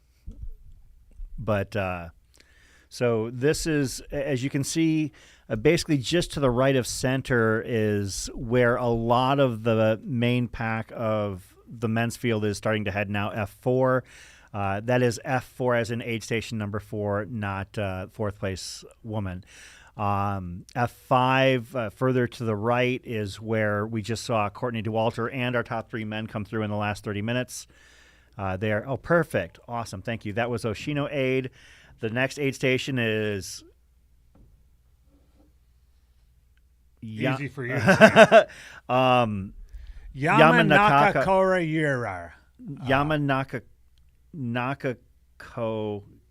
Kiara or Kirara. Jordan crushed Thanks, it. Jordan. But that is the next aid station, and that is at mile 76, 77, about 123 kilometers in. It's only a 10K between Oshino and that aid station. Yeah. So with a little bit of a pitchy climb. Yeah. You know, something to definitely keep in mind. That stretch of between F5 and F6 does have a quick jaunt uphill and then back down. So you can see that between F5 and F6, they've got to jump up. Looks like it's about maybe a 400 meter, 500 meter climb, give or take. Yeah, 1,500 feet for those of you want to translate that, and then right back down. Well, I've been, and then it's grindy between between F6 and F7. Toggling my brain between miles in the metric system has been good practice all day long. So there are our friends doing the Japanese commentary on the ground, I think, at the finish line. Yeah, I would assume that they're at that aid station, Fuji Hokuroku.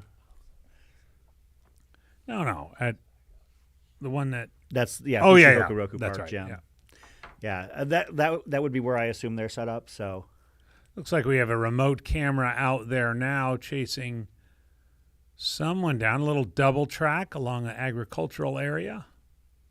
Of course, in the foothills of Mount Fuji, you've got incredible soil, a good year-round climate.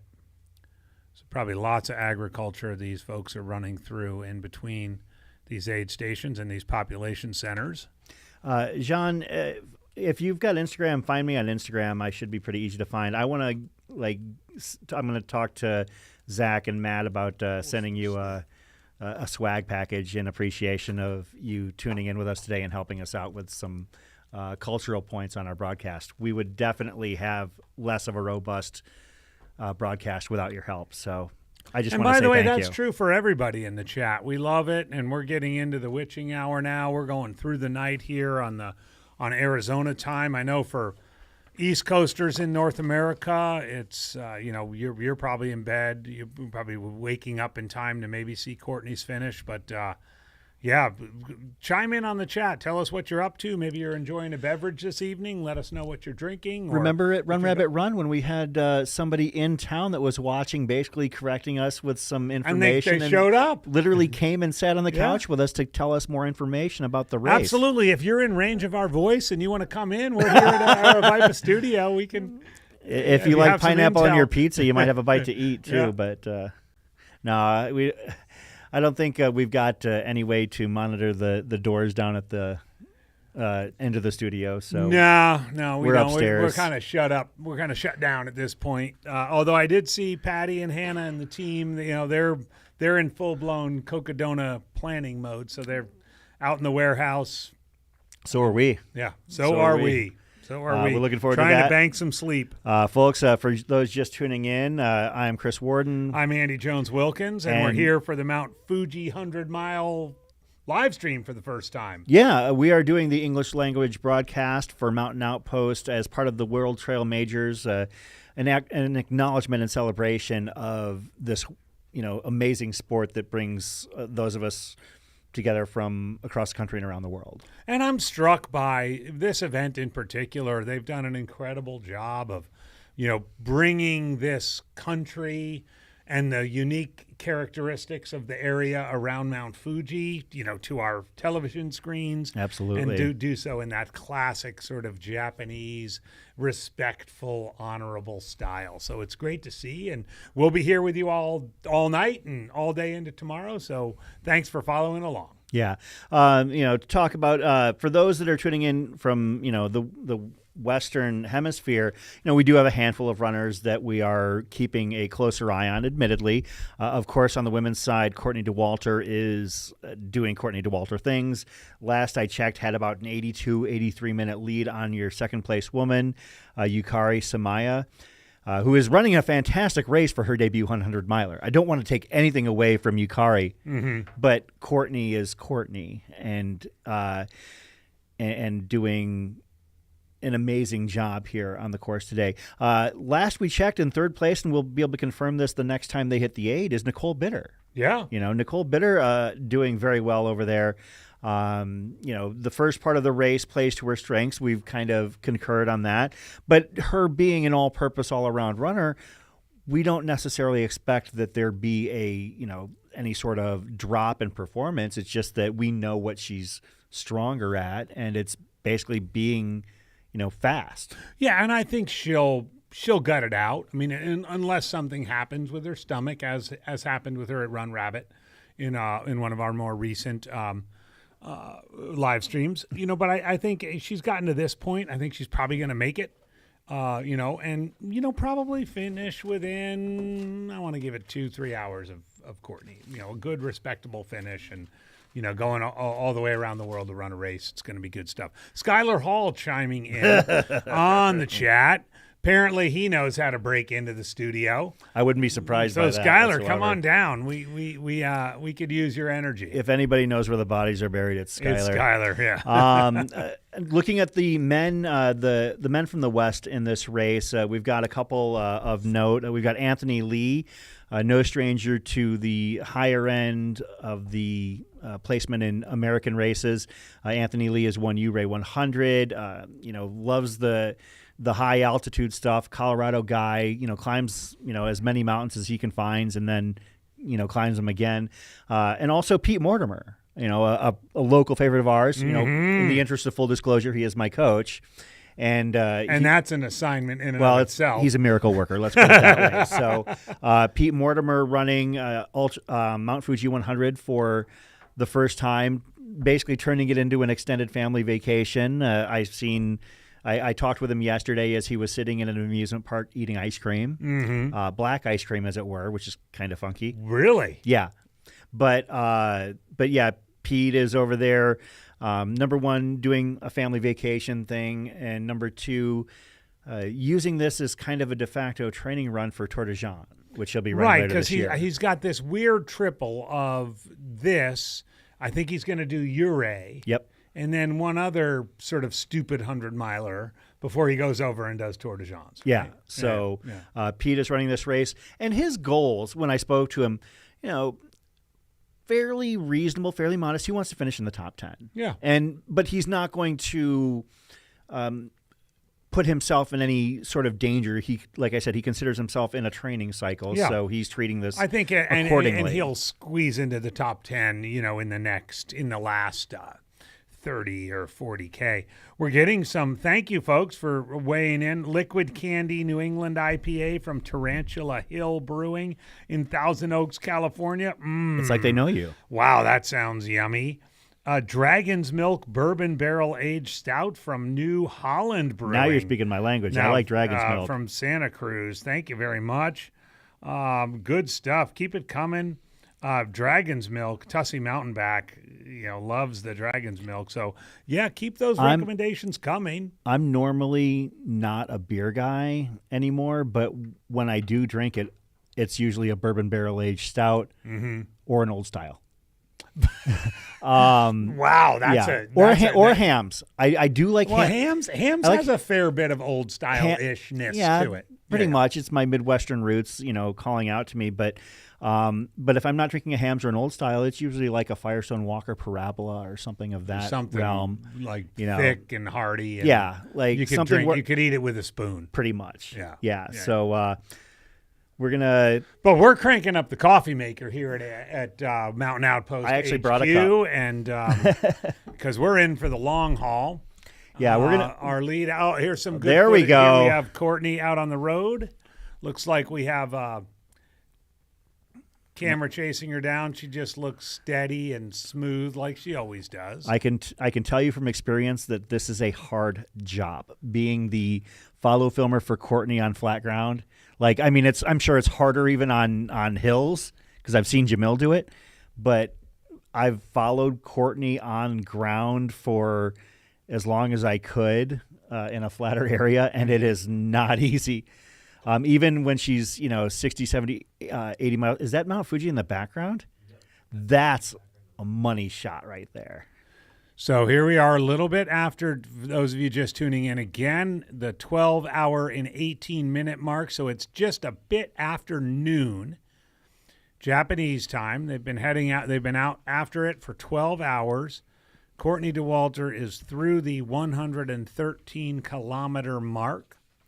So she has approximately 53 kilometers to go. And there she is with Mount Fuji in the background.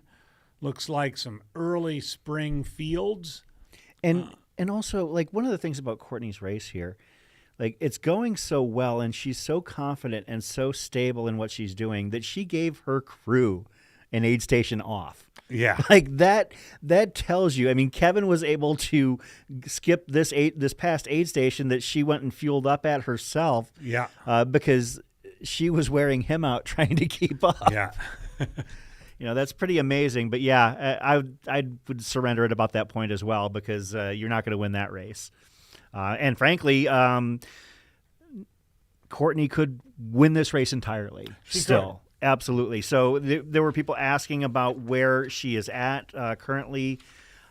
She is in first place in the women's race by a wide margin, about an 84-plus minute margin last we checked from first to second place. Now, overall, she's about 36 minutes back of the men's leader based on the most recent aid station tracking. Your current overall leader is Guomin Dang, who hit the fifth aid station at Oshino at 11 hours, 26 minutes. Guidu Kin was in second place at 11:34. Third place, 100-mile debut runner Kento Tamura was in third place at 11:56.50. And Courtney was nipping at his heels about 6 minutes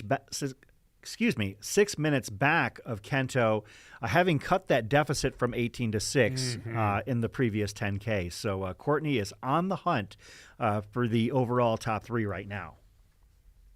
Chris, this does remind me of her run at Hard Rock, which we were also on the call for, where she just kind of started out in that sort of diesel engine mode, but then when she knew she was going to have a good day and things were rolling, once she got past Grouse Gulch, it was game on. Oh, yeah. Yeah. And this seems to be definite game on Courtney mode. And as I mentioned, she's had kind of a chill start to her year. Not nothing. Yeah. She never does nothing. Trans-Gran Canaria. Yeah, Trans-Gran Canaria. But for her, that is kind of an easier. Kind of an easy, chill thing. And then she can roll from this into Hard Rock. And wow. The overall win is not at all out of the question at this Absolutely point. not. Yeah. If she keeps picking people off. Now, I will say Guomin Dang looked really good the last time we saw him at the aid station at Oshino, which is about 70 miles in. I mean, it would take her having a great day and him probably having his day go sideways in order for her to catch up, because he did look that good and was moving well. Now, in second place, Guidu Kin didn't look that great, looked okay. So that'll be interesting. And Guido is 7 minutes back of Dang based on what we saw at the most recent aid station. Thanks, Jean, for clarifying. I guess that at CP5, no runner had support. I wonder if that means that Kevin has F6 off. Yeah, it might. It might. But, Kevin definitely – Kevin, who is crewing Courtney, of course, and Zach, who is crewing Nicole – thanks to the both of them for, giving our coverage team on our boots on the ground, Marco, some unfettered access, really, chatting with him and giving us the skinny. And I'll be honest, that's part of the beauty of the progress of the coverage of trail and ultra running, because, I remember back in, 2018, 2019, when we first started this journey as a part of Mountain Outpost and Aravaipa, that people were a little bit hesitant and a little bit leery of, answering questions when I would come up and ask, hey, how's your runner? They looked like they were, they're fine. They're good. Everything's fine. They're okay. Yeah, they're crushing it.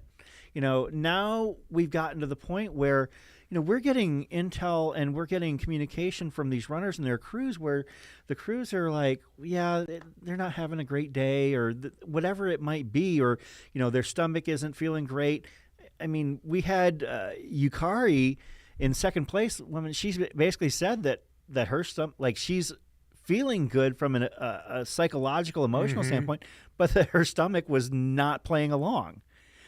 So I think that the more we cover these races and the more people understand we're just trying to grow the sport and give people a reason to cheer for these athletes, I think that the coverage is only going to improve because everybody is learning that we are simply just here to bring the story of the race and not trying. We're not gotcha journalists or anything Not like at that. all. We're these are our friends in a lot of cases, and that actually makes it a little bit tricky sometimes because you kind of have to navigate occasionally when somebody is having a crappy day, or for instance, you obviously have your podcast when you want to talk to somebody about something that is like a hot button issue or maybe a sensitive subject. We have to learn to navigate the fact that we as fans and friends of this community, it gets a little bit tricky, but thankfully, I think we've shown these runners and these crew people and officials in this field that we're here to try and just help move things along and open up the sport to new eyes. Well, and I appreciate Jean's comment. I also appreciate Aid Station Fireball. And I'm reminded of Mark Twain's famous line, don't ruin a good story by sticking too closely to the truth. And of course, we are reporting the truth. We're here reporting on the Mount Fuji 100-miler. But the beauty of trail and ultra running is it is ripe with storytelling. Absolutely. Our good friend who's a head of marketing here at Aravaipa Mountain Outpost, Matt Feldick, talks about how, yes, we're covering races, but we're also telling stories. And, we're not able to do it in this race because it's just so massive and it's on the other side of the country. But what we try to do... I think we're on the other side of the globe here. Other side of the globe. Yeah, the country. What we try to do especially with our homegrown coverage of Black Canyon and Cocodona and Javelina and even Run Rabbit and Hard Rock and the other events we're going to do this year is their stories from start to finish. And I mean, I had a person come to me a month and a half ago who was telling me that she was stairwell girl, and I was like, what do you mean? What do you mean? And it was in a text. What do you mean stairwell girl? From Run Rabbit Run. We were at Run Rabbit Run. Chris and I were, as we are tonight, kind of on the graveyard shift, working through the night. At one point, we had no drone footage. We had not. It was dark at the aid stations. We're just kind of talking, making stuff up. We sort of texted to each other, and you got your gimbal and got your phone and just started kind of wandering around the aid station, checking in on runners and their crews. And all of a sudden, someone chimes in on the chat and says, "I'm looking for my friend. Last time I saw her, she was in the stairwell of the aid station." And she became known as Stairwell Girl. And you're looking around and trying to find her. And that's the kind of thing. We bring those sorts of little stories to life that then can become more meaningful stories and can become sort of fun lore for someone to talk about 6 months, a year, 2 years, 5 years later. Well, let's be frank. This sport, the coverage of this sport is not dynamic 99% of the time. Right. It's not like football where it's hard-hitting action every 15 seconds, or hockey where the action is constant, or basketball. Or even baseball, where you're going to have the sacrifice bunt to move the runner along. We're not having that going on right now. I mean, and our excitement is watching people eat food. Yeah. And, coming in and out of aid stations and hosing themselves down, as dirty as that sounds. But, part of what we love about doing this, and I think I can speak for you in this regard, is, for instance, when you're talking about a 100-mile race, or, as a race that we're going to be covering in a couple of weeks, that's twice as long, we get to know people as we're covering them and learn their stories, and also their fans in the background and in the chat giving us all of this information, this intel. That's part of what makes this coverage so much fun to do, is that, we get to learn so much about these people, and then we find out later that they went back and they watched or they heard about our coverage and how we just happened to, mention their name in passing or talk about their experiences or what we saw of them.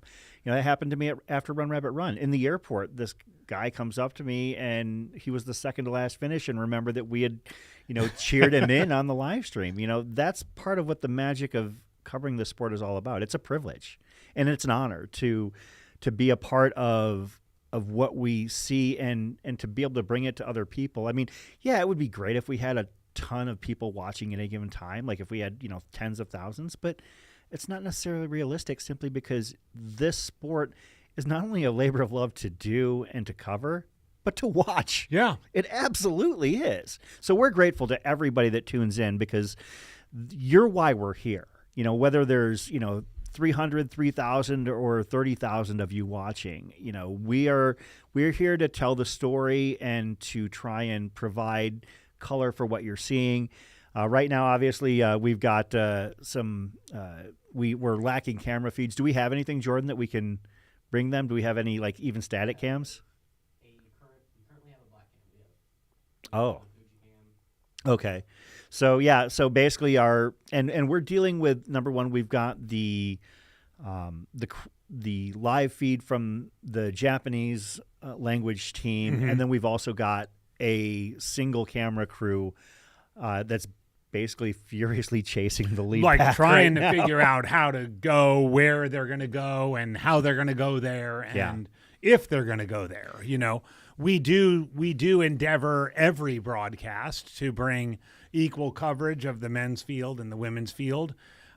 Typically, in a race that Courtney is in, it frankly becomes a little bit more difficult because she tends to gap the rest of the women's field so significantly that unless you have unlimited resources that you can deploy across the course, you're not really going to be able to do that. Yeah. So this race coverage is a good example.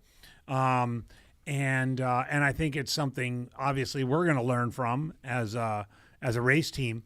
But I want to say something sort of zooming out a little bit more big picture too, is that, you know, Chris, you've been here since the beginning, those early live streams in 2018, 2019 that sort of started small with the homegrown Aravaipa races. And really last year in 2023, we really, you know, moved our game beyond the Aravaipa races to particularly to Hard Rock. Well, first to Bandera at the very beginning of the year in January, then to Hard Rock, Run Rabbit Run.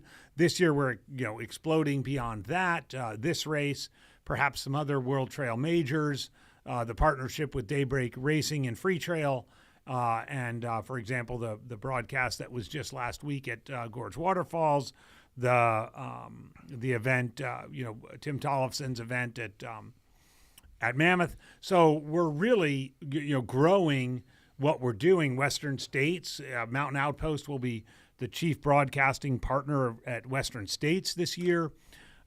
It's really exciting, both for us in our small way as commentators, but also as a way to bring the sport to more people in more places, in more creative ways. And yes, here we happen to be sitting at a hiatus where we're 12 and a half hours into the race. We you know, our cameras on the ground are not there. The Japanese coverage is taking a little bit of a break, but you're here. You know, you're here, you're hanging out, you're interested, you're engaging with us in the chat.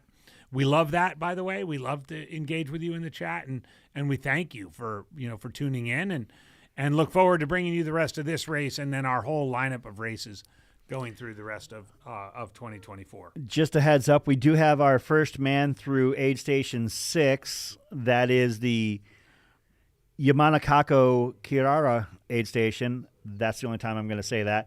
That is Guomin Dang still holding the lead, crossed that timing mat. It's about mile 76 at 12 hours, 28 minutes, 58 seconds. Had an 8-minute lead on second place Guido Kin.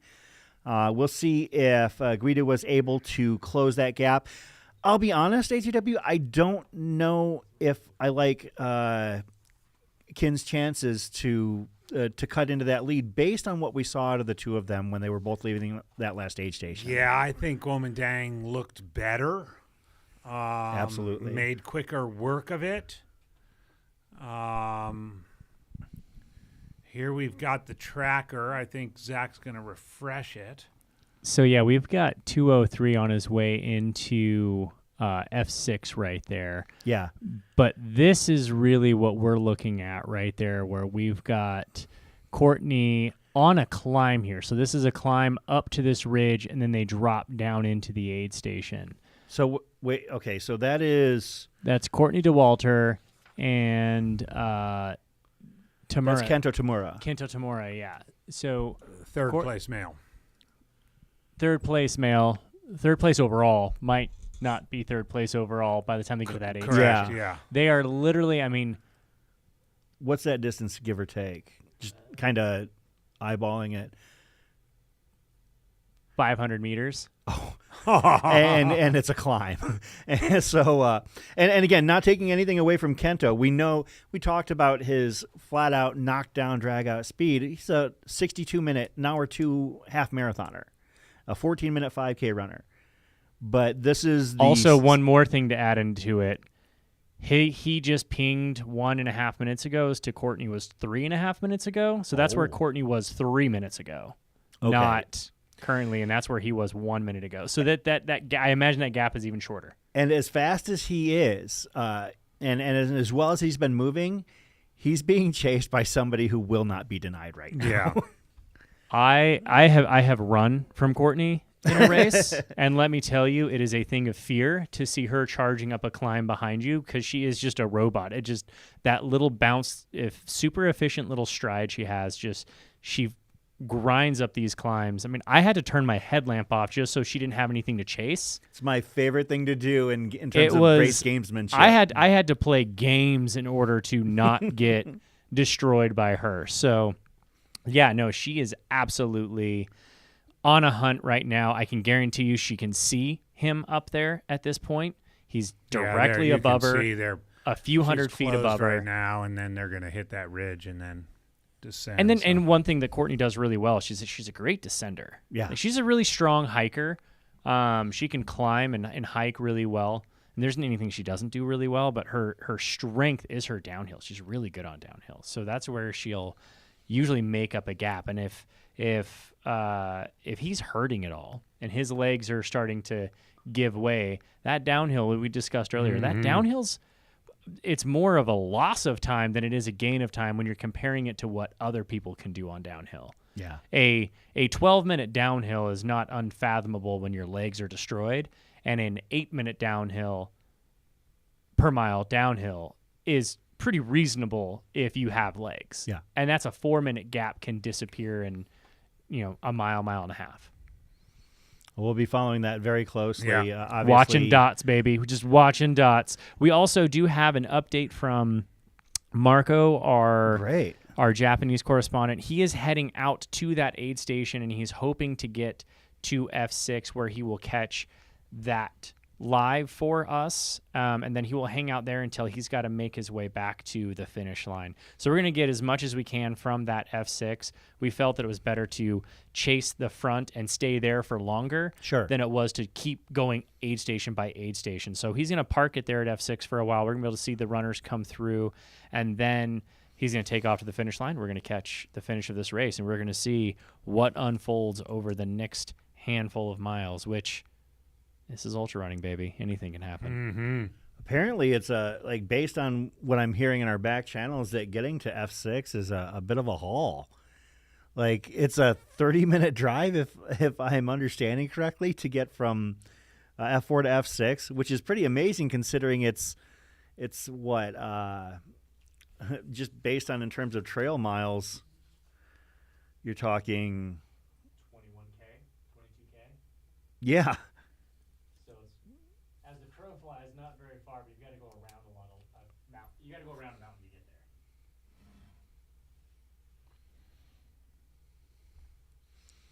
there. As we mentioned, you can see in the right-hand side, F5 Oshino, where much of the lead pack has recently departed on the men's and on the women's side, and then F6, where only one runner, Guo Mindang, has made it through there to this point. Yamanaka. Oh, sorry, missed it. I know Jordan helped us with that pronunciation. One more time, Yamanaka Koka Kira Gararara. I tried. You get an A for effort. It's a lot of letters. That's a lot of letters right there. Yeah, that's. I'm just gonna say aid station number 6. Yeah, we'll just call it. Sorry, friends out there. We tried. We are doing our best. The Japanese live stream just stole our ideas, doing the same thing we were doing. As far as with the following the dots. Well, I mean, sometimes when you've got a race such as this, that's all you can do. You know, that's all we've got is what we've got. So.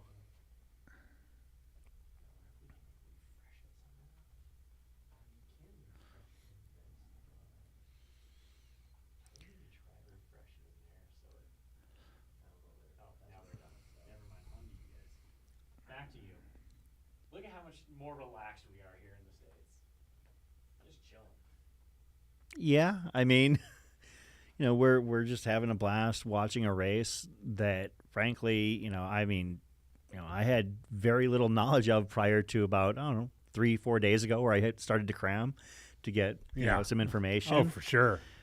So we'll be following, and we are approaching the stages of this race where, if there are moves to be made, it's going to be happening fairly soon. So we did receive word from our man on the ground, Marco. He is heading over to F6. We'll be there shortly. It's the old saying, less than a marathon to go. Yeah, and that's being promised sunset shots. Sunset shots of Mount Fuji. Wonderful. Yeah.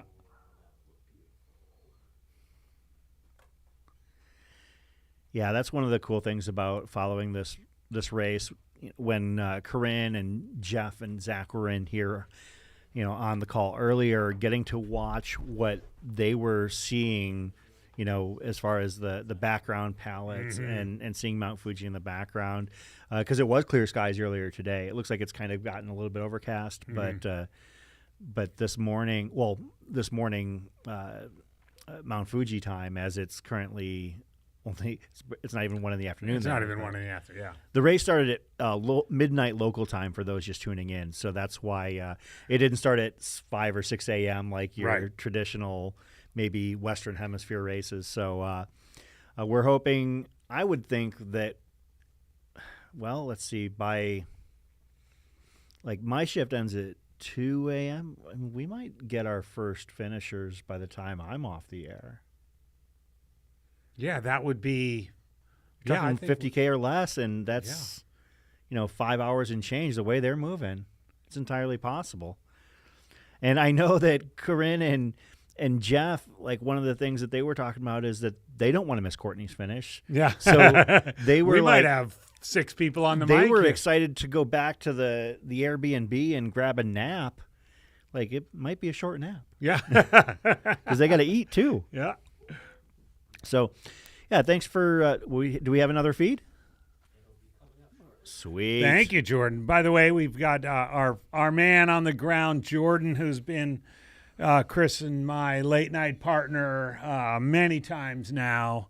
Most notably at Run Rabbit and Javelina. We kind of go way back at this point. Yeah, and, we go back months. I suspect we'll be doing this a couple more times this year. But here we go at Yamanaka Koa Kirarara. Our lead man. No, that's not. That's not our lead man? It can't be.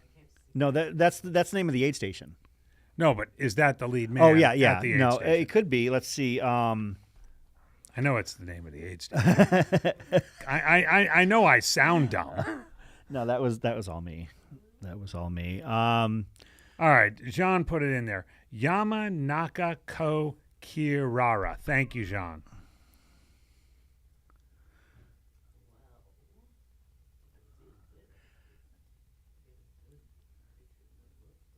Because our first two were 202 and 203. That is, I think that's Guidu-kin. Let's see if we can get a bib. Flap that puppy down. No, I think that's Guidu-kin because Guomin Deng was wearing a blue kit, if I remember correctly. Is he rocking plated shoes? I can't remember. It looked like it. I'm not a sneaker file. Yeah. Where you at, Brett Hornick? Hey, Brett, if you're watching, are those plated shoes? Keith is noting that that's second place male. Leaving F6, kilometer 122. So 44 kilometers to go. We're thinking Guido Kin. Yeah, because Deng left that aid station at about 12:33. So you're talking maybe about a 10-minute gap, give or take, between the first and second man. Now, the interesting thing at aid 6 is who are we going to see next? Are we going to see... Are we going to see... Kento Tamura? Kento? Or are we going to see Courtney? I would say... What do y'all think in the chat? Do you think that... Looks like Guido's starting to run again. Do we think that Courtney is going to be overtaking Kento here for third overall? Any shoe geeks out there, can anybody identify those shoes? Love to hear from you.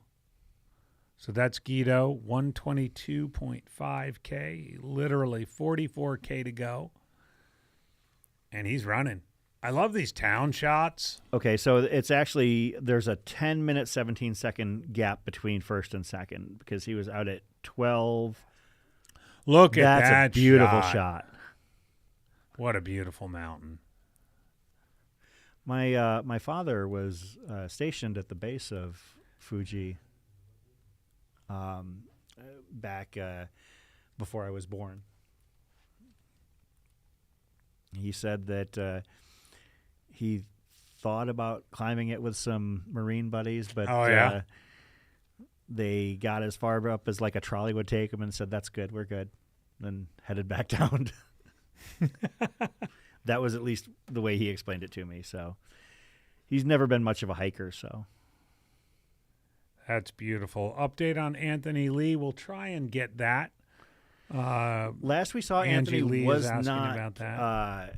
He was having some issues. I think that Marco had said in terms of how he was feeling. I mean, he was still moving okay and was still on the inside of the top 10 overall at the time.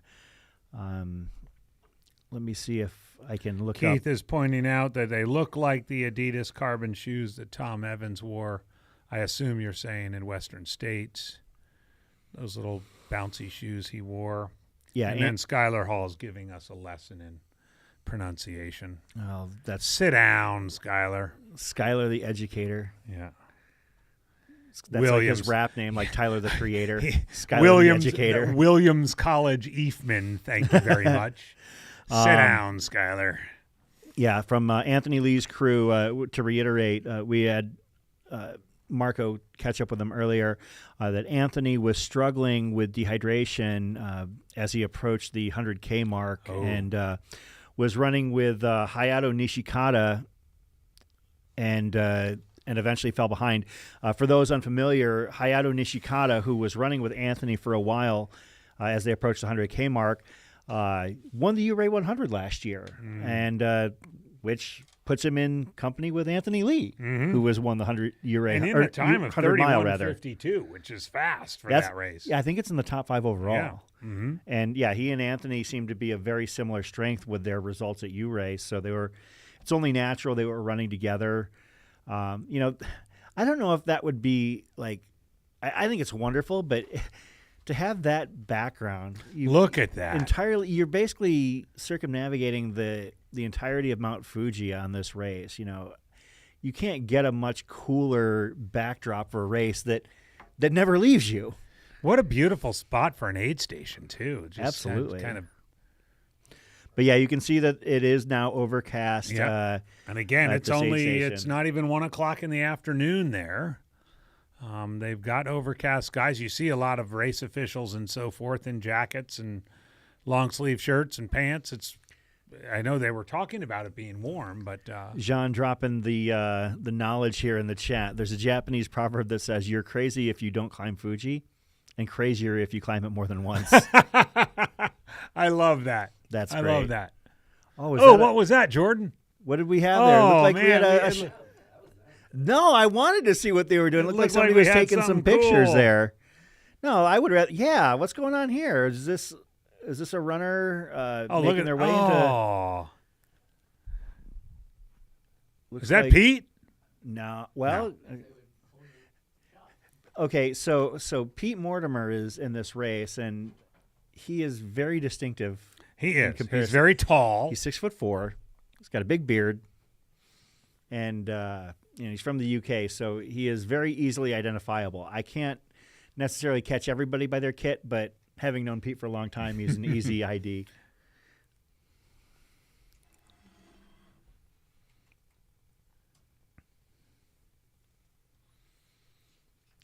Looks like we've got some movement at the aid station. I do like the fact that we've got a static cam aimed at the mountain. That's really pretty cool. So, if nothing else, we've got that in the background, and that just brings a smile to my face. But for those just tuning in, we are waiting on the third runner to hit this 6th aid station at the Mount Fuji 100.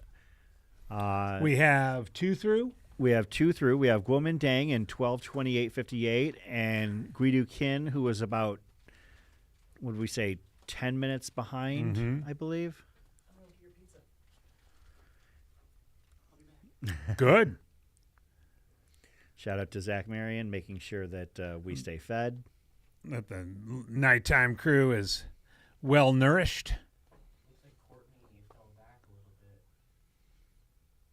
In looking at the dots. Uh-oh. Well, it could be, also like whatever kind of ping lag we're looking at here. So,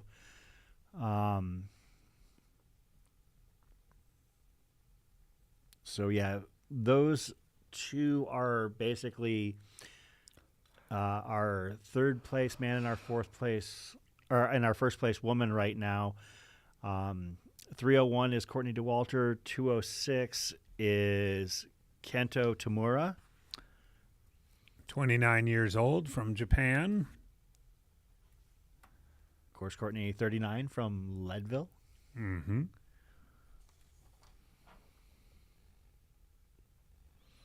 When do you think she's going to go at, I heard them talk about this earlier.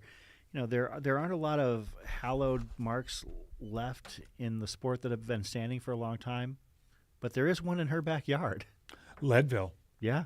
Yep. Maybe it's about that time. Corinne was joking, for everybody to flood her DMs to say, hey, if you haven't heard, there's a race in your town that you could probably go and try and go after the course record, because it's been untouched for decades. 30 years, 1994, and Trayson ran in 1806 at Leadville. And nobody's really gone under 19 on the women's side since then. Ann was racing the men, unabashedly racing the men back then, and that's just stout. Now the course is a little bit longer, a little bit more single track, but I think if Courtney wanted to focus on it, and it's actually a good race for her, because it's basically two 50K runs with 2 huge climbs in the middle. I think that would play to her strength rather well. But, Courtney does what Courtney wants to do. Yeah. And this is true. And yes, she lives up there and trains up there. But, yeah, it would be great to see her take a go at going sub 18. I never thought any woman would go under 16 at Western States, and she did 15:29. I couldn't believe it. I thought I'd seen it all when Jim ran 14:09 there, but if I put those two performances side by side, Courtney's wins in a landslide. So yeah, if she decided to jump into Leadville, so there'd be lots of eyeballs on that. So actually, it looks like Yukari has put some time on the rest of the women's field. Yukari in second place right now in the women's race. Yukari Samaya at F3's out, Nicole Bitter was about 50 minutes back, 52 minutes back. And now if when she hits F4, she's going to be about an hour 10 back. So it looks like really? The rest of the women's field has fallen back of the two leads. Courtney Dauwalter, which is kind of staggering now if you think about it, because that means Courtney is about 2.5 hours up on the rest of the field. Yeah. Like 2.5 hours ahead of third place. Yeah. You know, before the 100K mark. Like that's this is Nicole Bitter. Yeah. You know, Not just a slouch. Yeah, you're talking, having a 100 winner, multiple top 10 Western States finisher, one of the best runners of her generation, of all surfaces, all types of terrains, and Courtney's just hammering it and smiling the entire way. Of course. Jean makes a good point. Asks maybe a philosophical question, wondering if maybe Courtney avoids Leadville out of respect for Anne. And knowing Courtney, I could kind of see that. I mean, she races for herself. She races that she wants to race. She doesn't think about course records or times. I had her on my podcast and talked about her doing the Western States Hard Rock double, and she was like, well, I'm not even going to think about Hard Rock until after I run Western States. But Jean, that's a good question. I mean, I know Courtney knows and understands the history of the sport. I think she clearly knows and understands how she has cemented her place in the history of the sport. It also might just not fit into her calendar. It's not that spaced between UTMB and Leadville. That's a tough double. Hard Rock, she's definitely focusing her energies on, getting the course record in the other direction this year, so that she's got the course record in both directions. I could certainly understand her doing that. But, she is a respectful person, and it could be out of respect for Anne. She lets that course record sit there, but I also think that she might just want to do it because it's something that she hasn't done before. Yeah, and I would think that at this point, Anne would probably be of the understanding, like, it was bound to happen, you know, so... so for those that are tuning in on the World Trail Majors side, I haven't checked that chat in a while. So yes, for those of you watching, no, you're not losing your minds if you're watching on the World Trail Majors channel. The Japanese proverb was on the Mountain Outpost channel.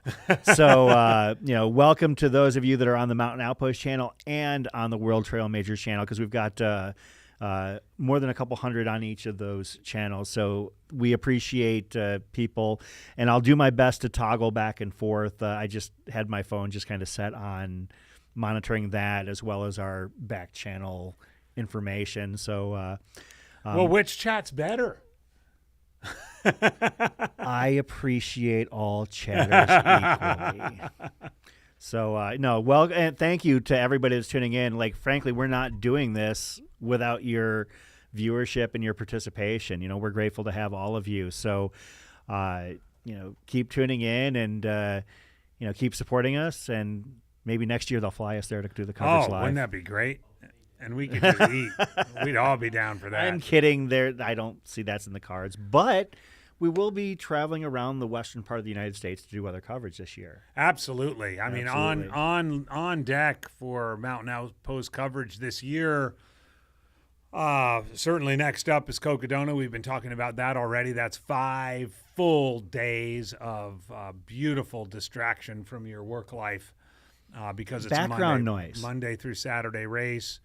Mountain Outpost is going to Western States this year, where we've had a peripheral role in the last couple of years, but will be the principal delivery mechanism of that live stream. Hard Rock, just 13 days later, all 48 hours.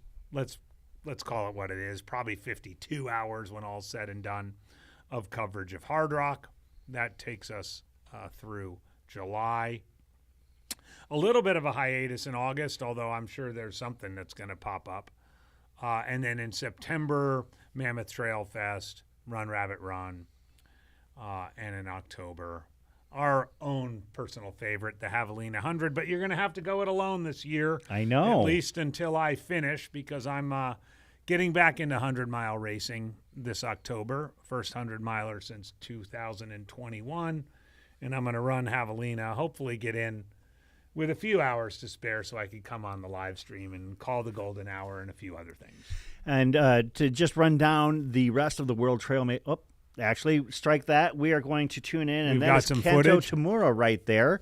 Your third-place man hitting F6. That's aid station 6. Kento looking better than he did when we last had eyes on him, for sure. Yeah, he's moving well, and wow, he's going... He's in. I guess he's headed for his drop bag. Yeah, it looks like F6 is a crew and drop spot, or crew and drop bag spot. They're all set to go for him right there.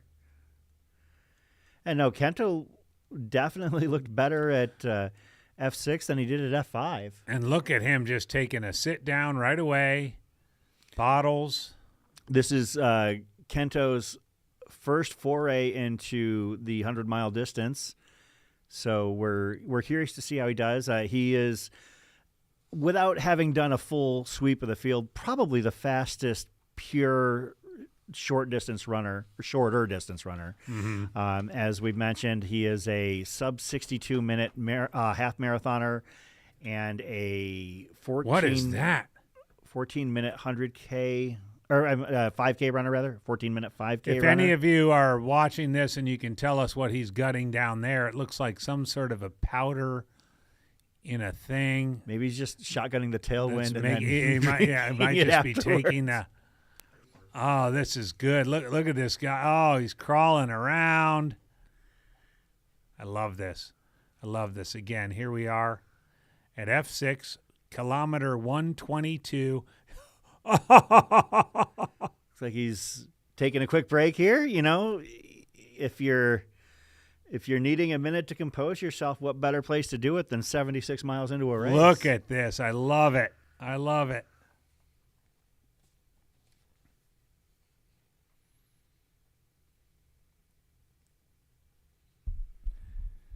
Gran Canaria World Trail Majors versus World Trail Majors. Thank you. Matt Feldick, our friend on the ground up in Flagstaff, chiming in. We miss you, Matt. I know you're up to things, and we're going to see you a lot next week after next at Cocodona. But wow, look at this guy. So, of course, crew proceeding, replacing batteries in the headlamp. Might as well get the rest while you can, you know. But yes, Travis, that is Fun Dip that he was. Fun Dip! There. Oh, I love a little Fun Dip. You still love the little white sugary the stick. Yeah. Wow. Is Kento just taking a little snooze here? I'm curious to see how far ahead he is of the. Oh, well, hello. Here we go. I assume they've got eyes on somebody that everybody wants to see here.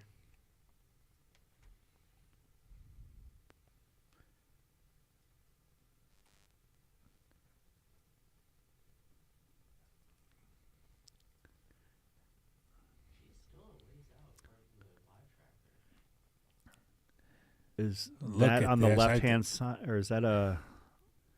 This is... Oh, look at Kento. Kento getting a rest. Yeah, power nap right there. I mean, hey, good for him. I mean, he's taking advantage of it. Of course, crew is just busying his pack for the night. Well, it's only 1 in the afternoon there. That's true.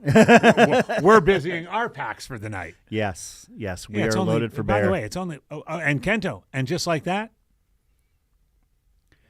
And that is, I mean, and this is at mile 76, so, you know, quote, less than a marathon to go. So, you know, probably.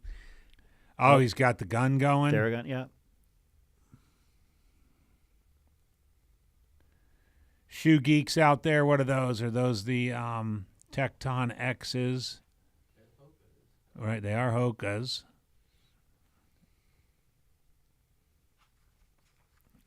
He's grinding away at his upper hip.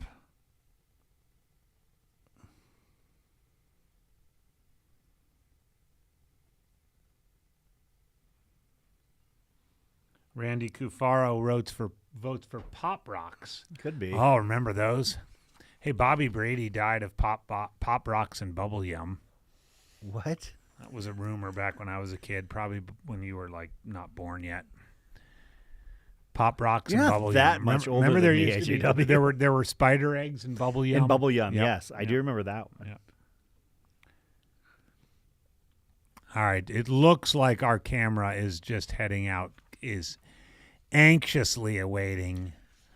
Well, if you're going to go out and seek any one runner for an English language broadcast of an ultramarathon, it's going to be this runner. Is that just a sweet bike trail right there? Fence on both sides. Oh yeah, lines. I bet you there's people out there sweeping them. That is nice. All with the mountains in the background. Based on rough measurement, she's about a mile out. Tara G asking if F6 is the name of the aid station. No. But the name of the aid station is really hard to pronounce. It's right next to the F6 on your screen. But if you look on your screen, that's the name of the aid station. And that's where this guy is getting wailed on by his crew. And that's the mountain. That is just a beautiful shot. The namesake of the race. Of course, this is the Mount Fuji 100 live on Mountain Outpost and on the World Trail Majors channel. This is about just past the 3/4 mark of the race. So we are getting to the point where some of these runners are probably, to use one of your phrases, smelling the barn. They are, but there's also some grindy. If we could get the course profile up, if you look from F6 to F7, you look at that section, it grinds up, and then that climb after F7 really kicks you in the teeth. Before that, what appears to be a nice, smooth downhill. Both Zach and Jeff commented on that before that final steep climb after the F8 aid station. So a lot of work still left to be done from kilometer 122. There we go. And there's Courtney. We've got our Courtney Dauwalter sighting.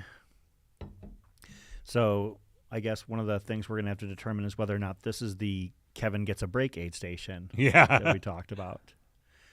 Of course, that is Courtney. Oh, that's a shot right there. Courtney Dauwalter with the Mount Fuji in the background. That's a perfect shot. Of course, then we've got Kento Tamura. And still in aid. He's still in aid. So that is the... He's not napping anymore. That's the third place man right now, Kento Tamura. And then Courtney Dauwalter, as you can see, entering the aid station in hot pursuit. And look at that shot. There's that beautiful lake. Goodness me. Makes me almost want to run. Oh, and 100 Kento. miles. Okay, so Kento is fueling up as well. Maybe getting some food now, but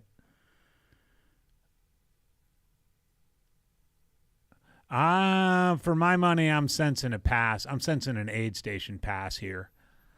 I've seen enough ultras to know that I think poor Kento is going to be flushed out the back here.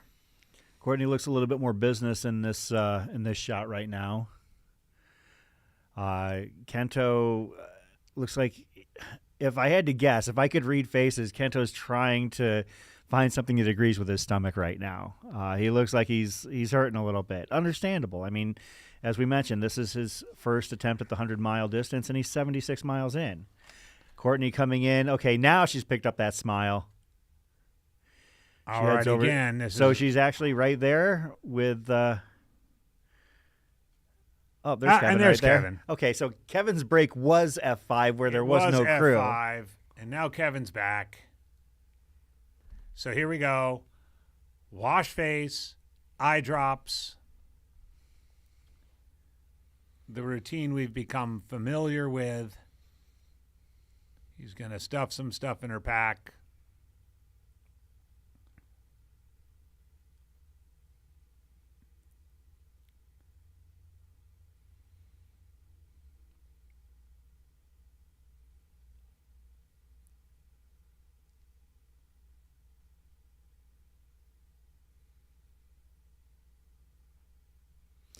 Yeah, I think that this is the point where, you know, she probably has started to enter the pain cave and is, you know, getting to the business point of this race.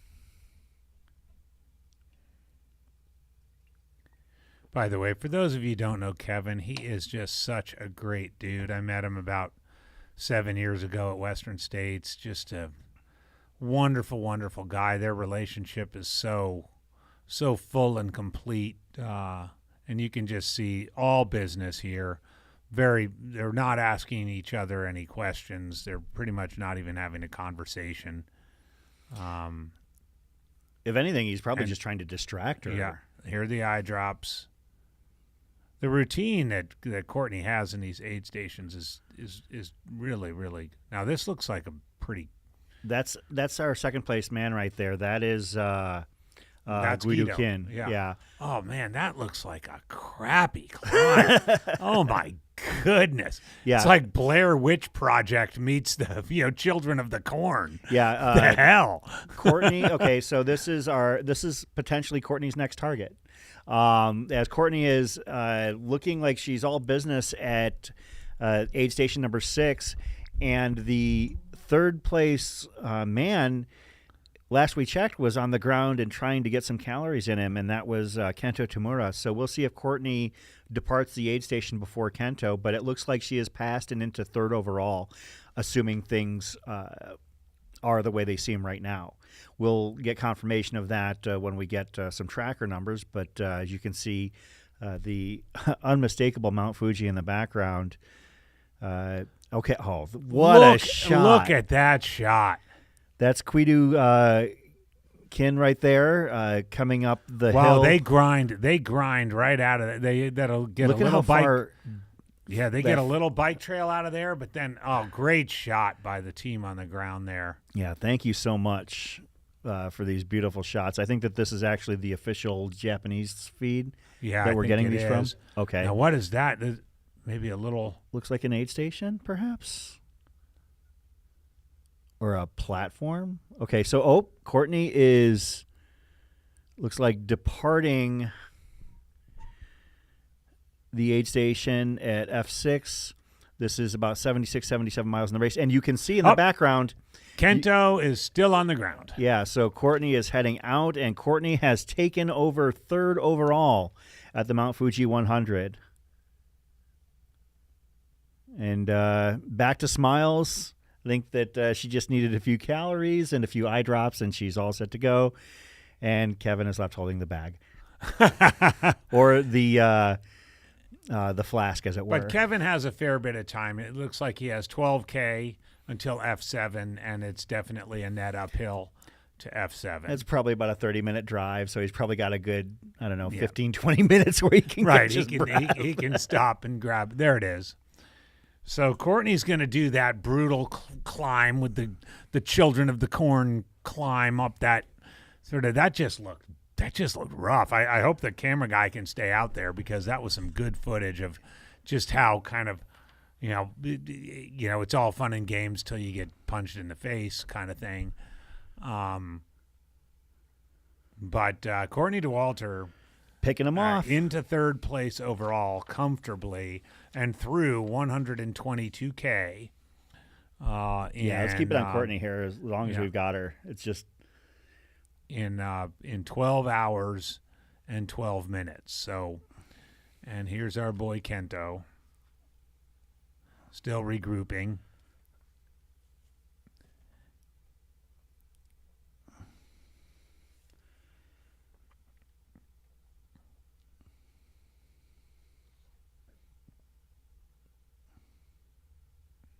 Okay, so a little bit further back on the women's side, bib number 307, Chi Yan has passed Nicole bidder at the Fuji Hokuroku aid station at the 100K mark. So Chi Yan has moved into third, but there's a significant gap. About third place is 2 hours and 40 minutes back of Courtney. Goodness. And about an hour and 25 back of Yukari Samaya. Mm. So 1 and 2 are way ahead. I mean, the difference between first and third is it's coming up on 2 hours 45 minutes. Meanwhile, Courtney is 25 minutes back of second place, and 35 minutes back of the overall lead. Yeah, I think that it's going to be tougher for her to pick off these last two guys, frankly, because Guomin Deng was looking so good. I think that there's Kevin. Do we have audio on?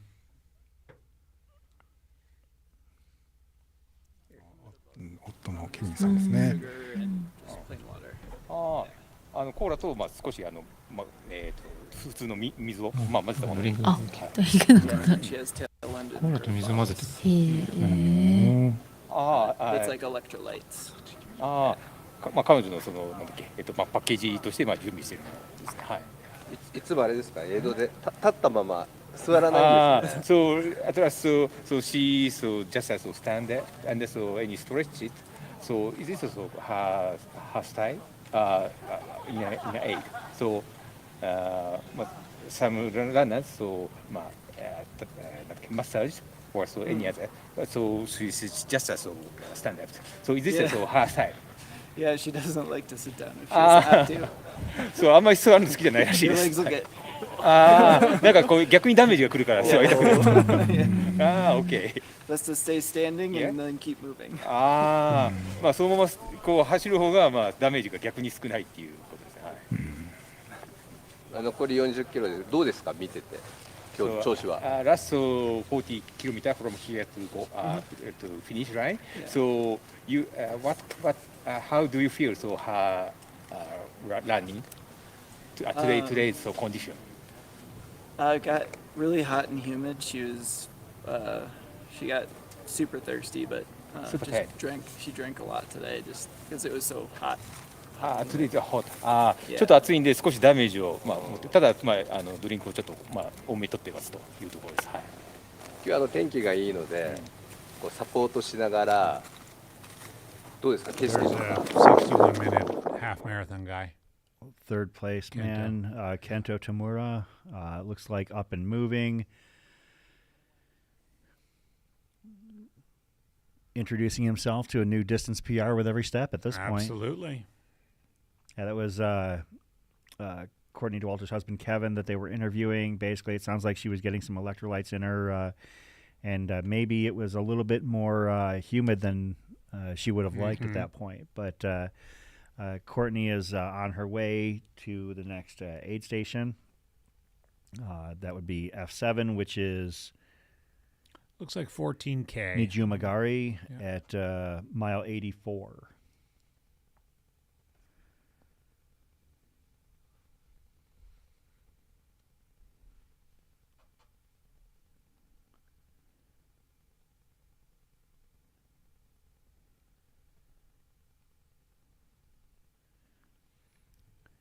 Thank you very much for tuning in, everybody, to the live stream of the Mount Fuji 100 on Mountain Outpost. I'm Chris Warden with Andy Jones-Wilkins.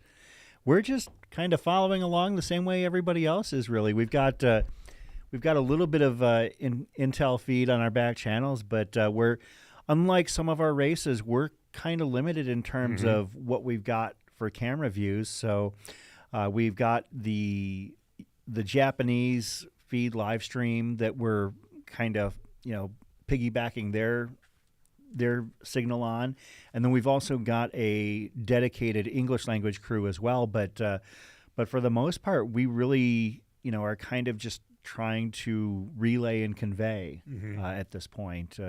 And as you saw, Courtney Dauwalter has moved into third place overall at the 6th aid station, about 77 miles into the Mount Fuji 100, and looking pretty strong. I'm going to have to do some math here to verify, how far back she is, and then we'll kind of assess whether or not we think that she's got a chance to potentially move even higher.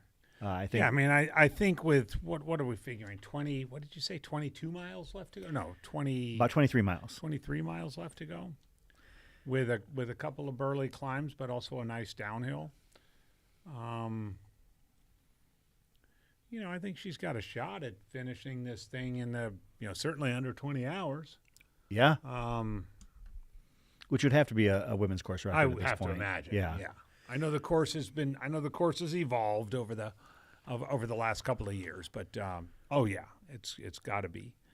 And it was nice to hear Kevin you talking a little bit about the heat and humidity.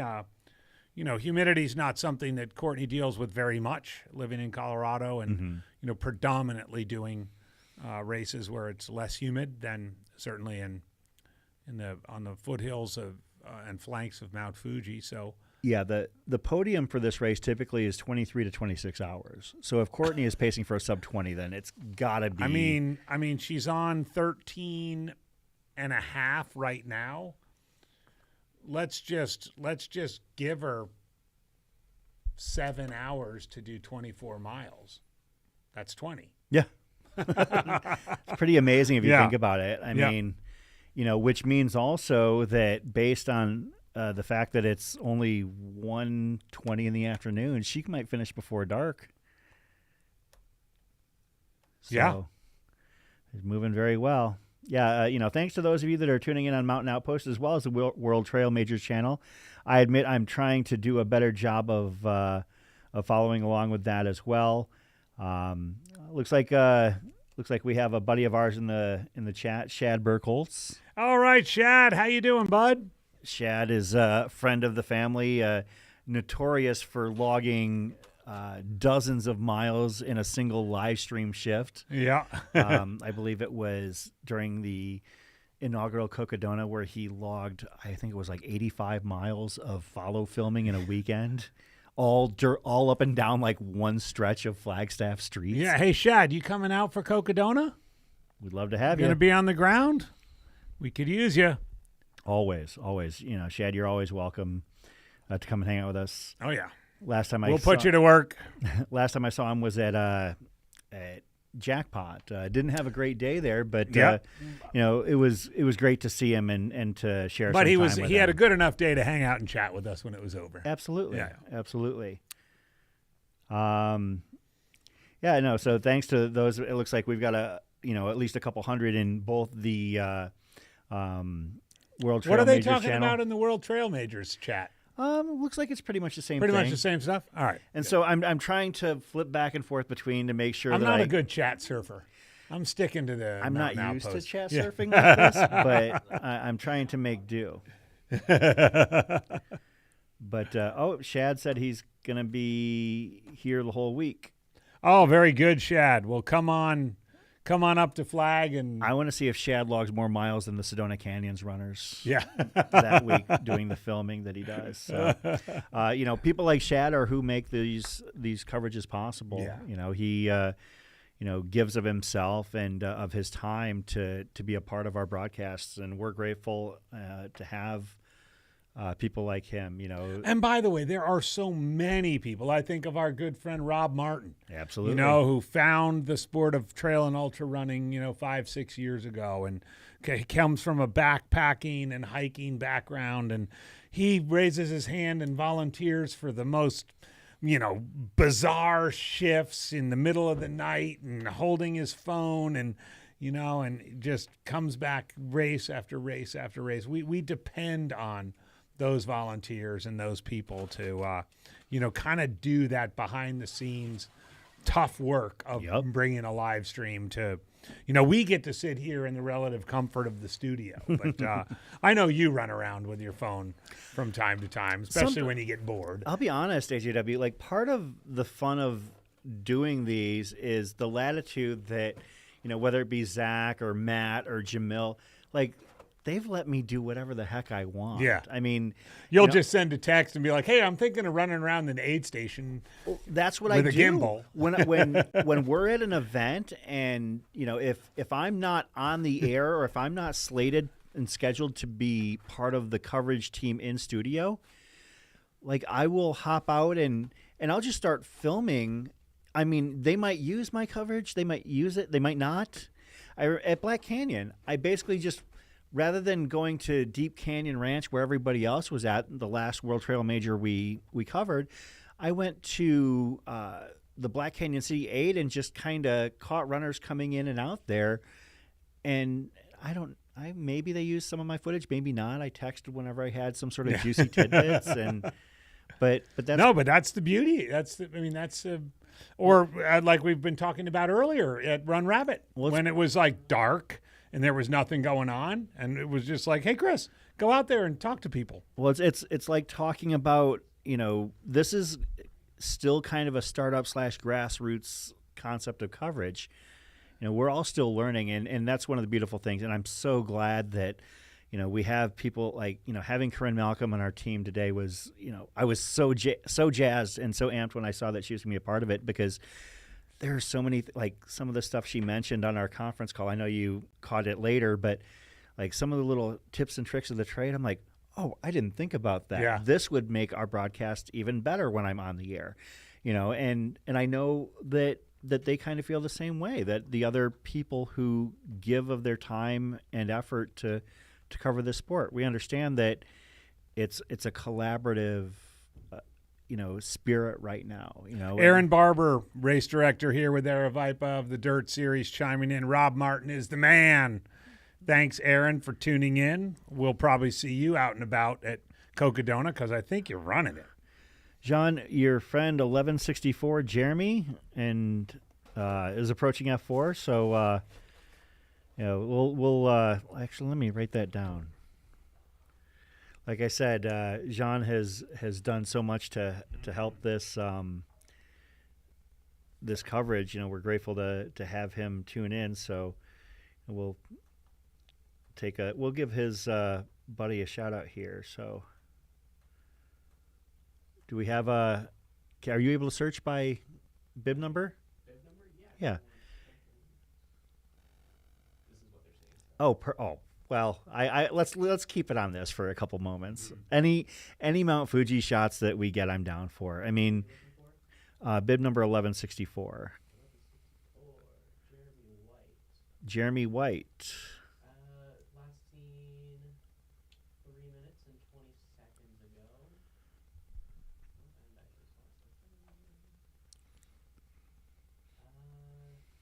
Looking at about 92.9K. Okay. So approaching the 100K mark, as John mentioned. So, and that was, you said, Jeremy White? Jeremy White,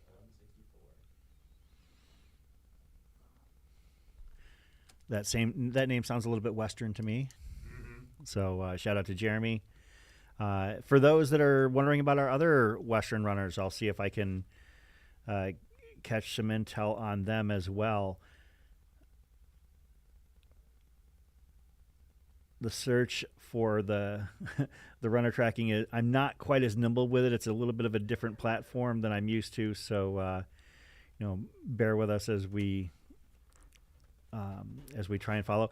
Last I checked, Anthony Lee was in the top 10 on the men's side. We'll see if okay. So departing F5, Anthony Lee was still in 9th place.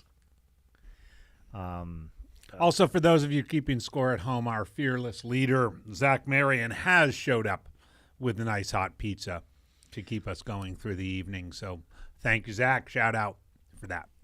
In 48th place on the men's side, Pete Mortimer.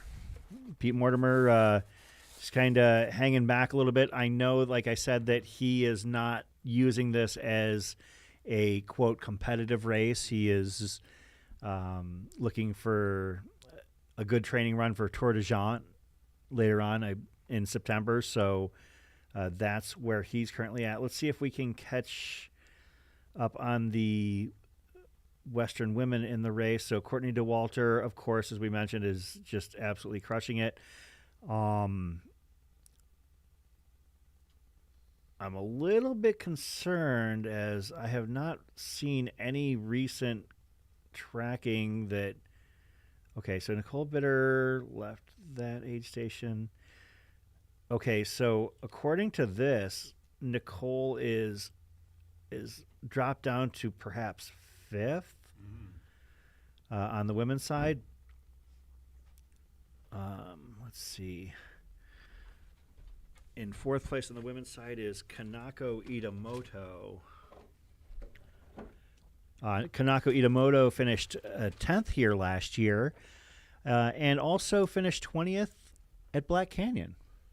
So has raced here in the U.S. So Kanako Itamoto has currently moved into 4th place on the women's side at the Mount Fuji 100 mile. Nicole does from time to time have this kind of issue around 100K where whether it's her stomach or her quads or different parts, it seems like when she gets through 100K, she tends to have can storm through, but there's something that happens in that time, and it may be, I mean, I hope it's not, but it may be one of those examples of that happening today.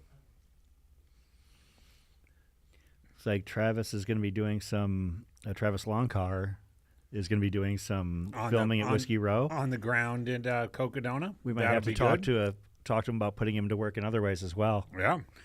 That is the aid station number 6 at the Mount Fuji 100. We've got a handful of runners through here now at this point. Okay, thank you very much, John. It turns out that Jeremy White is a Kiwi, so from New Zealand.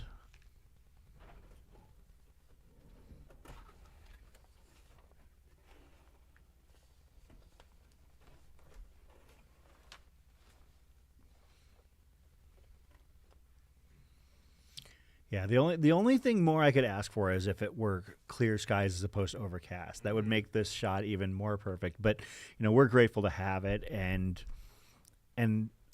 like I said, I really don't have a desire to run many more hundreds in my life. But if this is the backdrop that you get when you always turn to your right and you get to see this, I mean, come on now. I think the runners are pretty excited that it's overcast right now, though. Let's be honest. This is true. It was a pretty warm morning. Lots of soaking. It's also super humid. They were saying a 70 to 80% humidity out there. Like, these athletes definitely want some of that, that cover. Because when you're getting hit by solar radiation on top of humidity, not being able to sweat and cool yourself down, and when you're moving through that brush that's, thigh height or chest height, and that moisture just doesn't have any wind to take it anywhere, and it just is dormant, and it comes out and it's warm enough that stuff starts coming up, and you just feel like you're baking out there. There's just like nothing to cool you down. You're humid, so you can't get the sweat to evaporate off, and you don't have a breeze to do anything with, and you have the sun pounding on you. It's just a compounding factor of death out there in Fuji. Yeah, it's pretty amazing looking at the current state of the women's race as Courtney Dauwalter has opened up what amounts to basically a 3-hour lead on the 3rd place woman. 2nd place woman is about an hour 20 back, and that was it at F4 at the 100K mark. And I'm just going to assume that gap is widening by the second. Mm-hmm. Mm-hmm. Oh. Damn it, it's behind. We'll have something for you all soon. Oh, cool. Just a heads up, it's coming.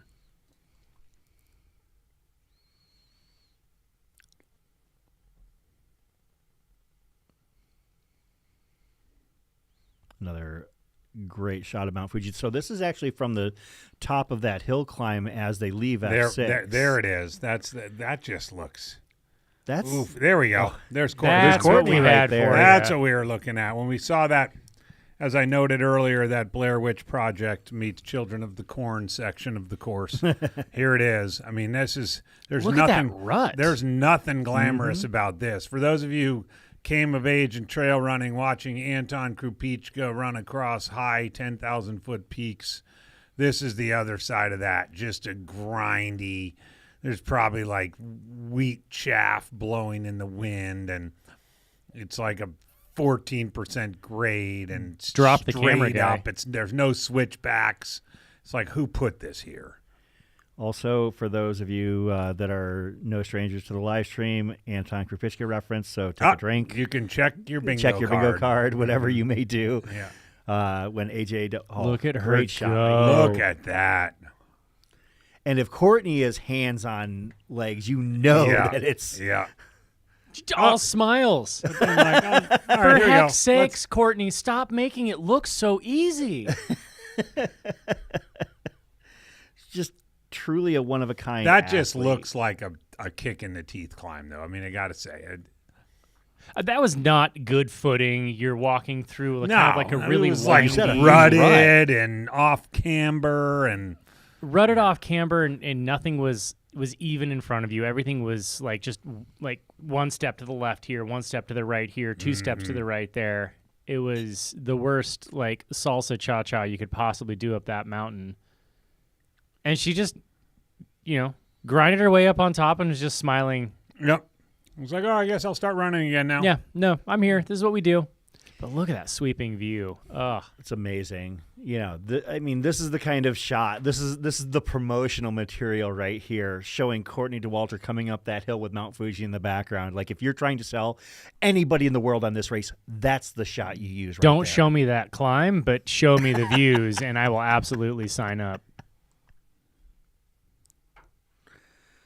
Corey Baumgartner with a quote that is I believe Andy Glaze definitely relies upon. Smiler, you're doing it wrong.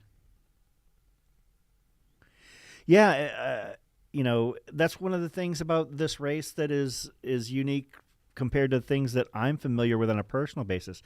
You've run a lot all over this country, and you've run back east, and I know that you might not have those 10,000-foot summits, 12,000-foot, sections, but the trails go straight up the side of the hill, straight up the mountain. Yeah, especially the stuff on the East Coast. I mean, very much like it just follows whatever the miners or homesteaders or whatever they were doing, especially in places like Virginia, West Virginia, North Carolina, Georgia, New England. So you just gotta grind it up.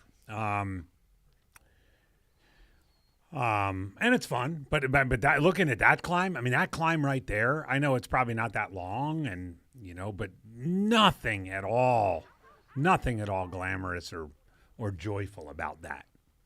Frankly, just kind of depressing. It kind of reminds me of the third canyon at Western States, the one that everybody forgets about, which is Volcano Canyon, where you leave Michigan Bluff, you drop down, you cross Volcano Creek, invariably get your feet wet, and then you just go up this kind of nondescript climb that gets steeper the closer you get to Forest Hill, and it's just kind of mentally grinding. And this one here, it comes at whatever we're at, 127K into it. You're not quite smelling the barn yet. But you've certainly been out there, 13 and a half hours for these front runners. And it's just like, who put this here? Who on God's green earth put this climb here? Sounds good.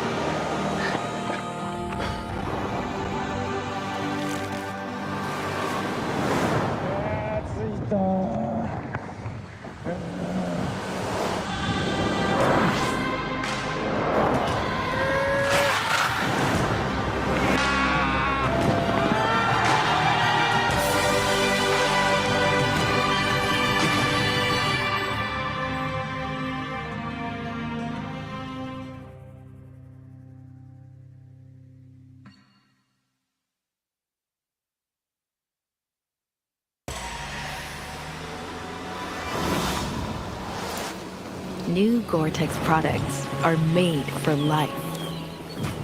Made for getting out there. Made for life's adventures.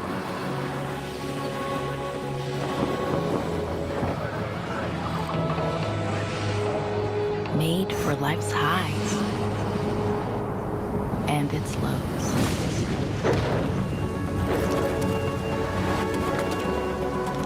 With durable products that stand the test of time. Made for going further. Together.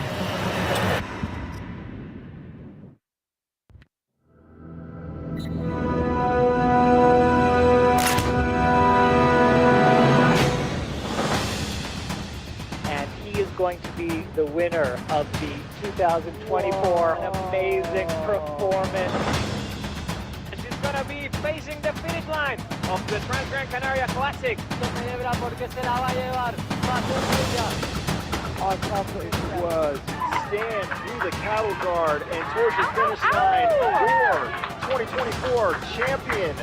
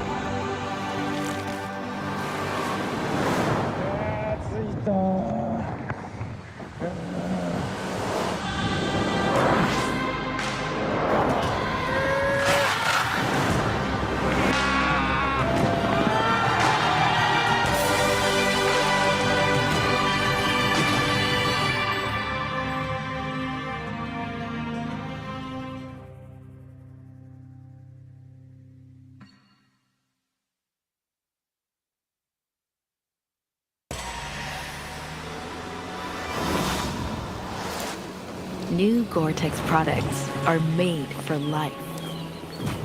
Made for getting out there. Made for life's adventures.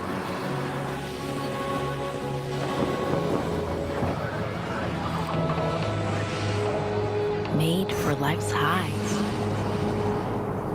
and its lows.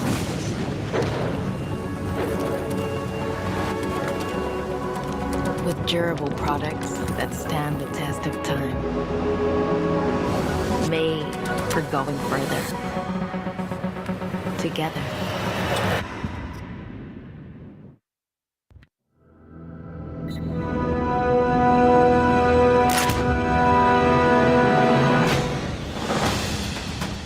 And he is going to be the winner of the 2024 amazing performance. Going to be facing the finish line of the Trans-Gran Canaria Classic. Our confidence was stand through the cattle guard and towards the finish line for 2024 champion.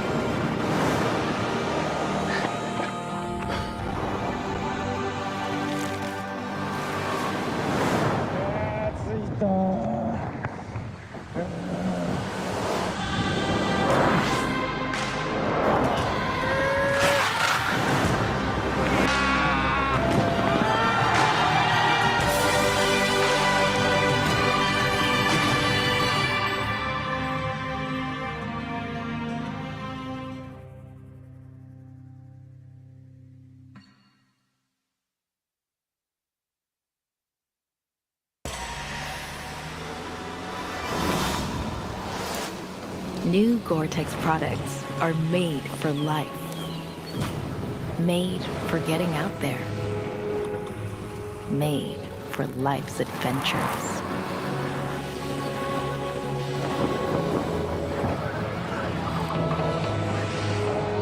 Made for life's highs and its lows.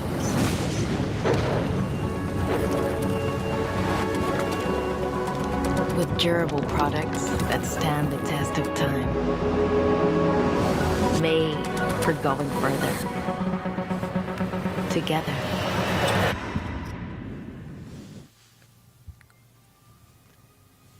はい、皆さんこんにちは。こんにちは。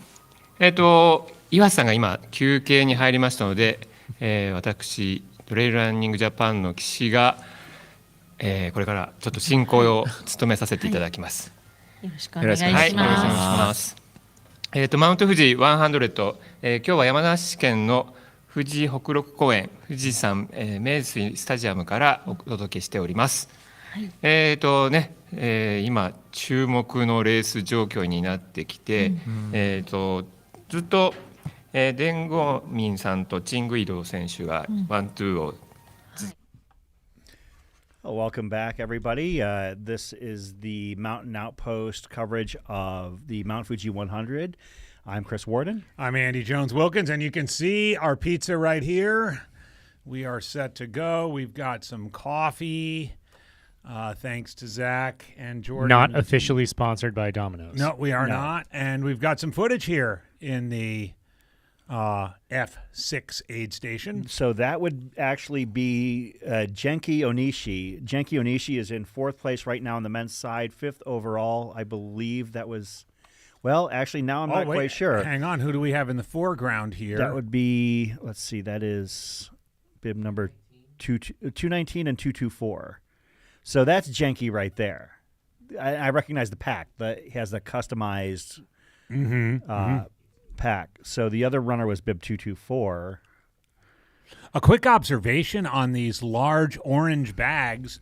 I saw them when Kento was in earlier. It looks like, I'm just seeing in the frame right here, we've got 3 of them in sight. It looks like each runner's crew is outfitted with a crew bag of some sort. So that is Ryo Murata on the left, or was on the left. Okay, so. Oh, and here's a runner leaving. That's Ryo Murata. Currently sliding into 4th place, I guess, technically on the outbound. Okay, why am I missing Ryo? Sorry about this, folks. We're just. I actually don't have anything on Ryo. Oh, okay. So no, you're not. Somebody who maybe was not on our radar initially. Well, same with this runner right here, Genki Onishi. Genki. Yeah, it's cool. Yeah, the cool home, and by the way, cool purple shorts. I mean, this guy's got the style going. And is that a bucket hat? I'm not mistaken. That's a bucket hat. And less KT tape than most of the guys in front of him too. Purple shorts, custom pack bucket hat. Boom. He's looking good out there. Yeah, no.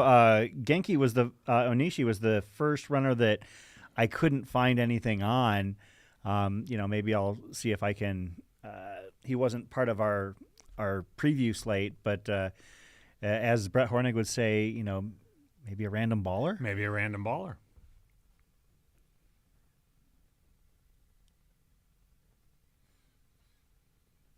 So, and then the other runner we mentioned.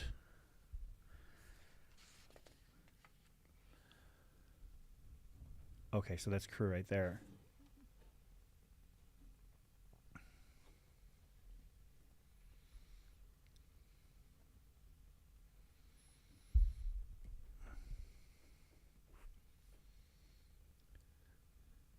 So do we have audio on Marco? Hey, Marco, can you hear us?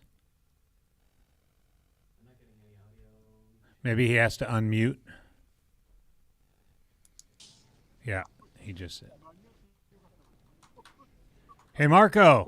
Hey, how are you doing? Good. How are you? Great. So I have Genki Onishi's support just right next to me. He arrived 1 minute before Onishi came in, so I just want to ask a few questions. どうだったんですか？さっき彼は。頑張ってるみたいで、はい。ありがとうございます。調子はどうですか？はっきり言わないんでちょっとわかんないんですよ。なんかいつもあんな感じで、はい。Because I'm not quite sure how he's feeling because he's always so shy and not keeping it to himself. But he seems to be in good shape. He was also just observation. ありがとうございます。It was also in just my observation. He was quite aware of the runner before and after him. So Ryo Murata was just right behind him, sitting behind, as you mentioned earlier. So as soon as he saw Ryo going out of the A station, he also get on his back and then go out already. So I think it will be a pretty tight running pack, two of them at least going up the hill out of the A station. Yeah. Maybe we can also show a little bit of the A station right here. You can see more support crew are setting up the spaces. Right in front is the topo area waiting for Anthony. And then in the front, there's also waiting for the Hong Kong runner, Wong Ho Chung. And then, yeah, so things are going on. I think there will be more people coming in a little bit later because the view has been spreading out quite a bit since we left F4. Hey, Marco, can you give us a firsthand account of what it feels like on the ground right now? What are the temperatures like? Is there any breeze out there? Yes. So as you can see, I was wearing my shorts earlier, but now I put on my long sleeve. So it's cloudy as well. So it's not as hot. So runners coming in is also not sweating a lot. And especially now they're going up the mountain. Onishi was mentioning earlier as well, like going up the hill, he was wearing a tank top that he actually feels a little bit chilly. So starting from here, it's going to be a little bit chilly as they head into the mountain area.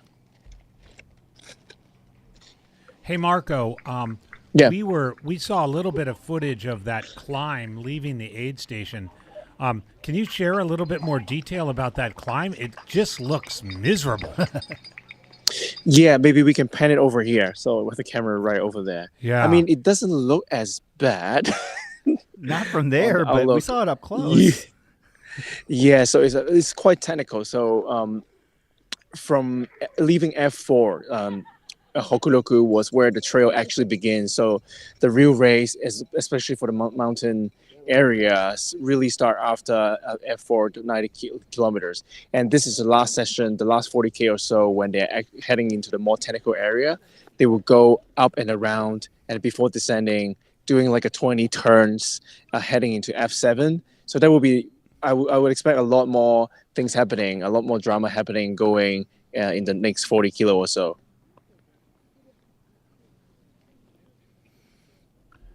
Yeah, because it looks like there's quite a bit of climbing between F6 and F7, with just a descent right before coming into the aid station. Is that so? It's probably there'd be a fair bit of maybe back and forth even in there. Yeah, I think so too. Like also historically knowing how this session looks like. So at the beginning, if you look at the elevation charts, it may not look that scary, but actually there's no flat to run, unlike the first half of the race. So there will be a lot of ups and downs, technical, rocky trail. So a lot of, like you said, back and forth going to happen. Yeah.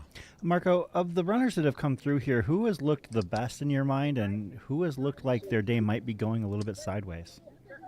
All right, so I arrived after Courtney, just right after Courtney left the station. So I only saw the last 3 or 4 runners who have just come in and out. They all look pretty well. I had a chat with the support of second runner, Chen Guidu, and she was telling me Chen wasn't feeling as well, and he was throwing up a little bit. So there might be, as you can see from the split as well, he was dropping his pace a little bit heading into F6. So there might be some more slowing down, going out, and especially going up the hill. And Courtney may catch up some time with him. And then in terms of the two men, Onishi and Murata Ryo, who just came in and out, Murata does look moving a little bit better than Onishi Genki. Genki was, like I said earlier, he was quite conscious of how other runners are doing, and he made a comment, I will be happy if I'm top 10, and then everyone else around him was saying, no, you can do much better than this. You are at number 4 right now. You're not that far behind. So I was like, okay. But so as soon as he saw Murata Ryo was going out, I can tell his switch was on again and running pretty smoothly as he head out. Well, it looked like right before you got there, Kento Tamura was looking like he took a lot of time in that aid station, and we were kind of concerned, obviously, as we know this is his first 100-mile attempt. Were you able to find out maybe from his crew how he's doing, or? No, I think his crew has already left, so I hadn't get a chance to talk to him and his crew. But yeah, like you said, judging from his experience being his first 100-miler and with a very strong, experienced road running background, so there are definitely a lot of road speed in his legs. But heading into the mountain area, like I said, it will be very technical as well. So I'm expecting also, again, some action, especially back and forth, maybe with Courtney, between the overall third and fourth place. Yeah, it's going to be really interesting to follow the very front of the men's pack and see, who can hold off Courtney. Yeah. At this point, there's only 2 left. Yeah, exactly. All right, let me go back to the field and do some more research and head back to you. If I have any more actions to call, I'll let you know.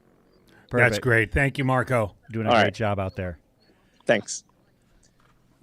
That is Marco, our field correspondent, and I did, note that Chen Guidu is how we would pronounce the second place man. That's how I'm going to try and remember to do it moving forward. But he was moving kind of rough. They set up that hill, and maybe had a bit of a stomach issue. So we could see Courtney potentially move up to second overall here in the next few miles. We'll be following that, of course, as we follow the rest of this race. I'm going to do a quick little scan of the Westerners in the race and see if I can figure out While you do that, it at. looks like we've got camera eyes back at F4. You might recall this is that just short of 100K. Yep. Nice bike trail section along the river where they come into the big gym that also serves as the finish line of the race, where they've come around 100K. They come into this what is the 100-mile aid station, 100K aid station, and also the finish line area, and then begin this long 68K loop that brings them around and then back to this spot to finish.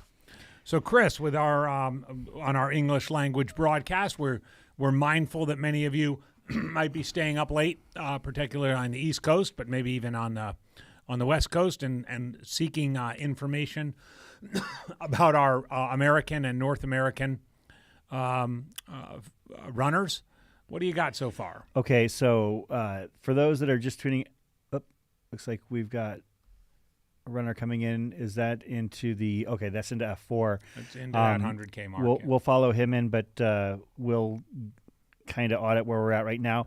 On the women's side, Courtney Dauwalter has built up what is, at this point, I can only term as a staggering lead.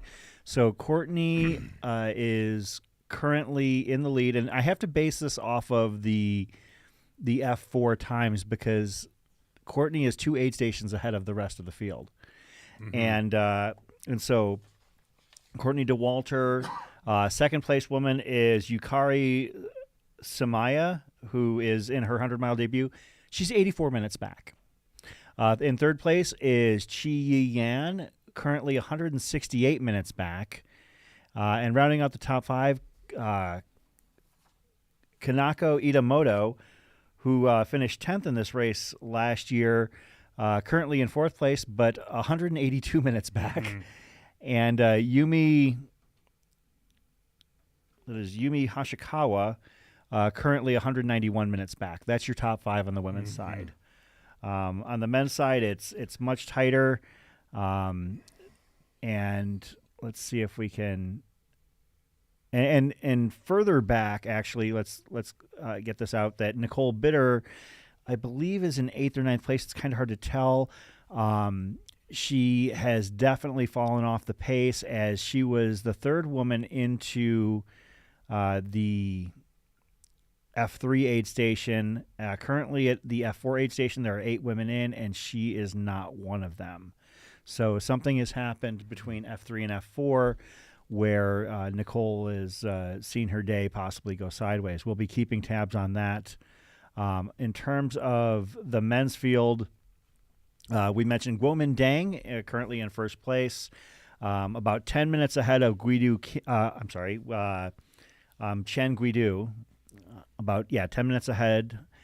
In third place, we're looking at Kento, our 2:12 or our 62-minute half marathoner. That's Kento Tamura. About 40 minutes back.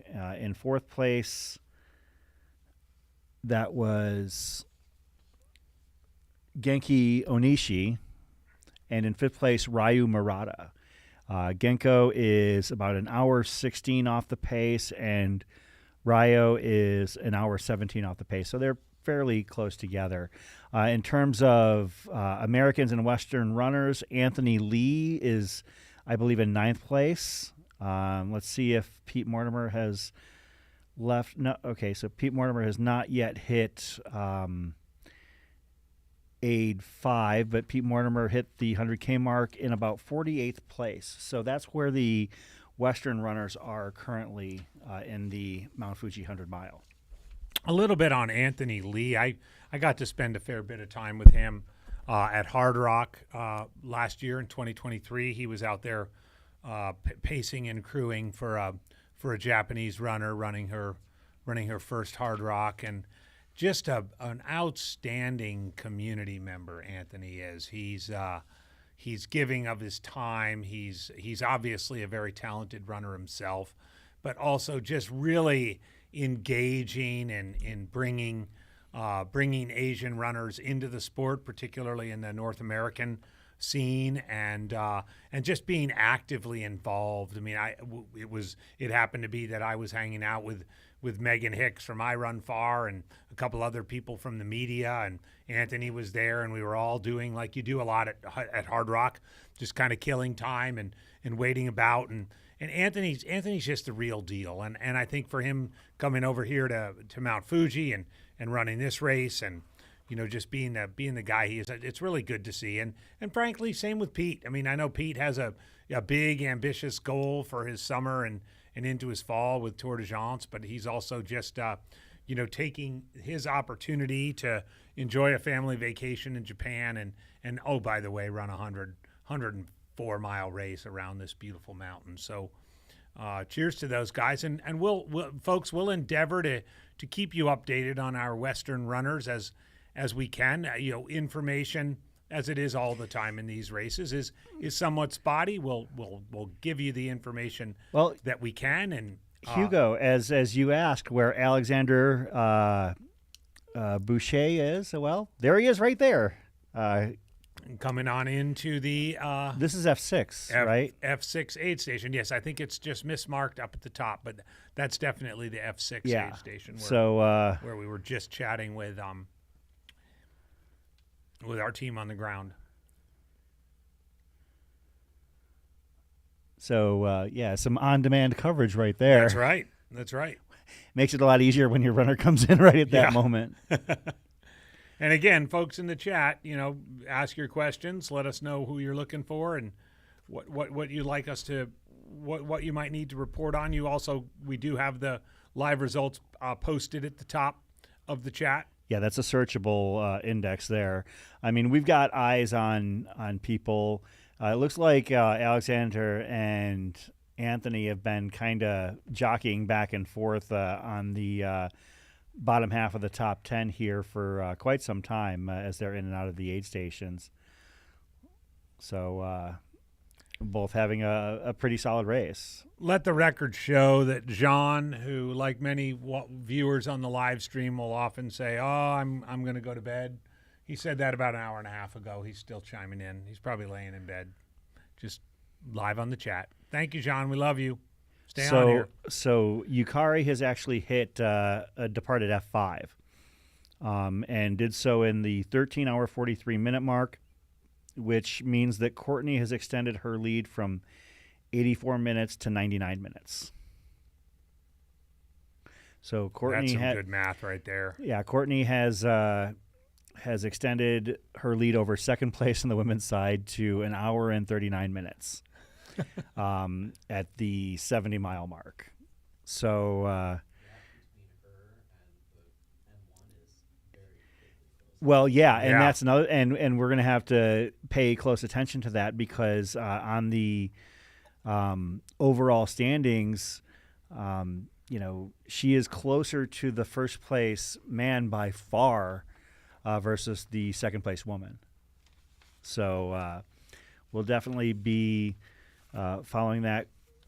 Courtney's F6 departure time was 13:11:40, whereas what was Guomindang was 12:33. So you're talking 27. That's about 38 minutes. As the time she cut a couple minutes off. Yeah. But as time grows, or the distance grows shorter, rather, it may not be feasible for her to catch M1. I mean, it's entirely possible.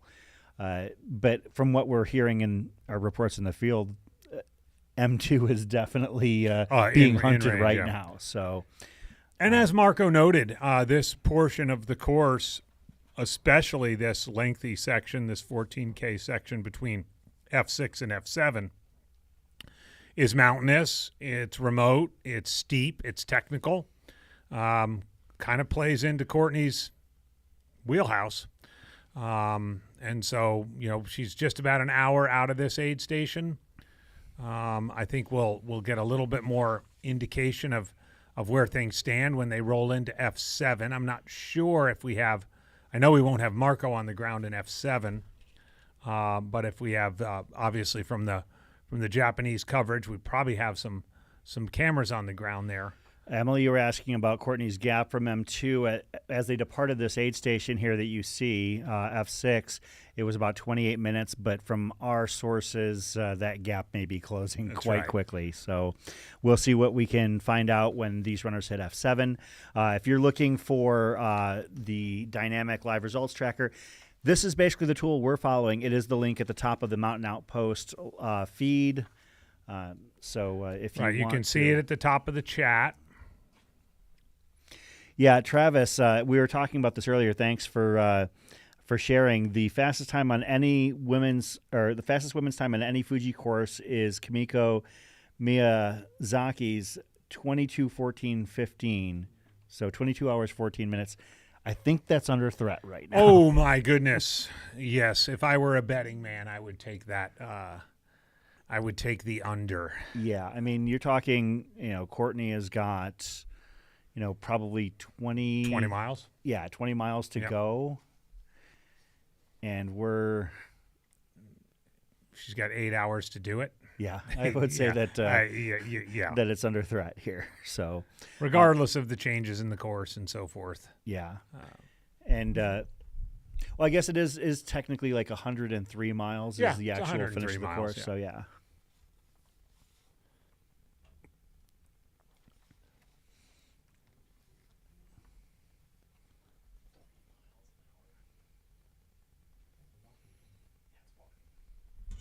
That's walking slowly. Yeah. There's our man on the ground, Marco, doing his thing. That's Alexander, French runner. Looks like he's getting ready to get out of there. Who had been kind of leapfrogging with Anthony Lee from Colorado. That's a sweet shirt. I kind of like that pink thing across the front. That's also a full pack. Yeah, I was going to say, I just assumed it was the required gear list that was causing some of these packs to seem quite. You know what I wonder, and maybe this was covered in the earlier in the broadcast. I'm seeing no poles. Not allowed. Are they not allowed? Correct. Okay. Poles are absolutely not allowed. Right up there with Western states. Just to go over that the mandatory list. Oh, perfect. Thank you. Map with detailed race course information. Mobile phone, rechargeable, also have all the information in it. And then personal cup for drinking. Water, you have to carry a minimum of 1 liter. You have to leave every aid station with a minimum of 1 liter, which I think everyone's been wanting to do anyway. Food, 2 lights with replacement batteries or portable power chargers. Flashing reflector red light on your back at all times because they are running through cities. So they have Jeff to have that mentioned reflector. that it was a little bit of a weird thing to deal with that following people. It can put your mind through a little trip in the morning for sure. Survival blankets, or emergency bivvy, a whistle, adhesive elastic tape, 2 of those, portable disposable toilet. That's like the waist baggies. Rain jacket, and again, it's seam sealing, all that kind of good stuff. Warm fleece or long sleeve shirt, cotton not allowed. Warm pants or tights. That go down to your ankles. Or a combination of tights and high socks. As long as it covers everything, you're good. Warm gloves, mittens, and a warm hat that covers your ears, a first aid kit, overseas travel accident insurance policy, race bib, and the IC chips. Whatever. And let's not ignore the footnotes. The footnotes at the bottom of the mandatory gear. Oh yeah, hey, looks like look at that, Zach. Those are the footnotes. Marco is saying that he's got Alex's Marco support. has Alex's crew. So if we can slide over back to F6 here, Marco Louis is on the ground. That is one of the most Somebody's extreme hand. mandatory gear lists I've seen.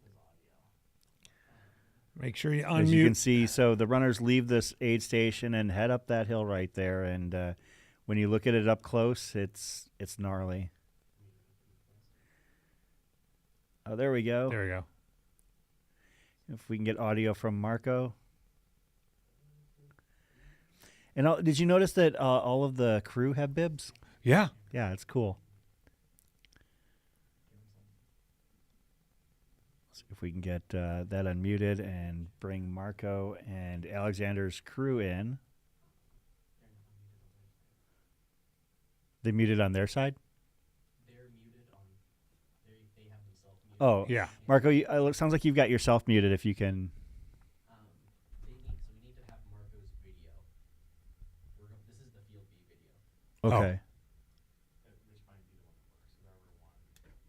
We've got our back channels brilliance. Oh, there we go.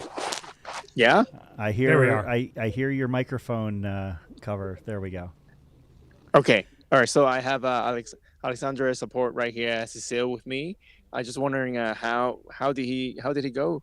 I think it feels good.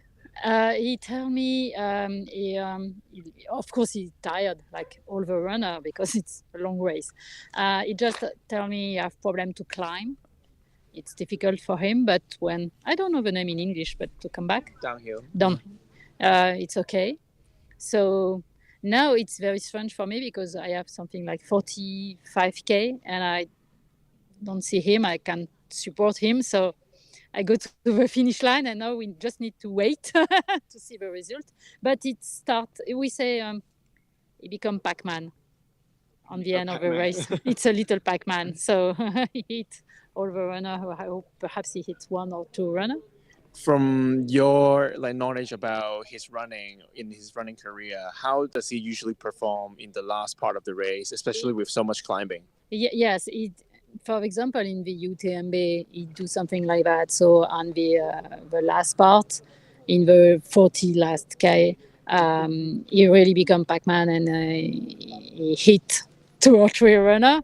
So perhaps, but it's complicated. It's tired. It's normal. It's very long. We have hot weather on the morning, so I think it's a little bit dehydrated.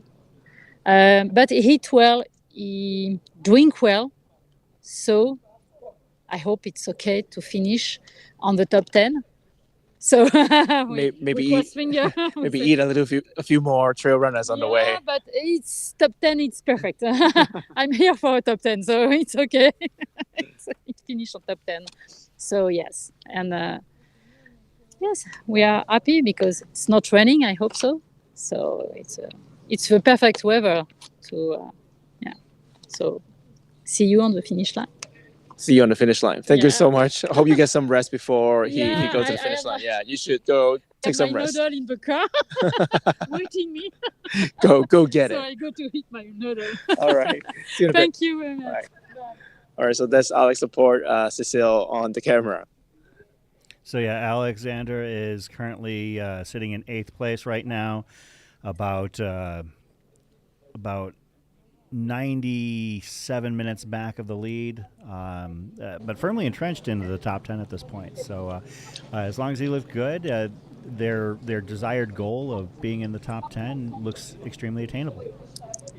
Yeah, I also want to make a quick comment on that. You were asking earlier how the runners were moving. So earlier we have Alexandre and also Doi Takashi, who came in at about the same time.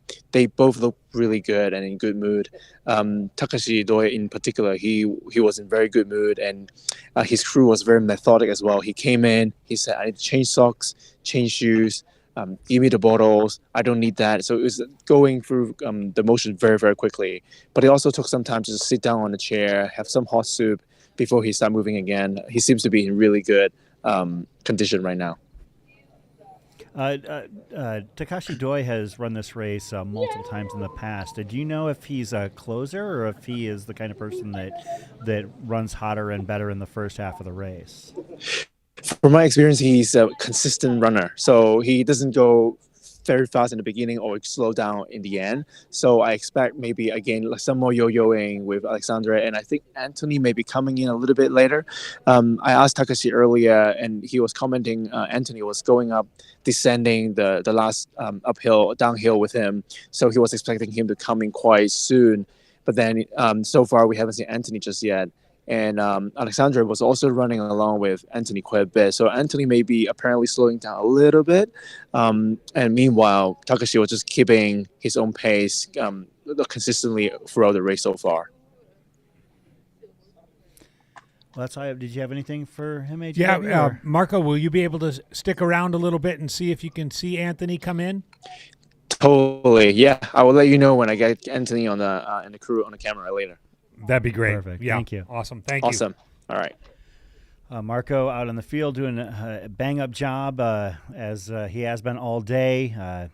So glad that he's a part of our team. Oh, yeah. Quick heads up on another Western runner. Nicole Bitter has hit F4, the 98K mark, currently in 10th place on the women's race, about 3 hours and 36 minutes back of Courtney, who is just simply blazing right now.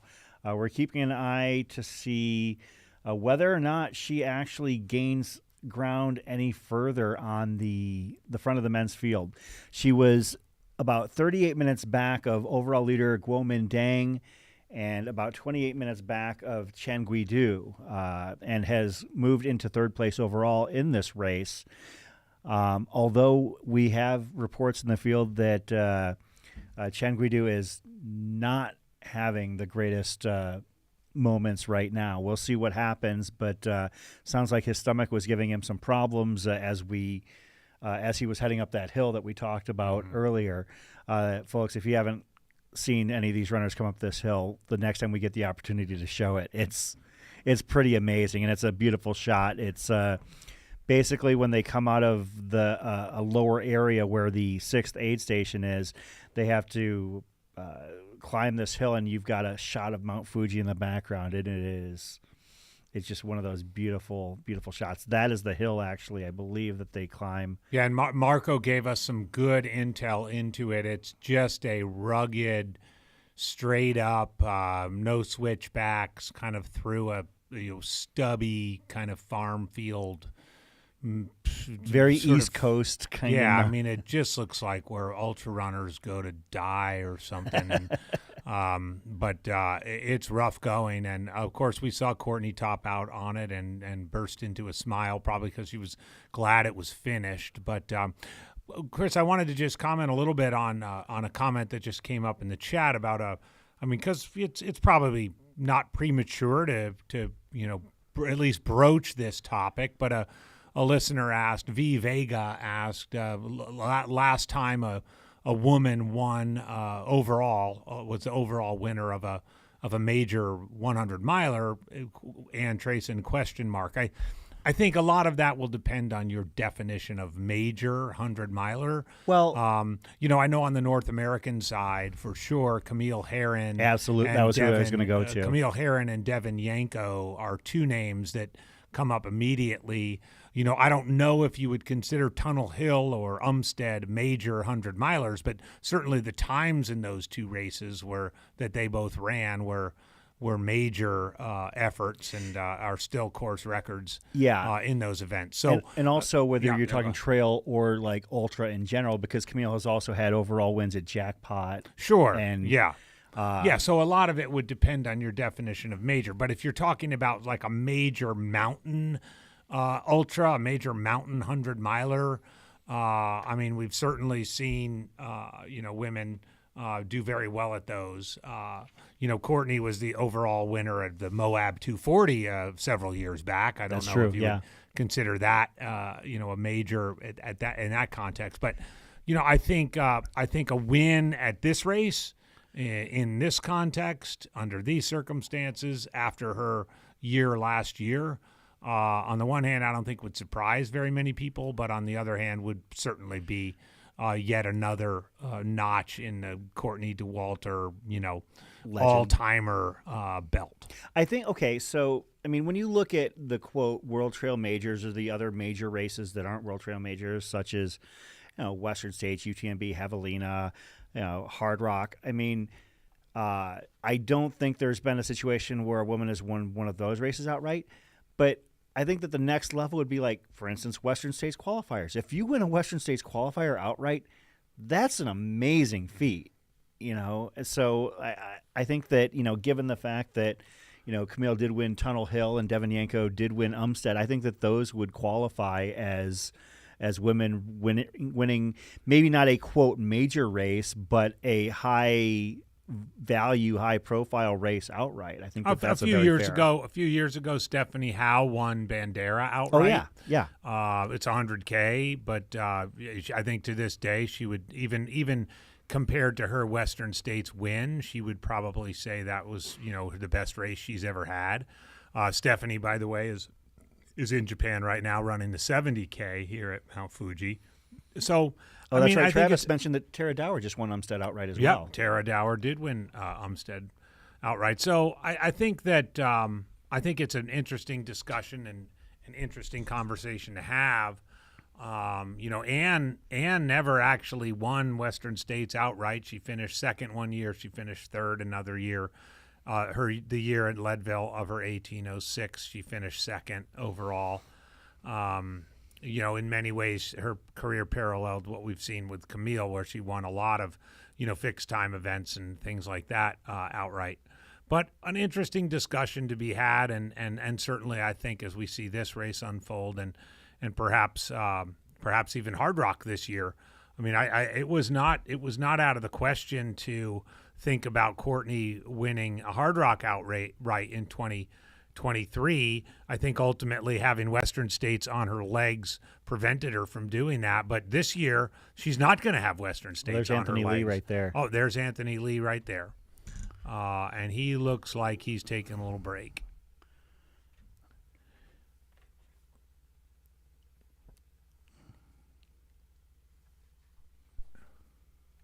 Looks like he's hurting pretty good. Yeah, we may hear from Marco, but Marco may also be respectfully. I was going to say we don't want to get too. I mean, definitely keeping eyes on him and one thing, but definitely make sure that he's got his space and not be too invasive or anything. So, but I mean that's part of the sport. I mean, it's not always sunshine and roses, and sometimes you have to. Cover what people are going through. Marco's commenting on our back channels that he's giving them a little space, which is no, and Marco, we're grateful to have you there and providing this coverage. So again, you're doing an ace's job out there. It's one of those things, unfortunately, like we root for these guys and these gals day in and day out, and putting yourself out there like that is really what this sport is about. And I think that this sport, more than most other sports, you spend so much time in the saddle, or I guess feet in the boots, whatever you want to say. You spend so much more time there and so much more emotion comes out that it's undoubtable that we're going to see the highs and lows of everybody's race, and that's what we want to see. We want to see the gambit, because I think that's part of what makes this so beautiful. And we don't ever want to focus on somebody's lowest points, but kudos to Anthony for being out there and putting, his hat in the arena and challenging himself at a place where he's historically, done well and not done well and wants to do better. I love it. I'd rather see that, than just all smiles and all joy all the time. What you're seeing right there, that is bib number 10, Jun Arakawa, no stranger to this race, having run it the last 2 years. Jun finished last year in 10th place and the prior year in 13th place.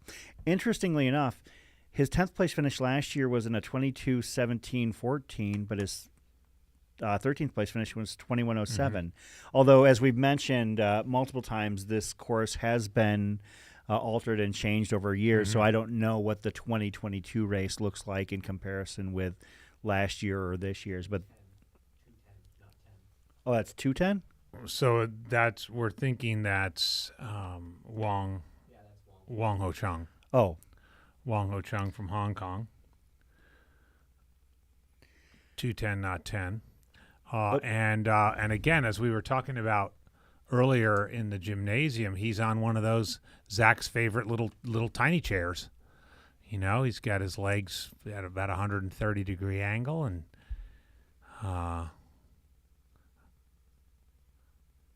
making.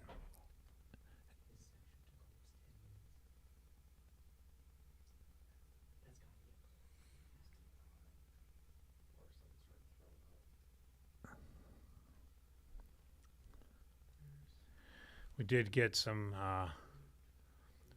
Marco. While we don't have the camera on him, Marco has chatted a little bit with Anthony. Says his quads are hurting and he can hardly run. Stomach is fine. Wong said he's feeling a bit tired, but no problem finishing the race. And there he is up from that tiny chair. And that's Wang Ho Chung from Hong Kong. Been at it for a while. Hong Kong 100K back in 2016. An 11th place finish there and a 3rd place finish in 2017 at the Trans Jeju 100K in Korea. He looks happy. He's about ready to head out to the Children of the Corn section.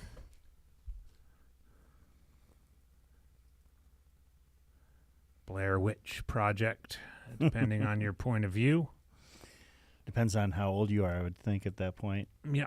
About a 15-year difference between those two movies. That's true. Yeah. You could, or, yeah, either way. Those of you youngsters out there, you should go rent them both. I would suggest seeing Blair Witch Project first. Watch it in the daytime. And take a little break and watch Children of the Corn at night. But that's just my advice. Here he is. I think he's got a little bit of kind of bike trail stuff, kind of going around the back of the lake, and then boom, into that climb. Marco gave us some pretty good perspective on a little while ago.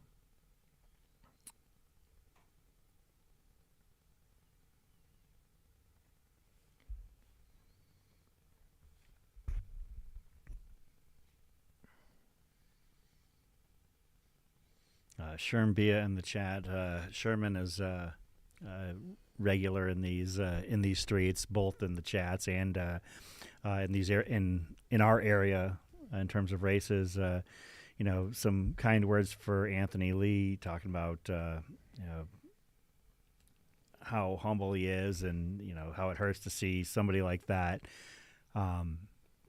Struggling right like he is right now. And Sherm, you nailed it. I mean, that's part of covering these races. It can gut you sometimes. I mean, when you're out in the field, and as I mentioned earlier, a lot of these people are our friends. These are people that we've run with and we've gotten to know, and seeing, some of these people in pain, it's a fine line between wanting to bring the race coverage, but also affording people the space and the respect they deserve and need in order to work through whatever they're working through. It's kind of a double-edged sword. I mean, I love being right there and talking, and I have to admit there are times when I've got a gimbal in hand where I'm glad that I keep things on mute because and I'll tell them point blank, I'm like, this is muted and I'm not going to share it. And then, I've heard some things. So.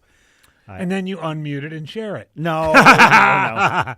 Trust me. Hey, you wouldn't want to do that. That would burn a bridge pretty quick. I feel very fortunate to have had the opportunity to develop, a rapport with a lot of these runners and crew and coaches, and I would not want to do anything to violate. By the way, cool little kind of sub text or subplot about these live streams is this kind of exposure. This is probably a lovely Japanese park that most folks in the world wouldn't have a chance to see unless they went over there. And the race runs through here, and kind of nice here. It is coming into the aid station. Our coverage team is good. I think this is the Japanese coverage team doing a good job. This is coming back up the course, I think, as they've followed a runner out. So they're heading back towards where Anthony is posted up. And again, Marco is on the ground and giving Anthony his space. We know a lot of North American runners are. And Anthony knows the drill too with the coverage as well. He knows that we want to, keep eyes on him and get the heads up, but at the same time, we want to afford him the respect and the distance that he deserves. So, what's amazing is, this is a major aid station at a major ultramarathon, and you can just see how stretched out the field is. It's 1, 2, 3 runners coming through here at a time. There are still hundreds and hundreds of runners left to come through here. Yeah, we'll see if we can get. Do we have Marco? Well, let's do it. Okay. Well, be just there a minute. He is. Hear me okay? Yeah, we got you. Awesome. So I spoke to Anthony. So obviously, just behind me, he is having some time to rest and having his crew to massage his legs. So I spoke to him, and he said his quads is just hurting so much he couldn't feel the ground. So he's having trouble running, especially downhill. But he said he's still staying quite positive. He said he will keep going for sure. He just need a reset. So right now he's just lying down, taking his time, but he's feeling quite positive. Oh, that's great. That's good. So he's just going to hit the reset button and hopefully get back out there. Marco, I really respect the fact that you were sort of keeping your distance. Does he seem despondent, or we all know Anthony is just such an incredibly positive guy. Is he maintaining that kind of positive attitude even though he's having a struggle time right now? Yeah. So he's definitely not deflated. He's more like, okay, I'm tired.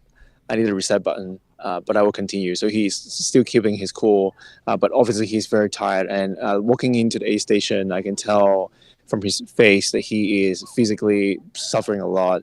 And he also slowed down quite a bit. Like I mentioned earlier, Doi Takashi was running down with him from the hill, and they were running neck to neck. But then the gap that happened between then and here, meaning he has been walking quite a bit, coming to the aid station. So he just needed that break for now. The massage has been going on for 10 minutes already. So maybe hopefully that will give him some much needed energy to continue. Marco, we also saw some great footage of Wang Ho-chung, who, on the other hand, looked very good. He was stretching. He was taking in his calories. His crew was working with him. I know you mentioned that his wife was too shy to be on camera, but what sort of feedback did you get from Wang? Yes. So, by the way, I'm also from Hong Kong, so I'm definitely rooting for my home city runner. So I spoke to them, and I spoke to Wong and his wife as well. Wong, he said, "Oh, of course I'm tired," but he Actually, from my observation, he looks better than I last saw him at F4. And when I spoke to other runner who knows him quite well as well, is he is much stronger and usually thrives in like a UTMB sort of course, which is like more mountainous, more technical. So when I asked his wife, like, how is he feeling? She said, well, he's actually getting better from now on, and he's getting excited to finish all the road behind him and now going to the mountain. So hopefully he will have some great fun.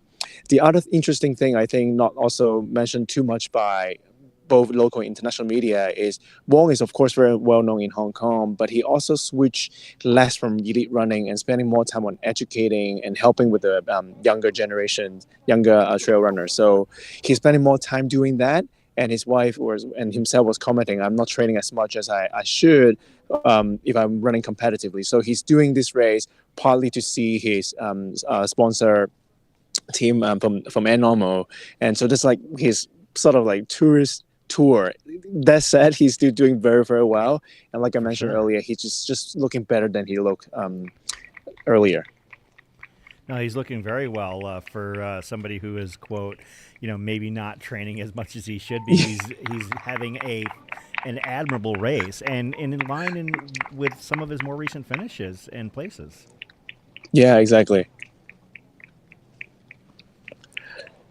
All right, so let me camp out a little bit longer, and if I have anything more to update, I will let you guys know. You let us know. Thanks a lot, Marco. All righty. Thanks, Marco. Of course, we are.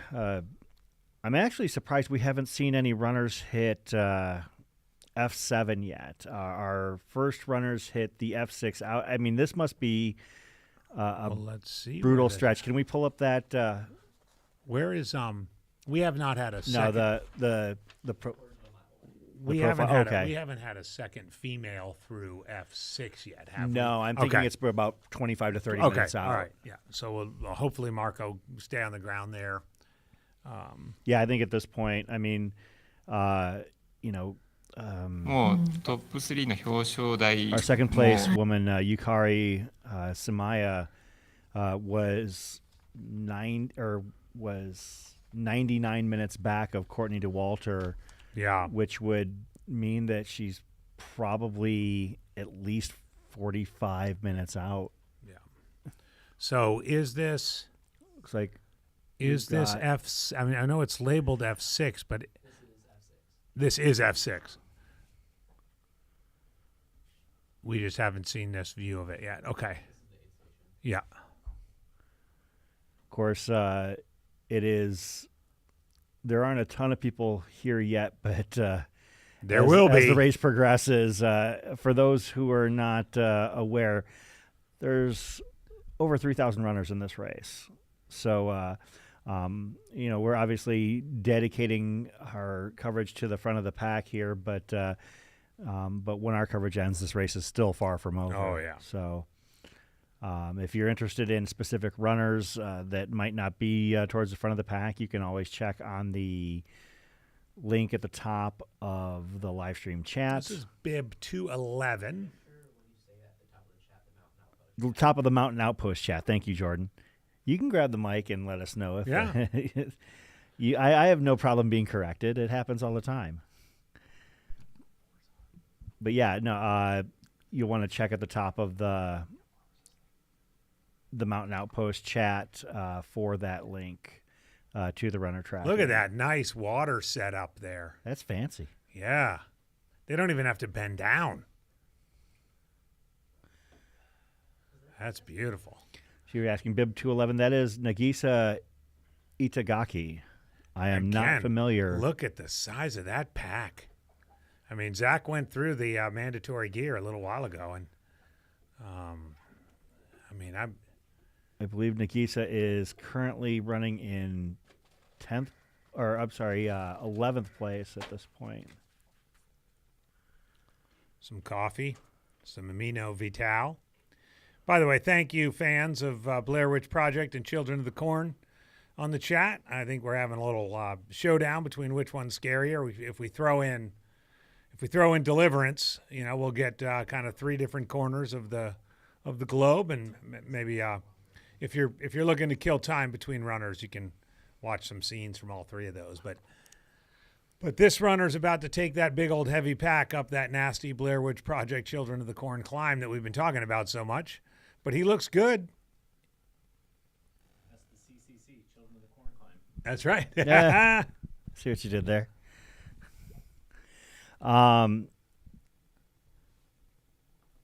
Another quick update. It looks like our first male is rapidly approaching the 7th aid station. Doesn't look like we have any coverage there yet, but we should be seeing a crossing from him there soon. And that F7 aid station is Nijumagari at mile 84 to that's about mile 84, 85, give or take a few meters. It would be the 136 meter mark or 136 kilometer mark of the race. There you might be smelling the barn with you got 30K to go, 18 and a half miles. For those of you who like to keep score in miles. Zach is leaving us, so now Aravaipa After Dark starts in full-blown. Full-blown. Party time. All right, that Jordan. Runner right there was Yosuke Kawachi. I don't have any background on Yosuke, but I'll see if I can get some. That was bib number 43. Again, we are 14 hours and 42 minutes into this event. It started at midnight local time, 8 a.m. here in Arizona. Chris and I and our producer Jordan are coming to you live from Aravaipa/Mountain Outpost headquarters on 24th Street in Phoenix, Arizona. And we hope you are enjoying this coverage of the fourth World Trails Major of the season, the Mount Fuji 100-miler. This great footage is brought to you by the folks at the Mount Fuji 100. We are broadcasting the English language version using their cameras, and we do have an English language reporter on the ground, Marco, who we just heard from a little while ago. He's posted up at aid station F6 for the time being.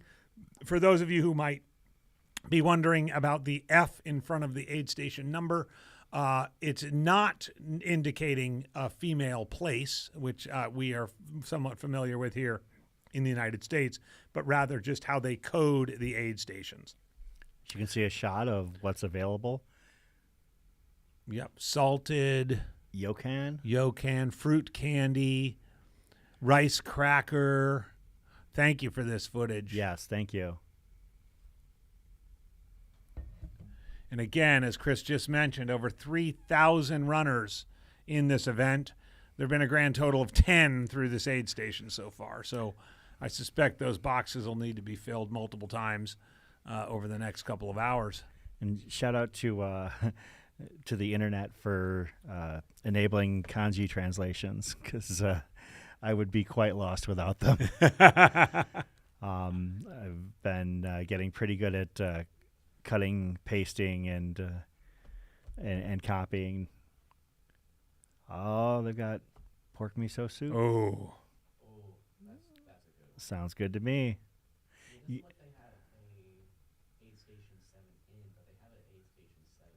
Yeah, I was noticing that. I don't know if that's just simply like the default preset. Wow, look at that. Wow, that's no joke. She's got a, oh my goodness. I Oh, want a man, bowl of that. I yeah, could I go was for a gonna bowl say of that this- right now. This.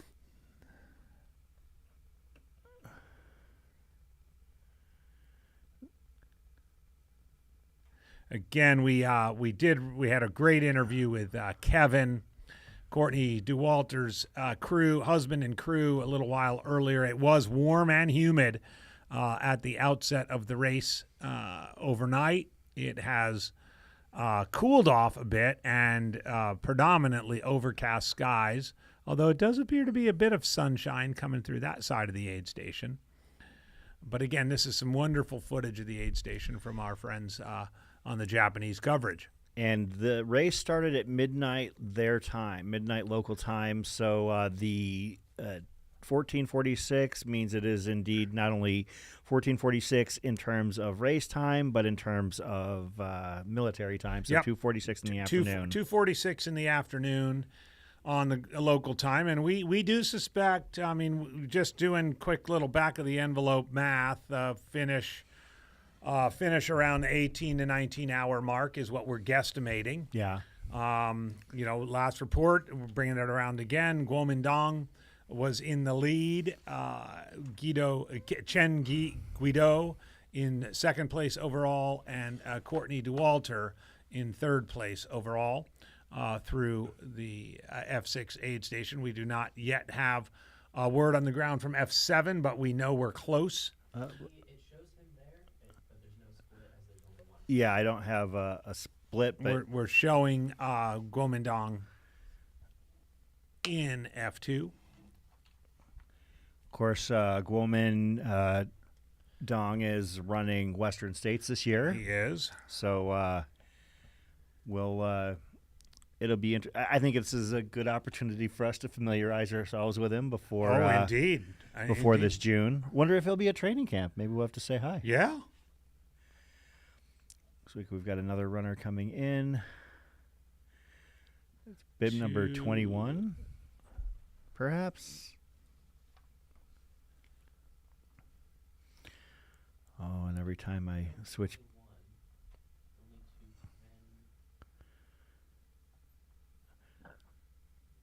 Yeah, all of the top men are like, well, there is a bib number 21 in the race that was actually fairly close to the lead, basically in the top 20.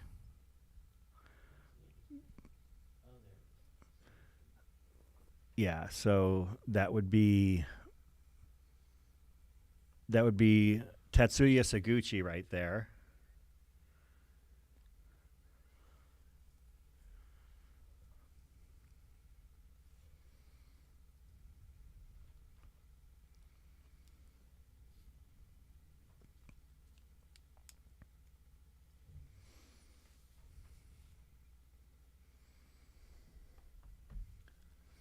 Yeah, after catching an eye on that aid station soup. Oh my goodness, looked fantastic. That did It's good. Yeah. Oh, absolutely. Oh yeah, and the person stirring it with what looks like a paddle. Yeah, it's good. Like I can sit and watch cooking videos, reels on Instagram and on social media like all day long. It's one of my weaknesses. There's also a Chef Hero. I watch his sushi videos all the time too. So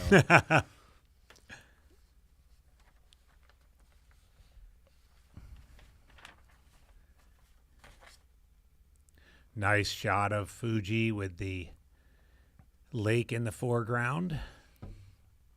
I think we're just so fortunate to be able to cover a race that enables us to catch these views. Oh yeah. It takes a lot for me to want to go and do a race that is this long and probably painful, but sites such as that definitely will kind of prime the pump a little bit. Absolutely, won't they? Yeah.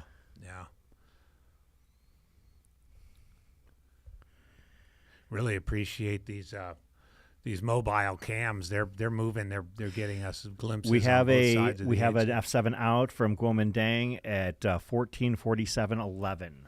Okay, 14:47.11. Let's those of you keeping score at home, make note of that. Chris will do the same, and that starts the clock now moving towards.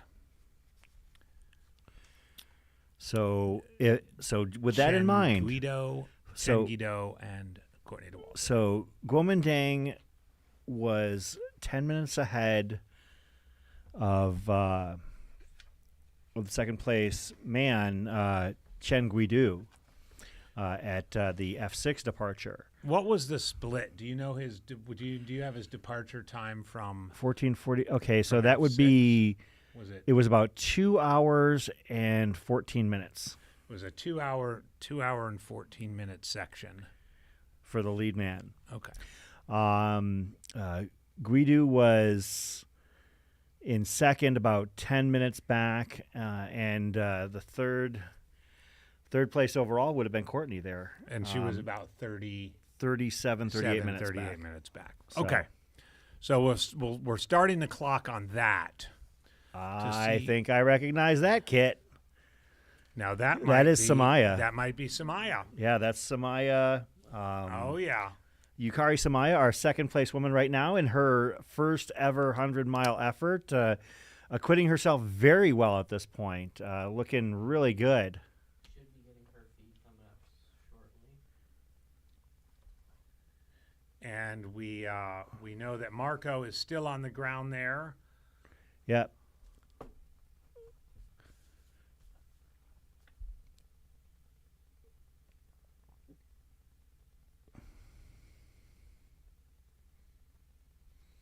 You can see she's on the paved path on her way into the aid.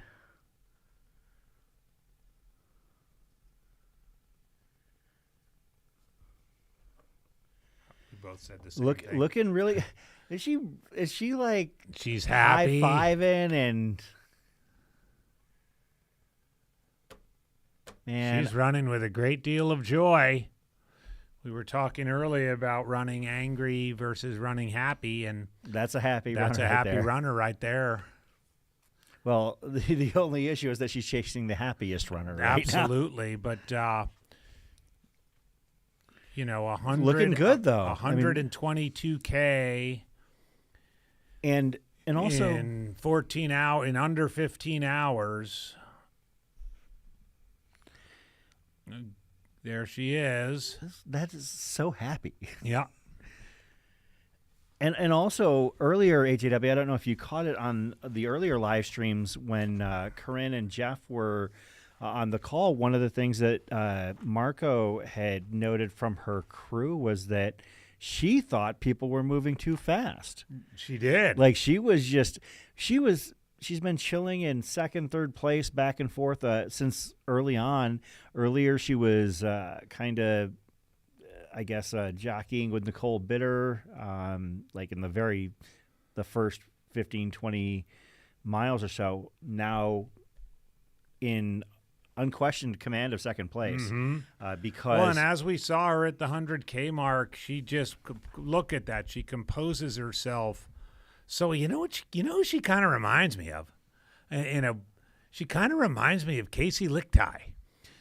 Smiling and happy and not worrying about what else is going on around her.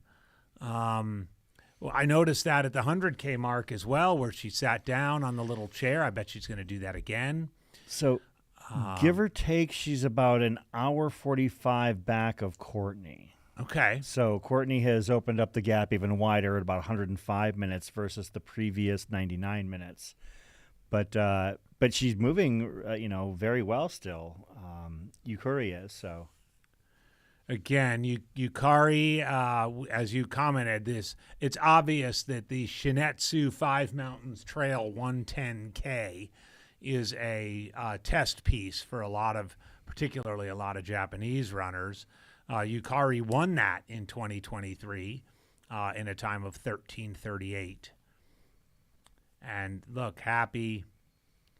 So, okay, yeah, she's 1:45.10 off the pace from Courtney. So, again, still moving very fast because at the last aid station check, not only was she 84 minutes back of Courtney, she was 99 minutes back of Courtney, but she was also 84 minutes ahead of her third place. Of third place. Yeah, there's a definite spread in the women's field right now. Chi Yan currently in third place, as far as we can tell. We don't know if there's been any movement between aid, but Chi Yan was I'm not sure 84 she was minutes on back. Our early, early prognostication either. Was did she? not have her on my research. So a lot of times with some of these runners that I didn't have notes on, it was just very difficult to find information. But okay, so I can tell you she's from Hong Kong. Quick Google is your friend. She's an attorney, and she survived a cancer diagnosis. Oh, my goodness.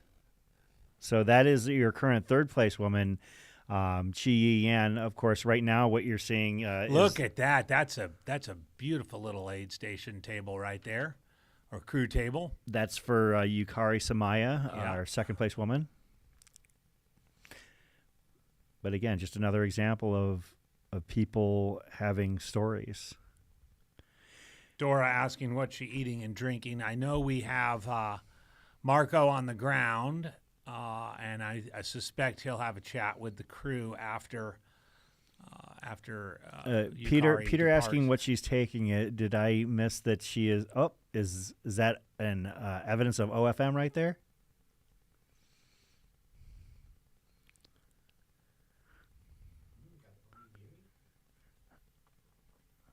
What is that? Wow, look at that. What- Oh, nice. share your knowledge.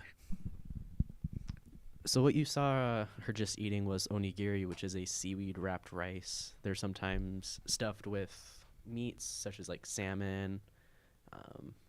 Sometimes they're just seaweed and rice. Very good. Man, these very people know filling. how to eat. Onigiri These and people know how to eat. I think I recognize the drink in her hand as well. Yeah, that's a pretty universal can right there. Yeah. Looks like and as Peter noticed, it sounds like she was taking Vespa as well. So Peter will never miss a chance to pump up Vespa, which is fine. Maybe if we sell some more of it, he can buy a shirt. But this is some great footage here. She just looks happy, content, fueling. yeah, I think that. I mean, I wonder if this is the point where the crew is saying, filling her in, like, listen, Courtney's almost 2 hours ahead of you, but you're also an hour and a half ahead of third. So just go out and run your best race the rest of the way and do your own thing. Like, I think that there's got to be a little bit of freedom from a mental standpoint there. I think so. No matter what you do, as long as the wheels don't completely fall off for anybody involved, you're pretty much locked into where you're at with about 25 or so miles to go. Yeah, I'm kind of reminded of the way Katie Scheid ran Western States last year. When Courtney Dauwalter was a good hour ahead of her. Yeah, that's a good point. Katie stuck to her game plan and also broke the previous course record. Had an amazing with her run. second place finish. And so you look at an athlete like Yukari here, she's doing her own thing. She's obviously getting plenty of calories down, energy, and going to be ready to move for this, as Marco has pointed out, this sort of challenging technical part for the next. For the rest of the race, pretty much. Yeah, for those just tuning in, I'm Chris Warden. I'm Andy Jones-Wilkins. And we're here at the Mount Fuji 100 here on the Mountain Outpost and World Trail Majors channels. Of course, we're broadcasting remotely from beautiful Phoenix, Arizona at the Aravaipa / Steep Life Media Studios. We are. It's 11 o'clock local time. Just turned the clock. It is 3 o'clock in Japan, where the race is taking place, 3 o'clock in the afternoon. It was a midnight start. But we are following along this incredible race with some great footage from our friends filming the race in Japan. We've also got an English language reporter on the ground, Marco. We'll probably hear from him in a bit after Shemaya takes off from here. Shemaya, I said that wrong. Samaya. Yeah, and I think that the cool thing about this, and we talked about this earlier, that this is our first opportunity to be the, quote, alternate language feed, because there were we had the main feed for Black Canyon, and we had a Japanese announce team for the World Trail Majors out on course, and they were basically drawing from our feed, our main feed, and then from their own broadcast team on the ground, which is what we're doing here. These are actually images like either from the main Japanese language feed or from our personal team where we've got Marco out there with his people. Oh, so yeah, this is probably Marco and his camera. Okay, so we are kind of the quote alternate feed, right? So, but this is also our first opportunity to broadcast an international race under the Mountain Outpost banner, and I couldn't be more honored to be a part of it. Well, and it's amazing how we've progressed, right? It was just 2 years ago where most of the broadcasts that were done out of this studio were Avera Viper races. Yeah. Black Canyon, obviously, Javelina 100, Cocodona, Desert Solstice. You might have done a few other sort of small ones, and they were done in a very sort of kind of fly by the seat of their pants way. And then I distinctly remember sometime in the fall of 2022, sitting at one of our local restaurants that's no longer around, sadly, and kind of hatching the idea of trying to do coverage, race coverage of. I'm sorry, I'm going to interrupt myself because it looks like Anthony Lee is back has up. Gotten up from his little rest. And our team on the ground is getting some video.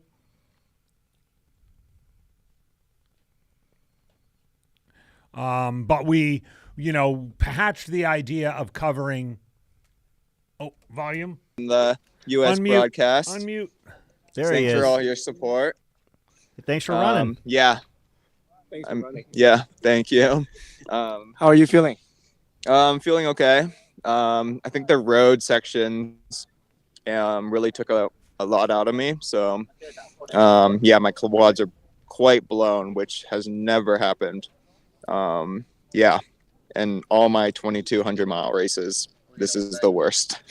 So I don't know what happened. But yeah, I'm going to get it done. Awesome. You took a good break, and so I'll let you go. Yeah, thank you. Thanks, guys. Thank you.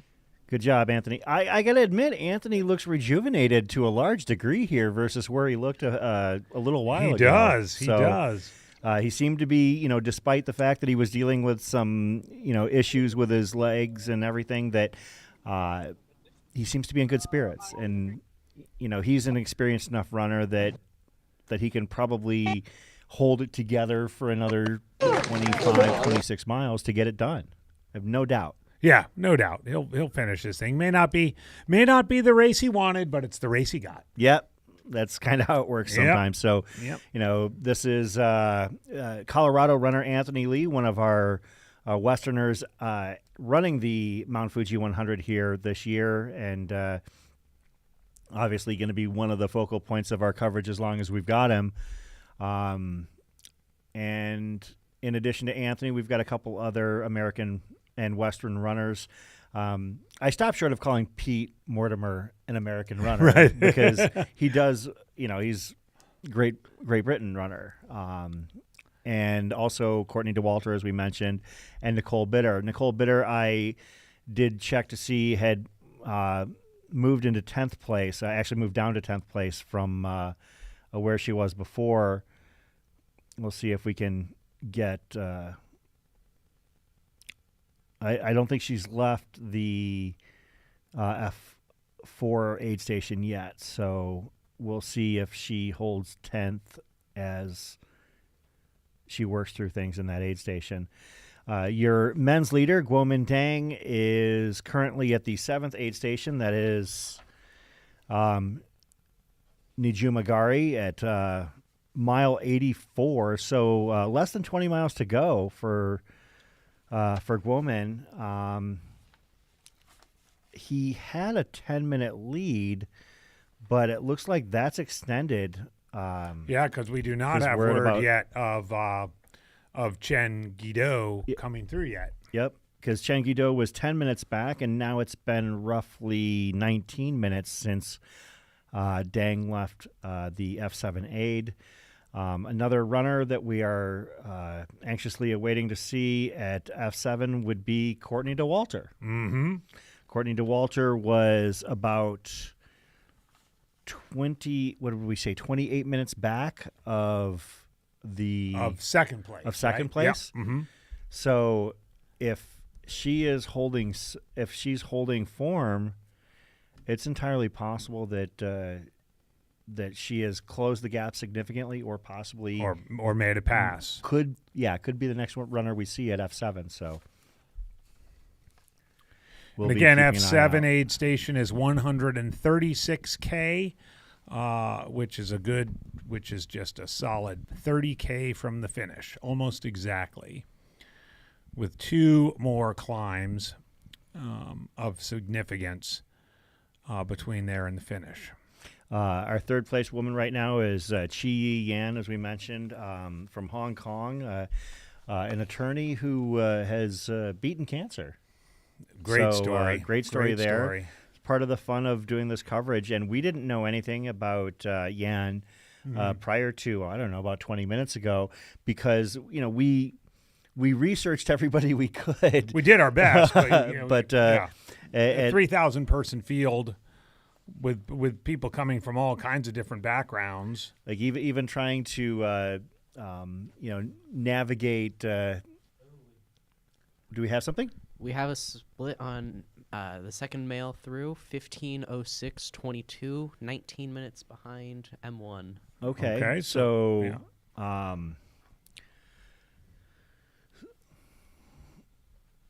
so Chen Guidu is currently in second place, like you said, 19 minutes back. Good rate. So he lost about 9 minutes in that rough section. And let's see, it took him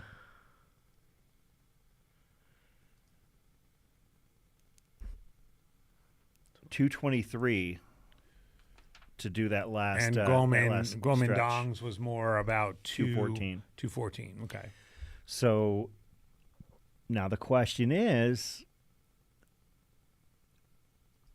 when is Courtney coming into F7? We don't have camera at F7. She's having love to see you, Kari, just taking her time here, playing it smart, not rushing.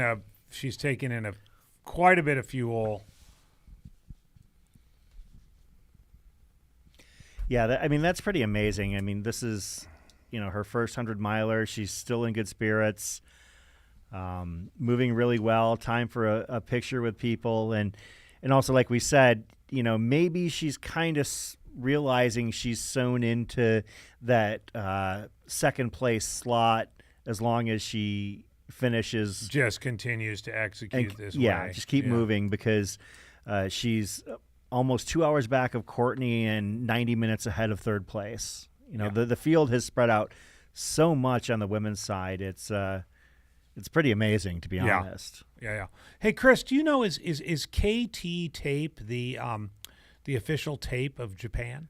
You'd think. Yeah, I just think it almost seems to be part of the kit. Yeah, I have noticed a lot of KT tape on the runners. Some people swear by it. I've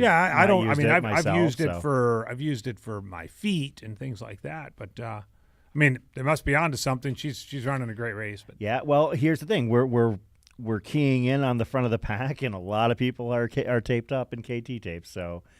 They find value in it. So, if it's working for them, you might as well keep going. That's right. On the men's side, I want to see, other notable runners that people have been asking about. Alexander Boucher, currently running 8th place. Ho Chung Wong from Hong Kong, running in 9th place. Let's see where Pete Mortimer is at. Let's see if he has actually made it into the F5 aid station as of yet. He is currently. He's moved up to 42nd place from 48th. All right, that sounds like Pete. And again, I'm, in the interest of full disclosure, he's a very good friend of mine, and he's my coach. And I think that Pete, it would not shock me to see Pete move up another 25 spots by the time this is all said and done, because he's always he relishes the opportunity to run people down, number one, and number two, this second half of the race plays to his strengths. He's not as fast as these other runners in terms of the flats and stuff. I mean, he can move compared to most people, but he's somebody who really, he's a grinder. Oh, absolutely, he's a grinder. Yeah, very much so. So Marco is still hanging around. I think he's going to go from here to the finish, or one more aid station. Is he going to go? Does he have time to make it to F8?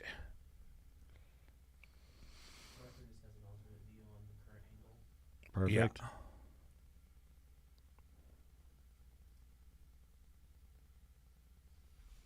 So this is Lake Kawaguchi. Is that the name of the body of water that's right next to the aid station there?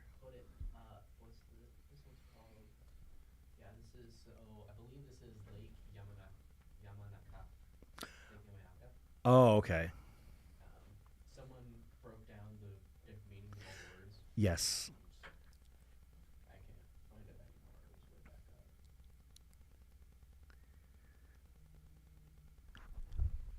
Well, I did have a discussion with somebody who was with our group run last night.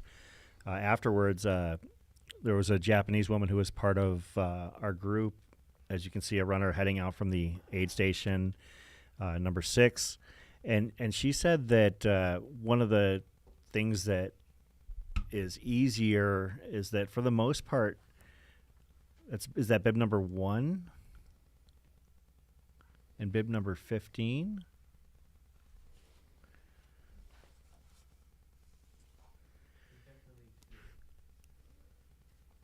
That's a blue bib. I haven't seen a blue bib. Is that from the 70K does perhaps? the 70K kind of join in? So this is Lake Yamanakato. There we go. Easy for you to say.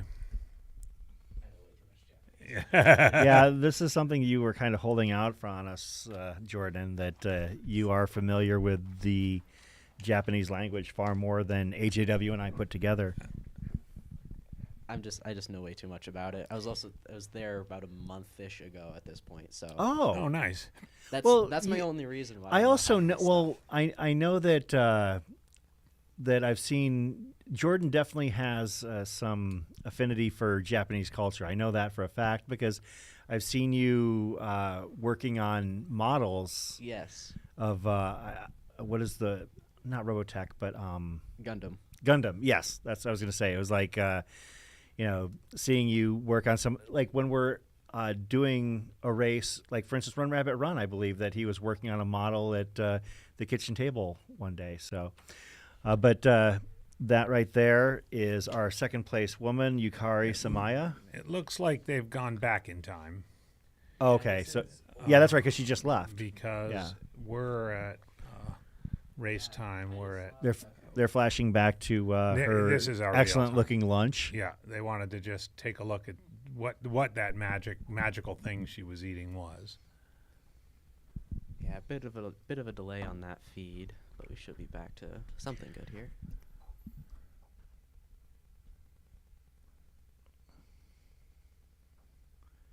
Now the next question that we're trying to answer for our English language feed is, where is Courtney? Yeah, and Courtney's arrival into F7.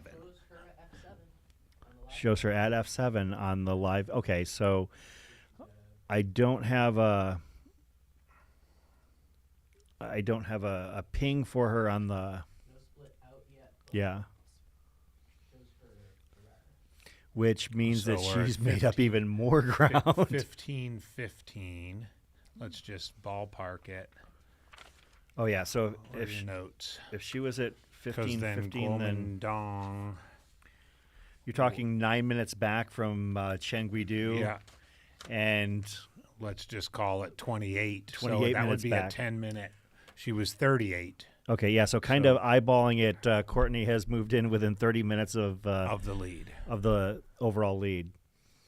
We could have ourselves a very interesting situation here in the waning hours. I hope everybody is all napped up because this is about to get hectic. She could run out of real estate, but she also could run these two guys down. Yeah, the live tracker, I've been watching it pretty much this whole time, and she and first male Chen have been basically on the same pace. So Corey, our friend in the chat, shows a 2:04 split, and Guomindang was more of a Courtney is 2:11 at 15, 55. Okay, there we go. So it's down under 30 minutes. Courtney's gap to the overall leader. So again, our first three athletes are through F7, the aid station at kilometer 136, so 30K from the finish. Guomindang in the lead, arrived there at 14:47 elapsed, followed by Chen Guido at 15:06 and Courtney Dauwalter at just under 15:16. So those were the splits. 10 minutes back of Chen and 29 minutes back of Guomindang. So in this last stretch from F6 to F7, Courtney made up 19 minutes on Chen Guidu and 10 minutes on Guomindang. So, I mean, at that pace, she'd run out of real estate to win, but, you never know what can happen to the guys in front of her, especially with a big downhill coming up, a big climb, and then a screaming downhill, and then another big climb. Here's the thing, though, AJ, but I don't know if she's running out of real estate because she did not gain a ton of ground between aid stations 4 and 6. It was 6 to 7 where it was That's true. Suddenly That's she true. would gain 2 minutes here or 4 minutes here.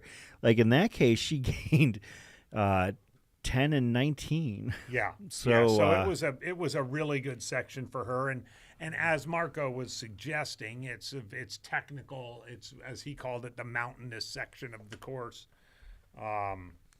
which plays right in. Yeah, Jason, if you're gonna nap, I don't know if I would necessarily set your alarm for 4 hours because. Yeah, I mean, they've got 18 miles to go. I would set it for less than 4 hours. It's pretty amazing. Pretty amazing. So yeah, they've got a 6.8 or so, about a 7-mile section to Fuji Yoshida, and then the finish back at Fuji Hokuroku Park Gym is at the 103-mile mark. So it's about a 12-mile stretch from the last aid station to the finish. And that last stretch has a pretty sizable climb. Yeah, you see that one? Yeah. So there's this punchy one, then a nice big downhill, and then a grindy one. Yeah. So I think if you can see, so F7 is the third from the end line that you see on the course profile. So they've got to go up a hill, then down a long extended. Perfect. Yeah, thank you so Jordan. much. That's a good close-up of it. So they they're drop departing all the way to F7. 740 meters, even a little lower than 740 meters before. Shooting back up to about 1,300, 1,400, and then down and then back up and finishing at just about 1,000 meters. So I think that under normal circumstances, that might be, not enough distance remaining for Courtney to catch a runner. Number one, The course definitely, like with a big climb, big descent, and another big climb, that definitely helps Courtney out, I think, in that regard, because this last stretch, as you could see, had multiple climbs to it from F6 to F7. And that's where she made up the significant ground. And I think that also, number two, this is not a normal person we're talking about here. This is Courtney flippin' Dauwalter. Yeah. So. Jordan, looks like Marco's getting ready to set up. He's spent some time talking to Samia's crew. Okay, great. And then I think what we're going to try and have Marco do is, after chatting with us a little bit about how Samia's doing, to jet on over, or at least have the camera jet on over to F8, their kilometer 147.8. While we wait for that, we're going to go to the Fuji stream. They're doing an app break. Okay. Good. I'm going to hit the restroom. これは何かな、日本人って性善説でランナーの努力や才能を称えますが、どれらのドーピングのユーザーかナチュラルか使用でどのくらい向上するのか気になります。もちろん表立って使用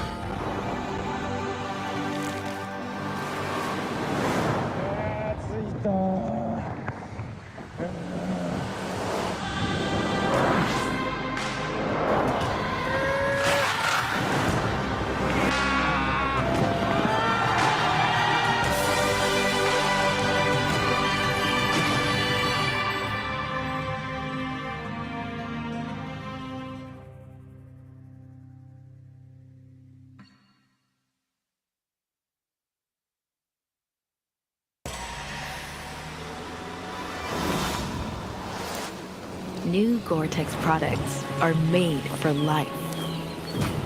Made for getting out there. Made for life's adventures.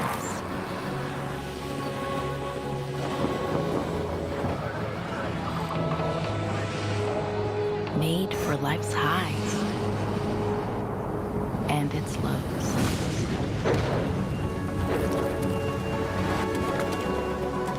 With durable products that stand the test of time. Made for going further. Together.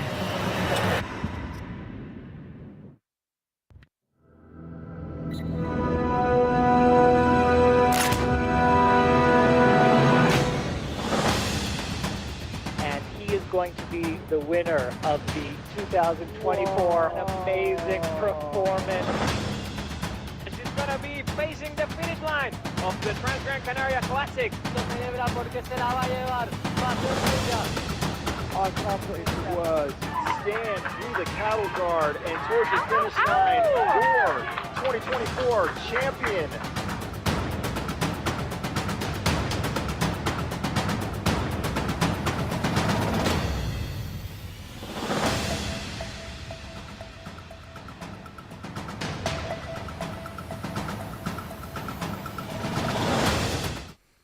Folks, thanks for tuning in with us here at the live stream coverage of the Mount Fuji 100 here on Mountain Outpost, the English language broadcast. I'm Chris Warden. Andy Jones-Wilkins is taking a quick break, and we're going to take a quick break in general to switch streams. And what we're going to do is we're actually going to start stream 3 here momentarily. And right on the flip side of that, we're going to actually interview Marco Louie, our man in the field, who has got some new info. And we'll be looking forward to talking with him. So just bear with us here for just a moment. If you're on YouTube, you really shouldn't have to do anything, right? It should flip over automatically. But we're going to switch to stream 3, so we'll see you in a few moments.